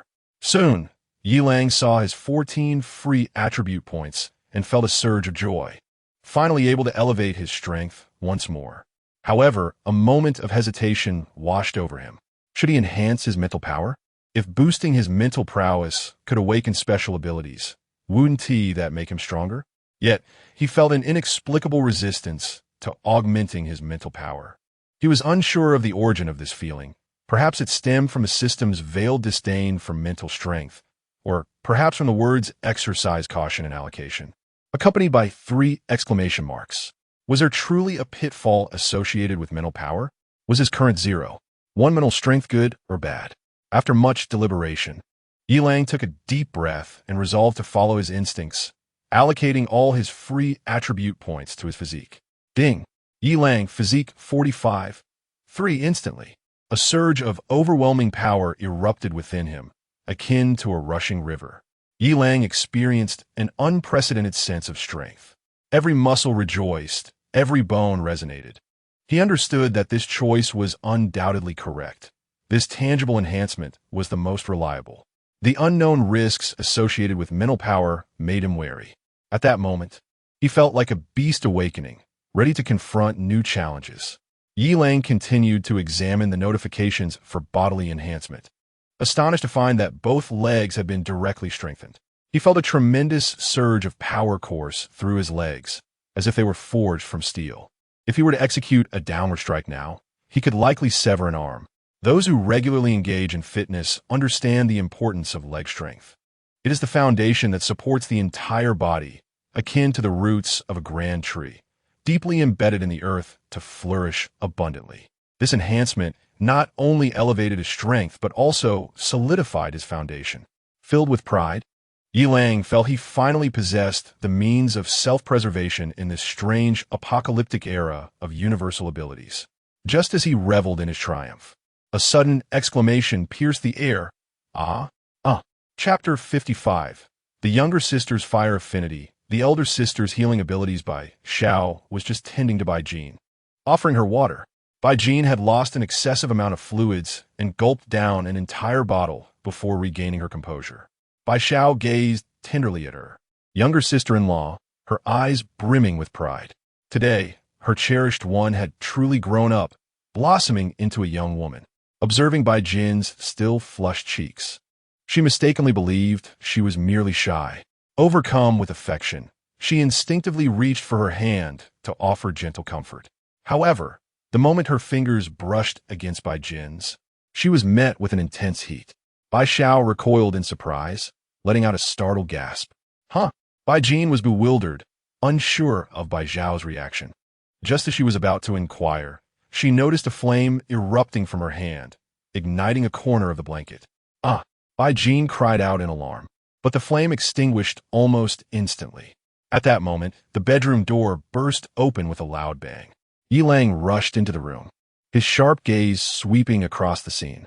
Seeing that both women were unharmed, he exhaled in relief. However, his eyes widened in shock at the sight of the scorched blanket and the acrid scent of burnt fabric filling the air. He quickly yanked the blanket away and retrieved a bucket of water from his system space, dousing the remnants of the fire to prevent further spread. Immediately after, Yilang hurried to Bai Jin's side, meticulously checking for any signs of burns on her skin. Upon confirming that her flawless, porcelain-like complexion remained unscathed, he finally relaxed. At that moment, Yao Shi and Xiong Ting also arrived, alerted by the commotion. Bai Jin, lacking any garments, felt a wave of embarrassment wash over her upon seeing so many people. She hastily embraced Yilang, using his body to shield herself, her face flushed with humiliation as she scolded. You ridiculous man, get them out of here. Yilang chuckled, exchanging a knowing glance with Yao Shi and Xiong Ting, who discreetly exited the room, amusement dancing in their eyes. Gently patting Bai Jin's back, he murmured, "It's all right. We are all family here. No need to feel shy." Nestled in Yilang's embrace, Bai Jin's heartbeat gradually steadied, though a flicker of confusion sparkled in her eyes. "Brother, have I awakened a fire affinity ability? Why so suddenly?" Yilang nodded, explaining, "Everyone has the potential to awaken their abilities. It could be due to your heightened emotions from earlier." Bai Jin's cheeks flushed, and she shot Yilang a reproachful glance. "It's all your fault. You are nothing but a beast, treating me like I'm not even human. I won't talk to you again." Yilang couldn't help but be enchanted by Bai Jin's playful demeanor, her lithe form illuminated by the soft glow of the room. Just then, Bai Xiao cleared her throat, approaching with a nightgown in hand, offering it to Bai Jin with gentle words. "Xiao Jin, please put on this dress." Bai Jin accepted the nightgown, yet her shyness seemed to have dissipated as she struggled to rise and don the garment. Those perceptive enough could tell that it was still quite painful for her. Ultimately, with Bai Zhao's assistance, she managed to awkwardly slip into the nightgown, her delicate features still betraying a hint of discomfort. At that moment, Yilang suddenly grasped Bai Zhao's wrist. Concern etched on his face as he noticed the red marks on her palm. "Sister-in-law, were you burned just now? Quick, let's go to the bathroom. I'll fetch some water to cool it." Bai Zhao's cheeks flushed crimson, and she mused to herself how inventive people could be. She responded in a gentle tone. "It's all right. It was quite painful earlier, but it has subsided now." Yilang examined Bai Zhao's palm with utmost seriousness, even parting her fingers for a thorough inspection. Once he confirmed there was no serious injury, he released her hand. His voice carried a blend of excitement and uncertainty as he suggested, "Sister-in-law, try to concentrate and will the redness in your palm to disappear." Bai Xiao, perplexed but compliant, closed her eyes and focused her thoughts. Moments later, to her astonishment, The red marks on her palm gradually faded away. Wow, have I awakened my own abilities? She exclaimed, her eyes sparkling with disbelief as she gazed at her palm. At that moment, Jean, disregarding her own pain, leaned in to observe, her face alight with joy. Sister-in-law, I knew it. You must have healing powers. It's often described in novels, and healing abilities are exceedingly rare. This is wonderful. Bai Xiao, brimming with excitement, fixated on her palm. She immediately tugged at Bai Jin's nightgown, and despite Bai Jin's embarrassment, she cautiously began to heal her wounds. Yi Lang observed intently as Bai Zhao's hand gently hovered over Bai Jin's injury, a soft glow emanating and flowing slowly. In no time, the wound was restored to its original state. Witnessing this, Yi Lang's thoughts began to stir. Being clearly aware of Yi Lang's awkward demeanor, hastily pulled down her nightgown to cover herself and shot him a glare. Although her injury was healed, the lingering sensation of being overwhelmed by a crashing wave still haunted her. Yi Lang offered an awkward smile, averting his gaze and turning his attention back to Bai Xiao. Bai Xiao gently pressed him down onto the bed and began to knead the bruises on his abdomen with her hands. The soft glow returned, and the bruises gradually dissipated. Yi Lang felt a warm current coursing through him, and the pain swiftly diminished, prompting him to marvel. This ability is truly remarkable. In truth, even without Bai Zhao's healing, his injuries were nearly healed, thanks to his exceptional physique. Feeling a bit dizzy, Bai Xiao expressed her disappointment to Yi Lang. Xiao Lang, I haven't slept all night, and I'm feeling quite fatigued. Perhaps we should postpone this until I've rested, and can compensate you properly. A flicker of concern crossed Yi Lang's eyes as he softly replied, Sister-in-law, you're likely not just mentally exhausted. Overuse of your abilities can also deplete your energy. You should rest well, and so should you, Bai Jin. I will go find someone else to entertain myself. The two women were left in a mix of amusement and exasperation at his nonsensical address. Bai Jin shot him an accusatory glare, while Bai Xiao could only shake her head in resignation. Yi Lang chuckled, waved goodbye, and exited the room. After quenching his thirst in the living room, he noticed that his feelings for Xiong Ting had increased by 1 point in his mind, now standing at Xiong Ting, affection, 96. A spark of inspiration ignited within him as he made his way towards Xiong Ting's room. Meanwhile, Tang Long had also spent an entire night awake. Glancing once more at the photograph in his hand, the woman in the photograph possesses a smile as radiant as a blooming flower, and the striking resemblance to his two deceased wives evokes an overwhelming sense of sorrow within him. He tucked the photograph into his bosom and rose from his bed to toast 2 slices of bread and fry an egg. After placing the breakfast on the table alongside a box of milk, Tang Long nodded with satisfaction. He imagined that when Xiaowan awoke, she would undoubtedly complain about the bread being too charred and the egg lacking in tenderness. A faint smile graced Tang Long's lips as he gazed tenderly and reluctantly towards his daughter's bedroom. After one last glance, he resolved to act. He seized his large ring sword and stepped out of the house with unwavering determination. Chapter 56, the final lesson. The heart must be ruthless, the blade steady at this moment. In room 1410. 5 mangled corpses with grotesque wounds lay sprawled in the center of the living room. Blood stained the floor, and a pungent metallic scent filled the air. 3 women and a young boy knelt beside the bodies, their eyes hollow and devoid of life, as if their souls had been siphoned away. The traces of tears on their faces had long since dried, leaving only an abyss of sorrow and despair. The 3 women were Wang Huiying, the wife of Ma Weigua, Zhang Lina, the wife of Li Gang, and Su Fan, the wife of Yang Fan. The boy was the younger brother of Chun Shuilian. All 4 were engulfed in grief for their departed loved ones, coupled with a deep-seated loathing for Yi Lang.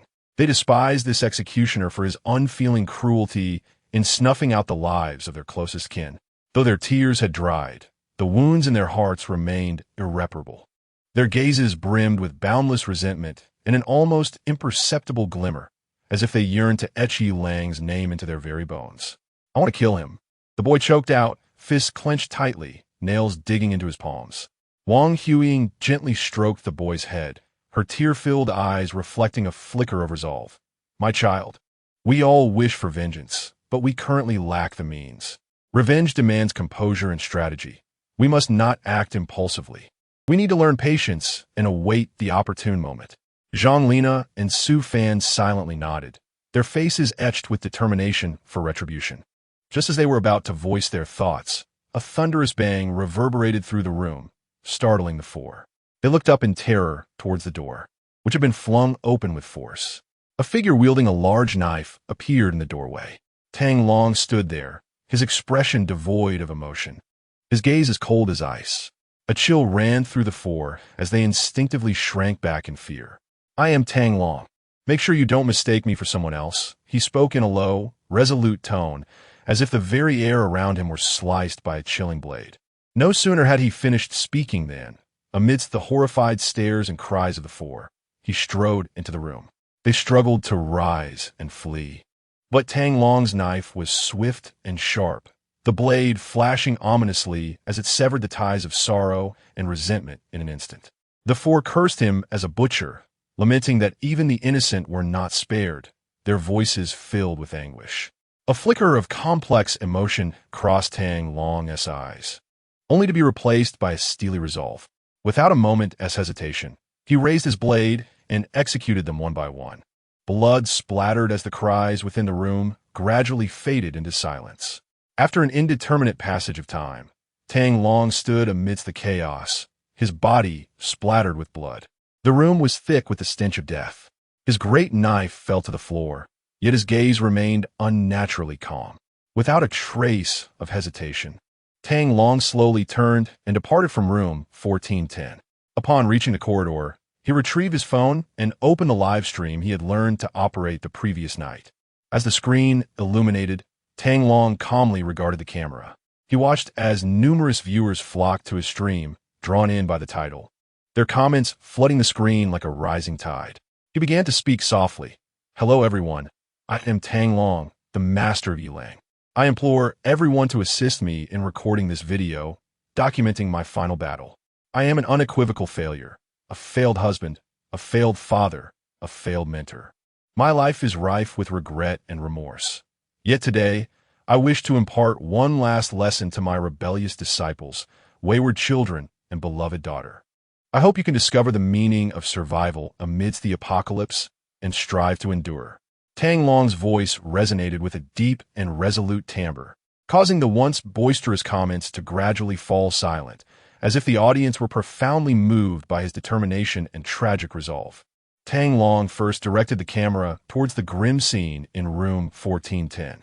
The gruesome sight plunged the live stream into a chilling stillness, as if the viewers were collectively holding their breath. In the next moment, a resounding crash echoed as Tang Long forcefully hurled a bottle of liquor against the corridor window. Glass shards scattered, and the night wind howled in, while Tang Long secured his phone, gripping a knife tightly, his gaze fixed intently on the encroaching darkness outside. "Baby, a brother bow. My God, Master Tang, retreat." Jikuan, with so much blood inside, along with what S on Master Tang. How many mosquitoes could there be?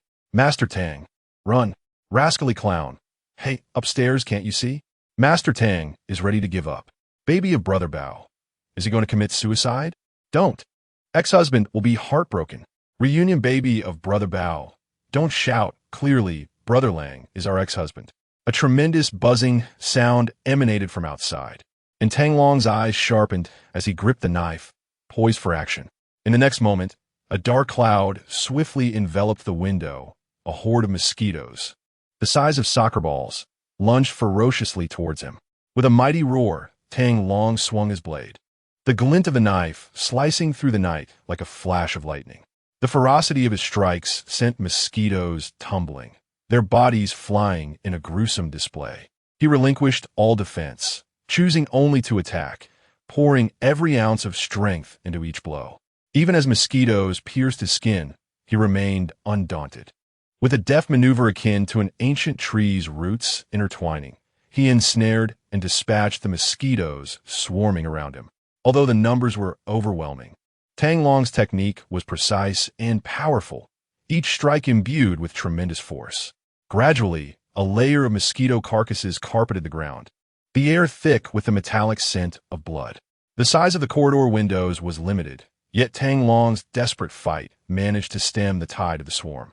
The comments in the live stream erupted once more. Though the hour was still early, the viewership had surged past 100,000. Nemus sigh. Unbelievable. This is a blade master. Love rises with the bell. Impressive. Li Taiguai from the production team. Master Tang. Keep going, survive. A great bird. Watching Brother Lang's swordsmanship is awe-inspiring. He must have a renowned teacher. Go, Master Tang. As Tang Long continued his relentless assault, his gaze grew ever more fierce, sweat mingling with blood cascading down his cheeks. Each swing of his knife bore the weight of his resolve, as if he sought to sever the very regrets that haunted him. Though the swarm was ferocious, under his unmatched blade, they began to retreat slowly. In a corner unnoticed by anyone, a furtive man suddenly approached the door of room 1401. He stealthily pushed the door ajar, a glimmer of cunning flashing in his eyes. Surveying his surroundings, he noted that room 1401 was secured by two doors, an iron security door on the outside and a wooden door within. He whistled softly towards the interior, and in response, the sound of scraping floorboards and a resounding crash echoed from within. Casting one last glance at the surveillance camera, a look of obsessive delight spread across his face. He then produced a key for the security door, delicately inserting it into the lock and turning it. With a resounding click, the wooden door was suddenly shattered as if struck by some monstrous force, splintering into fragments.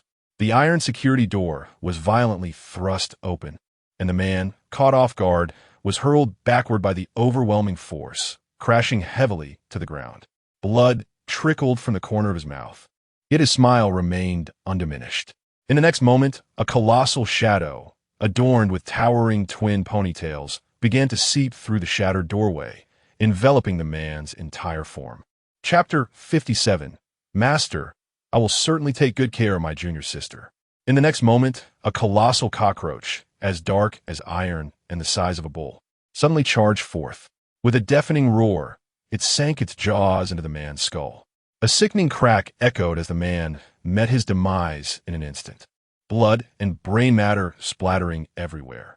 The creature violently tossed the corpse aside, its scarlet gaze shifting toward Tang Long, emitting a low growl that trembled the very air. At that moment, Tang Long finally discerned the true form of the monster. A jolt of excitement surged through him, and he grinned widely, welcoming the formidable adversary. Ignoring the onslaught of mosquitoes, he flipped his phone's camera toward the beast and whispered, "Xiaolang, watch closely." He then thrust his blade into the swarm of mosquitoes, drenched in blood and with several clinging to him, feasting on his flesh. Like a charging yak, he collided fiercely with the onrushing monster, executing a move known as close to the mountain. In the live-streaming room of Yilang, the ninth-generation heir of the Tang family's 8 extremes, viewers watched in awe and admiration as Tang Long, sacrificing his own body, managed to topple the dual-ponytailed monster. Viewers commented in a flurry, the true essence of close to the mountain. Master Tang, incredible. Wishing Master Tang a safe journey. I'm about to vomit. How could that monster devour a person like this?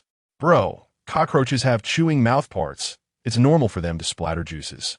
By the way, this cockroach looks disgusting when magnified 100-fold, especially with those barbed spikes. I can never look at ponytails the same way again. To the brother above. You're from the north, right? Before the apocalypse, our cockroaches in the south were this size. Indeed, there were even larger ones, capable of devouring humans before the apocalypse. It's just that they couldn't finish their meals. True, but we weren't afraid. Once the ponytail monster had its fill, it would leave. Quite manageable. Exactly, we used to feed it Fujian people. Once it was satiated, it wouldn't bother us, huh? Right, but this time, Brother Lang is truly in danger. When you spot one cockroach, it means there are at least 100 nearby. Meanwhile, Yi Lang was reclining on the bed, embracing the smooth-skinned Xiong Ting, who had fallen into a deep slumber after a sleepless night filled with disturbances, observing the favorable impression of 97 in his mind. Along with notifications of acquiring 3-peak culinary delights, Yi Lang felt a surge of pride. Such carefree and indulgent days were undeniably delightful. Planting a gentle kiss on Xiong Ting's forehead, Yi Lang slipped into a pair of shorts and exited the room. Upon stepping out, he spotted Bai Xiao tending to Yao Shi's injured hand. Yilang hurried over, grasping Yao Shi's small hand to examine it closely. Only after confirming her recovery did he breathe a sigh of relief. Subsequently, he approached Bai Jin, his gaze descending. Bai Jin, feeling both embarrassed and furious, clutched her nightgown tightly, gritting her teeth and declaring, "All right, it's all fine. No need for your inspection." Yilang offered an awkward smile, wishing her well. How could she not recognize a kind heart? He led them to the dining table, where a delightful array of breakfast awaited. The four of them indulged in the feast, engaging in playful banter, the atmosphere warm and inviting. At that moment, Yao Shi awoke and, after a brief wash-up, began to savor her beloved rice rolls. The breakfast concluded amidst laughter and joy. Nestled on the sofa, Yilang held Bai Jin in one arm while scrolling through his phone with the other. Being, shedding her previous shyness, leaned into him willingly. After they had crossed that threshold in their relationship, their bond grew ever closer. Suddenly, a series of urgent knocks and Tang Xiaowan's anxious voice shattered the tranquility of the room. "Second brother, my dad is missing. Is he with you?" Yilang's heart skipped a beat as he quickly approached the door to open it. "Second brother, I've called him several times, but there's no answer. Have you seen him?" Tang Xiaowan inquired, her face etched with worry. Yilang furrowed his brow, contemplating for a moment before reassuring her, "I haven't seen Master." "Don't panic, Xiaowan. Let's search for him together. Perhaps he's gone out to practice so as not to disturb your sleep." Yilang hastily donned his trousers, preparing to accompany Tang Xiaowan in the search. However, at that moment, Xiong Ting's urgent voice interrupted their actions. "Sister, brother-in-law, come quickly. There's a video of Master Tang on Dolong." Yilang and Tang Xiaowan exchanged bewildered glances before swiftly joining Xiong Ting.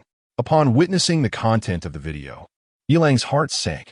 Tang Xiaowan's complexion turned pale, tears streaming down her cheeks. The video was brief, freezing on the moment when Tang Long's body was crushed, delivering a thunderous strike that toppled a colossal cockroach. "Dad!" Tang Xiaowan screamed in horror, immediately fainting. "Xiaowan, what is wrong?" Yilang rushed to catch Tang Xiaowan, his heart racing with anxiety. The four girls hurriedly assisted.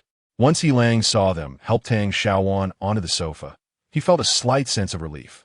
His gaze remained fixated on the video, horrified as he watched the enormous cockroach's massive forelegs pierce Tang Long's body, its grotesque mandibles tearing into his flesh, ultimately crunching and devouring his bones.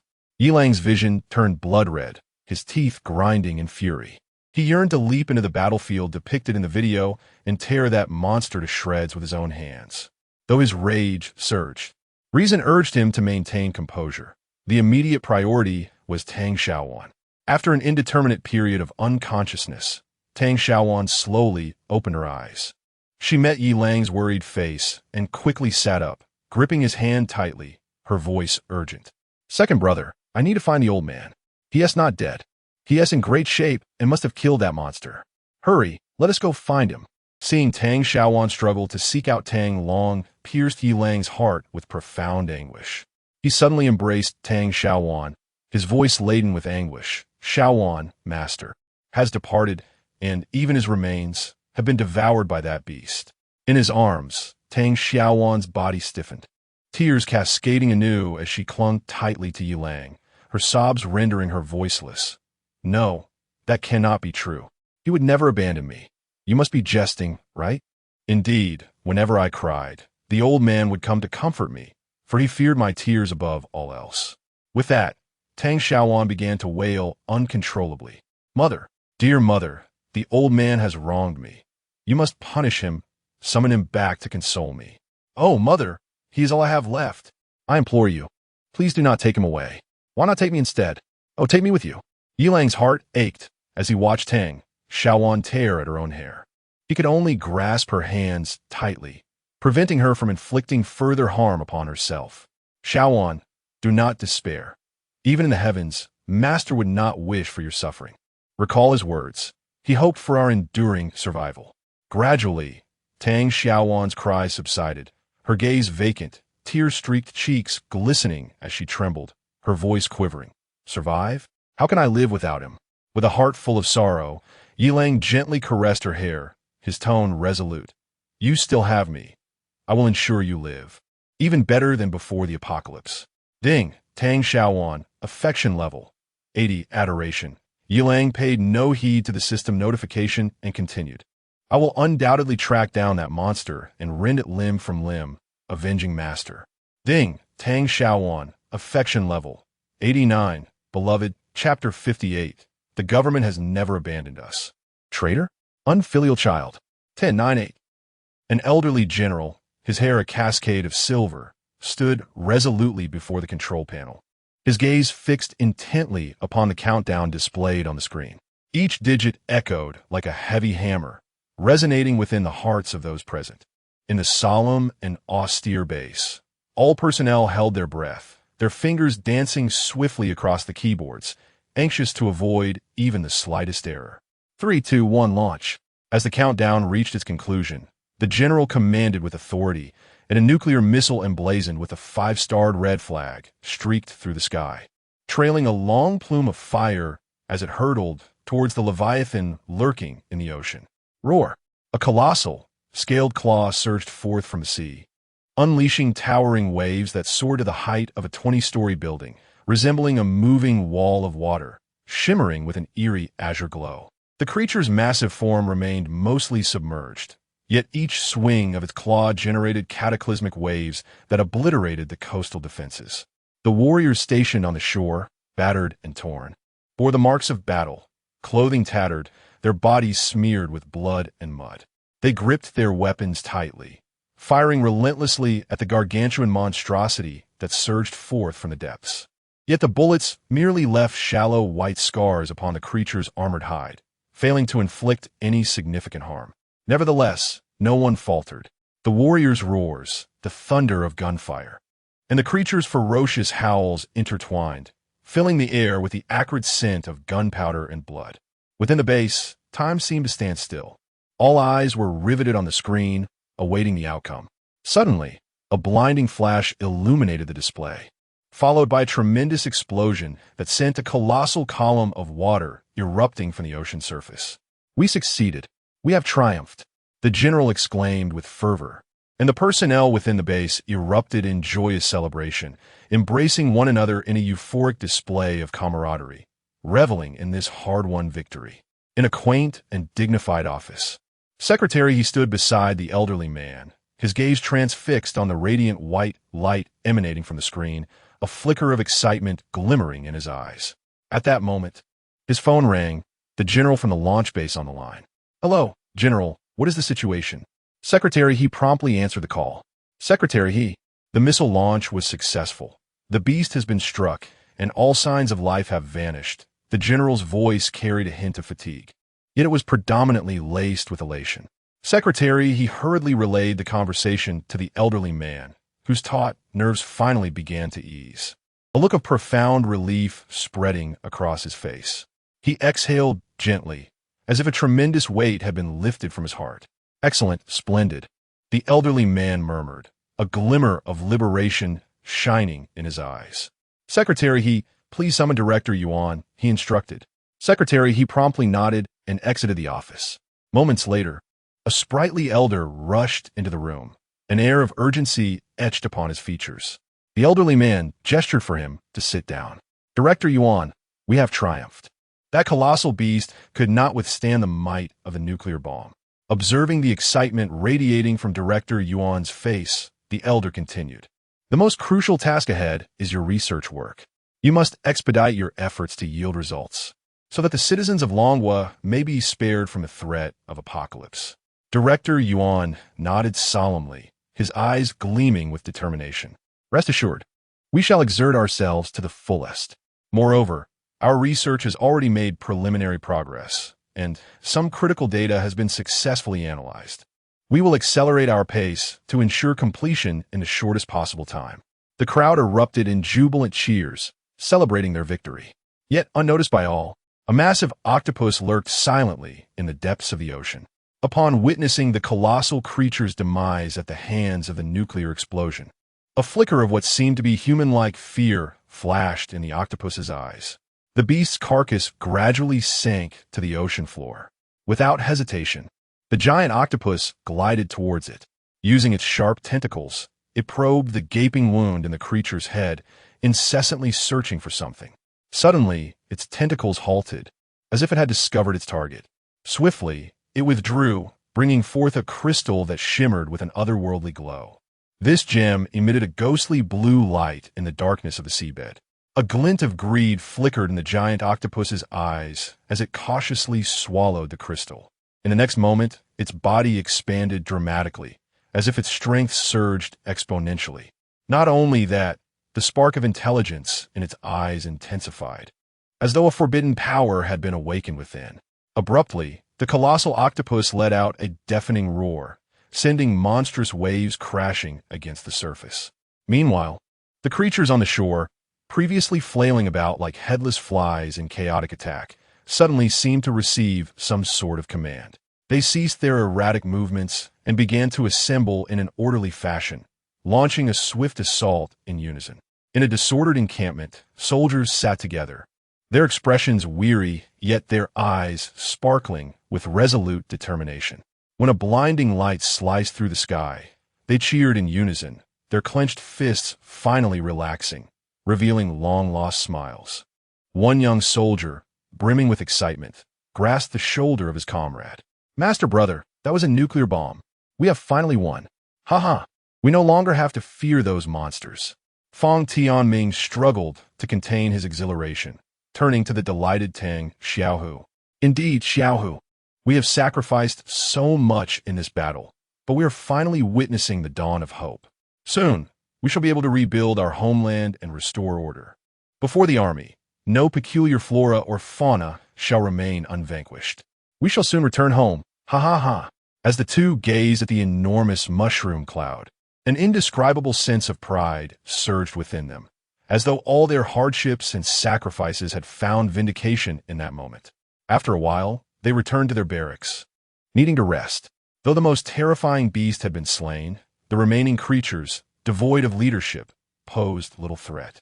Nonetheless, the task of clearing away the remnants remained daunting. At this moment, the two individuals reclined on the bed, leisurely scrolling through Douyin. Suddenly, Tang Xiaohu bolted upright, exclaiming, "Master brother, that's my father in the video." Fong Tianming was momentarily taken aback, hastily leaning in to gaze at the phone screen. Upon seeing the title 9th generation heir of Tang's 8 extreme arts, Yilang's master, his expression momentarily faltered. Soon after, he beheld the figure of Tang Long within the video, and his countenance grew increasingly grim. "Father, master." As they witnessed Tang Long collide with the colossal beast, both cried out in despair. Chapter 59, A Shift in Mindset. The arrival of the rascally Xiao Xiao one had already retired for the night. "Xiao Lang, are you all right?" Bai Xiao inquired softly, her eyes brimming with concern as she sat beside Yilang. Yilang clenched his fists, his gaze fixed intently on the screen of his phone. He had watched the video countless times, committing every detail meticulously to memory. Taking a deep breath, he slowly spoke, "Xiao Xiao, I am fine. In the next few days, let Xiao sleep in your room. Please take good care of her and ensure she does not despair." Bai Xiao nodded, gently patting Yilang's shoulder, and reassured him. "Rest assured I will. You must take care of yourself as well. Do not act impulsively." Yilang calmly acknowledged her words, saying, "I understand, Xiao Xiao. Do not worry. For your sake and for the others, I will refrain from any rash actions." Bai Xiao said nothing further, simply tightening her grip on Yilang's hand, her eyes shimmering with compassion and gratitude. Meanwhile, the owner group of the beautiful villa on Golden Island was in an uproar, fervently discussing the monstrous cockroach featured in the video. Unit 3, Room 1405, Zhou Yakin. "Oh my goodness, that gigantic cockroach is on our floor. Who will save us? It's all Tang Long's fault. If it weren't for him, this beast wouldn't have come here." Unit 3, Room 1101, Jiang Xiao. Unit 3, Room 1405, Zhou Yakin. "Sister, are you out of your mind? That is Yilang's master. Withdraw your message immediately." Zhou Yakin hastily retracted her message.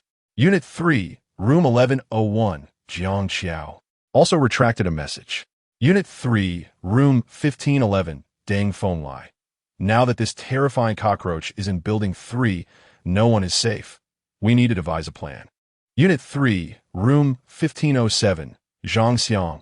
What plan can we possibly concoct? Did you see the size of that cockroach?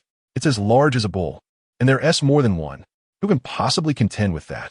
Unit 1, Room 1316, Wang Fei. I sense something amiss on our floor as well. I just heard strange noises from downstairs, and it could very well be that creature. Unit 2, Room 1515, Fan Jingjing. I wonder how our community manages sanitation. We pay so much every year, yet the Owners Committee remains inactive.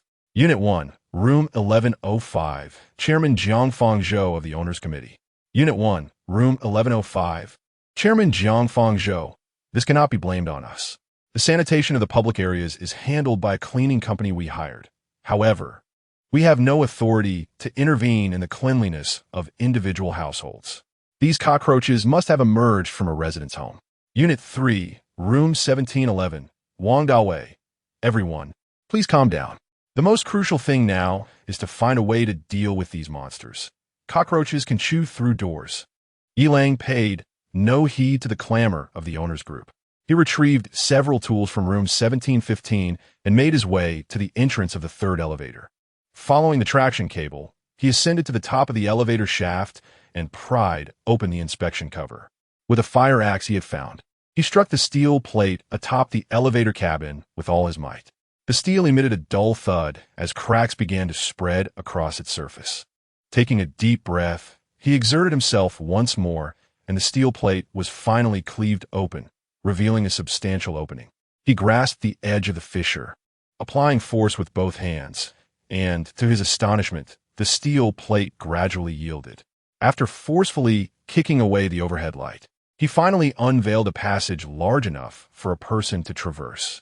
Cautiously, Yilang leaned into the elevator shaft, only to discover that the elevator door had been jammed with a wrench.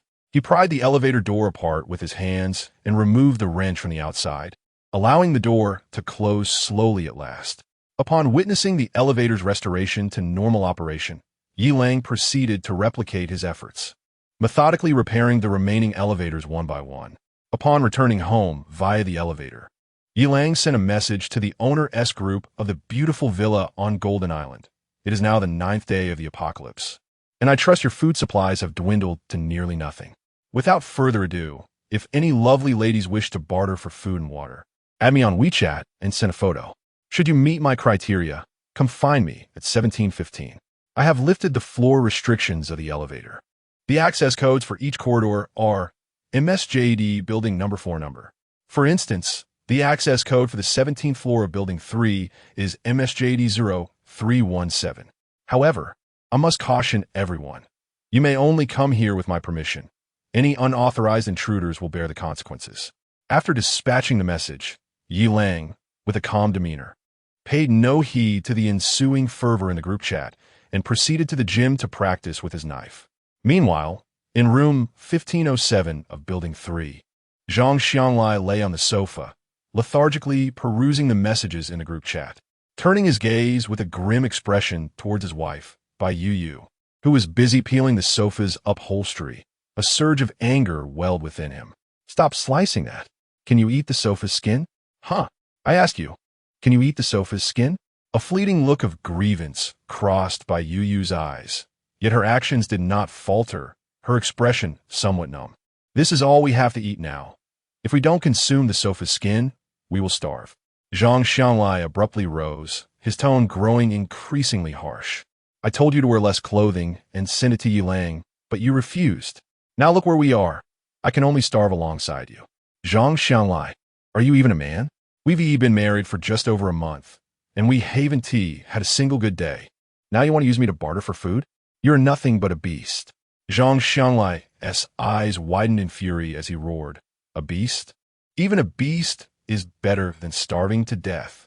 The pangs of hunger were overwhelming. Having lived for over 20 years, he was experiencing such intense hunger for the first time. Suddenly, his tone softened. Wife, I'm truly sorry. I cannot endure this any longer. Please go to 1706. Seek him out, Plead with him. He will surely provide you with food. I beg you, my dear. By Yu, tears streaming down her face. Let the knife slip from her hand, choking back her words. Do you realize what it means for me to go to him? Zhang Xianglai slumped back onto the sofa, a glimmer of despair flashing in his eyes as he softly pleaded, I know, but I truly have no other choice. Please. With tear-filled eyes, Bai Yu gazed at her husband, torn in her heart. She too was hungry, having never before grasped the torment of starvation so profoundly. Yet her principles and moral compass forbade her from making such a humiliating choice. He has already rejected me. Perhaps we can endure a couple more days, and who knows? Official rescue may yet arrive. Zhang Xianglai persisted, his voice tinged with urgency. Darling, if I cannot endure for another 2 days, I shall perish from hunger. His previous refusal stemmed from her excessive attire, and her tear-streaked face had not swayed him. This time, change into something more appealing, or a smile. And beseech him for mercy. Perhaps he will relent. Bai Yu gazed at her husband, her heart heavy as ashes, devoid of the strength to retort. This must be what they call the profound sorrow of a heart grown desolate. Reflecting on the past, she recalled how attentive and gentle her husband had once been, a senior executive with a commendable social standing. Yet now, in pursuit of sustenance, he had become so abject as to eagerly offer his new bride to another, fearful that she might be rejected. How ludicrous, how utterly absurd. With great difficulty, Bai Yu rose, her voice cold as she declared, Very well, I shall plead with him. I will don a beautiful outfit to seek his favor. Are you satisfied now? As she spoke, she slowly made her way to the wardrobe, each step feeling as if she were treading upon shards of glass, her heart bleeding within. Zhang Xianglai's expression morphed from complexity to a fervent desire for life, and he nodded vigorously. Splendid. My love, wear the wedding dress, the wedding dress. Chapter 60. The perverse Yilang and the bride superposition. It was not merely Zhang Xiang who visited the Bai family's abode.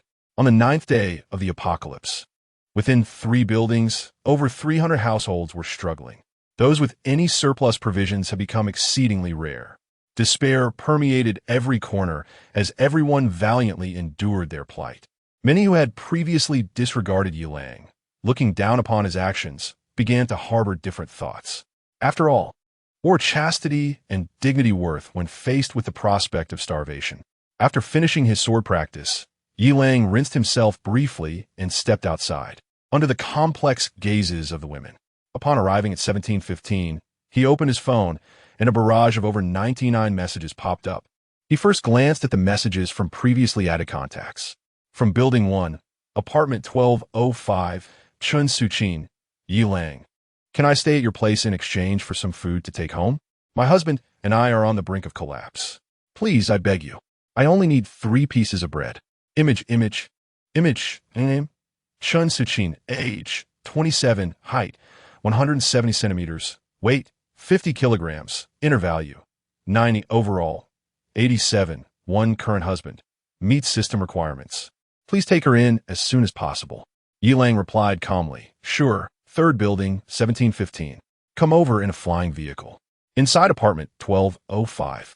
Chun Suchin and her husband, Sun Yang, stared intently at the phone screen. Upon seeing Yilang's response, they rejoiced, embracing each other in excitement. Yet in the next moment, they exchanged awkward glances. Sun Yang forced a smile, saying, Suchin, this is for survival. Don't think too much about it. Just endure for 2 or 3 minutes. Chun Suchin nodded silently, refraining from further comments. As her husband said, all men were the same. It would only take 2 or 3 minutes. Just bear with it. From Building 2, Apartment 1107, Li Fong. Yilang, can I exchange one used for a barrel of water? I have elderly and children at home. We are on the verge of collapse.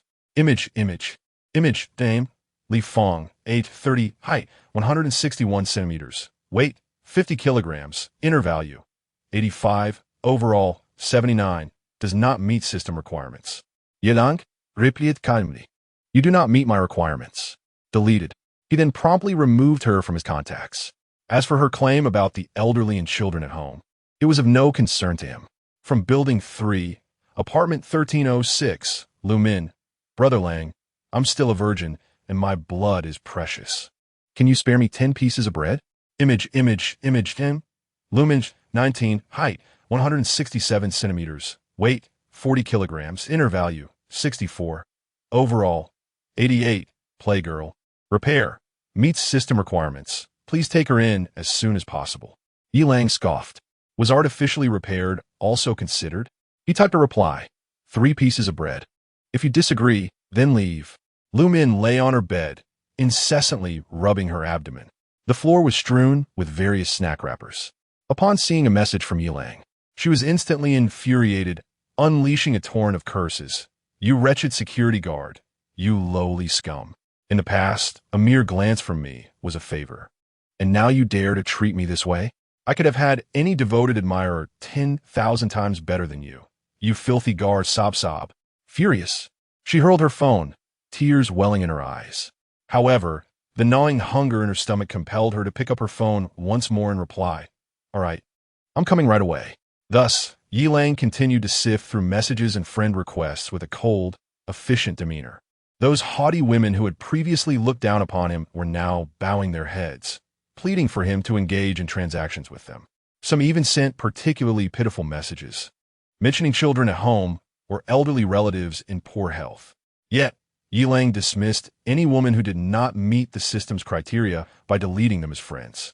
For those who qualified, he instructed them to hurry over, as time was of the essence.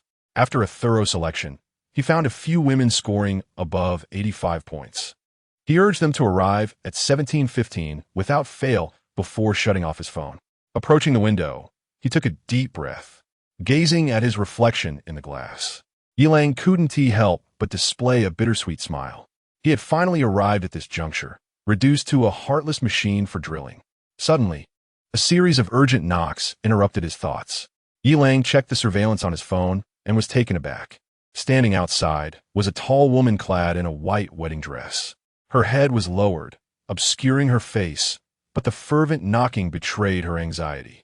Yilang hastily opened the door, and as the woman lifted her head, her tear-filled eyes met his. "Yilang, please, let's make a deal." Initially, Yilang was struck by her impeccably tailored, snow-white gown. However, upon recognizing her features, he felt a wave of disappointment. It was by Yu. The system had previously assessed her photo at only 84 points, below the required threshold. Reluctantly, he resolved to let her go. After all, there were many other beautiful women on their way, and it was unnecessary to expend energy on someone who could not enhance his strength. Just as he was about to decline, a notification chimed. "System alert. Target is in a special state.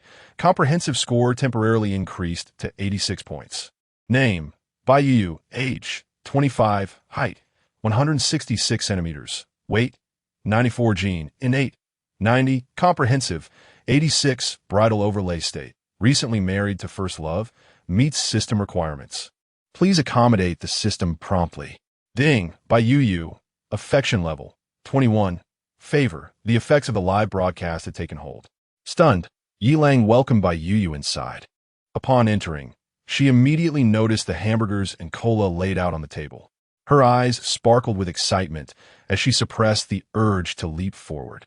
With a pitiful gaze directed at Yilang, Yu softly inquired, May I have something to eat first before we proceed with the transaction?" Yilang nodded, gesturing for her to feel free. Ding, Yu, affection level, 26. Yu lifted the hem of her wedding gown and suddenly pounced onto the table. She seized a steaming hamburger, trembling as she brought it to her mouth, devouring it voraciously. Tears unwittingly cascaded down her cheeks, mingling with the food as she swallowed.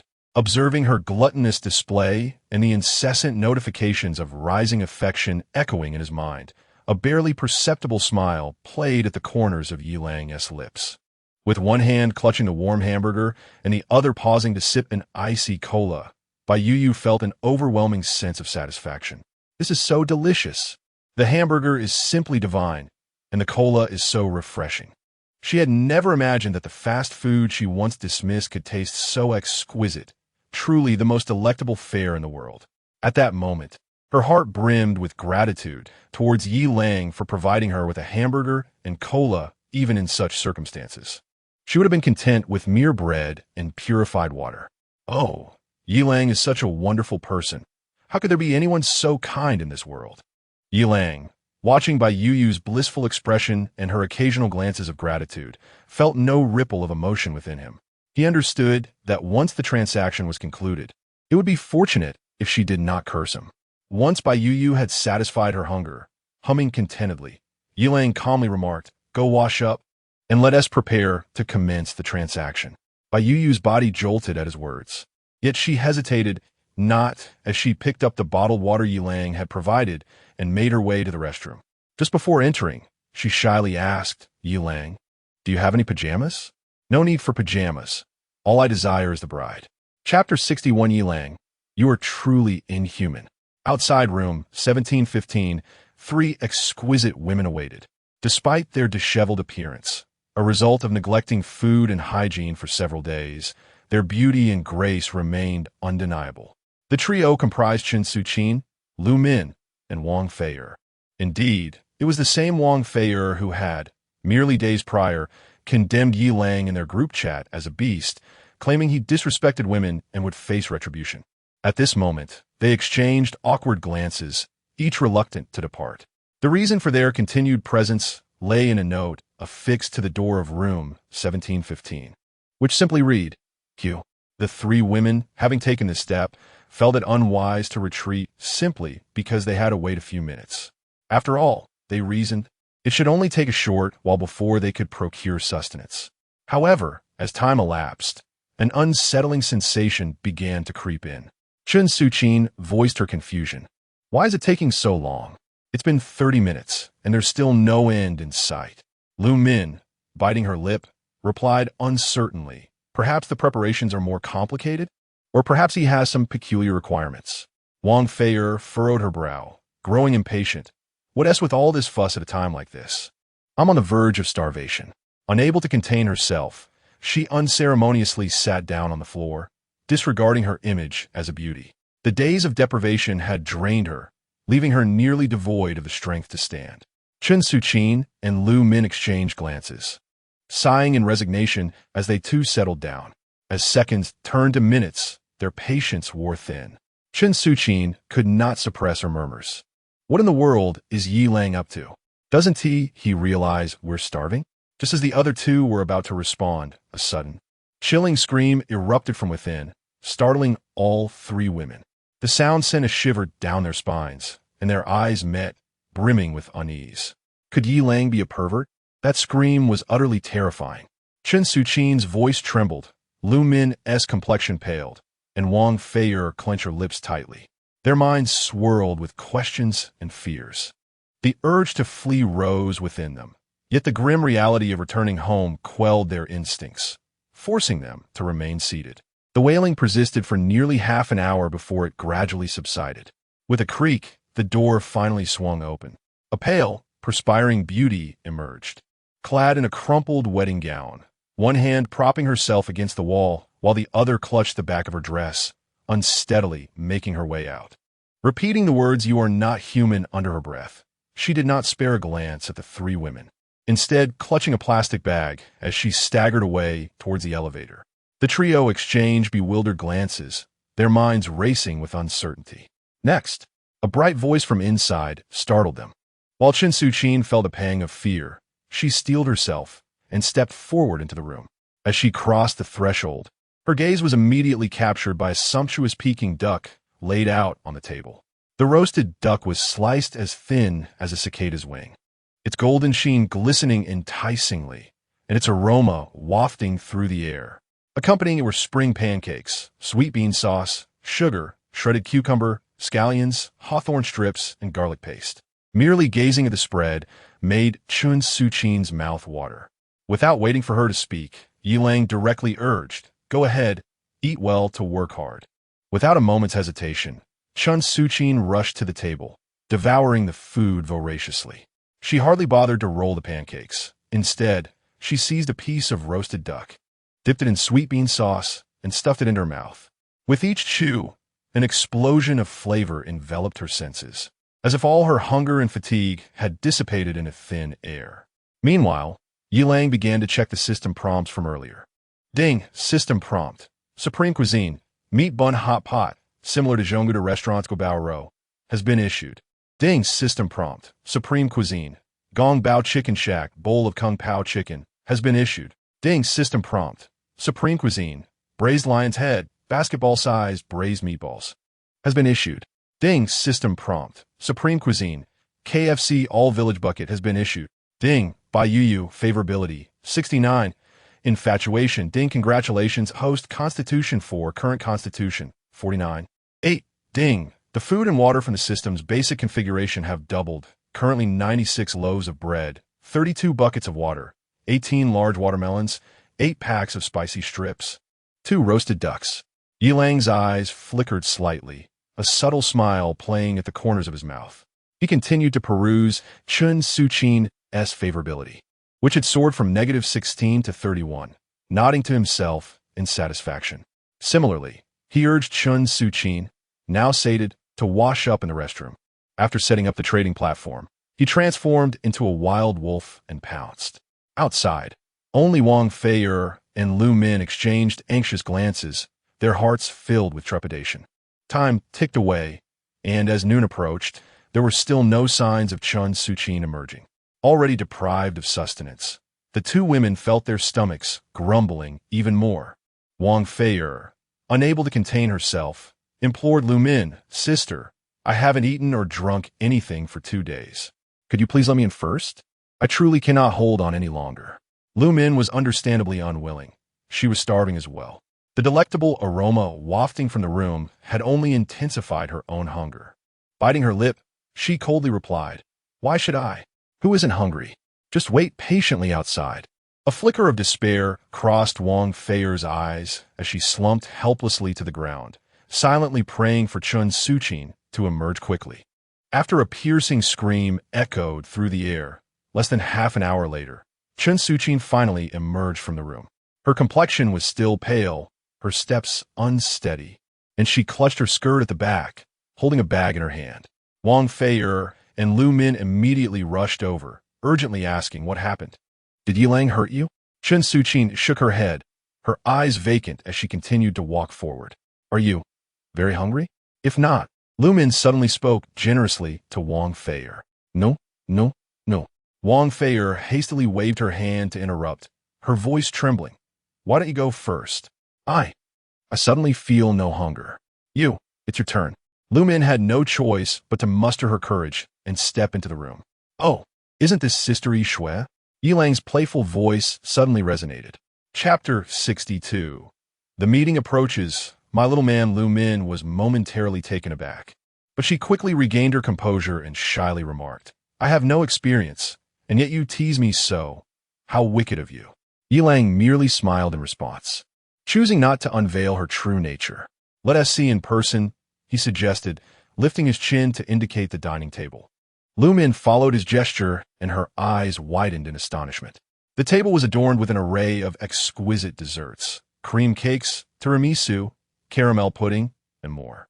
Unable to contain her excitement, Lu Min lunged toward the table, savoring the sweetness of the cream melting in her mouth, momentarily forgetting all her troubles. Indeed, sweets are a remedy for the soul. Meanwhile, Wang Fei was so famished that she could hardly sit upright, leaning against the wall and gazing longingly at the door, silently praying for it to open soon, as her hunger was unbearable. Suddenly, a piercing scream jolted her, leaving her bewildered. What was happening so soon? She wondered, confused, as Lu Min was equally perplexed. After what felt like an eternity, the door creaked open. Lu Min was unceremoniously cast out by Yilang, landing painfully on the ground, groaning in agony. She could only watch helplessly as Yilang pulled the stunned Wang Fei inside, closing the door with a mocking smile. Lu Min struggled to rise, but her body felt utterly drained. The pain that had been unnoticed earlier now surged through her, nearly rendering her breathless. She slumped to the ground, seeking a moment of respite. Yet, the sudden cries from within ignited a thrill within her. Indeed, the suffering of others warmed her heart, as if alleviating her own pain. When Yilang opened the door again to toss Wang Fei out, Lu Min had vanished from sight. "Yilang, You are inhuman. I merely spoke ill of you in the group, and you choose to torment me so? Wang Fei exclaimed, her expression one of indignation. Yilang, however, paid her no mind, only offering a cold smirk before retreating back into the room, leaving chaos and resentment in his wake. With gritted teeth, Wang Fei mustered her strength to stand, slowly making her way toward the staircase. Upon returning home, Yilang first indulged in a long, refreshing shower, scrubbing himself thoroughly. He then plopped down onto the sofa, eager to review the system notifications. After perusing over 20 notifications, a satisfied smile crept onto his lips. His physical constitution now stood at 59. 8. There was no denying that Lu Min and Wang Fei had initially strayed from the right path. The increase of 3 points in his physical stats could indeed be attributed to the enhanced initial affinity gained from the live broadcast. A plethora of gourmet delights had also been unlocked: hot pot, barbecued meat, spicy skewers, bubble tea, and more, providing a delightful change of palate. Additionally, the system's basic configuration had been upgraded. Ding! The food and water supply from the system base configuration has doubled. Currently, 768 loaves of bread, 256 barrels of water, 144 large watermelons, 64 bags of spicy strips, 16 roasted ducks. He was now closer to the goal of bursting the universe with abundance. As the mealtime approached, Yilang rose from his seat at 17:15 and made his way home. Within a lavishly decorated room, a stunning woman sat quietly by the window, gazing at the setting sun. The screen of her phone displayed a message that Yilang had sent to the owners group of the beautiful villa on Golden Island. Her enchanting eyes sparkled with amusement as she murmured to herself, "Soon we shall meet, little man." She then waved her hand behind her, and several men, with fervent admiration, responded in unison, "Yes," before swiftly exiting the room. Upon returning home, Yilang found Tang Xiaowan already awake, watching television alongside the 4 other women. Although her mood remained somewhat somber, their company and deliberate attempts to uplift her spirits rendered her less despondent. Spotting Yilang's arrival, Tang Xiaowan quickly stood up, a flicker of complex emotions passing through her eyes as she managed a strained smile. "Senior brother, please do not rush to increase your strength. I believe you will surely avenge my father." Yilang nodded slightly, a comforting smile gracing his face as he gently reassured her, "Rest assured, I have it under control. You must be hungry. Let us eat." With that, he turned to the table, opening the gateway to his system space. And an array of delectable dishes instantly filled the dining table, their aromas wafting through the air. Upon seeing the roasted duck and milk tea, Tang Xiaowan's dull eyes momentarily sparkled. After posting photos of the feast in the owners group, Yilang urged everyone to take their seats and enjoy the meal. He pulled Tang Xiaowan beside him, adeptly rolling the roasted duck and offering it to her. As she accepted the duck and took a small bite, a glimmer of emotion crossed her eyes. Memories of pre-apocalypse days, when her father would occasionally take her to that renowned roasted duck restaurant, flooded her mind, the laughter and warmth still echoing in her ears. Noticing tears welling in the corners of Tang Xiaowan's eyes, Yilang gently patted her back, softly comforting her. "Do not cry. Master fears your tears more than anything, as do we, your brothers. Eat well. If you grow thin, Master will be pained to see it from above." Tang Xiaowan nodded earnestly, striving to swallow her tears as she began to eat heartily. After the meal, Yilang continued his relentless pursuit of strength. With the complex gazes of the women lingering on him, he calmly stepped out of the house. After leading the first beautiful woman into the room, a unique cultivation session commenced. Later, when Bai Yu returned home in a disheveled bridal gown, staggering under the weight of her misery, Zhang Xianglai paid no heed to his wife's disheveled state or suffering. Seizing the bag from her hands, he ripped it open and ravenously devoured the bread inside. Witnessing Zhang Xianglai's gluttonous display, devoid of even a word of comfort, a chill enveloped Bai Yu's heart. A bitter smile emerged on her face as she sighed softly and silently retreated to the bedroom. Closing the door behind her, tears finally escaped her eyes, and the sense of helplessness and grievance surged within her like a tidal wave, drowning all her strength. She shed the wedding gown that symbolized the culmination of love, revealing a body marred by bite marks and bruises. Inhaling the unidentifiable odor that clung to her, she felt a wave of nausea wash over her. Even more distressing was her inability to bathe, forced to endure the encroaching stench and pain that gnawed at her body and soul, as if dragging her into an abyss of despair. That brute, after subjecting her to a tempest of torment, had not even granted her the simple request to cleanse herself. But what did it matter? She wouldn't conceive anyway. Perhaps this was the last remnant of compassion from that beast. Yet, as Bai Yu's fingers grazed her myriad of bite marks and bruises, an unknown thought crossed her mind, rendering her gaze unexpectedly dazed. Meanwhile, Zhang Xianglai, having devoured an entire bag of bread, let out a satisfied belch and languidly reclined on the sofa. At last, he felt alive. In that moment, he was overwhelmed with a happiness that almost brought him to tears. He had never realized bread could be so delectable. Each morsel, broken down by his saliva, seemed infused with the vitality of life, filling the emptiness within his stomach. That fleeting satisfaction allowed him to temporarily forget the apocalypse and the sacrifices made by his wife. However, thoughts of his wife soon darkened his expression. Observing Bai Yu's unsteady gait and disheveled wedding attire, he felt a surge of guilt mixed with profound dissatisfaction. Did he simply give in to her? Was it impossible to refuse? Or did she wish to submit? The flames of anger within Zhang Xianglai blazed ever brighter. Unable to direct his fury at Yilang, he redirected it towards Bai Yu. He sprang to his feet and strode towards the bedroom. Now, filled with energy after his meal, he forcefully flung open the door. Bai Yu, dazed and tearful, lifted her head and glimpsed her husband Zhang Xianglai's face, mistakenly believing he had come to comfort her. Instead, she was met with a chilling remark. "Is this how lowly you are? You can't even resist? Get out." Chapter 63. The complete form of Chow Thief, slaying a cockroach to soothe one's hunger. A similar scene unfolds in numerous households today. These men, engulfed in hunger and despair, transfer their anguish onto their wives, disregarding their tears and wounds, as if all suffering is their due. They perceive their own humiliation as a tangible consequence brought about by their spouses. Their fury becomes a blade, thrust towards those closest to them, the very ones who strive to save their lives. These wives endure a dual torment in silence, both physically and emotionally exhausted, yet with no avenue for redress. They can only curse their own weak and cruel husbands. This discord reaches a crescendo within the colorless gas seeping through the cracks of the door. The gas seems to act as a catalyst, intensifying every thread of resentment, escalating the quarrel further. The tears of the wife intertwine with the roars of the husband, painting a picture of utter despair.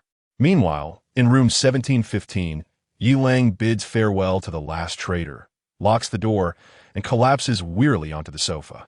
He barely glances at the system notification. Host Yilang, Constitution, 70.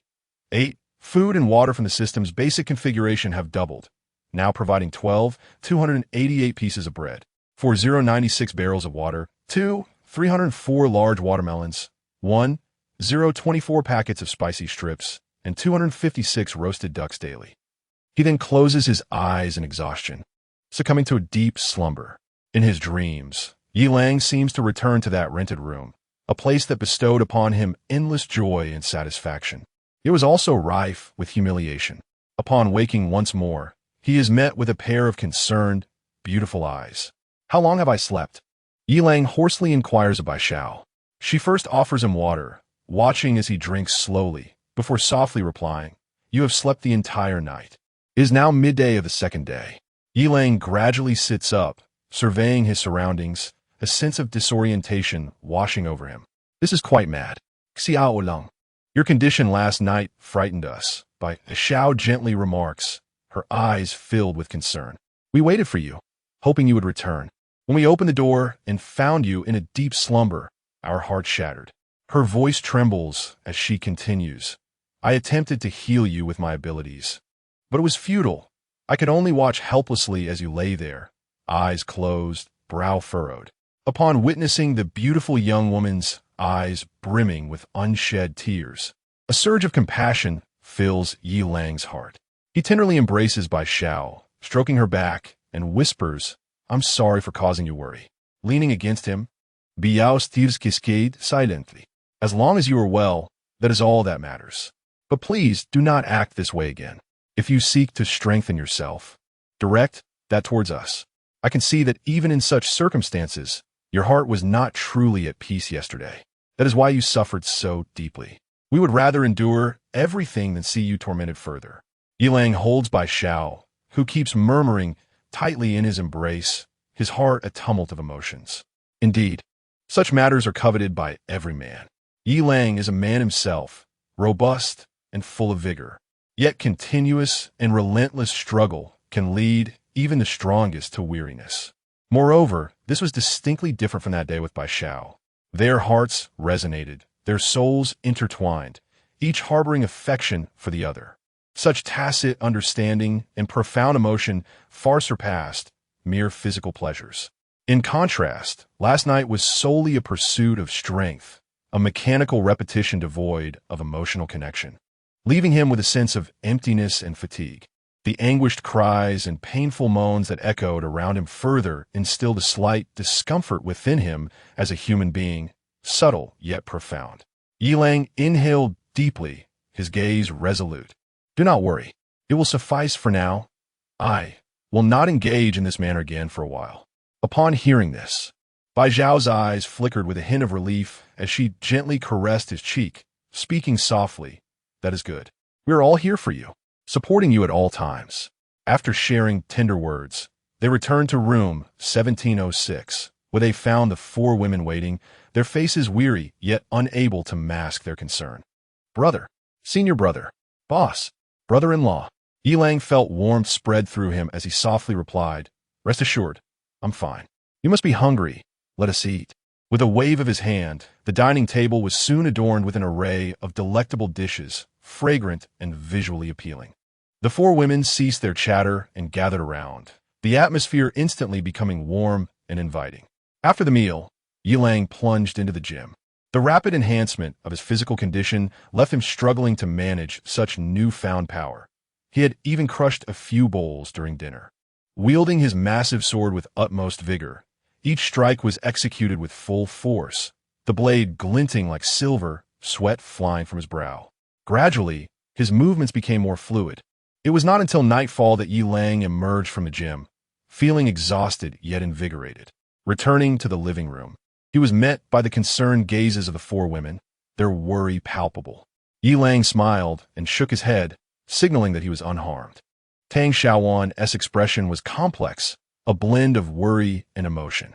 She understood the reasons behind her second senior brother's relentless efforts over the past few days, as if he sought to extract every drop of his vitality. Though she wished to dissuade him, she recognized his determination and sighed softly. "Second senior brother, I know your heart aches as mine does, but there's no need to rush."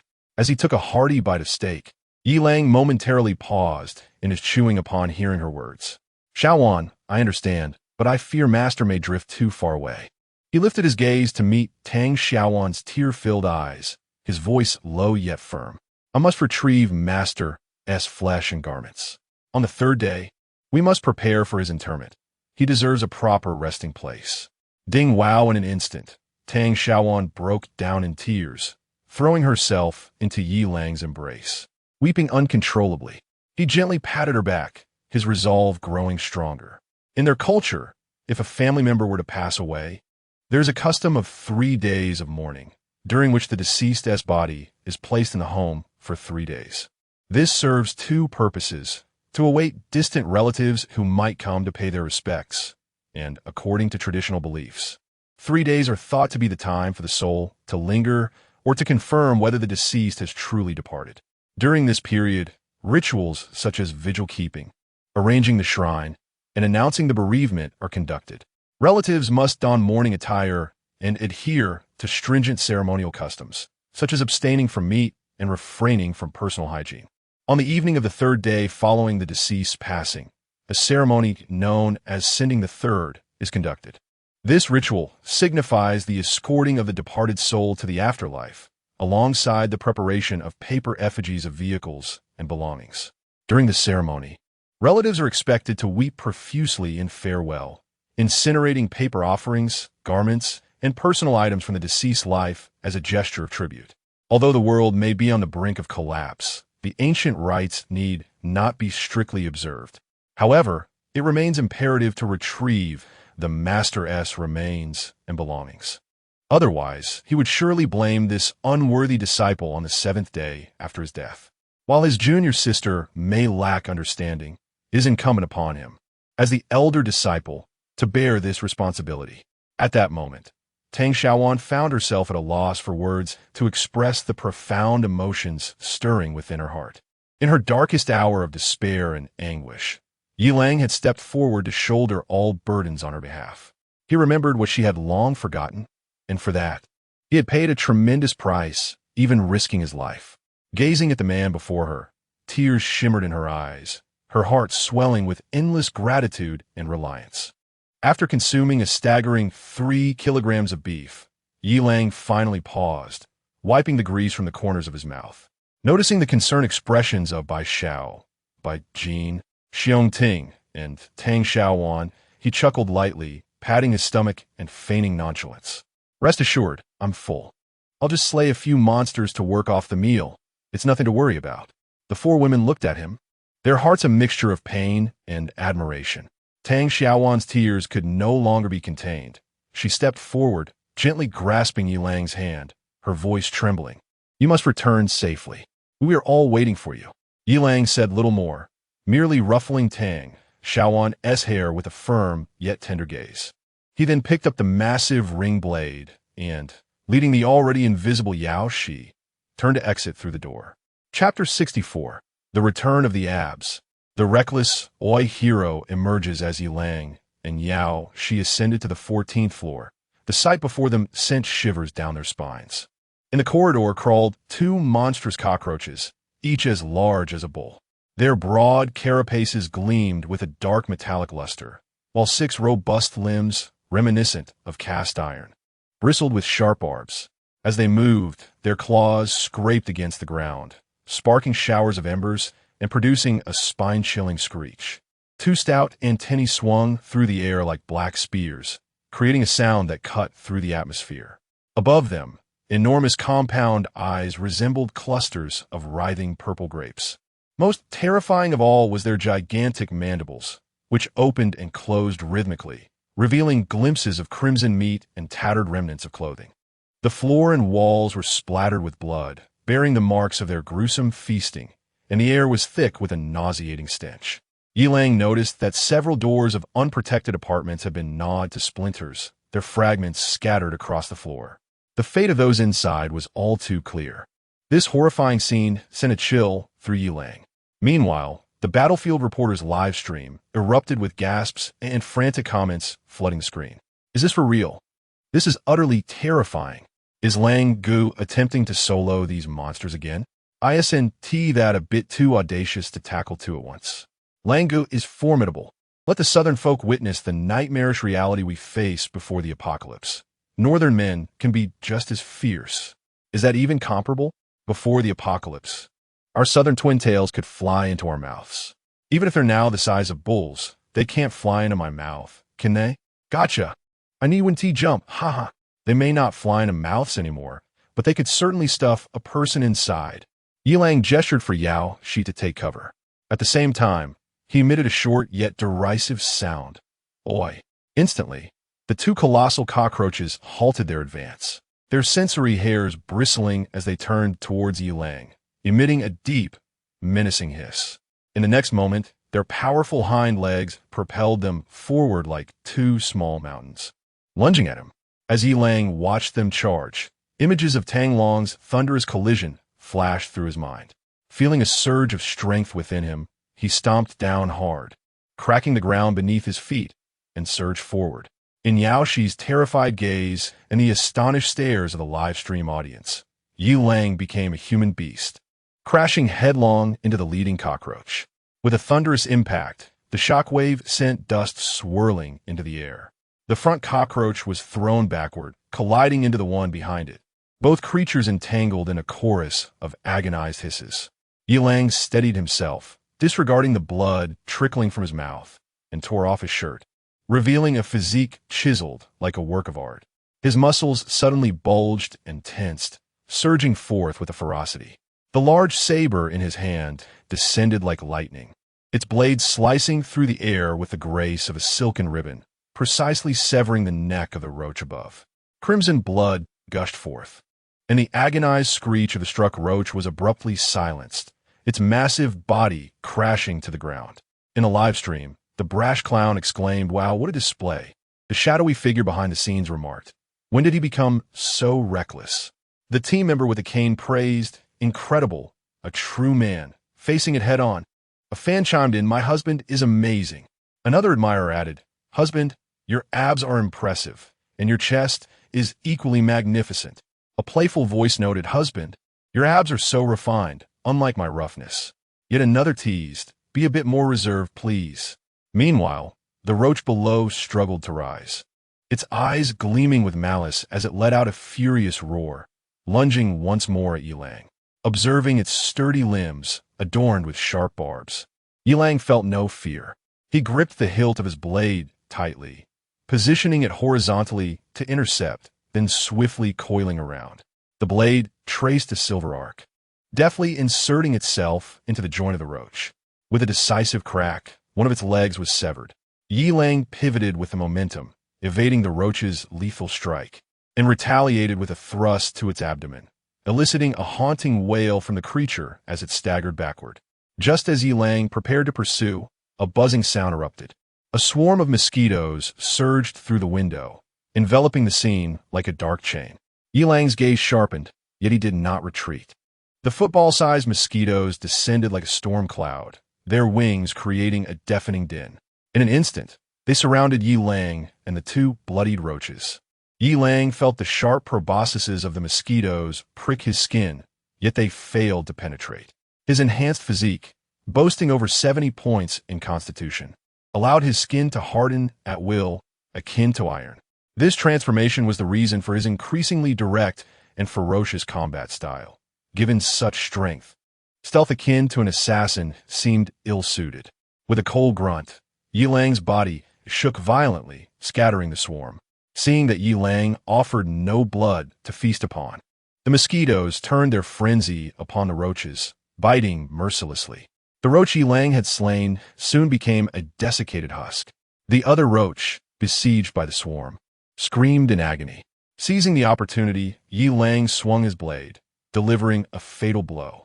The live stream erupted once more, the comments flooding in like a waterfall.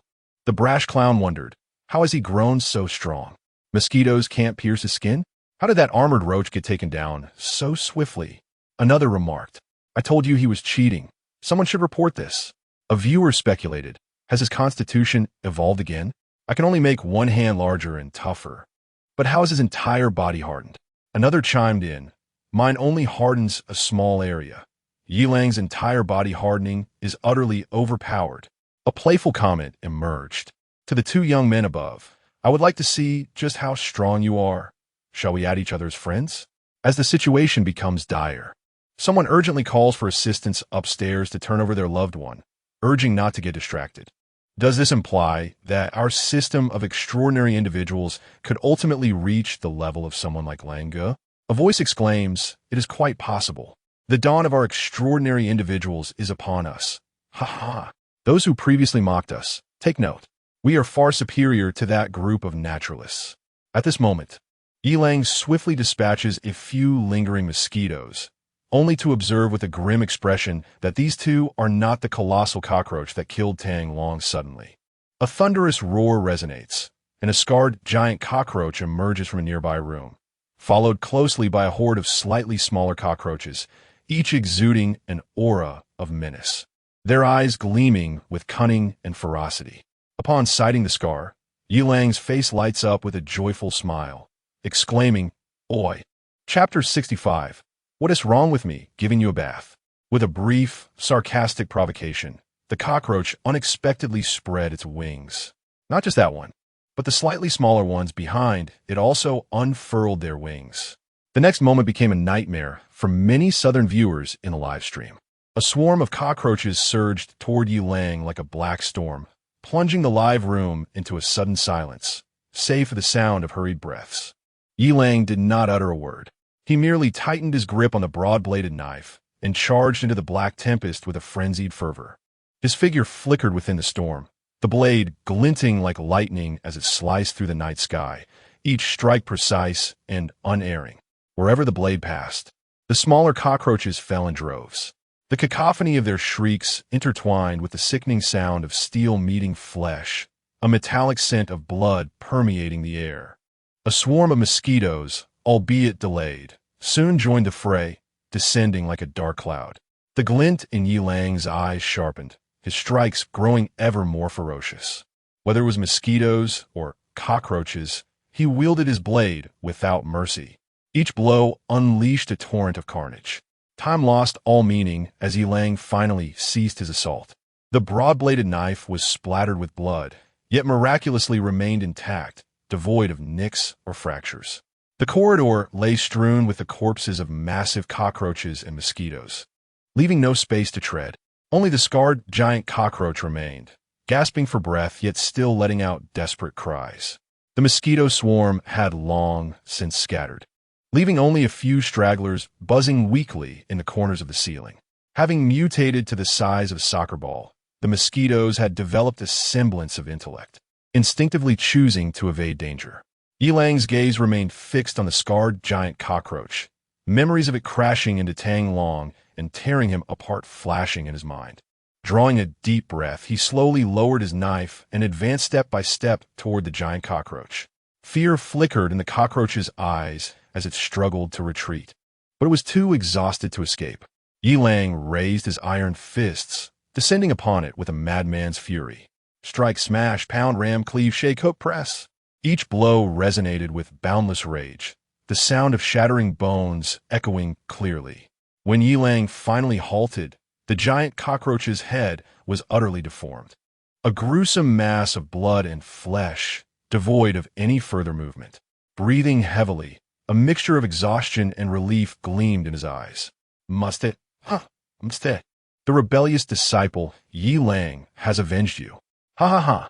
Yi Lang laughed to the heavens, tears streaming down his cheeks.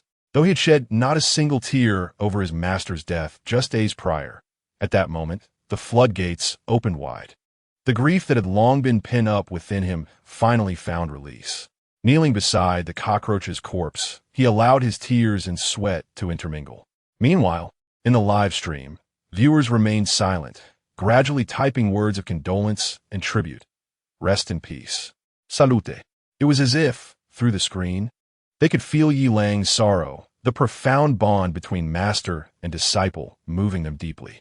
Once his emotions steadied, Yi Lang slowly rose, grasping the broad-bladed knife once more, and began to disembowel the giant cockroach.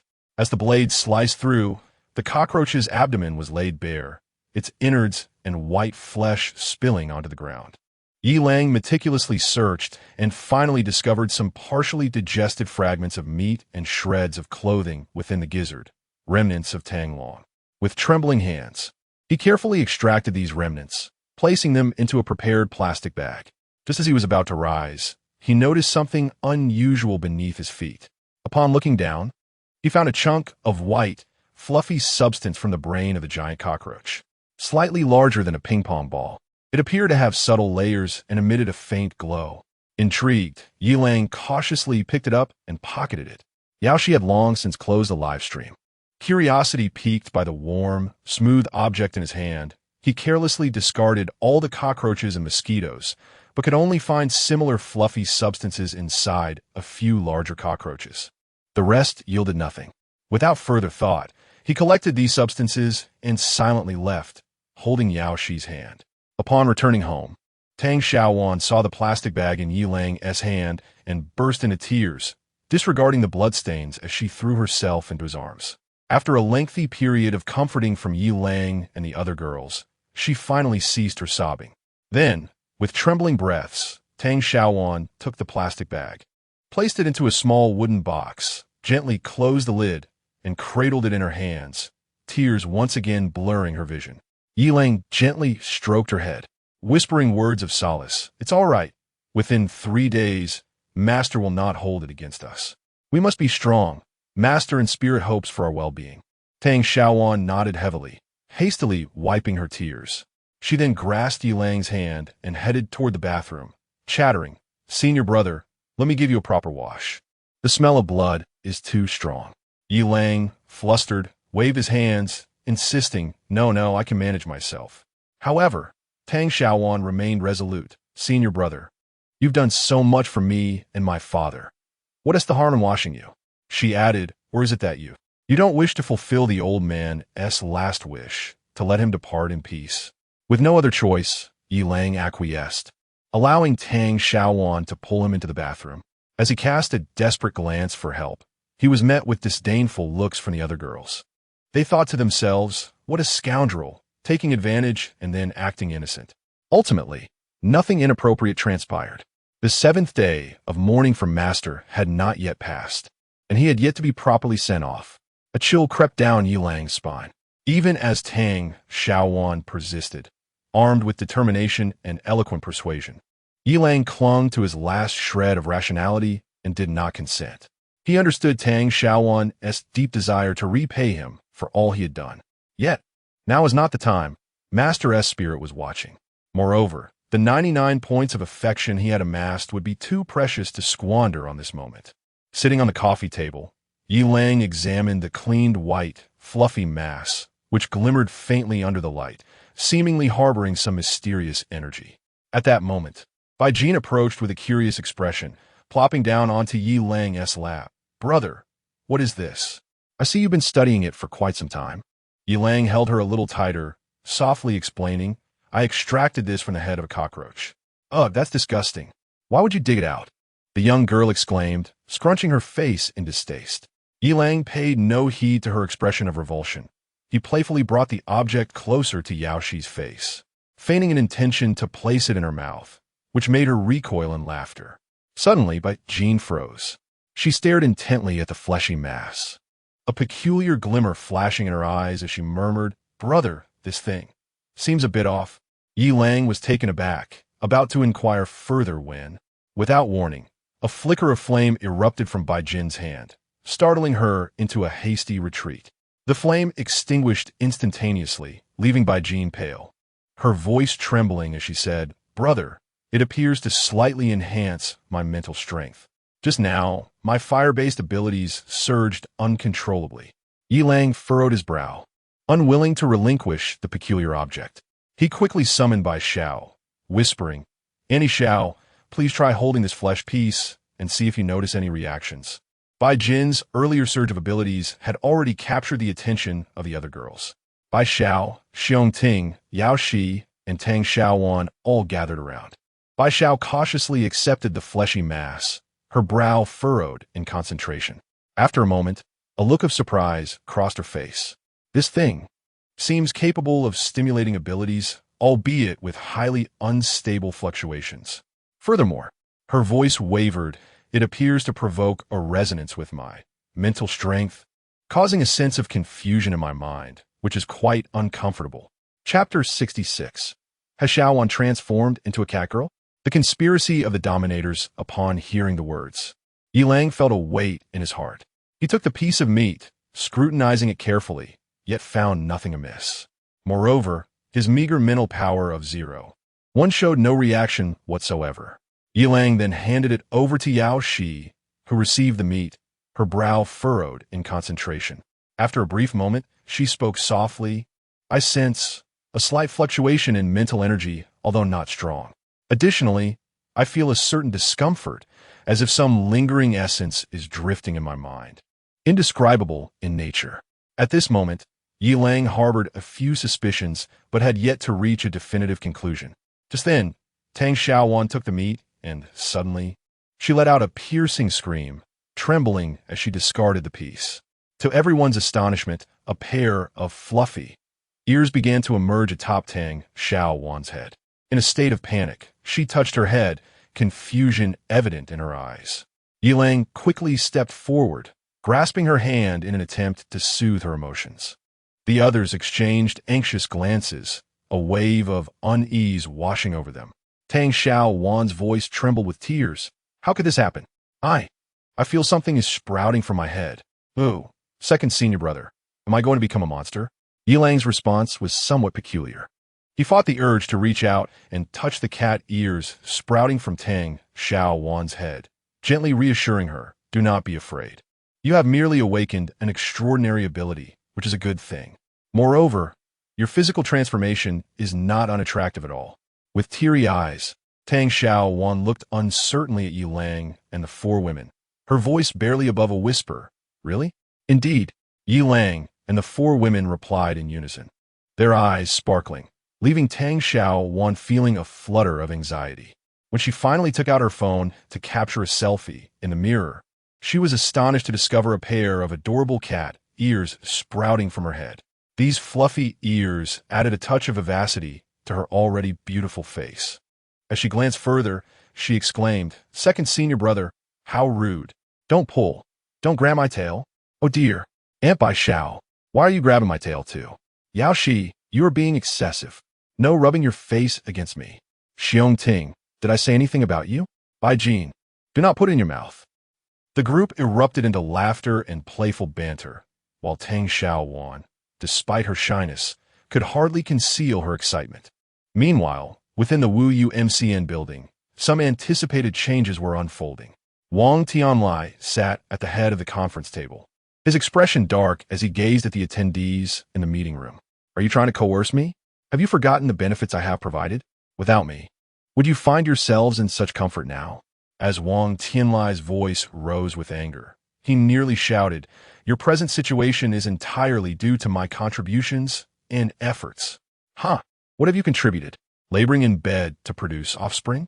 Who is mumbling down there? Stand up and speak. Wang Tianlai glared around the room, met with a profound silence. However, the brother beside him failed to hold back, and son Eru suddenly stood up, exclaiming loudly, it is I who said this. Wang Tianlai, aside from merely striking poses and flashing smiles for the camera, what have you truly contributed? The women you bring in change daily, 2 at a time, without a single repeat. Is it not we who undertake all the labor while you merely bask in the fruits of our efforts? Wang Tianlai's face turned ashen, and he slammed the table, rising sharply. Son Eru, how dare you slander me? Do not forget, the women you sleep with daily are here because of me. And what about the food? Has it all gone to the dogs? This remark not only shocked son Eru, but also left the other staff members with grim expressions. At that moment, the planner Meng Hao stepped forward, calmly stating, Tianlai, please remain composed. We are all here for the good of the team. There is no need to disrupt the harmony. While Eru's words may be blunt, they hold truth. The development of the team relies on everyone's efforts, and, as a leader, you should understand the importance of respect and unity. Given the current circumstances, integrating system-enhanced individuals into the filming process is an inevitable trend.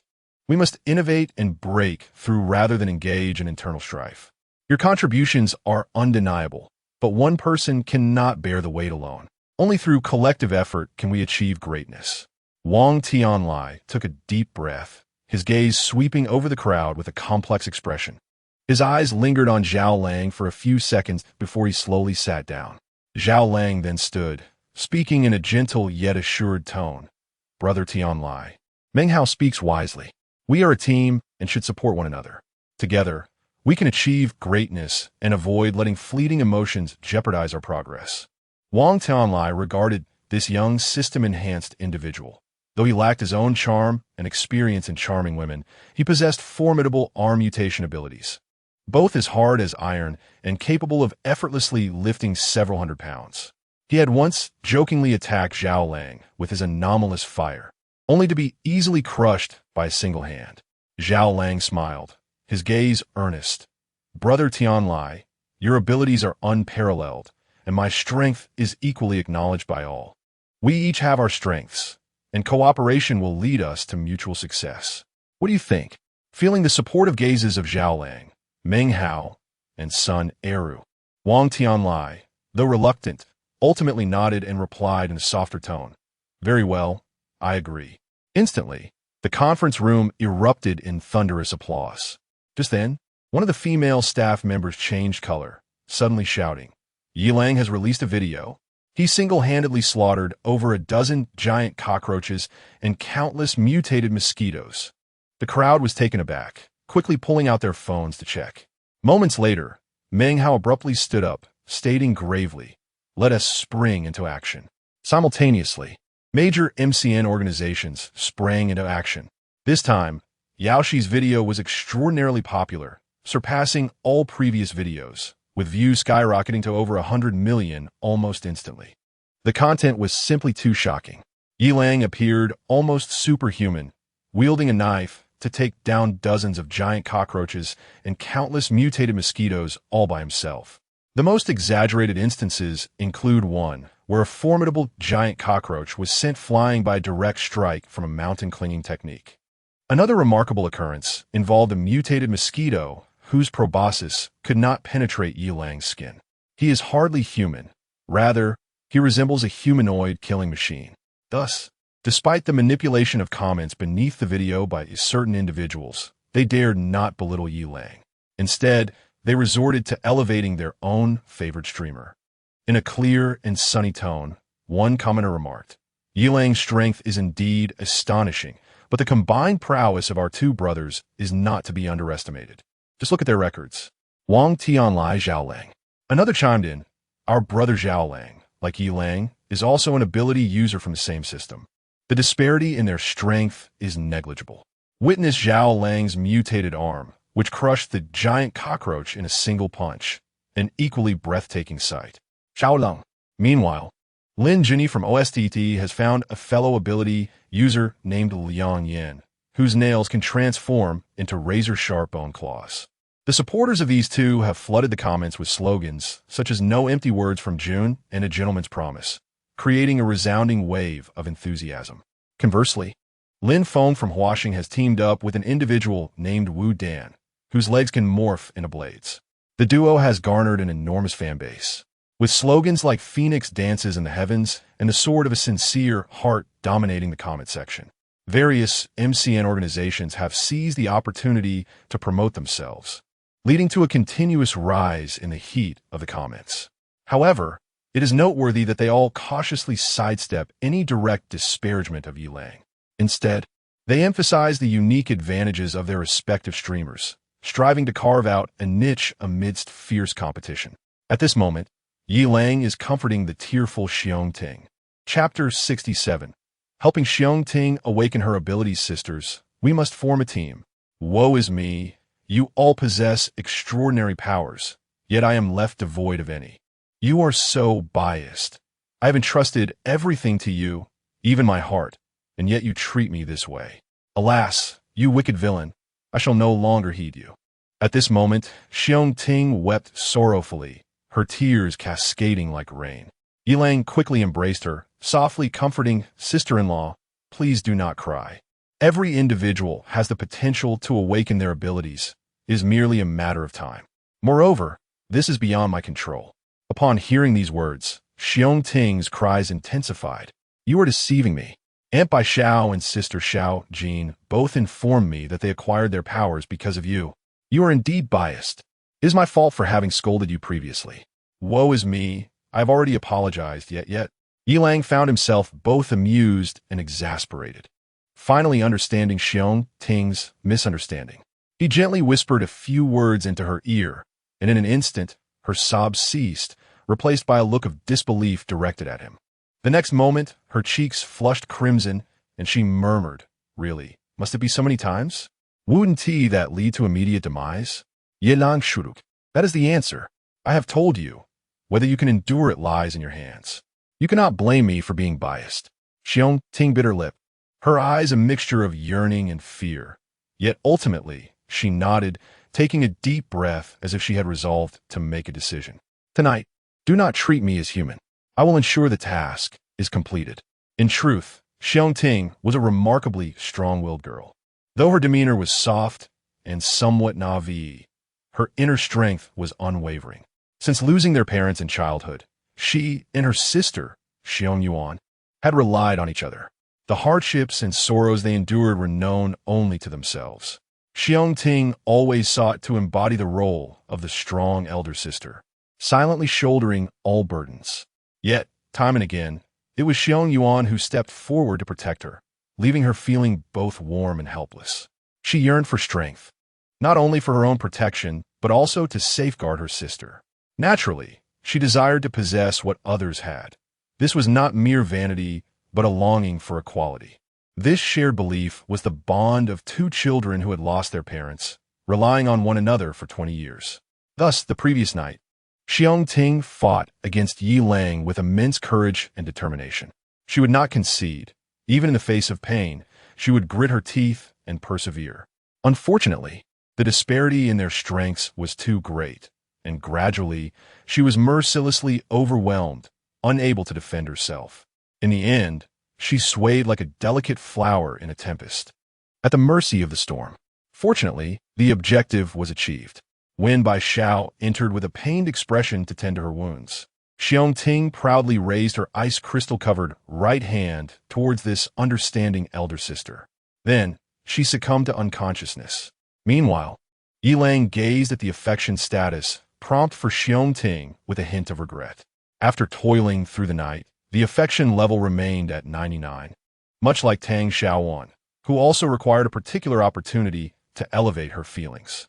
Indeed, upon bringing Tang Long home, Tang Xiaowan's affection had already soared to 99. Yi Lang, however, was not overly anxious. Good things come to those who wait, and he chose to let events unfold naturally.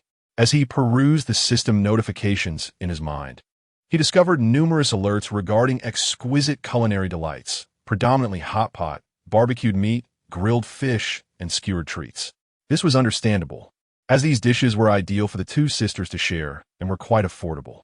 Yi Lang felt a slight stir of emotion at the profound sisterly bond between Xiong and Xiong, intensifying his yearning for that B2B connection. Under Xiong relentless efforts, Yi Lang's physique improved to 74. 3. A smile graced his lips as a surge of ambition welled within him. So what if the world faced an apocalypse? I alone lack special powers. I shall wield my iron fists and a great blade to conquer the chaos of the end times. However, Yi Lang's fervor was soon curtailed as he found himself encircled by the women, who began to rebuke him. Xiao Lang, we're not criticizing you, but you've gone too far. Xiao Ting fainted this morning. Exactly. You have no idea how swollen her injuries were. It took me considerable effort to heal her. We understand your eagerness to grow stronger, but you cannot disregard Xiao Ting's well-being. Yes, indeed, even allowing her some respite or letting her find a teammate would suffice. With a decisive motion, Yi Lang seized by Jin and Yao Shi, effectively silencing their commotion. He then encouraged Bai Xiao to continue, her cheeks reddening as she bit her lip before speaking. Therefore, we discussed and decided to form teams of two. I will partner with Xiong, while Bai Jin and Yao Shi will form another pair, supporting one another in both offense and defense. As Bai Zhao's voice grew quieter and her face flushed deeper, Yi Lang felt a surge of delight, yet maintained a facade of seriousness, his tone tinged with reluctance. I find it difficult to agree. My affection for each of you is wholly devoted, and I wish for each moment to be shared entirely among us. Thus, Aunt Xiao, you need not continue. I do not concur. Bai Xiao, Bai Jin, and Yao Shi quickly discerned the intentions of the man before them. His refusal, accompanied by predatory glimmers in his eyes, was evident. Why sit so upright if you disagree? Bai Xiao retorted, slightly flustered. Do you wish for us to perish? Precisely. I nearly met my end last time. So did I. Faced with the three women glaring at him with their captivating eyes, Yi Lang ceased to jest. Teaming up was acceptable, but there would be no restrictions on team composition or the number of participants. In a multiplayer competition, flexibility and teamwork were paramount. Imposing limitations was simply unfeasible. The three women finally discerned the ulterior motives of that despicable man. Their teeth clenched in indignation. They exclaimed in unison, absolutely not. Yet ultimately, they succumbed to Yi Lang's relentless persistence and shamelessness. He audaciously declared that if they did not acquiesce, he would become a man none of them could possess. It was both infuriating and amusing, leading them to a reluctant compromise.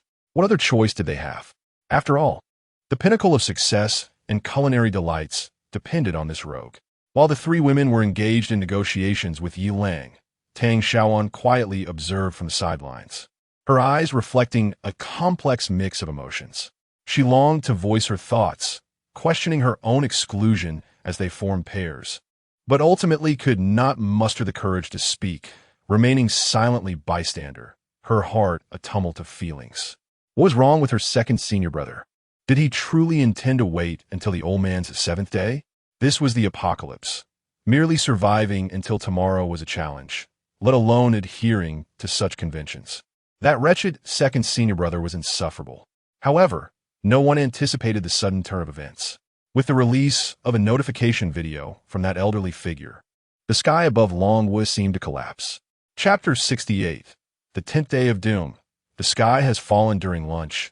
Yi Lang and his companions feasted abundantly.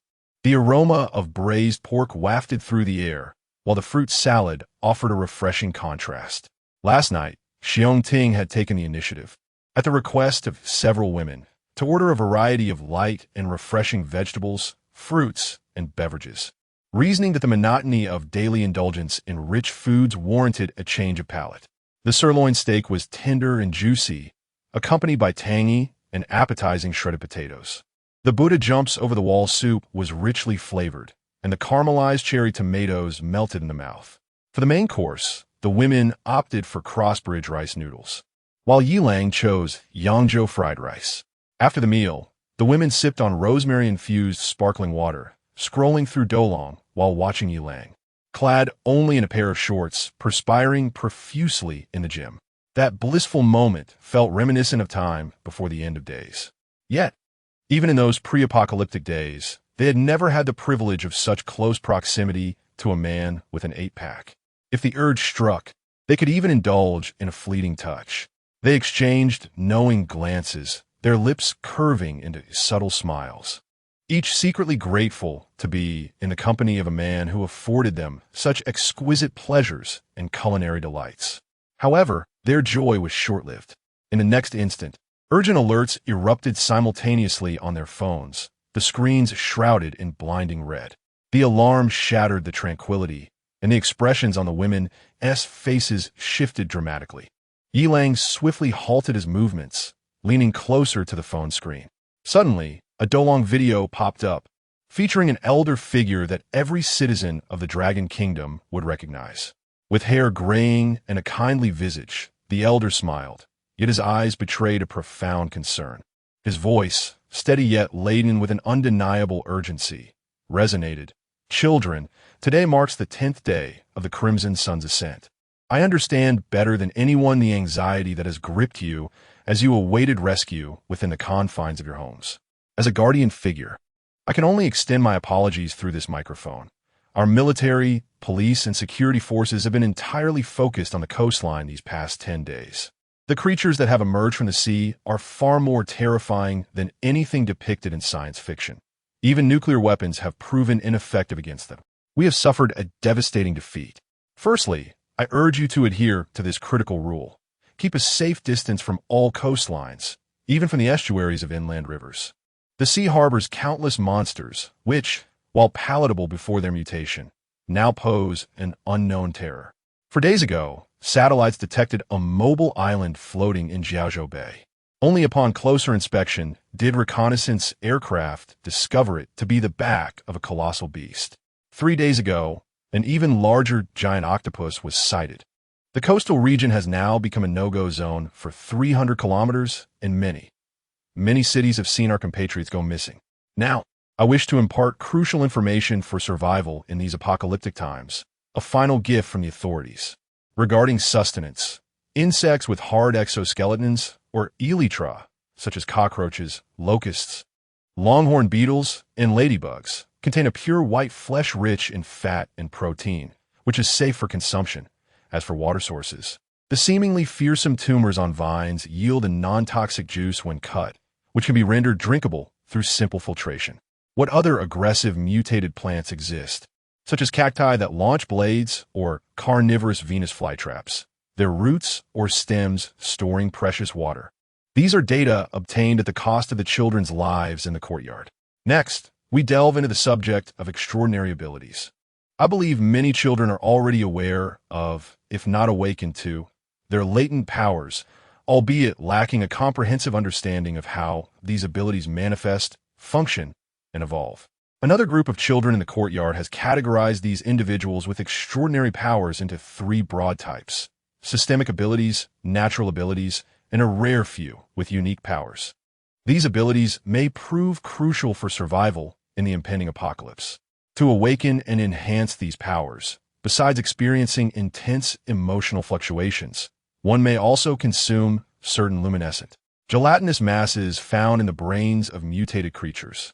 Ingesting these substances carries a probability of awakening and enhancing one's abilities, though it may lead to psychological side effects, with impacts varying from person to person.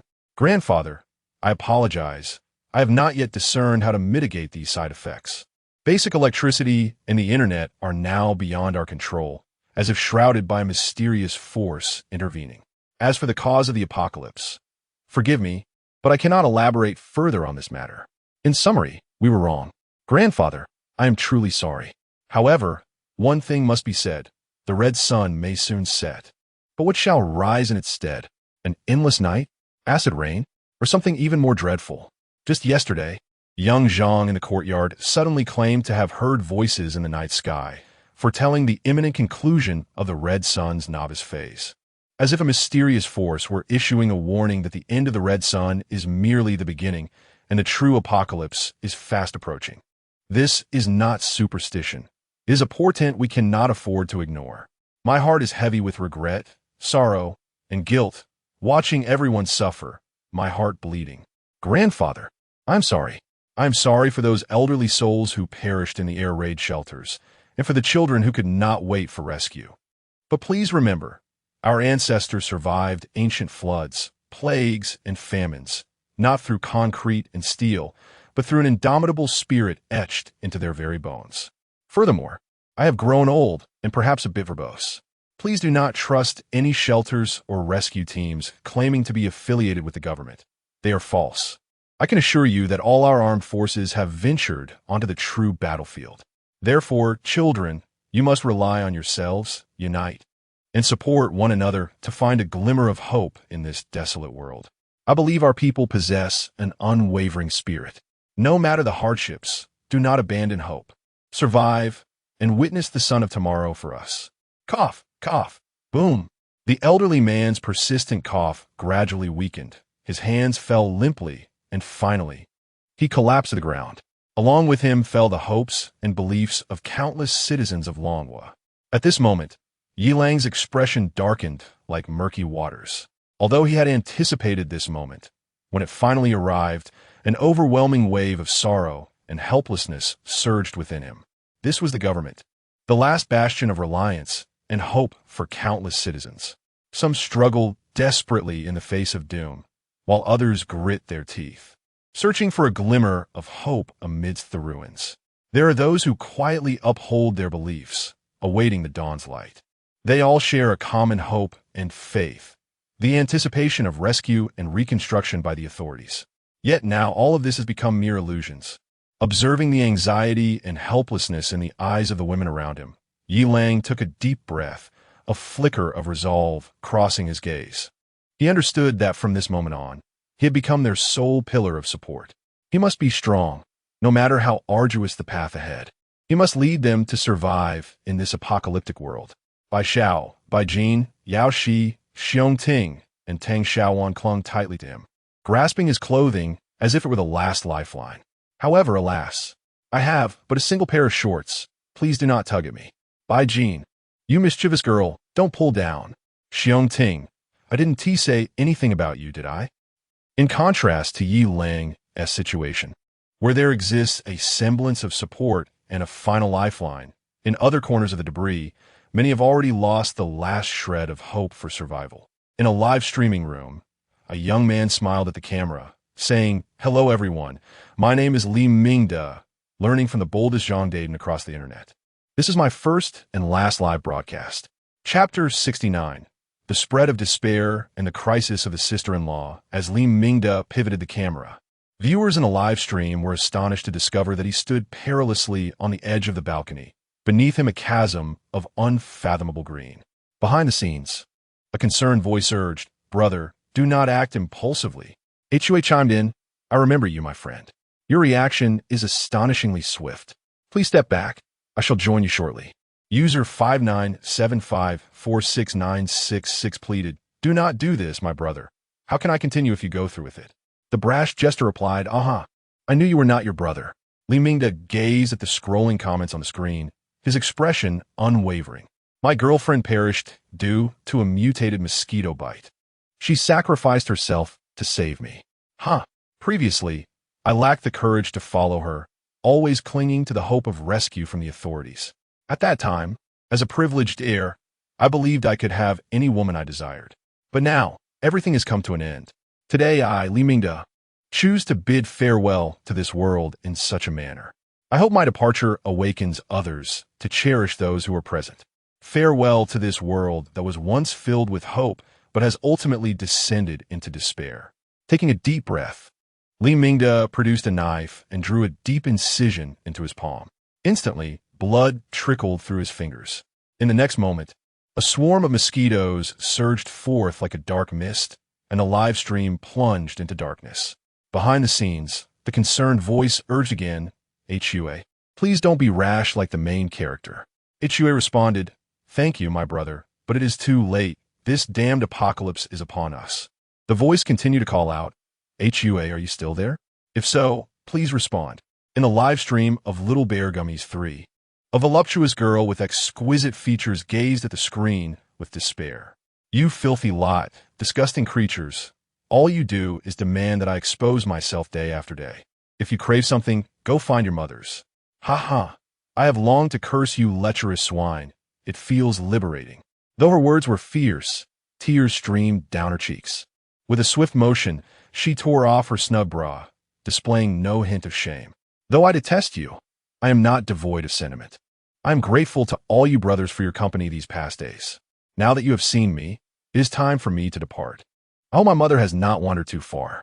Boo-hoo. The girl removed her hairpin and, with a determined stroke, carved a deep wound across her chest.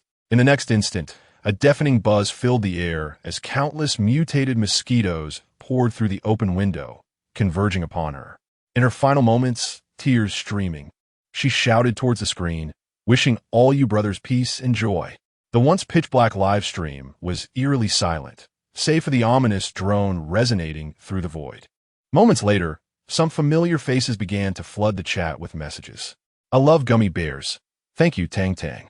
May your journey be smooth. Guardian of the stars. I am sorry. May your path be peaceful. The other party is engaged in treachery. I'm sorry. May you find peace on your journey." Xiaohua 123 replied, "Sister, you go ahead. I still have one last pack of self-heating hot pot at home. I wish to finish it before I depart." This same scene unfolds repeatedly in various corners. Despair spreads like a plague, and the eyes of each struggling survivor have lost their luster. It transcends mere hopelessness. The moment the absence of authority is officially declared, the reverence for law within the hearts of the people shatters instantaneously, and the moral compass collapses entirely. The darker facets of humanity are magnified infinitely. Selfishness, madness, and desire have completely triumphed. At this juncture, in a live stream of Nantong's Brother Go, the screen reveals a beautiful woman being throttled. Ma Gang's dark, rotund face appears in the frame, grinning arrogantly as he proclaims, "Dear audience, with the government gone, I can do as I please. I can do whatever I wish. This wretched woman, who once looked down on me, shall witness what I do today. Ha ha ha ha ha." The ensuing scenes are truly heart-wrenching and tear-inducing. Yet, the comments in the live stream are not solely filled with accusations and curses. Rainbow Bubble, Beast, you are utterly devoid of conscience. Individuals like you will face retribution. Half drunk, half awake, spare me. With the government gone, what retribution remains? This is the end of days. A brutal apocalypse. Away, please stop. Enough. Enough. Enough. Drink and drive. This is how it should be. In the apocalypse, women are but playthings for men. Meanwhile, Yi Lang and several women are scrolling through Dolong videos, their faces reflecting a mixture of emotions. The government's announcement has shattered the last vestiges of hope for everyone, and the final line of defense within their hearts has crumbled. Nevertheless, this notification had to be issued. At the very least, it forces people to confront reality, relinquishing their illusions, thereby making the worst preparations. Even the most brutal truth holds more significance at this moment than an illusory hope. Yi Lang understands that from this day forth, a tempest has begun. The days ahead will only grow more arduous. With order in disarray, survival becomes the sole objective. Each individual must confront the darkness within, choosing either to struggle for existence amid despair or to succumb to chaos and degradation. All Yi Lang can do is to protect those he cherishes. As for everything else, he has neither the time nor the inclination to concern himself with it. At this moment, Xiong Ting's urgent voice shatters the silence. Brother-in-law, Xiong Yuan is in danger. What should I do? Can you save her, brother-in-law? In the Wuyo MCN building, Xiong Yuan is trapped in a bedroom, the door barricaded with her belongings. Yet the sounds of banging and shouting from outside fill her with terror. Her clothes soaked with sweat and tears. Led by Zhao Lang, the system's ability users have gone mad. They seek to redefine the order within the building, demanding that everyone, especially women, submit to their control. Xiong Yuan bites her lip, her heart heavy with despair. This group, once at the bottom of the hierarchy, has now become unhinged, their eyes fixated solely on desire and power. Witnessing the way they treated Wang Tianlai and the natural ability users was akin to the callousness reserved for dogs. Xiong Yuan was acutely aware that should she fall into their hands, her fate would be far grimmer. She surveyed her surroundings, realizing that the windows had been sealed shut and the lone vent was too diminutive to escape through. What should I do? A sudden crash echoed as Zhao Lang's iron arm forcefully penetrated the door panel, prompting Xiong Yuan to scream and retreat to the corner. In a moment of despair, she sent her final message to her sister, Xiong Ting. Sister, Zhao Lang and his gang are coming in.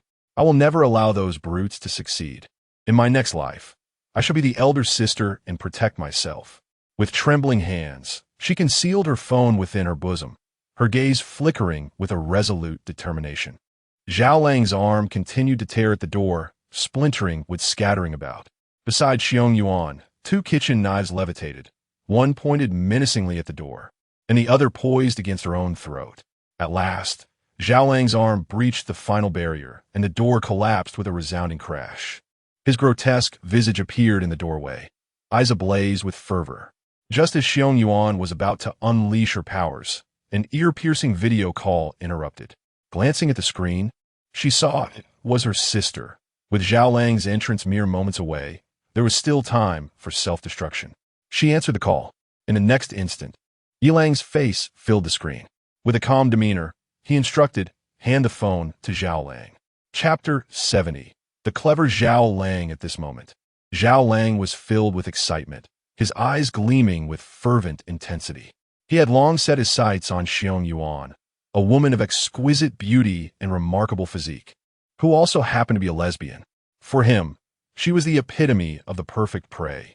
With the government now non-existent and the natural ability users rendered ineffectual, those with system-based powers could finally act without restraint. Zhao Lang tore through the last wooden panel, a sinister smile curling at the corners of his mouth as he gazed ahead. Wait, who was she on the phone with? Why was she laughing? Such disrespect towards beasts was intolerable. Anger brewed within Zhao Lang, and he resolved to thoroughly torment her later. However, as he observed Xiong Yuan approaching with an air of confidence, her phone in hand, a flicker of panic crossed his mind. Zhao Lang, I am Yi Lang. We need to talk. Zhao Lang froze, a jolt of shock coursing through him at the sight of Yi Lang on the screen. How could this terrifying man possibly know Xiong Yuan? His hands trembled slightly, the ferocity in his gaze dissipating, replaced by a hint of fear. Yi Lang, do you know Xiong Yuan? Yi Lang casually patted the anxious Xiong Ting beside him and replied coolly, she is my sister-in-law. Instantly, Zhao Lang's complexion drained of color, his clenched fists loosening helplessly. Yay. Yi Lang, I was unaware of her connection to you. I shall take my leave now. Wait. Yilang's voice was icy as he continued. Release all the women you have captured. Zhao Lang's expression darkened. Yilang, you're being unreasonable. While Xiong Yuan may be your sister-in-law, what do those women have to do with you? Please do not. Zhao Lang's voice dwindled to a whisper, fading into silence as he met Yi Lang's gaze on the screen, one that sent shivers through his very soul with its chilling intensity. I have spoken my piece. The choice is yours. Comply, or face the consequences. Remember, I am not threatening you. I am stating a fact. Outside the frame, Xiong Ting hurriedly complied with Yi Lang's directive, retrieving a kitchen knife. Yi Lang took the knife, his eyes cold as ice, fixated on Zhao Lang. I have heard you are known as Iron Arm. Let us see how you compare me. With that, Yi Lang, under Zhao Lang's watchful gaze, grasped the knife's blade with a single hand, applying slight pressure. In an instant, the blade contorted into a twisted shape. Zhao Lang starred, dumbfounded, cold sweat pouring down his brow as the last vestiges of hope evaporated. Was this man truly human? While his own iron arm was merely sturdy and powerful, it was still flesh and blood. How could a human hand contort steel in such a manner? Trembling, Zhao Lang forced a semblance of a smile. Brother Lang, I will heed your words and release them immediately. He turned, hastily retreating. Xiong Yuan let out a sigh of relief, her voice brimming with excitement. Yi Lang, thank you for rescuing me and saving so many of my sisters. Wrong. Huh? What do you mean wrong? Xiong Yuan looked at Yi Lang, puzzled. Yi Lang remained silent, his gaze fixed coldly upon her. At this moment, Xiong Ting was behind Yi Lang, making frantic gestures to her sister. In an instant, Xiong Yuan understood. Her face flushed as she awkwardly corrected herself. Thank you, brother-in-law. I will be obedient from now on. Yi Lang's lips curled into a satisfied smile as he replied, contact me anytime there are developments. Additionally, I have 2 tasks for you. First, verify whether Zhao Lang has followed through. Second, gather comprehensive information about the entire building, including floor layouts, personnel structure, and surveillance configurations. Xiong Yuan felt a wave of anxiety wash over her. It seemed that he intended to come over. Would that mean putting herself in danger? The thought sent a shiver down her spine, yet she steeled herself and nodded. Understood, brother-in-law. I will expedite the tasks. After the call ended, Yi Lang noticed that Xiong Ting had finally reached 100 points of affection. Just as he was about to speak, Xiong Ting excitedly leaped into his arms, exclaiming, brother-in-law, thank you, truly thank you. Yi Lang gently patted Xiong Ting's back, reassuring her, it's all right. I can't neglect my sister-in-law. Rest assured, we shall be there in a few days. That peculiar vine has already climbed to the 13th floor. It won't be long before it reaches us. At that time, B2B, embarrassed yet touched, Xiong Ting shot a teasing glare at the man. At that moment, Yao Shi softly interjected, boss, I believe it would be prudent to release a video at this juncture, offering hope to those who admire and support you. There are countless individuals on Dolong engulfed in despair, and they need to see a glimmer of hope. This is merely my suggestion. The decision rests with you. I just feel that even in apocalyptic times, I do not wish to dwell in a world devoid of vitality. Yi Lang paused, then fell into contemplation. He was no saint, merely striving to take care of himself. However, Yao Shi's words held merit. If everyone perished, especially the women, how could he possibly strengthen his own power? With a slight nod and a flicker of determination in his eyes, he responded, Secretary Yao, you are right. I will carefully consider how to create this video. Meanwhile, within the Wuyo MCN building, Zhao Lang and several other system-powered individuals were engaged in a heated argument. Let them go. It is imperative. Zhao Lang insisted earnestly. Brother, are you out of your mind? What are we doing all this for? We worked hard to capture these beautiful women. Are we just going to release them? Indeed, brother, you know how they looked down on us before. Now that we are powerful and the government is gone, shouldn't we take full advantage of them? Yes, what the second brother said is true. Absolutely. The third brother is right. Observing the fervent outrage of the dozen or so system-powered individuals before him, Zhao Lang slammed his hand down on the conference table with a resounding bang. The table shattered, splintering into fragments. Silence. The assembly fell into a hushed stillness, awed by Zhao Lang's terrifying strength. Zhao Lang surveyed the room with a cold glance and spoke in a somber tone. I do not wish to let them go. But this is the demand of that monster, Yi Lang. Who among you dares to oppose? What? Yi Lang's demand. Why would that monster care about our affairs? Zhao Lang waved his hand to signal for silence. Xin Yuan from Group B on the 19th floor was his sister-in-law, and they were not far removed from each other. Furthermore, it was he who explicitly stated that all the beauties within the building must be released. Failure to comply would result in dire consequences. Observing the crowd, exchanging glances, Zhao Lang continued, Or do you believe we can unite and overpower him? Seeing the silence among the group, with some even shaking their heads like a pendulum, Zhao Lang, though reluctant, made a decision. Release them, all of them. However, if any of the beauties seek refuge, we shall not hinder them. Moreover, Zhao Lang turned his gaze towards the trembling Meng Hao in the corner and addressed him. Meng Hao. Yes, Brother Zhao, what is your command? The broadcasts must continue as before. We are all rather unsophisticated and cannot manage the intricacies of resource acquisition, recruitment of beauties, or talents. We must rely on those inept individuals for that.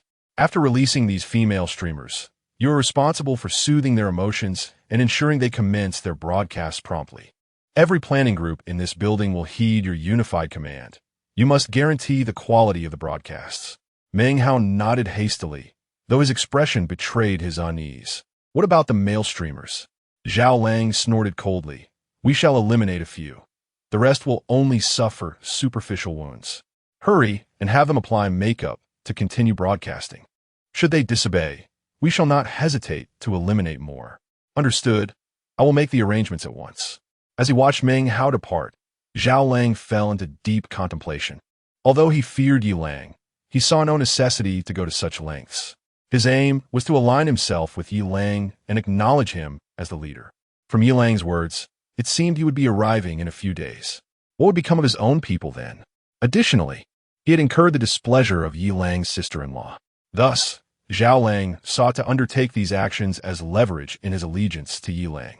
Only by aligning with such a formidable figure could he ensure survival in this ruthless apocalypse. Women may come and go, but the priority was to safeguard his own life and position. Chapter 71. Leaping from a building with Yao Shi to validate the elder's words, do you believe me? Absolutely. Are you afraid? With you by my side, I fear nothing. Very well, then let the boss take you on a free-fall experience. Yi Lang, cradling the invisible Yao Shi, stood at the edge of the balcony on the 18th floor, his tone lighthearted. Yao Shi tightly shut her eyes, her heart pounding like a drum, yet she feigned composure. Nevertheless, the phone in her hand remained steady.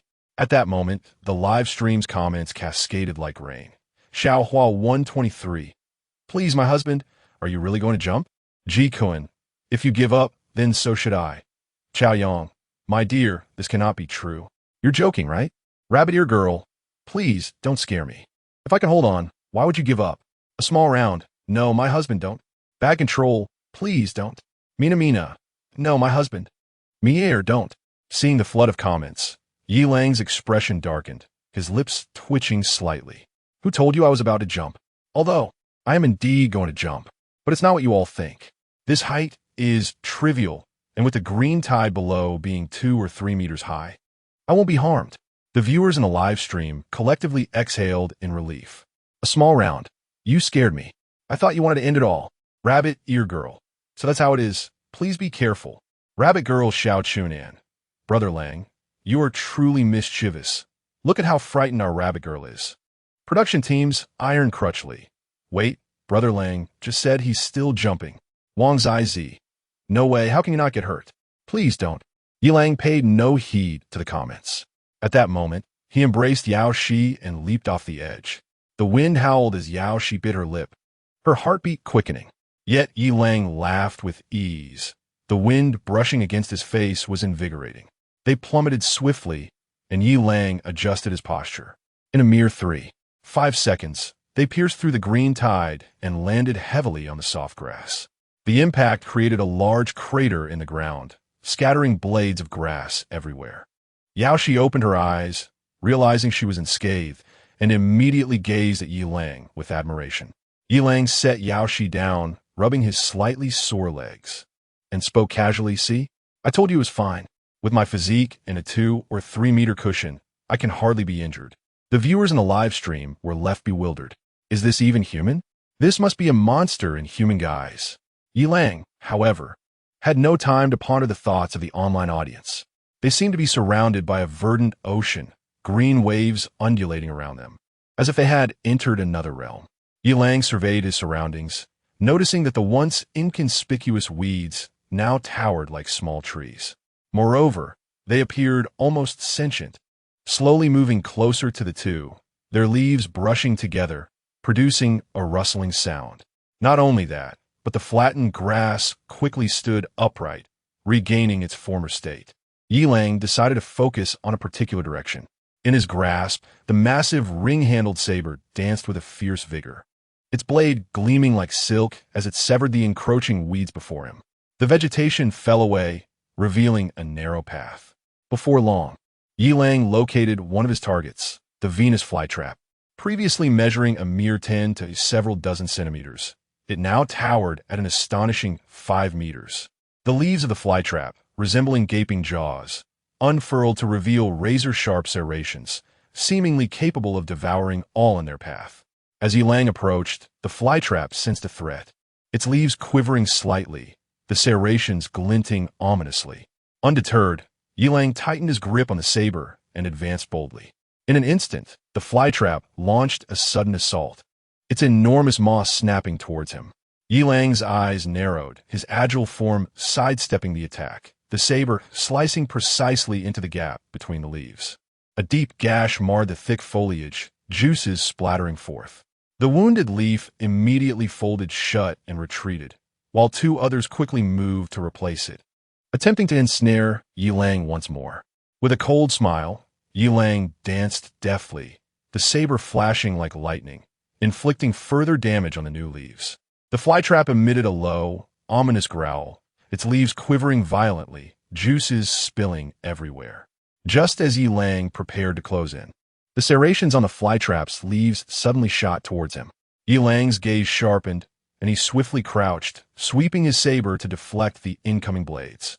The saber struck the serrations, producing a crisp, metallic clang.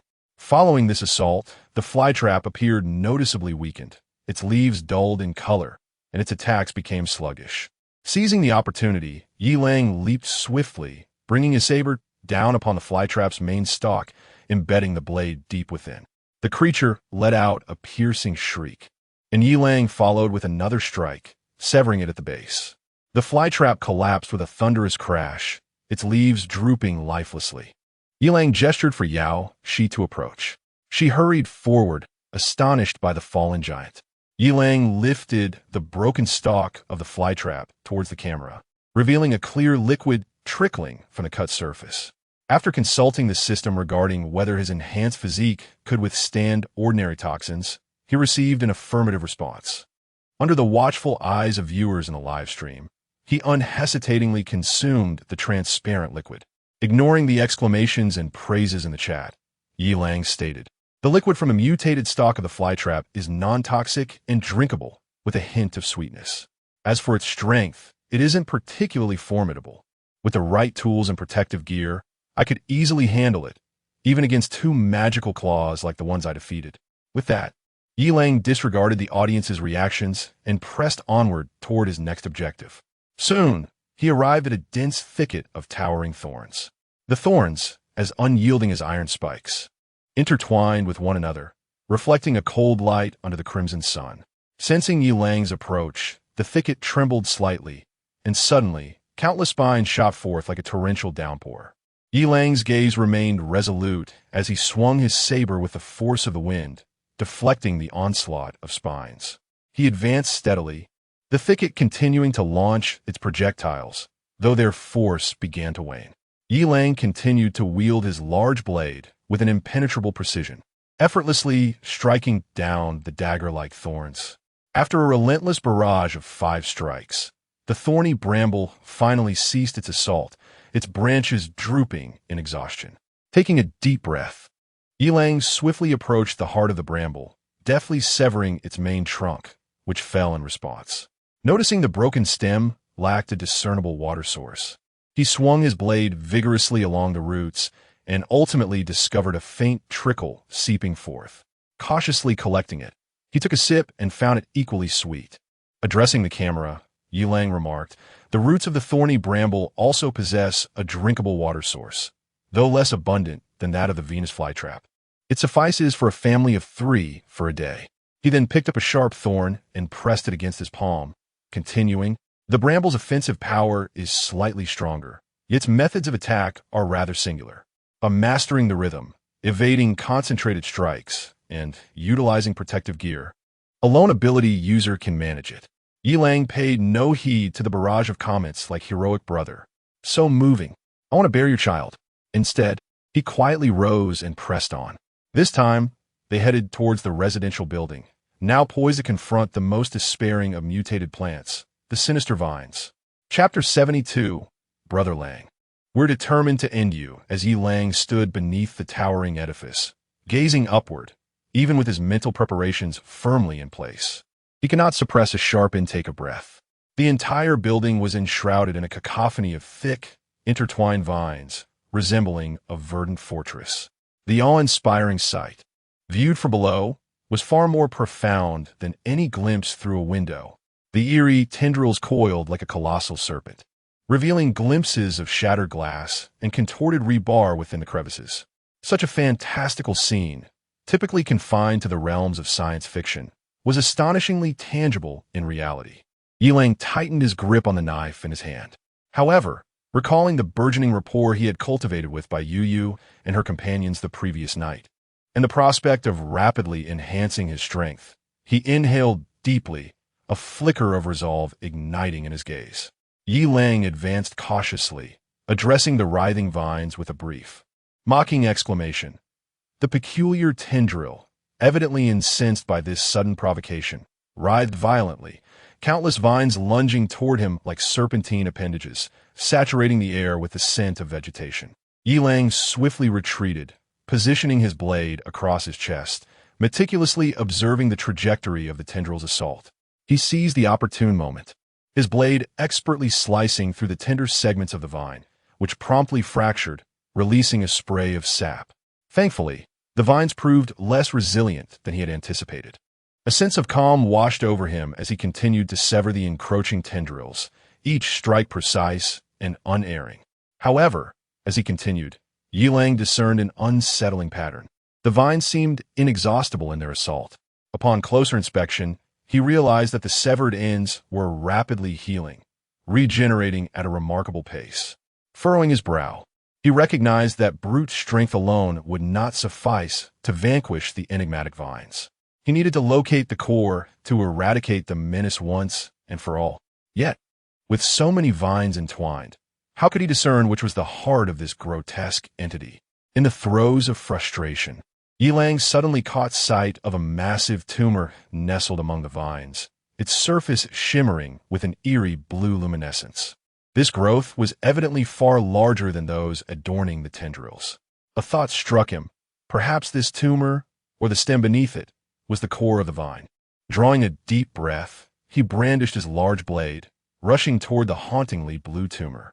The strange tendrils seemed to sense the impending threat, tightening their grip and frantically ensnaring Yilang. Caught off guard, a tendril swept against his leg, momentarily stalling his movement. In the blink of an eye, he found himself ensnared by a multitude of vines, akin to venomous serpents in their constriction. Fortunately, Yilang reacted swiftly, positioning the blade outward against his chest. As the tendrils met the edge of his weapon, he seized the opportunity to break free from their grasp and charged once more toward the tumor. His gaze was steely, the blade slicing through the air like lightning, aimed directly at the azure glow. The vines writhed in a frenzy, attempting to obstruct his advance.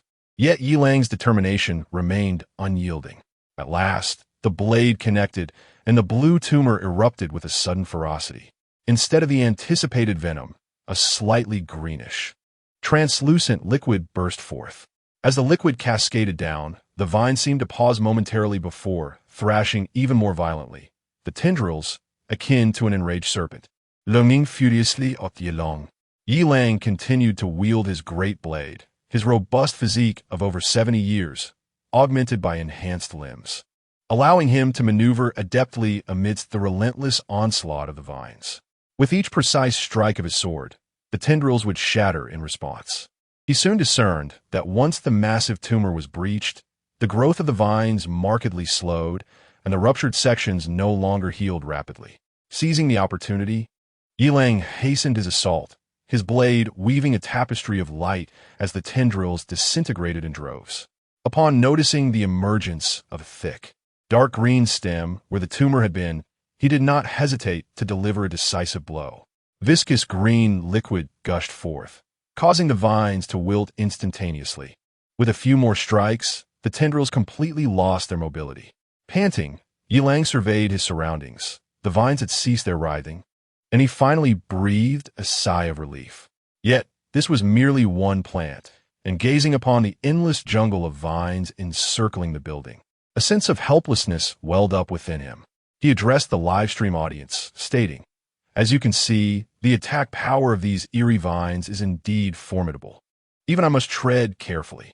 However, as long as we first destroy the core tumor, the vines will gradually lose their vitality. Subsequently, we must locate the main stem and sever its life force entirely to eradicate these vines step by step." As he spoke, he scooped up some of the pale green liquid from the ground and took a sip, feeling his strength rejuvenated significantly. He then sliced open another tumor on a tendril, finding the liquid within to be somewhat milder. After tasting it, he continued, "The liquid from the core tumor is not only non-toxic, but possesses some nourishing properties that can swiftly restore stamina. The liquid from the smaller tendrils, though minimal in effectiveness, can serve as a water source." He cautioned the viewers, when dealing with these peculiar vines, it is best to operate in teams, supporting one another, and to avoid reckless solo ventures. In fact, if nature-type abilities could be enhanced, it would be much easier to handle with the aid of systemic abilities. The comment from the livestream viewers surged, filled with admiration, emotion, awe, fervor, and an outpouring of love, with many expressing a desire to bear Yi Lang's children. With a slight smile, Yi Lang continued, "I have confirmed the government's notice regarding the water source. Now, regarding food, let me discuss the mutated cockroaches I dispatched yesterday.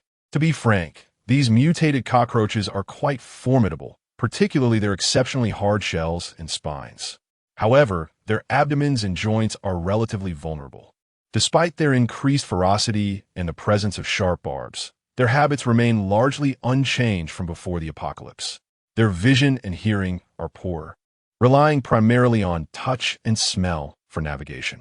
I believe that as long as we exploit their weaknesses and coordinate effectively, capturing and hunting them will not pose a significant challenge.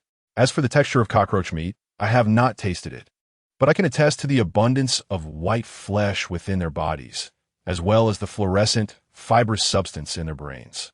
Observing the nearly frenzied comments flooding the screen, Yi Lang paused, his gaze steely as he declared, "With the government gone, we can only rely on ourselves. I do not wish to preach grand philosophies, but I hope for your survival. Our ancestors faced challenges that may have been even greater than those we confront now. I refuse to believe we are weaker than they were. I aspire for our group to become the pioneers of a new world, to inscribe our own legend with wisdom and courage. As long as there is electricity and connectivity, if one finds oneself in despair, I encourage you to watch my battle live streams and videos. I hope that as long as I have not given up, none of you shall too easily concede defeat. Otherwise, the lack of audience in the live stream would render me quite embarrassed." The barrage of comments in the live stream has finally lightened up a bit, with a young lady casually commenting, "Nothing to say, Langu, I definitely won Tigo ahead of you." Another interjects, "You know what, big brother, Langu, I am certainly behind you." A third chimes in, "What's the commotion upstairs? Langu, if you die, I'll die too." A user named Mina declares, "I want to live and die with my husband," while another exclaims, "Live and die together." Yi Lang, wearing an expression of dismay, gestures to Yao Shi to turn off the live stream. This group of netizens speaks as if they have been poisoned, each one proclaiming death. Yet I refuse to perish. Suddenly, a scene before Yi Lang causes his heart to plummet. Chapter 73, Great socks. I will silently support you from behind. Yi Lang observed a dense swarm of mutated ants surrounding the entrance of the residential building. Their size was formidable, comparable to that of adult cats or dogs, and they amassed in an ominous cloud, the number unknown. Some had already crawled up to the second-floor windowsill, their antennae waving as if searching for something. Yi Lang's expression darkened as he suppressed his inner turmoil, clutching the invisible Yao Shi tightly before leaping upward. Following the lifeless vines, he swiftly reached the window on the 14th floor. It was only upon entering his home that his heartbeat began to settle. He summoned the girls, his countenance grave. In the coming days, we must prepare for evacuation. Xiao Lang, why the sudden urgency? I discovered a massive horde of mutated ants at the base of Building 3, astonishing in number and size. They have begun to ascend. Seeing Yi Lang's troubled expression, Tang Xiaowan could not help but ask, are they too formidable for you to handle? You dealt with the cockroach swarm effortlessly. Surely these ants are not more powerful? It's different, Yi Lang replied. Though the cockroaches were larger in size, their numbers were limited to a few dozen at most. In contrast, the mutated ants number in the tens of thousands. Observing their rapid gnawing at doors and windows, I estimate they could breach our defenses in no time. Then where shall we go? How'll we get there? In response to the eager expression on Xiong Ting's face, Yi Lang nodded. We shall take the aerial vehicle to the Wuyou MCN building. Once Xiong Yuan has assessed the situation in the next couple of days, we will set off. Yay! Xiong Ting exclaimed, leaping with excitement, and the other girls also wore faint smiles. After informing the girls, Yi Lang rose and made his way to the gym to commence his training. He felt that his grasp over his rapidly growing powers was still insufficient and required further enhancement. When Yaoshi sent out the video, she specifically sought Yi Lang's input. After contemplating for a moment, he ultimately decided to add some content at the video's conclusion. Upon its release, the video seemed to ignite a spark of hope in the hearts of innumerable, despairing individuals. This spark quickly spread, transforming into a beacon of hope that encouraged more people to confront the apocalypse with courage. Although they were forced to struggle for survival on their own, the information provided by the authorities regarding food and water was indeed genuine, and Yi Lang offered concrete suggestions. As long as they collaborated as a team and exercised caution, it was not impossible to weather the storm. The concluding remarks of the video moved countless supporters affectionately known as Great Socks. I am Yi Lang, and I wish to convey a message to all my beloved supporters. No matter the challenges you face, never relinquish hope. I will silently support you from behind. To all those who have rallied behind me, remember this. Should anyone dare to bully you, send me a private message. Furthermore, I advise those who exploit the absence of authority to oppress the weak and insult women to best avoid provoking someone like Yi Lang. Otherwise, I assure you, I shall force your head into your posterior. The large socks have gone utterly mad. Mina, darling, I particularly adore the way you indulge me. So incredibly handsome. Xiaohua 123. My taste in men is truly exceptional. I adore you, my husband. A small round one. Even if it pains me, I would bear you 10 children. Chao Yang. When I have my period, I will stand on my head to hold it back. Xiaohua 123. Darling. It is not merely the large socks supporting Yi Lang. Countless individuals on the brink of despair, upon viewing this video, have reignited the flames of hope. Indeed, our ancestors managed to survive in far harsher conditions. How can we, as modern individuals, so easily surrender? Now that solutions for food and water have emerged, the prospect for survival have greatly improved. Moreover, there's the internet and Dolong. The electronic pickled vegetables have not given up. We must persevere, as it is merely a matter of weathering a few storms. Yet, not all who have seen this video are filled with joy. At that moment, within room 1507 of Building 3, Zhang Xiang looked at the video with a grim expression, a wave of inexplicable jealousy and anger surging within him. He glanced up to find his wife, Bai Yu, also intently focused on her phone. Wretched woman, you find delight in your lover's moment of glory, do you not? I suspect he has bewitched you, leaving you reluctant to part with him. Observing the flames of fury and gloom in her husband's gaze, Bai Yu felt a tremor in her heart and chose not to argue further. They had quarreled countless times. She was weary. Especially since Zhang Xiang had awakened his system abilities, his temper had grown increasingly volatile, often leading to threats of violence against her. Unfortunately, her water abilities were far too feeble. Moreover, he was not entirely wrong. She had dreamed of him just yesterday, though it was uncertain if she had spoken in her sleep. What a wretched person. How long do you believe that brute can remain arrogant? The community is soon to establish a patrol team, and I shall be among its ranks. Just wait and see. However, as Zhang Xiang had indicated, discussions about forming the patrol team were fervent in the community group. Chairman Zhang Feng-o of the Owner-S Committee in Building 1, Room 1105. Greetings to all residents. I trust you have seen the government's notice. There will be no rescue, but we must rescue ourselves.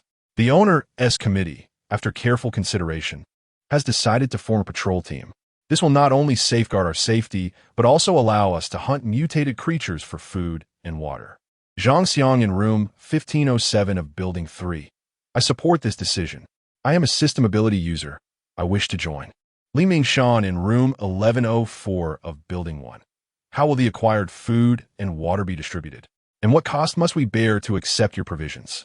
Chairman Zhang Fengzhou of the Owner-S Committee in Building 1, Room 1105. Food and water will be distributed according to need. We are not like certain individuals who only care for themselves. Naturally, members of the patrol team will receive a larger share based on their contributions. Therefore, I hope each household can contribute and participate in the patrol team. As for the cost, accepting assistance entails assuming corresponding responsibilities, which include aiding in patrols, maintaining community order, and cleaning public areas. This is not merely a transaction, but a necessary collaboration for survival. I hope everyone understands and supports this. Unit 1205. Sun Yang. I am willing to join the patrol team and contribute my strength. Moreover, I must remind everyone that the formation of the patrol team is urgent. Yesterday, a heinous incident occurred on our floor. Video. Sun Yang's words cast a sudden pall of tension over the group, prompting everyone to click on the video. In it, a man wearing a baseball cap and a black jacket skillfully pried open a door lock with a slender piece of wire and swiftly entered the residence. Moments later, a bloodied woman stumbled out, crying out in despair with a chilling scream. The man pursued her relentlessly, striking her down with a forceful blow and dragging her back inside. What transpired thereafter is all too evident. The scene abruptly cut off, leaving a haunting impression. Another video depicted two burly men, barehanded, shattering a door and forcing their way inside, where terrified screams and sounds of struggle echoed. Before long, a figure was dragged out, leaving a long trail of blood on the floor. The two clips plunged the group into a heavy silence, as fear permeated the hearts of all present. Unit 1308. Fanshi, oh my goodness. This is horrifying.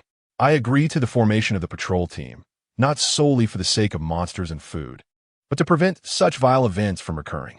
I am an ice element ability user, and I wish to join the patrol team. Unit 1316. Lu Peng. I am a system ability user, and I wish to join the patrol team. Unit 1002. Dawa the Youth. I am a wind element ability user, and I wish to join the patrol team. In no time, over 10 owners expressed their willingness to join, and the atmosphere in the group gradually transformed into one of determination and unity. Unit 1105, Chairperson of the Owners Committee, Jiang Fengzhou. Thank you all for your support and courage. Given the urgency of the current situation, we must act immediately. An emergency meeting will be held tonight at 9 p.m. to discuss the details and plans for the formation of the patrol team. We will convene at Unit 1702 of Building 2, and I urge everyone to attend punctually. Furthermore, to facilitate the patrol operations, all flying devices from the 3 buildings must be uniformly allocated to ensure comprehensive coverage. Anyone wishing to use them must first apply to the patrol team and receive approval to avoid conflicts. Yi Lang observed the messages in the group, a cold smile curling at the corners of his mouth. The show is about to commence. The true claw of darkness is set to emerge. Chapter 74. The patrol team. After dining with several women, Yi Lang proceeded to the gym to continue his workout. The rapid increase in his physical prowess necessitated a steadfast commitment to training in order to harness such power. Just as he was performing push-ups in a handstand position using only 2 fingers, a sudden knock echoed through the room. Yilang furrowed his brow and approached the door. Peering through the peephole, he beheld an elderly woman with graying hair. Her dark skin bore deep lines, and her benevolent expression was tinged with fatigue and anxiety. Yilang opened the door, and the woman, appearing somewhat embarrassed, implored, "Mr. Yi, could you spare some food? My grandson is ravenous. I beg for your assistance." Yilang's frown deepened as he coldly replied, "I'm sorry. I cannot help you." Despair flickered in the woman's eyes, her voice trembling. "Please, even a bit of leftover would suffice." Yilang maintained his calm refusal. "I have none." With a resigned sigh, the woman turned and slowly departed, her figure appearing particularly forlorn. Yilang observed her limping away to the doors of other residents, his hand hesitating on the door. However, after a moment's contemplation, he decided to close it. Yao Shi, who had been discreetly witnessing the entire encounter, felt a tumult of emotions within her. She softly remarked, "That elderly woman lives on our floor. She is quite kind. She just came from the countryside to help care for her grandson, and now she finds herself in this dire situation." Yilang slightly furrowed his brow and gently inquired, "Is it just her and her grandson at home?" Yao Shi pondered for a moment before shaking her head. "There should also be a daughter-in-law, but she is rather fierce." Yilang delicacies, disinclined to meddle in another's affairs.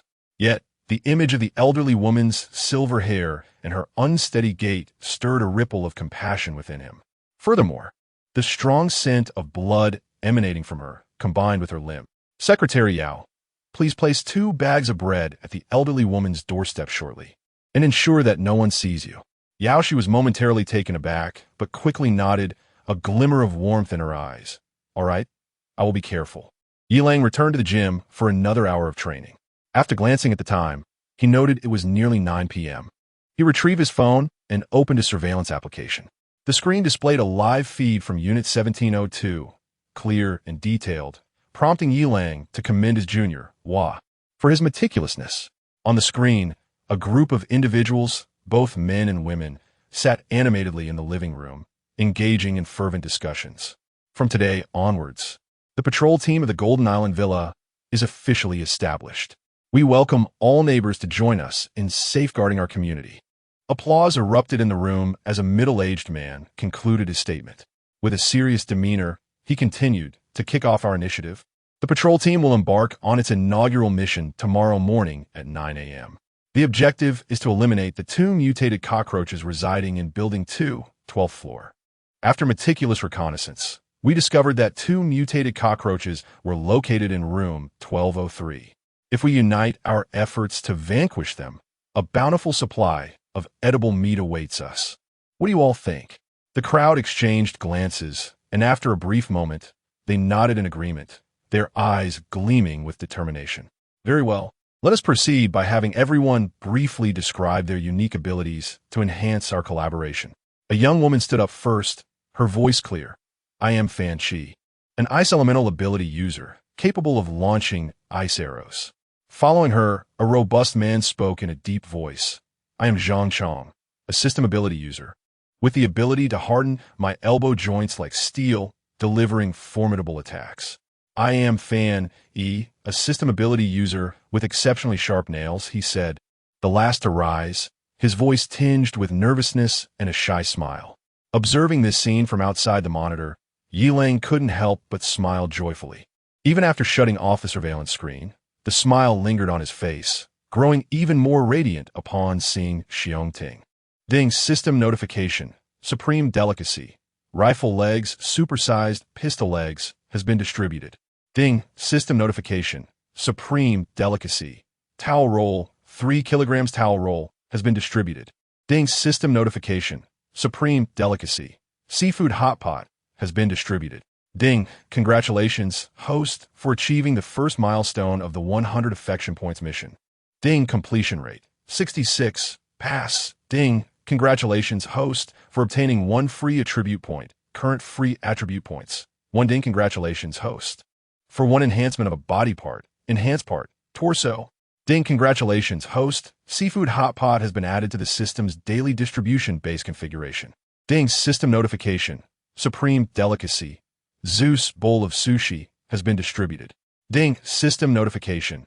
Supreme delicacy. Tempura, 3 kilograms tempura, has been distributed. Ding, system notification. Supreme delicacy. Burrito, half-meter-long burrito, has been distributed. Ding, congratulations, host, for obtaining 1 free attribute point. Current free attribute points, 2. By Xiao. The caring elder sister understood that Xiongting had not yet recovered from her injuries, and she willingly took on the role of support. Truly heartwarming. After enjoying breakfast, Yilang commenced his morning exercises as usual, feeling the vigor of his enhanced physique at 76. 3. In the strength from the torso enhancement. His movements became increasingly agile and powerful. Now, both his limbs and torso had undergone enhancement, leaving only his head unenhanced. The little wolf had also undergone a transformation, appearing even more fearsome. This instilled Yi Lang with confidence for the upcoming battle. The members of the patrol team shared this confidence as well. They assembled in the morning, brimming with energy, and set off in formation. Confronting the 2 mutated cockroaches, they swiftly overwhelmed them with their relentless might. Yi Lang observed each member of the patrol team with keen attention, even recording their actions to study later. The subtle smile at the corner of her lips seemed to savor something delightful. Unlike Yi Lang, the members of the patrol team were genuinely relishing the white meat obtained from the mutated cockroaches. As Captain Jiang Fangzhou chewed on the fried white meat, a frown crossed her face.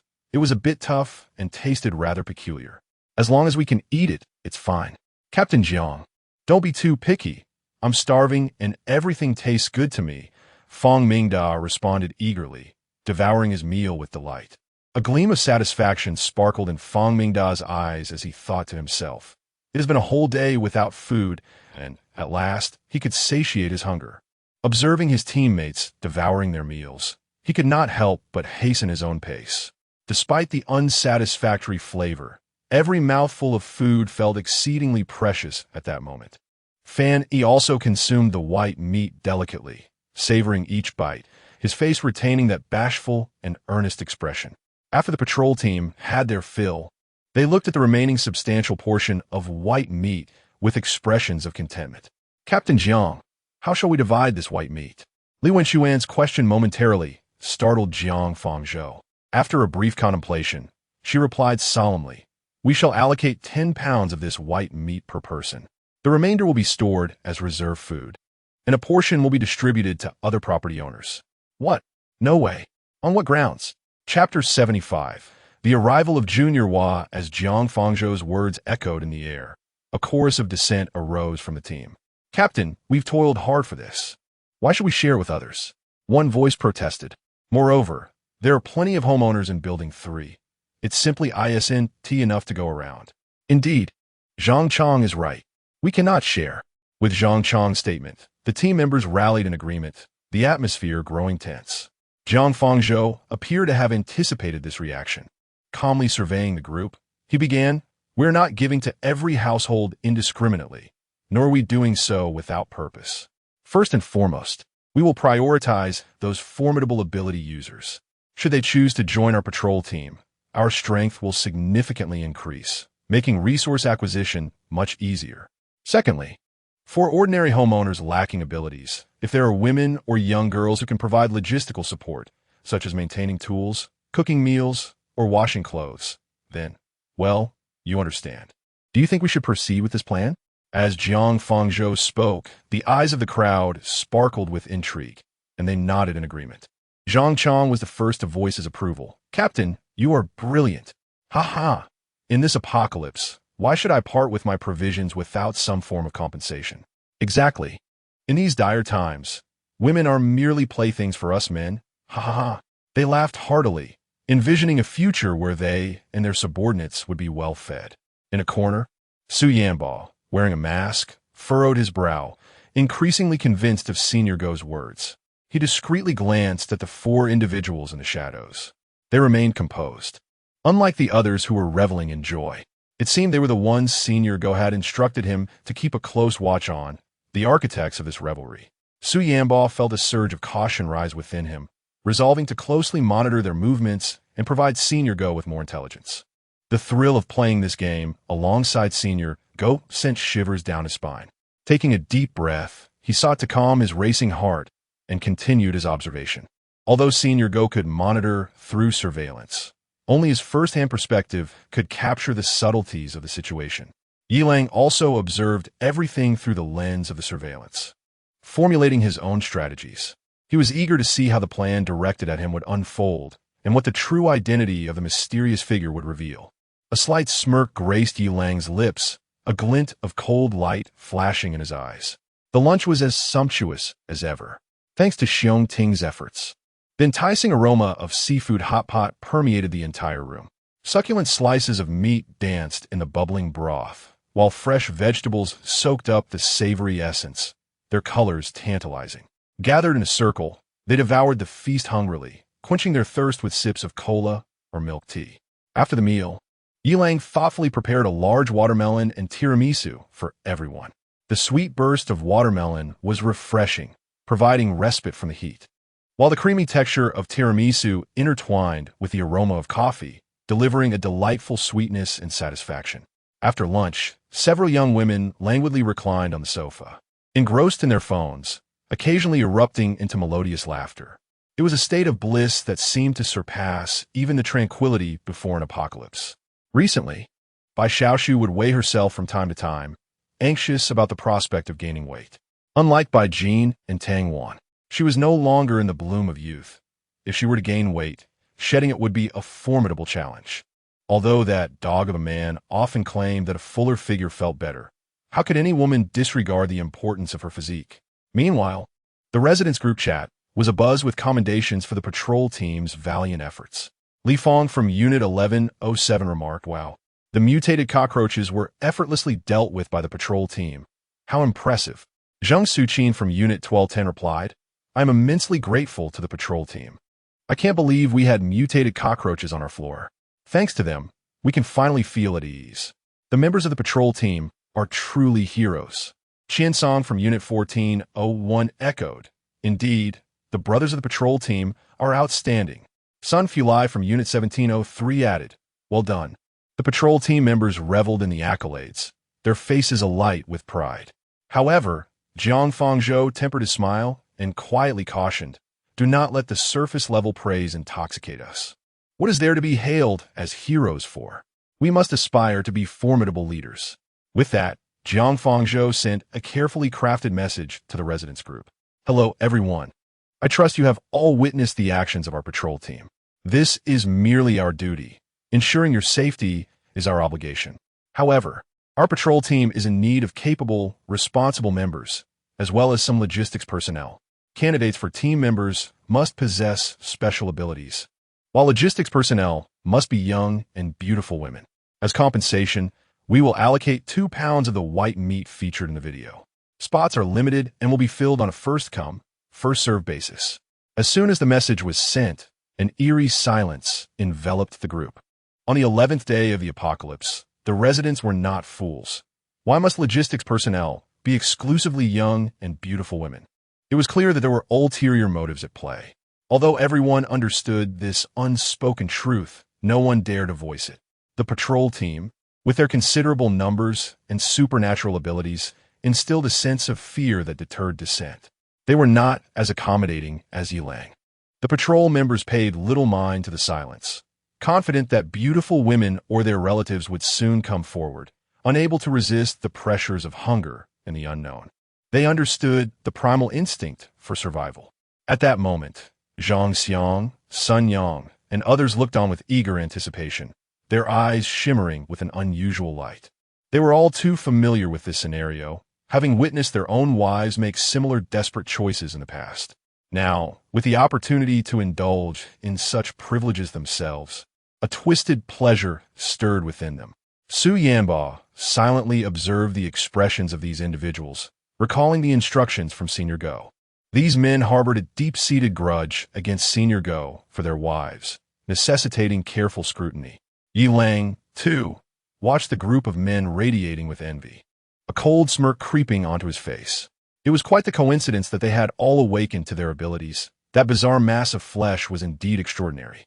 After inhaling the smoke emitted from the charred meat chunks, the women experienced a tumultuous surge of emotions, as if they had transformed into the ravenous, mutated cockroach. Among them, Tang Xiaowan's reaction was the most intense, her eyes glimmering with a primal ferocity. The responses of Bai Xiao, Bai Jin, Yao Shi, and Xiong Ting were comparatively subdued. It was uncertain whether this discrepancy stemmed from their differing abilities as nature-based supernatural beings or other factors. Yi Lang, having also inhaled the smoke, remained vigilant in his thoughts. However, he merely felt a slight restlessness in his body, while his mind remained exceptionally clear. Instead of succumbing to primal urges, he felt invigorated and more alert. Upon inquiring about the reason from the system, it responded, "This fibrous meat substance is a unique amalgamation of spirit and flesh. It appears to be a semi-finished product that can provoke and amplify the emotional fluctuations of supernatural beings. The host's mental capacity, being nearly negligible, renders them unaffected. Nevertheless, the murderous intent within the fibrous substance can awaken the host's latent combat instincts and bloodlust. Moreover, it has the potential to strengthen the host's willpower and enhance certain abilities in the future." After hearing this, Yi Lang felt a spark of realization and promptly inquired about the future abilities. The system replied, "The specific abilities cannot yet be determined. Please expedite the enhancement of your physical condition." With this understanding, Yi Lang's resolve to journey to the Wuyo Msen Tower grew even stronger. Chapter 76. The Funeral of Tang Long and the Gift from Xiao Wan. It appears that these fibrous flesh masses indeed require further collection. However, what does the system mean by referring to this as merely a semi-finished product? What form might the final product take? A crystal core, perhaps? Yi Lang felt a foreboding sense of dread. Numerous details substantiated the elderly man's words. This plunged countless individuals into the despair of the Red Sun apocalypse, which might merely be the novice phase. How terrifying, then, would the true trial or the genuine apocalypse be? Yi Lang felt a surge of urgency within. He recognized the pressing nature of time and the necessity to enhance his strength swiftly. After dealing with the shadowy puppeteer, he must hasten to the Wuyo MCN building. It was time to significantly bolster his prowess. Taking a deep breath, determination flickered in his eyes. Yesterday, Bai Xiao and Xiong Ting had shared bed. Today, however, Bai Jin and Yao Shi, two girls who had grown in stark contrast to one another, were playfully squished together on a single bed, their laughter echoing with intimacy. The two little girls had indulged in wild antics the previous night, and it was only after Bai Xiao had playfully swatted their bottoms that they finally rose from their slumber, rubbing their drowsy eyes. Bai Jin and Yao Shi murmured their discontent, yet obediently climbed out of bed.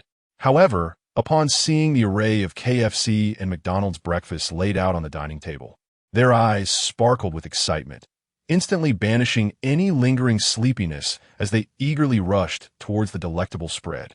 The night before, they had engaged in an endless debate over which was superior, KFC or McDonald's, insisting that Yi Lang arbitrate their dispute. Consequently, this morning, both culinary delights were presented before them. As they savored their meals, they teased one another with playful banter, transforming their earlier quarrel into peals of laughter, creating an atmosphere of lighthearted joy. With a physique boasting a 78.3 constitution, Yi Lang felt his body becoming remarkably lighter. He was drenched in sweat at the gym, his muscular lines becoming increasingly defined. Observing Yi Lang train without a shirt had become a staple for the girls. They either giggled or teased him, but never forgot to offer towels and water. Tang Xiaowan, however, found herself shy, her cheeks tinged with crimson as her gaze flickered elsewhere, secretly marveling at the transformation of her second senior brother's physique. Yao Shi and Xiong Ting, the seasoned veterans, exchanged knowing glances and playfully raised their voices to tease him. "Second brother, your physique is truly impressive. It seems like junior sister wants to touch it. Ah, you two little rascals, I'll take you on. Witness my kitten charge. Wow, look at my ice and snow dance. The ghostly blade is unseen, maneuvering. Ha ha ha. Ah, this is exhilarating.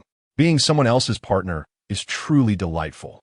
At this moment, within room 1702 of Building 2, Jiang Fangzhou, Zhang Xiang, Sun Yang, Zhang Chong, and several members of the patrol team emerged from various bedrooms, adjusting their trousers. Their faces glowed with satisfaction and pride, and upon seeing one another, they shared knowing smiles, reveling in their joy. Jiang Fangzhou patted Zhang Chong on the shoulder, chuckling softly. So how does it feel? The decision to recruit logistics was indeed the right one, was it not? Zhang Chong nodded, a glint of mischief in his eyes. Absolutely. Life has never been more indulgent. Amidst the apocalyptic chaos, the indulgences of food, drink, and women create a rather exhilarating experience, eliciting laughter. Indeed, the captain's decisions are remarkably sagacious, and today I have truly grasped the extent of pleasure that Yi Lang's existence entails. However, Zhang Xiang's words abruptly shatter the atmosphere, rendering the faces of those present grim. Silence engulfs the space like a rising tide, and the air grows heavy with tension. Most members of the patrol harbor animosity towards Yi Lang, some fueled by deep-seated vendetta over lost love. Yet, they dare not act recklessly. Yi Lang's formidable strength far surpasses their own capabilities. Thus, while resentment simmers within them, they must endure in silence, their burdens as weighty as a crown of thorns. Each thought of the treacherous woman at home and her entanglements with Yi Lang ignites a fierce anger within, yet they find no outlet for their fury. Fan Yi and his companions observe this situation with calmness, knowing that it merely requires a spark to ignite the long-suppressed wrath. The catalyst is already in place. Yi Lang, upon viewing the surveillance footage, finds himself deep in contemplation. What exactly is the trigger? How might the puppet master reveal themselves? Must he truly immerse himself in the fray to uncover the truth? A resolution begins to form within him. Time is of the essence. Afternoon, Yi Lang and Tang Xiaowan conduct a simple funeral for Tang Long. In these dire times, formalities are of little consequence. They bow thrice before a box containing Tang Long's remains and garments. Yi Lang, standing in for the ungrateful grandson Tang Xiao, recites a few words of mourning, expressing sentiments of peace and a return to one's homeland for the departed. Subsequently, with Bai Jin's fire-based abilities, the box and its contents are reduced to ashes. Yi Lang and Tang Xiaowan ascend to the rooftop balcony. As the ashes scatter in the wind, Yi Lang's eyes glisten with moisture, while tears stream down Tang Xiaowan's cheeks. They stand in silence for a moment before turning away. In this world of despair, death has become the norm, rendering survival the ultimate challenge. The deceased are gone. The living must carry on. With this significant affair concluded, a sense of relief washes over Yi Lang and Tang Xiaowan, who finally sees her affection for him reach its zenith. On their journey home, Tang Xiaowan's gaze towards Yi Lang shifts, suggesting that with the elder's passing, she's been entrusted to him, and it would be remiss of him not to take some action in light of the years of guidance he received. Yi Lang is acutely aware of Tang Xiaowan's fervent stare, and he gently squeezes her hand, which trembles slightly, a blush gracing her cheeks, her eyes sparkling with anticipation and anxiety. Upon returning home, Yi Lang resumes watching the surveillance video, observing the patrol's newfound interest in the mutated vines. Remarkably, several of the ability users managed to sever a few vines in a malignant growth. Yi Lang scrutinizes their every move, confirming their lack of hidden tactics before feeling a sense of relief. Throughout the afternoon, Tang Xiaowan remains in a state of inexplicable excitement and tension, glancing at Yi Lang intermittently while nervously fidgeting with her clothing, her fingers entwined. At this moment, the roles of the four understanding elder sisters became evident. One offered gentle comfort, another shared her own experiences, a third assured with a firm promise, and the fourth pledged to provide support at any time. It was their collective presence that gradually calmed Tang Xiaowan's turbulent emotions. During dinner, she scarcely touched her chopsticks, her gaze frequently darting towards Yi Lang, her heart racing like a startled deer.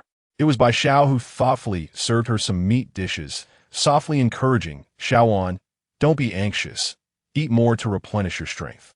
Tang Xiaowan obediently took a few bites, yet her mind remained restless. This feeling lingered until Yi Lang took her hand and led her towards the bedroom, gently closing the door behind them. Chapter 77. Truly an unyielding disciple, immune to all poisons, keenly perceptive, familiar delights are upon us once more. as an exquisite array of culinary masterpieces is generously bestowed upon us. While some may relish these delicacies, others may not. For those who find them unappealing, feel free to skip ahead to the final outcome. Wishing all readers a day filled with 3 instances of sublime cuisine. Ding system notification, exquisite cuisine. Purple sweet potato, taro cheese brick, container of purple sweet potato taro cheese, has been dispatched. Ding system notification, exquisite cuisine. Yangji Ganlu Temple, 5-liter container of Yangji Ganlu, has been dispatched. Ding system notification, exquisite cuisine. Fried cake, 1-pound container of fried cake, has been dispatched. Ding system notification, exquisite cuisine. McFlurry tornado, container McFlurry, has been dispatched. Ding congratulations, host, on achieving the milestone of 100 favorability for the first time. Ding completion rate, 80 good. Ding congratulations, host. You have gained 10 free attribute points, now added to your physique. Ding congratulations, host. You have received 1 enhancement to a body part. The enhanced area is the head. Ding congratulations, host. You have acquired a bodily enhancement trait, immunity to all poisons. Ding congratulations, host. Your entire body has been enhanced once, granting you the enhancement talent. Insight, perceive the emotions and movements of living beings within a certain range, anticipate enemy attacks, etc. Ding congratulations, host. The McFlurry has been added to the daily basic configuration of the system. The food and water in the system's basic configuration has doubled, currently. This includes 24, 576 loaves of bread, 8, 192 barrels of water, 4, 608 large watermelons, 2, 0, 48 packets of spicy strips, 512 roasted ducks, 2 servings of seafood hot pot, and 1 McFlurry. Ding detected that the host has achieved a full body enhancement once, now upgrading the strength module. Host, Yilang, physique, 88. 3. Please continue to enhance your strength, striving to reach 100 points to unlock new modules. Mentality, 0. 1. Please be cautious with attribute allocation. Enhanced traits. Resistant to cold and heat, LV1. Immunity to all poisons, LV1. Enhanced talent. Insight, LV1. Enhanced areas. Full body, LV1. Right hand index and middle fingers, LV2. Attribute points. Physique points, 0. Free attribute points, 0. Pain, pain, pain. The agony of this enhancement was beyond imagination. Yilang, disregarding any thoughts of a second attempt, dashed into the gym at 2 in the morning, fervently wielding his blade. Sweat poured down like rain. His muscles trembled at their limits. Each swing felt as though it were tearing at his very soul. Gradually, Yilang sensed the pain subsiding. The hefty blade in his hand grew lighter, as if merging seamlessly with his body. Not only that, but his perception also sharpened. The trajectory of the blade danced vividly in his mind, as if he could foresee the outcome of each swing. The commotion caused by Yilang roused the already restless Bijiao, Bijin, Yao Shi, and Xiong Ting from their slumber. Upon witnessing Yilang's bare form charging into the gym, the 4 women exchanged puzzled glances. Bijiao approached, unable to contain herself, and inquired, Xiaolang, what has happened to you? Yilang gasped for breath, expressing a need to vent. Bai Xiao rolled her eyes, retorting, haven't you already vented enough? Yilang was momentarily speechless, responding irritably, it's the restlessness brought on by the growth of my strength. Aunt Bai Xiao, how vulgar you are. Bai Xiao ignored the man's teasing, clicking her tongue as she approached Tang Xiaowan with a bottle of water. Upon seeing Tang Xiaowan, who resembled a pitiful little cat, Bai Xiao felt a pang of sympathy. She gently stroked Tang Xiaowan's cat ears, softly inquiring, are you all right, Xiaowan? Tang Xiaowan struggled to lift her head, a flicker of gratitude in her eyes as she weakly replied, I'm fine, thank you, Sister Bai Xiao. Though her voice was faint, it conveyed a sense of resilience. After sipping some water, Tang Xiaowan appeared slightly revitalized and eagerly asked, Sister Bai Xiao, how is second senior brother? She recalled how he had abruptly withdrawn and dashed away, seemingly in haste. Bai Xiao replied testily, what else could it be? He venting like a madman. Don't concern yourself with him. It's merely a normal reaction to his strength increase. Moreover, take this opportunity to rest well while he is preoccupied. As she spoke, Bai Xiao raised her fluffy tail and began to heal Tang Xiaowan. Meanwhile, after wielding his blade for a full 2 hours, Yilang gradually quelled the turmoil and pain within him. He halted his movements, his body drenched in sweat, and took a deep breath, turning his attention to the system prompts in his mind. Firstly, his physique had reached 88.3, now 17 times that of an adult. He felt an unprecedented surge of power coursing through him, with every muscle distinctly defined, as if each one was proclaiming its explosive strength. Next, he observed the subsequent system notifications. What modules or abilities would be unlocked upon reaching a physique of 100 points? The system offered no clear answer, simply reiterating the urgency of enhancing his strength to explore further possibilities. Then, Yilang noticed the mental attribute, which now displayed a specific value, 0, 1.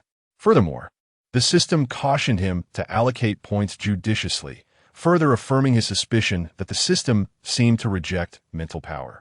Then came the traits. His initial interaction with Tang Xiaowan. Achieving a perfect score of 100 in affinity yielded an unexpected boon: immunity to all poisons. This meant he could now face both toxic plants and treacherous foes with composure. Yet, he wondered why this level, LV1, felt so inadequate. Not only was the immunity to all poisons trait at LV1, but resistance to cold and heat also stood at LV1. Yilang had tested this trait, and now, on June 14th, he found the nights in the upper levels to be slightly cool. However, he had slept without a blanket for several nights, yet had never felt the slightest chill. Of course, he still tended to curl his legs under the blanket, as was his habit. Additionally, he had previously experimented by placing his hand in the refrigerator's fresh-keeping compartment and felt nothing at all. Yet, even when placed in the freezing compartment, a chill still permeates, indicating that this immunity to temperature is not entirely absolute. What if the level were elevated to level 2 or even higher? Yilang's heart brimmed with anticipation. Perhaps as levels ascend, these attributes would yield even more astonishing results. Then came the segment that thrilled him the most: talent. Insight. This ability not only allowed him to perceive the emotions and movements of nearby beings, but also to anticipate the attacks of foes, akin to wielding a formidable ally. Moreover, this insight bore a striking resemblance to the observation haki from the world of pirates. With eyes closed, Yilang attuned himself to his surroundings, gradually capturing the faint fluctuations of the girl's auras. The sounds of heartbeats, breaths, and even the footsteps of Bai Xiao returning to her room became distinctly discernible. As his focus intensified, it was as though he could see through the veil of their emotions. Bai Xiao radiated tranquility, while Tang Xiaowan exuded joy. The emotions of Bai Jin, Yao Shi, and Xiong Ting were more intricate, a tapestry woven with desire, shyness, and a hint of jealousy. It appeared that the girls were not as harmonious as they seemed on the surface. They merely concealed their feelings temporarily for Yilang's sake. These emotions unfurled in his mind like a vivid tapestry. An unprecedented sense of security surged within Yilang. While the ability to sense the emotional fluctuations and movements of the girls might seem trivial, its significance in battle was monumental. He could glean information about his adversaries in advance, predict their actions, and even identify vulnerabilities before they struck. This capacity would undoubtedly alter the tide of conflict in critical moments. He had not anticipated that his little junior sister would bestow upon him such an extraordinary surprise. It was, indeed, a weapon for combat. Should he cultivate this insight to its utmost potential, he would be prepared to face any adversary with composure, standing invincible. With this thought, Yilang's gaze towards Building 2 turned cruel and fervent, as if he intended to incinerate all adversaries into oblivion. Chapter 78. The old woman's daughter-in-law and beloved grandson. As the clock struck a little past 4 in the morning, the night was still deep and enveloping. Yet Yilang found himself wide awake, observing that Tang Xiaowan had succumbed to a deep slumber and Bai Jin was nestled with Yao Shi in the realm of dreams. Yilang noticed only Xiong Ting, who clung to Bai Xiao's arm, curiously inquiring about something. Choosing not to disturb the serene dreams of the three women, he remained silent. Come morning, The atmosphere was infused with joy as everyone relished the breakfast prepared by Yao, Shi, and by Xiao, the aroma wafting delightfully through the air. Tang Xiaowan had shed her youthful innocence, revealing a hint of a mature woman's allure, her gaze filled with affection and reliance as she looked tenderly at Yilang. He felt a stir within, silently attuning his senses. Indeed, he discerned a subtle shift in the emotions of the other four women, envy intertwined with a deep-seated affection. A smile crept onto Yilang's face. Women truly are born performers. After the meal, as the women busied themselves with the dishes, Yilang turned his attention to the surveillance, keenly observing the patrol team for any unusual activity. Noticing them engaging in games with others' wives so early in the morning, he felt a wave of relief wash over him, allowing him to prepare for his workout. Suddenly, a knock echoed through the air, causing Yilang to furrow his brow slightly as he approached the door with quiet steps. Through his keen perception, he recognized the presence of the same old woman from yesterday, though her aura seemed even more diminished. Upon opening the door, he found her once again seeking sustenance, her visage more haggard and her voice barely a whisper. Yilang gently declined her request, and she merely cast a fleeting glance of disappointment before slowly turning away. Watching her shuffle toward another residence in search of aid, Yilang softly closed the door behind him. He turned to the invisible Yao, Shi, and inquired, "Didn't we give her 2 bags of bread yesterday?" "Yes, why do you ask, boss?" she replied. Yilang merely shook his head. The stench of blood emanating from the old woman was more pronounced this time, and he noticed her legs were slightly limping. "Didn't she receive 2 bags of bread? She appears so frail. She likely weighs no more than a few ounces." Seated on the sofa, Yilang furrowed his brow in contemplation. He truly wished to refrain from meddling in the affairs of others, especially at such a critical juncture before the impending battle. Yet the peculiarities surrounding the old woman made it impossible for him to turn a blind eye. Taking a deep breath, he resolved to intervene. For those who practice martial arts, clarity of thought is paramount, especially on the eve of conflict. Lingering concerns can undoubtedly hinder one's performance. Rising to his feet, he instructed Yao, Shi to follow him, and together they stepped outside. However, the sight before him sent a jolt through his heart. The frail yet resilient old woman lay at the elevator entrance, her complexion ashen and her breath faint. Yilang rushed to her side, gently lifting her, and asked softly, "Madam, what has happened to you?" With great difficulty, the old woman opened her eyes. Her voice but a whisper, "Mr. Yi, I fear I may not last. Please take me home. My daughter-in-law and grandson are hungry." A pang of urgency struck Yilang, and he quickly urged Yao Shi, "Hurry, call by Xiao over." "It's not necessary." Before Yao Shi could act, Yilang continued. The old woman's skeletal hand had already fallen limp, indicating that her life was nearing its end. Yilang stood still for a long moment, pondering the gravity of the situation, until Yao Shi gently inquired, "Boss, what shall we do next?" Did Yilang slowly raise his head? He first rolled up the elderly woman's pant legs gently, and a gasp escaped his lips. Her legs were both injured. How could she possibly walk? Yao Shi exclaimed in disbelief. Yilang's eyes were filled with an icy chill. Injured? No, this was not mere injury. These were self-inflicted wounds. Flesh savagely severed from her own body. What? Why? Could it be? Oh my heavens! Ignoring Yao Shi's outcry, Yilang tenderly lifted the elderly woman and proceeded towards the elevator, determined to confirm one final matter. Upon reaching room 1514, Yilang used his keen senses to perceive the atmosphere within. Instantly, his expression grew even colder. With a powerful kick, he forced the door open. Inside, he found a rosy-cheeked woman and a plump young boy ravenously devouring bread. To his horror, a bowl nearby contained chunks of meat, glistening with droplets of grease. Upon noticing the intrusion, the woman panicked and dropped her bread, while the boy froze in shock. The woman, with her fiery temperament, shouted without recognizing him, "Who the hell are you?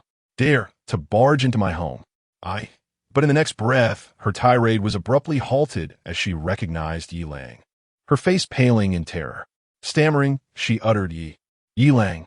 The woman hastily stood, her gaze falling upon the elderly woman in Yilang's arms. In her complexion, turned ashen. She feigned a dutiful daughter-in-law demeanor, rushing forward and wailing, "Mother, oh dear mother, what has happened to you?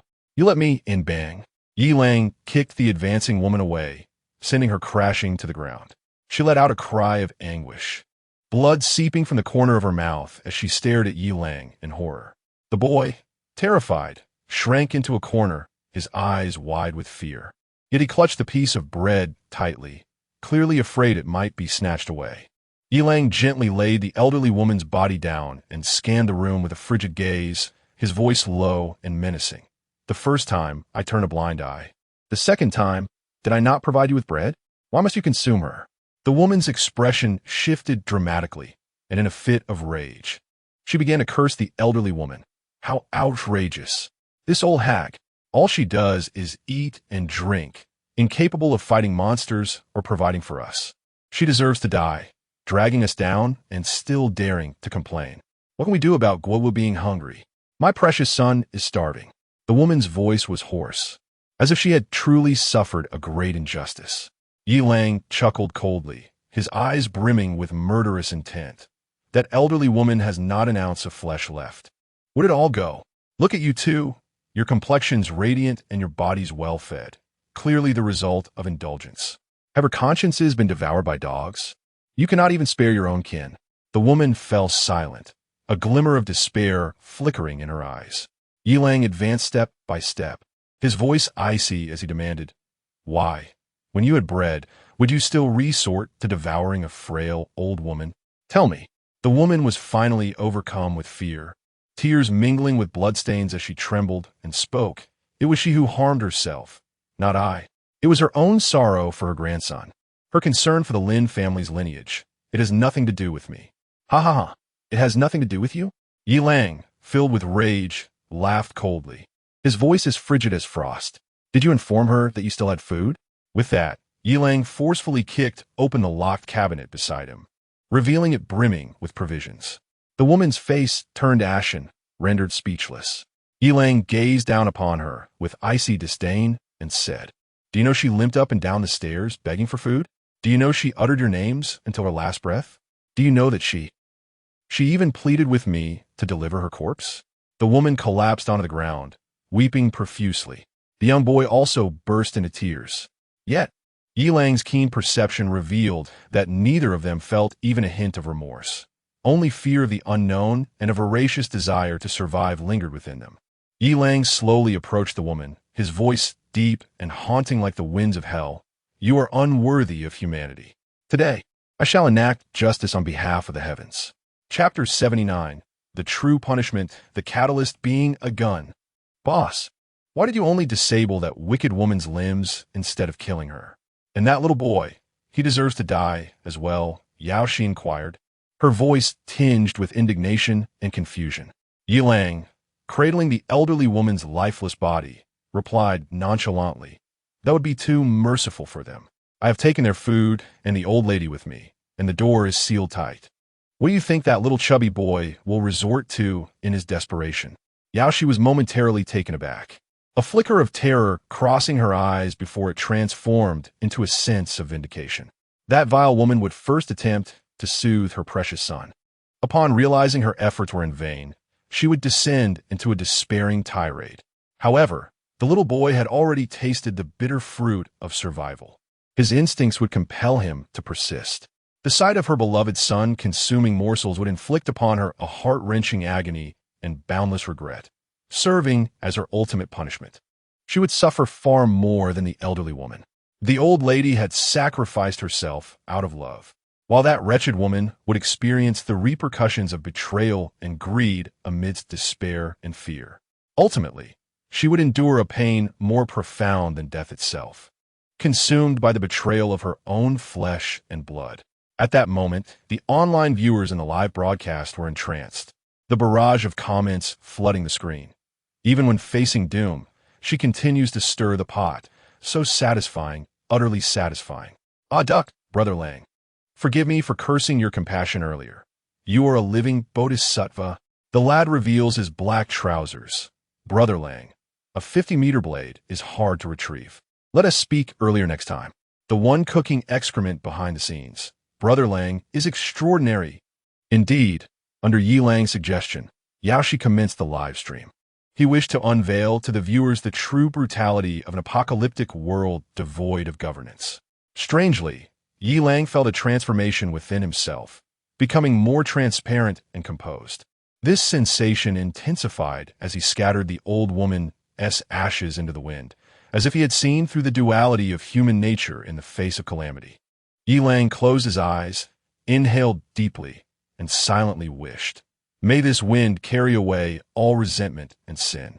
There was, however, a thought Yi Lang refrained from voicing, fearing the viewers might find it unbearable. His keen insight suggested that the little boy and the man in the wedding photo were not one and the same. Though merely a conjecture, considering the vile woman's misdeeds and greedy nature, the boy was most likely not of the Lin family lineage. How pitiable the old lady was. Upon returning home, Yaoshi indignantly recounted the events to Bai Xiao and the others. The group expressed their outrage, vehemently cursing the wretched woman to a miserable fate, exclaiming her utter lack of conscience. Yet, Yi Lang remained unaffected, quietly gazing out the window. His heart was tranquil, as if all turmoil had receded. Meanwhile, the fuse he anticipated had been ignited, albeit this ignition stirred discomfort within him. The patrol team had eradicated another cockroach that morning. They were now engaged in games with the women from logistics, while monitoring the praise and support from their husbands for the patrol team in their group chat. "Xiao Hui, have you seen what your husband posted? He actually claims to be the great benefactor of your entire family." "Haha, didn't you tell him that the favor has already been repaid?" Zhang Chong's words and actions made Su Hui's face pale.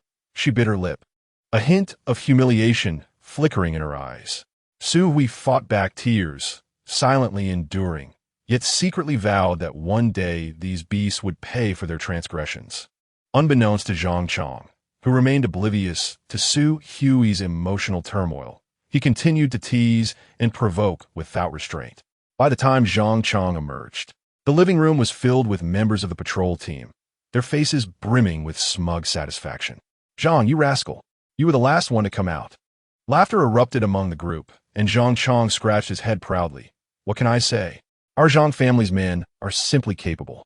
Isn't there an old saying, Zhang family long, leave family short?" "Ha ha!" Su Yanbo, hidden behind his mask, was nearly doubled over with laughter, noting that he had surprisingly come out in just 5 minutes, definitely the one with the best endurance. Unlike the readers, who all seemed to need at least half an hour. Struggling to suppress his laughter, Su Yanbo cleared his throat, attempting to mask his embarrassment. "Xiao Su, your cold hasn't improved yet," Fan Yi remarked with concern. "Don't take your youth for granted. Pay attention to your health. Have you been staying up late again?" Su Yanbo smiled wryly and nodded, internally relieved that his mask concealed his true state. Otherwise, he might have revealed too much. Their conversation went unnoticed by the others, as Zhang Chong remained immersed in his self-satisfaction.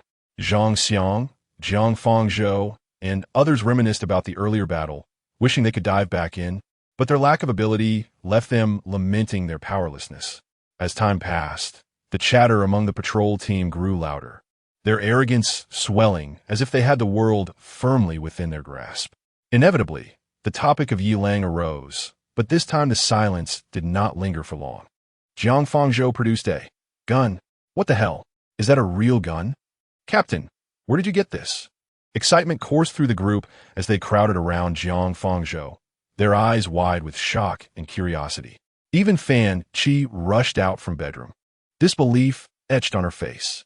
Jiang Fangzhou couldn't help but glance at Fan Qi's disheveled appearance and the two seemingly exhausted figures behind her.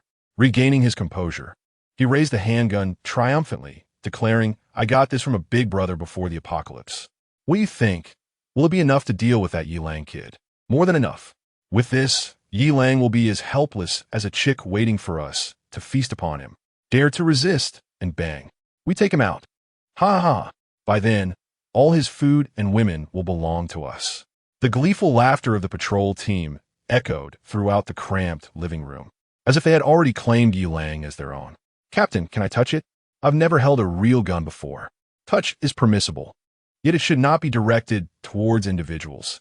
Exercise caution to avoid accidental discharge. Jiang Fangzhou, with an air of triumph, passed the firearm around, and the onlookers eagerly reached out, their eyes glimmering with avarice and fervor. When it was Su Yanba's turn, he coincidentally succumbed to a fit of coughing. In a moment of distraction, his hand trembled slightly. The next instant, a deafening bang erupted, the sound of gunfire resonating throughout the cramped living room, plunging it into an eerie silence. Su Yanba's eyes widened in terror as wisps of smoke curled from the gun's muzzle. I didn't mean to. It was just a cough and my hand slipped. As Su Yanba murmured, the crowd exchanged bewildered glances. Meanwhile, Jiang Fangzhou glanced at the bullet hole in the floor and burst into raucous laughter. It's nothing. Young Su is just inexperienced. Such slips are to be expected. However, we must be cautious to avoid any real harm. Though anxiety lingered in their hearts, the boldness of Jiang Fangzhou rekindled the atmosphere. Embarrassed by the teasing, Su Yanba sheepishly returned the pistol to Jiang Fangzhou. Yet, upon resuming his seat, Su Yanba's heart continued to race uncontrollably. There was no recourse for him. This was a firearm after all. What if Senior Go failed to review the surveillance footage? Would he not then face a dire fate? At that moment, Yilang was fixated on the monitor, his expression grim beyond measure. How could the trigger be a gun? It simply could not be. Chapter 80.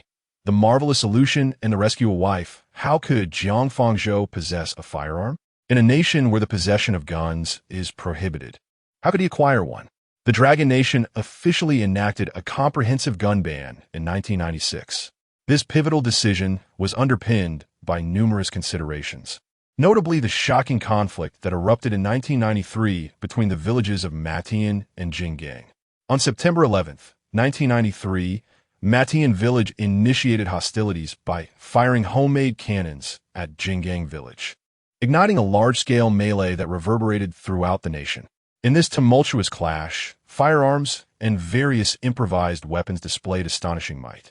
Both sides deployed 4 artillery vehicles, 95 homemade cannons, 57 makeshift rifles, alongside 233 kilograms of explosives, over 600 detonators, and 255 makeshift grenades.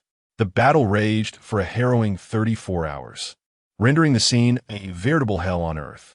Over 5,000 combatants were involved, resulting in 3 fatalities, 40 severe injuries, and more than 100 minor injuries. Matian town lay in ruins, with banks, warehouses, and shops obliterated, transportation paralyzed, schools shuttered, and factories idled, leading to economic losses amounting to millions. The conflict between Matian and Jinggang villages starkly revealed the dire consequences of unregulated firearms. It was in light of such a painful lesson that the Dragon Nation resolutely committed to a total gun prohibition. The implementation of the Firearm Management Law on October 1, 1996, effectively eradicated the possibility of citizens possessing firearms and ammunition without authorization. How could a member of the Owners Committee possess a gun? From where did Jiang Fangzhou procure his firearm? Who is the mastermind behind this? Yilang's expression grew increasingly grim. He had contemplated countless scenarios, but had never imagined the presence of a gun. Although his physical prowess was several times that of an ordinary person, the threat posed by firearms rendered even the strongest physique utterly impotent. He had faced terrifying monsters and numerous enemies with unwavering composure. Yet, at this moment, the cold, unyielding muzzle instilled an unprecedented sense of dread within him. Indeed, Yilang was afraid. For the first time, this valiant man experienced a feeling of helplessness, beads of sweat trickling down his forehead, his heart pounding like a drum.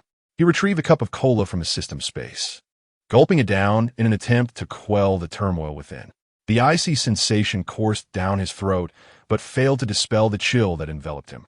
Suddenly, Yilang paused, his eyes widening as he noticed the door to the space, visible only to him, slowly closing. His pupils constricted, and a flicker of realization flashed through his mind.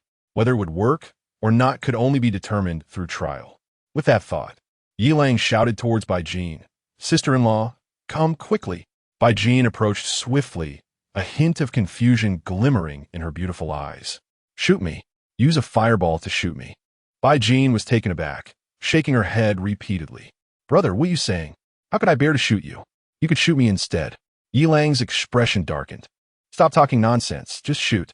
Reluctantly, Bai Jin bit her lip, channeling her fire-based abilities as crimson flames danced in her palms. Taking a deep breath, she aimed at Yilang, and the fireball soared forth with a piercing whistle. Yilang remained unflinching, and just as Bai Jin was about to cry out in panic, a packet of Wei Long appeared in Yilang's hand. Astonishingly, the fist-sized fireball vanished into thin air. Ha ha ha! Amidst a fit of wild laughter, Yilang embraced the bewildered Bai Jin and began to twirl around. At that moment, within the confines of room 1702 in Building 2, the members of the patrol team were in high spirits, as if they could already envision Yilang kneeling in surrender, a gun pointed at him. Damn it! I want to play with his woman right in front of him, boasted the Green Hat Alliance, led by Zhang Xiang and Sun Yang. I will take all the supplies from his home and let him taste despair, vented the anger of those, led by Jiang Fangzhou and Zhang Chong, who have been denied resources. I want to beat him to death, roared the terrified followers of Yilang, led by Chun Dajiang and Fan Siyuan. Everyone brimmed with confidence, as if victory was within reach. After all, it was a gun. No matter how strong one may be, they must yield under its threat. Captain, I can't hold back any longer. Let's strike now, one urged. Yes, Captain, we have guns. What do we have to fear? Another echoed. Let us finish him. Jiang Fangzhou raised a hand to calm them, speaking steadily. Do not rush. Let us act under the cover of darkness. We shall first return home to recuperate and reunite with our families, then launch our best assault tonight. Though reluctant, the group could only suppress their eagerness, nodding in agreement before departing. In room 1507 of Building 3, Bai Yu gazed at the lipstick mark on her husband Zhang Xiang's neck, a wave of bitterness and disgust washing over her. The pretense had been entirely abandoned. Unable to contain herself any longer, she demanded sharply, Whose lipstick is that on your neck? Do you still want this family? Zhang Xiang showed no sign of guilt, sneering, What? You could be promiscuous. But I cannot be flirtatious? Are you even human? I was forced into this by you. All for a morsel to eat. You pushed me to it. Tears streamed down Bai Yu's face as she trembled, pointing a quivering finger at Zhang Xiang. And you have the audacity to say that? I told you to seek food. Couldn't you have resisted? I see you enjoyed it, didn't you? I remember all those lewd words you whispered in your dreams. Zhang Xiang let out a cold laugh, his gaze growing ever icier. Unfortunately for you, your lover is destined to meet his end tonight, he declared ominously, a sinister glint flickering in his eyes. Bai Yu's tears flowed uncontrollably, and she eventually curled up on the bed, sobbing heartbrokenly. After an indeterminate length of time, her cries subsided. Slowly, she sat up, a faint blush appearing on her face as a thought crossed her mind. After struggling for a while, Bai Yu retrieved her phone, her fingers trembling as she typed out a message. At this moment, Yilang was already prepared. In truth, there was little to prepare. He remained clad in a white shirt paired with security pants, a blade slung across his waist, his gaze sternly fixed on the window, armed with means to confront firearms.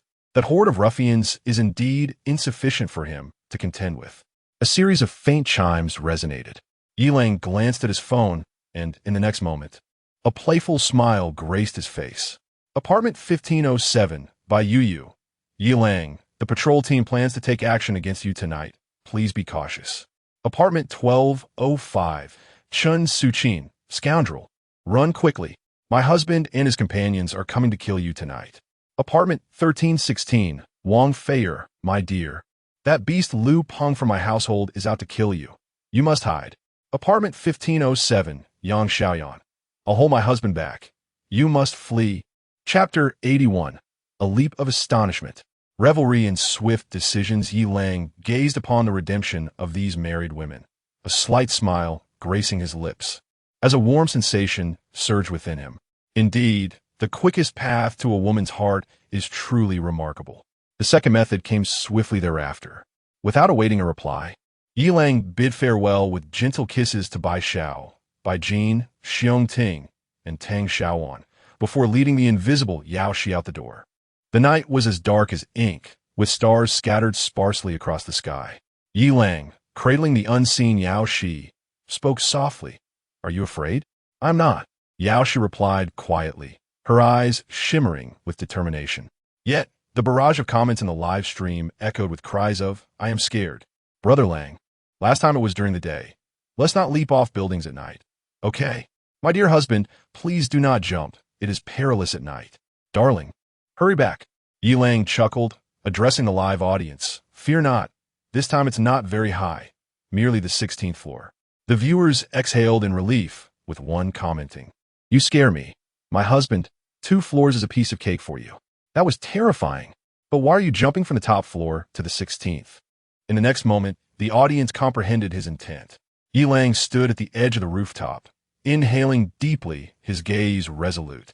With a powerful thrust of his legs, he unleashed a force that cracked the ground beneath him, his figure shooting forth like an arrow.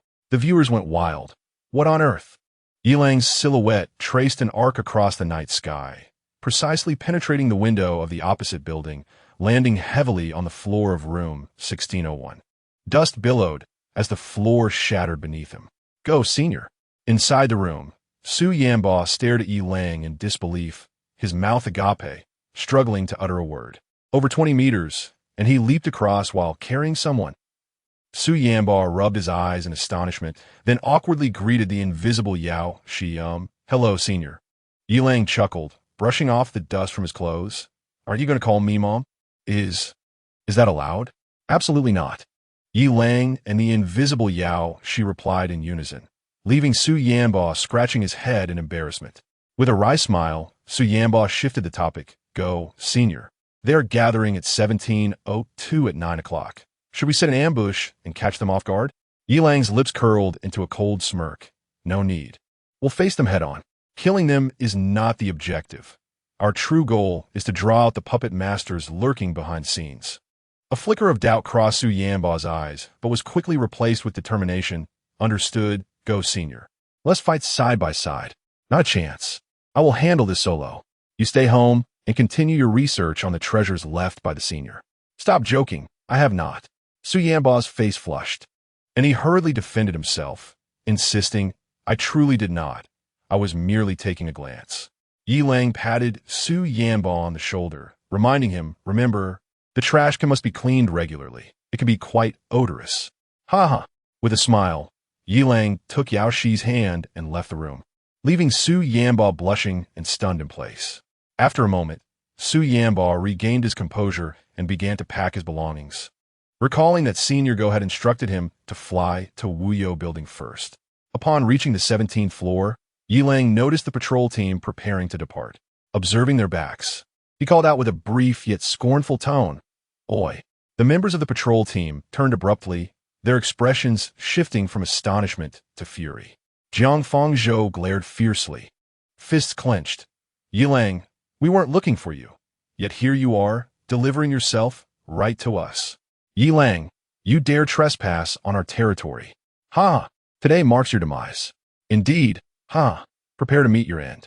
Zhang Xianglai and the others revealed sinister smiles, their words dripping with malice. Yi Lang remained unfazed, a chilling smile gracing his lips. Demise? What gives you such confidence? With that, he slowly drew the large knife from his waist. It was about to commence. The viewers in the live stream flooded the chat with messages, the tension palpable. Yi Lang began to advance, the blade glinting ominously under the lights, each step radiating an oppressive aura. Captain, shoot him, Zhang Xianglai urged Jiang Fangzhou with a smug expression. Yi Lang continued to close the distance, the knife scraping the ground with a piercing sound. Captain, you may fire, Zhang Chang said, a hint of anxiety creeping into his voice as he looked at Jiang Fangzhou. Yi Lang pressed forward, the large knife now raised in one hand, his gaze sharp as an eagle, locked onto Jiang Fangzhou. Captain, what are you waiting for? Fire! Chen Dajiang shouted frantically at Jiang Fangzhou. Seeing the surveillance above finally activate, Jiang Fangzhou took a deep breath and slowly raised his gun, aiming at Yi Lang. Ha ha! Did you expect this? We have guns. Ha ha ha! This is a firearm. Yi Lang, why don't you kneel and beg for mercy? Yi Lang, are you frightened? Prepare to die. The members of the patrol team beamed with satisfaction, their confidence soaring as Jiang Fangzhou finally moved. The livestream fell into silence. No one anticipated that, in this gun-free nation, someone would possess a firearm. In the next moment, comments like "Hurry, husband, Lang Yi, retriat," surged in like a tidal wave, the tension reaching its zenith. Yet, Yi Lang remained undaunted, a cold smirk playing on his lips as he continued to approach. Amidst the viewers' racing heartbeats, Yi Lang's steps remained resolute, the blade's direction menacing. Jiang Fangzhou's fingers slowly tightened on the trigger, the air seemingly frozen. Suddenly, a deafening bang shattered the silence, and the comments froze, all eyes fixated on Yi Lang. To their astonishment, he was eating spicy strips? The viewers in the live stream were left dumbfounded, and the patrol team was equally bewildered. Even the stunning woman behind the surveillance, with her eyes wide and a slight smile gracing her lips, murmured to herself, "This little man is indeed clever." Jiang Fangzhou was momentarily taken aback, his finger poised on the trigger, a flicker of confusion crossing his gaze. Bang! He fired another shot, but Yi Lang this time was sipping a cola.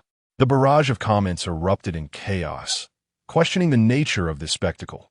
Is the tyrant actually Brother Lang? A magic trick? Yi Lang smirked disdainfully, stowing away his spicy strips and cola, and continued to advance. Bang! Bang! Bang!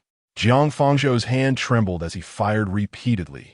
Yet the bullets seemed to vanish mysteriously before the gluttonous Yi Lang. The live stream exploded with excitement, comments flooding in. This is impossible. Is he a master of human outlines? A young man, revealing his black pants, remarked, "Is Brother Lang's physique so formidable that he remains unaffected by bullets?" Another exclaimed, "Could my husband possibly be a dual ability user?" Regardless of the uproar in the live chat, Yi Lang's steps remained steady, his gaze icy. The members of the patrol team, however, were thrown into disarray.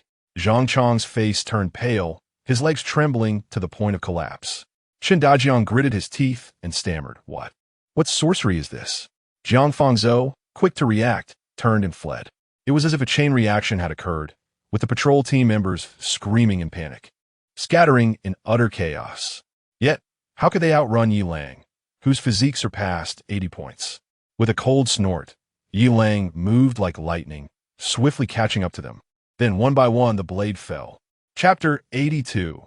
Severed in half. 4 accelerated abilities users? Blood spattered. And the wails of agony echoed as members of the patrol team fell one after another. With each swift stroke of the blade, the patrol team of 14 was transformed into a grotesque count of 28. Indeed, the members of the patrol were cleaved in twain by Yi Lang, their upper bodies separated from their lower halves, the scene drenched in brutality.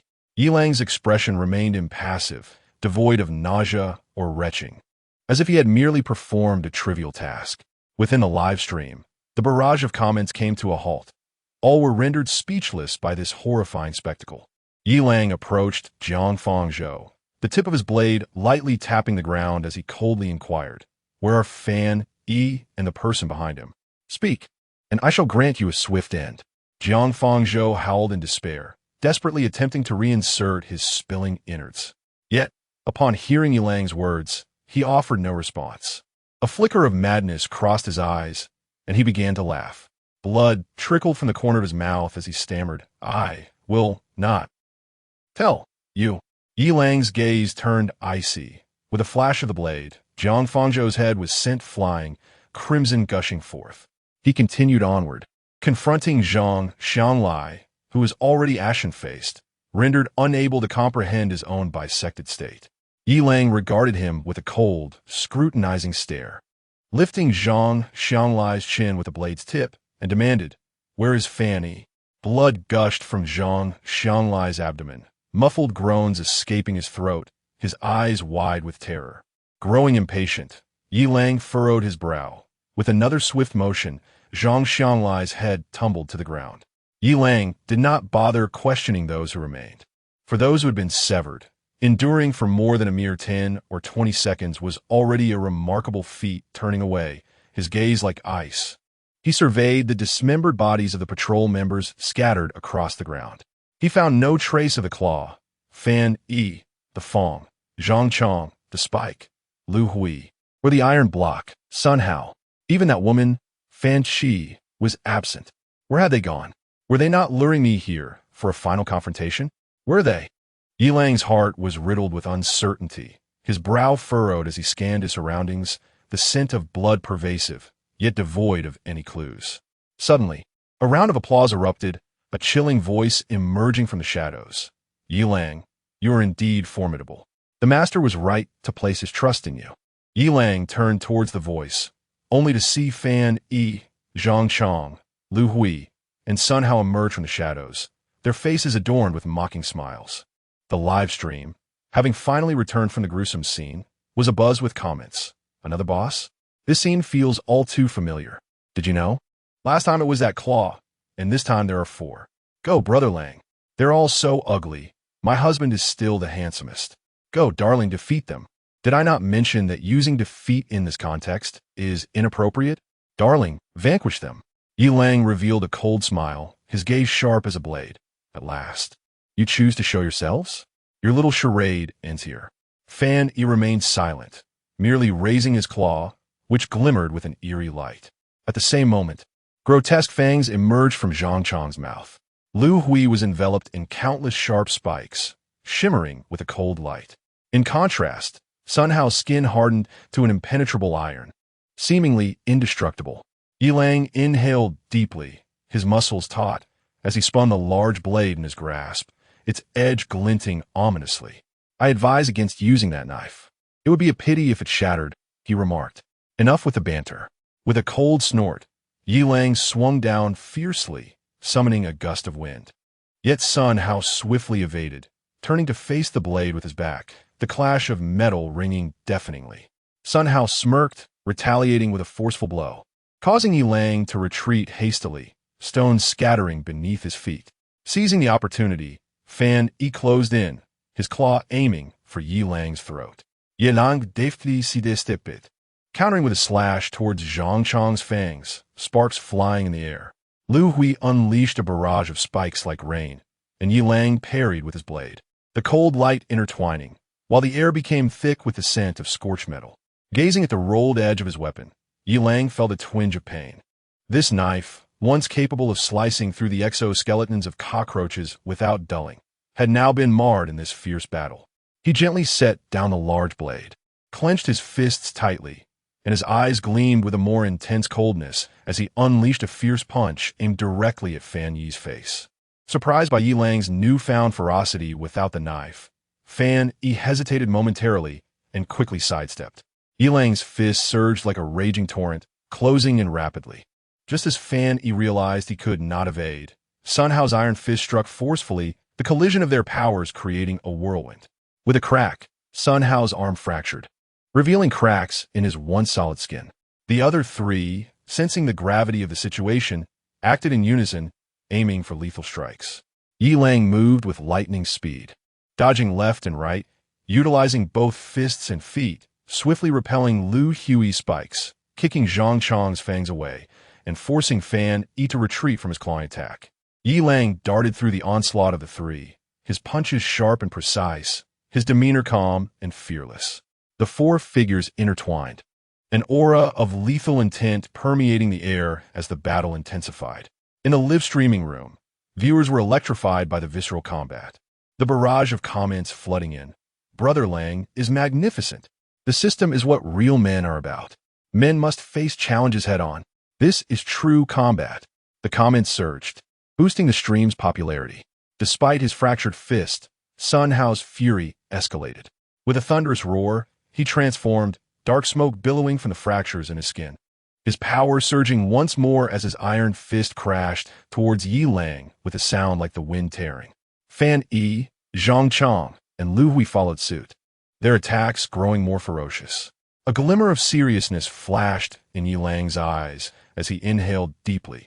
His muscles expanded, tearing through his white shirt, revealing chiseled contours and bulging veins, his punches growing even more formidable. The clash of their powers erupted, sending shockwaves through the ground. Yilang's fists cut through the air like dragons, while the 4 fought desperately. Each of Yilang's punches resonated with the sound of breaking air, withstanding the combined assault of the 4. Sun Hao's fist fractured again, yet he remained undeterred. Seizing the moment, Yi Lang withstood Fan Yi's claw, countering with a punch that staggered Zhang Chong. He then sidestepped Lu Hui's spikes, delivering a powerful blow to Sun Hao's chest. Blood spewed from Sun Hao's mouth as he stumbled backward. Yi Lang, sensing victory, pressed the attack, delivering a devastating strike to Sun Hao's ears, causing him to collapse to the ground, unable to rise. As Fan Yi and his companions observed, their resolve did not waver. Instead, they became increasingly ferocious, launching a three-pronged assault with lethal intent. Yi Lang's gaze was resolute, his steps steady. With a powerful left fist, he repelled Fan Yi, followed by a swift right kick that sent Lu Hui sprawling. In a fluid motion, he pivoted and delivered a crushing elbow strike to Zhang Chong's shoulder, the sound of cracking bone resonating clearly. Zhang Chong fell to the ground with a pained cry. Seizing the momentum, Yi Lang executed a spinning kick, striking Zhang Chong's temple with pinpoint accuracy. A muffled thud echoed as Zhang Chong collapsed, lifeless. Exchanging a glance with Lu Hui, Fan Yi's eyes glimmered with determination, and together they unleashed their most potent assault. A vibrant glow intensified in their eyes. Fan Yi's upper body erupted with a multitude of black scales, his claws elongated to a length of 2 feet, sharp as daggers. Lu Hui's muscles swelled, his skin flushed crimson, spikes emerging with increased density and sharpness. Their combined attack unleashed a tempest of energy akin to a storm. Yi Lang inhaled deeply, the sound of his bones cracking resonating through the air, and he boldly met their charge, his fists rocketing forth like meteors. The air surged violently as their forms intertwined. Yi Lang's punches collided fiercely with the claws and spikes, the cacophony of bone against bone deafening. Both Fan Yi and Lu Hui were forced back several steps, blood trickling from their lips, astonishment etched on their faces. Seizing the opportunity, Yi Lang pressed the attack, delivering a powerful strike to Lu Hui's groin. Lu Hui let out a pained roar, his body contorting in agony. Without a moment's hesitation, Yi Lang's fingers darted like lightning, targeting the vulnerable gap in Lu Hui's throat. Blood erupted from Lu Hui's throat as he fell, convulsing before succumbing to silence mere seconds later. The exhilaration surged within Yi Lang, overwhelming him with the urge to howl at the heavens, his blood boiling with intensity. He stifled that impulse and turned to face Fan Yi, his eyes glinting with icy fury. "Where's that damn master who sent you to your doom?" Chapter 83.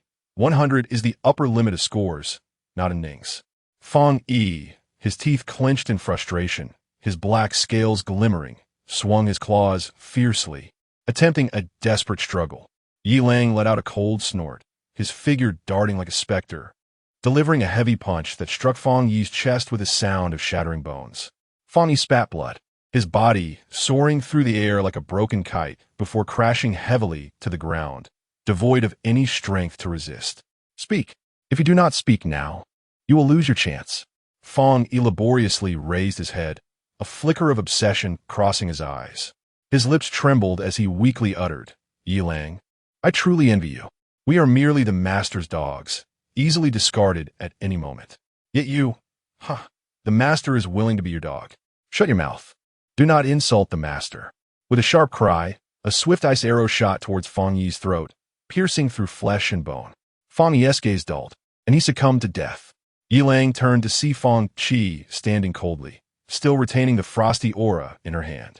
Such rapid spellcasting, Yi Lang marveled inwardly, though he maintained a composed exterior. Just as he was about to speak, a graceful figure emerged behind Fan Qi, causing him to momentarily lose his senses, his face paling in shock. "Little man, we meet again at last." Words failed to capture Yi Lang's current state of mind as he fixated on the woman who had brought him both immense pleasure and endless humiliation. And Ning, a breathtakingly beautiful woman, had cascading hair like a waterfall, eyes akin to autumn waters, a delicate nose beneath elegant brows, and lips like blazing flames. Clad in a form-fitting black dress that accentuated her swan-like neck and slender waist, her long, graceful legs were adorned with red velvet high heels, each step radiating allure. Not only was the concealed Yao she captivated, but the audience in the live stream was also in awe, their screens flooded with comments, astonished by Ning's unparalleled beauty. "Is she a fairy? queried Ji Kun. What a beautiful woman, exclaimed Lao Ten Shankai. I think I'm in love, wife, proclaimed Qian Lu Ji Qiao. Wife, echoed Yuan Huawan.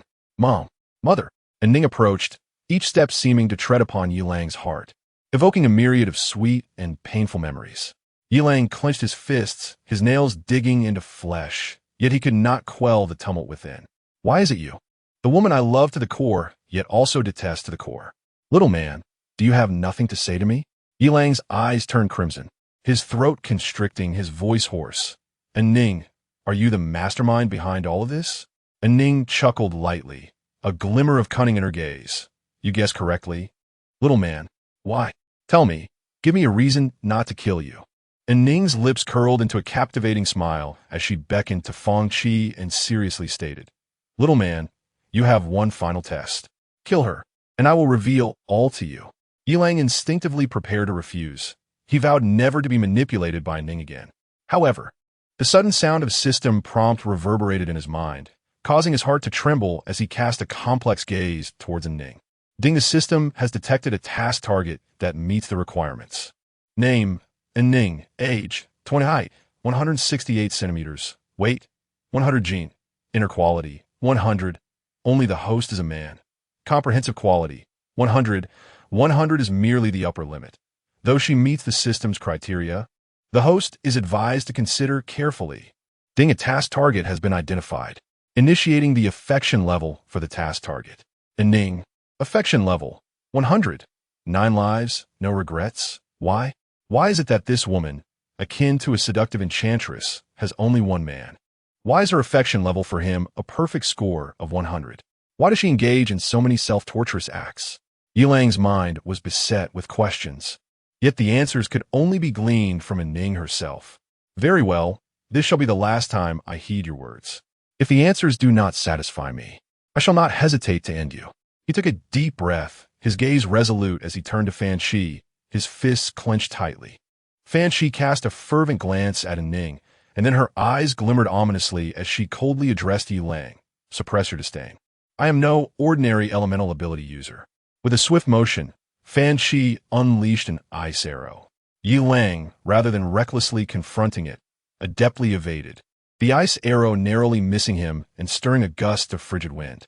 Indeed, Fan Shi was as formidable as her claims. The ice arrows could be launched in rapid succession.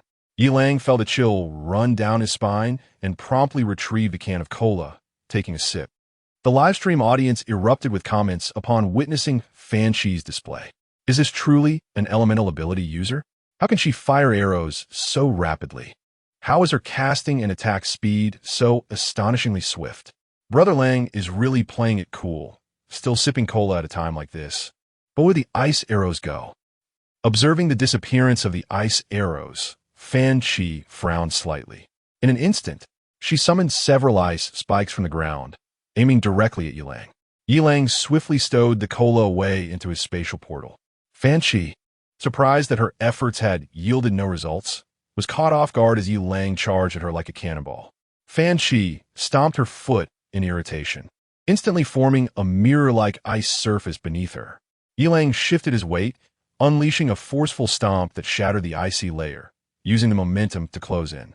In a moment of haste, Fan Shi conjured an ice wall, yet Yilang's right fist blasted a human-shaped gap through it. The force of his punch sending her long hair flying. Suddenly, Fan Shi's pupils glowed a haunting blue, and the temperature within a 3-meter radius plummeted, exuding an intense chill. Yilang's movements abruptly slowed, as if his muscles were ensnared by an invisible adhesive. In a moment of inspiration, he activated the reverse abdominal breathing technique, internally reciting the 8 extremes inner 3 harmonies. The heart aligns with intent aligns with energy aligns with strength. With a fierce intake of breath, Yilang summoned his strength. Break! He bellowed, his right fist propelled forward with a spiraling force. Fan Shi barely managed to cover herself with a layer of ice. The ice shattered instantaneously, sending her stumbling back several steps, blood trickling from the corner of her mouth. Seizing the opportunity, Yilang pursued relentlessly, his right fist hurtling towards Fan Shi's chest like a shooting star. A glimmer of terror flashed in Fan Chi's eyes as she hurriedly retreated, her hands forming intricate seals. Frost rapidly coalesced into a formidable ice shield. Yilang's punch surged forward with fierce momentum, causing the ice shield to tremble violently, cracks spreading across its surface. With gritted teeth, Fan Chi braced herself as the ice shield abruptly shattered, transforming into countless ice shards that hurtled towards Yilang. In that fleeting moment, Yilang took a bite of spicy snack. As Fan Chi momentarily lost her focus, Yilang's fist pierced through the ice shield, creating a gaping wound the size of a bowl in her chest. Her body was instantly propelled backward, crashing heavily to the ground. Fan Chi gazed at Yilang as he approached with deliberate steps, her consciousness being gradually engulfed by the biting cold. She cast one last glance at Ning, murmuring softly as her eyes began to lose their luster. Yilang emerged victorious, though the triumph was far from effortless. Was this truly the same feeble natural ability user? The speed of spellcasting, the velocity of attacks, and the potency of abilities all surpassed any natural ability users he had encountered. Yilang's expression darkened. Could this signal a new phase of evolution for natural abilities? Alarm bells rang in his mind. If he were to face several more opponents of this caliber, would he be able to cope? Meanwhile, Ning's eyes flickered with a look of reassurance before she spoke. Congratulations, my dear. You have passed the final test. I shall reveal to you everything you wish to know. Chapter 84. Memories of Bliss and Humiliation. Do you still remember our first encounter? The depths of Ning's eyes shimmered with ripples, as if traversing through time, returning to that fateful night of their initial meeting. Yilang certainly recalled it. At that time, he found himself thrust into the eye of a storm, besieged by the tumultuous opinions swirling online, with his senior and junior brother's words piercing his heart like needles. Burdened by a torrent of indignation and confusion, he stepped into a bar for the first time in his life, where the dim lighting and raucous music enveloped him. He drowned his sorrows in drink, attempting to numb himself with alcohol. In a daze, he looked up and saw Ning standing by the bar, clad in a black dress that accentuated her porcelain skin. Captivatingly beautiful, a gentle smile graced her lips, yet her eyes betrayed a subtle hint of bewilderment and helplessness. In that moment, Yilang felt a quiet stirring in his heart, and inexplicably, he approached her. To his surprise, Ning did not reject his overtures or invitation to drink. One was a lightweight, cheeks flushed after just a few sips, while the other, lost in sorrow, continued to drink without pause. Before long, both were blissfully intoxicated, the distance between them diminishing. They stumbled out of the bar and made their way to Yilang's rented apartment. The subsequent events blurred like a dream, but he remembered their candid exchanges, emotions intertwining under the influence of alcohol. That night, amidst the intertwining of wind and rain, the thunder outside seemed to accompany their interactions. Yet it was also the night when Yilang's nightmare began. Yilang was certain that Ning was a novice in such matters. However, her insatiable desires soon astonished him, her wildness and vulnerability entwined, plunging him into a whirlpool of contradictions and confusion. During that period, their lives revolved solely around eating and sleeping. Even a vigorous athlete like Yilang found it overwhelming. The dual exhaustion of body and spirit nearly drove him to the brink of collapse. Moreover, Ning gradually grew dissatisfied with mere tenderness. Her demands became increasingly bizarre, tinged with an insatiable curiosity that was difficult to articulate. Initially, Yilang endeavored to fulfill her wishes, but her requests escalated in absurdity, invoking a chilling sense of dread within him. She began documenting their encounters, resembling a meticulous scholar. Yilang felt his very identity being eroded, his dignity worn away by her relentless desires. Just as Ning was about to cross an indecipherable threshold, Yilang finally erupted. He pushed her away, his eyes filled with resolve and anguish. Enough! He trembled, realizing that their relationship had become irrevocably distorted and must come to an end. Yet, he underestimated Ning. In a remarkably brief span, she transformed from an innocent girl into a beguiling enchantress, adept at manipulating hearts. Her eyes sparkled with cunning and allure as she parted her lips and whispered, "Did you think you could escape, my little man?" Her fingers brushed against his cheek, cool yet searing like a branding iron upon his heart. In the end, Yi Lang found himself unable to refuse the allure of a breathtaking woman, radiating an irresistible charm. Moreover, Yi Lang was acutely aware of her affection for him. This humiliating interaction persisted for some time. During this period, Yi Lang's heart was torn asunder, entwined in an inextricable knot of love and pain. Even more terrifying was the realization that, unbeknownst to him, he had begun to derive a twisted pleasure from this experience. As if manipulated by some invisible force, unable to extricate himself, he attempted to struggle free, yet each attempt was thwarted by Ning's gaze, brimming with love and allure. Yi Lang could not pinpoint when he resolved to escape this vortex. Perhaps it was on a quiet night, when he gazed out at the blinking neon lights. A flicker of clarity washing over him, awakening him to the truth that he could no longer remain ensnared. The deeper reason lay in the moment he held the smooth form of a Ning and softly inquired, only to receive a response. If that day you had encountered someone else instead of me, would this have happened? Yes. Her answer was succinct and resolute, piercing Yi Lang's heart like a dagger. He finally comprehended that Ning's desires were not solely for him. They were an intrinsic part of her nature. In that moment, Yi Lang's heart shattered utterly, and he recognized the necessity of departure, lest he be completely consumed by this endless abyss. Thus, Yi Lang fled. That night, he packed his belongings and quietly vacated the rented room. As he walked along the silent streets, he suddenly realized that in the face of free will, all temptations and pleasures seemed utterly pale and powerless. He inhaled deeply, as if to dispel the gloom within his heart. The shadows cast by the streetlights elongated, mocking his past. With each step, Yi Lang grew more resolute. He understood that only through a complete severance could he embrace rebirth. Half a year slipped by in the blink of an eye, and who could have anticipated encountering her once more? Moreover, she was the very architect of the troubles he had recently endured. How could this not shock him, inciting a deep-seated hatred? Even more astonishing was the fact that since their separation, this sex addict had not sought solace in another, and his feelings for her inexplicably remained at a perfect score of 100. This revelation tempered much of Yi Lang's murderous intent. But why was this so? And Ning still wore that familiar, mischievous smile as she softly uttered, "Long time no see, my little man." Yi Lang's heart tightened. She remained breathtakingly beautiful.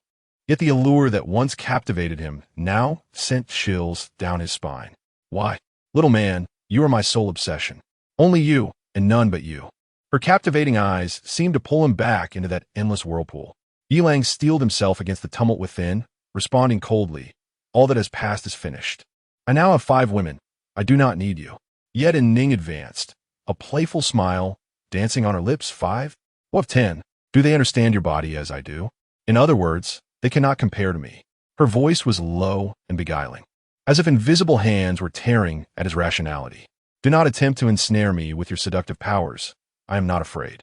Yi Lang gritted his teeth, his gaze unwavering as it met hers. And Ning's smile faltered, a flicker of astonishment flashing in her eyes before she regained her composure. "It seems you have truly changed. But do not forget that some things are etched in one's very bones." Yi Lang clenched his fists, vowing silently that this time, he would not allow himself to be manipulated by her again. Yet, a sudden wave of softness enveloped him, and Ning's presence surging like the tide.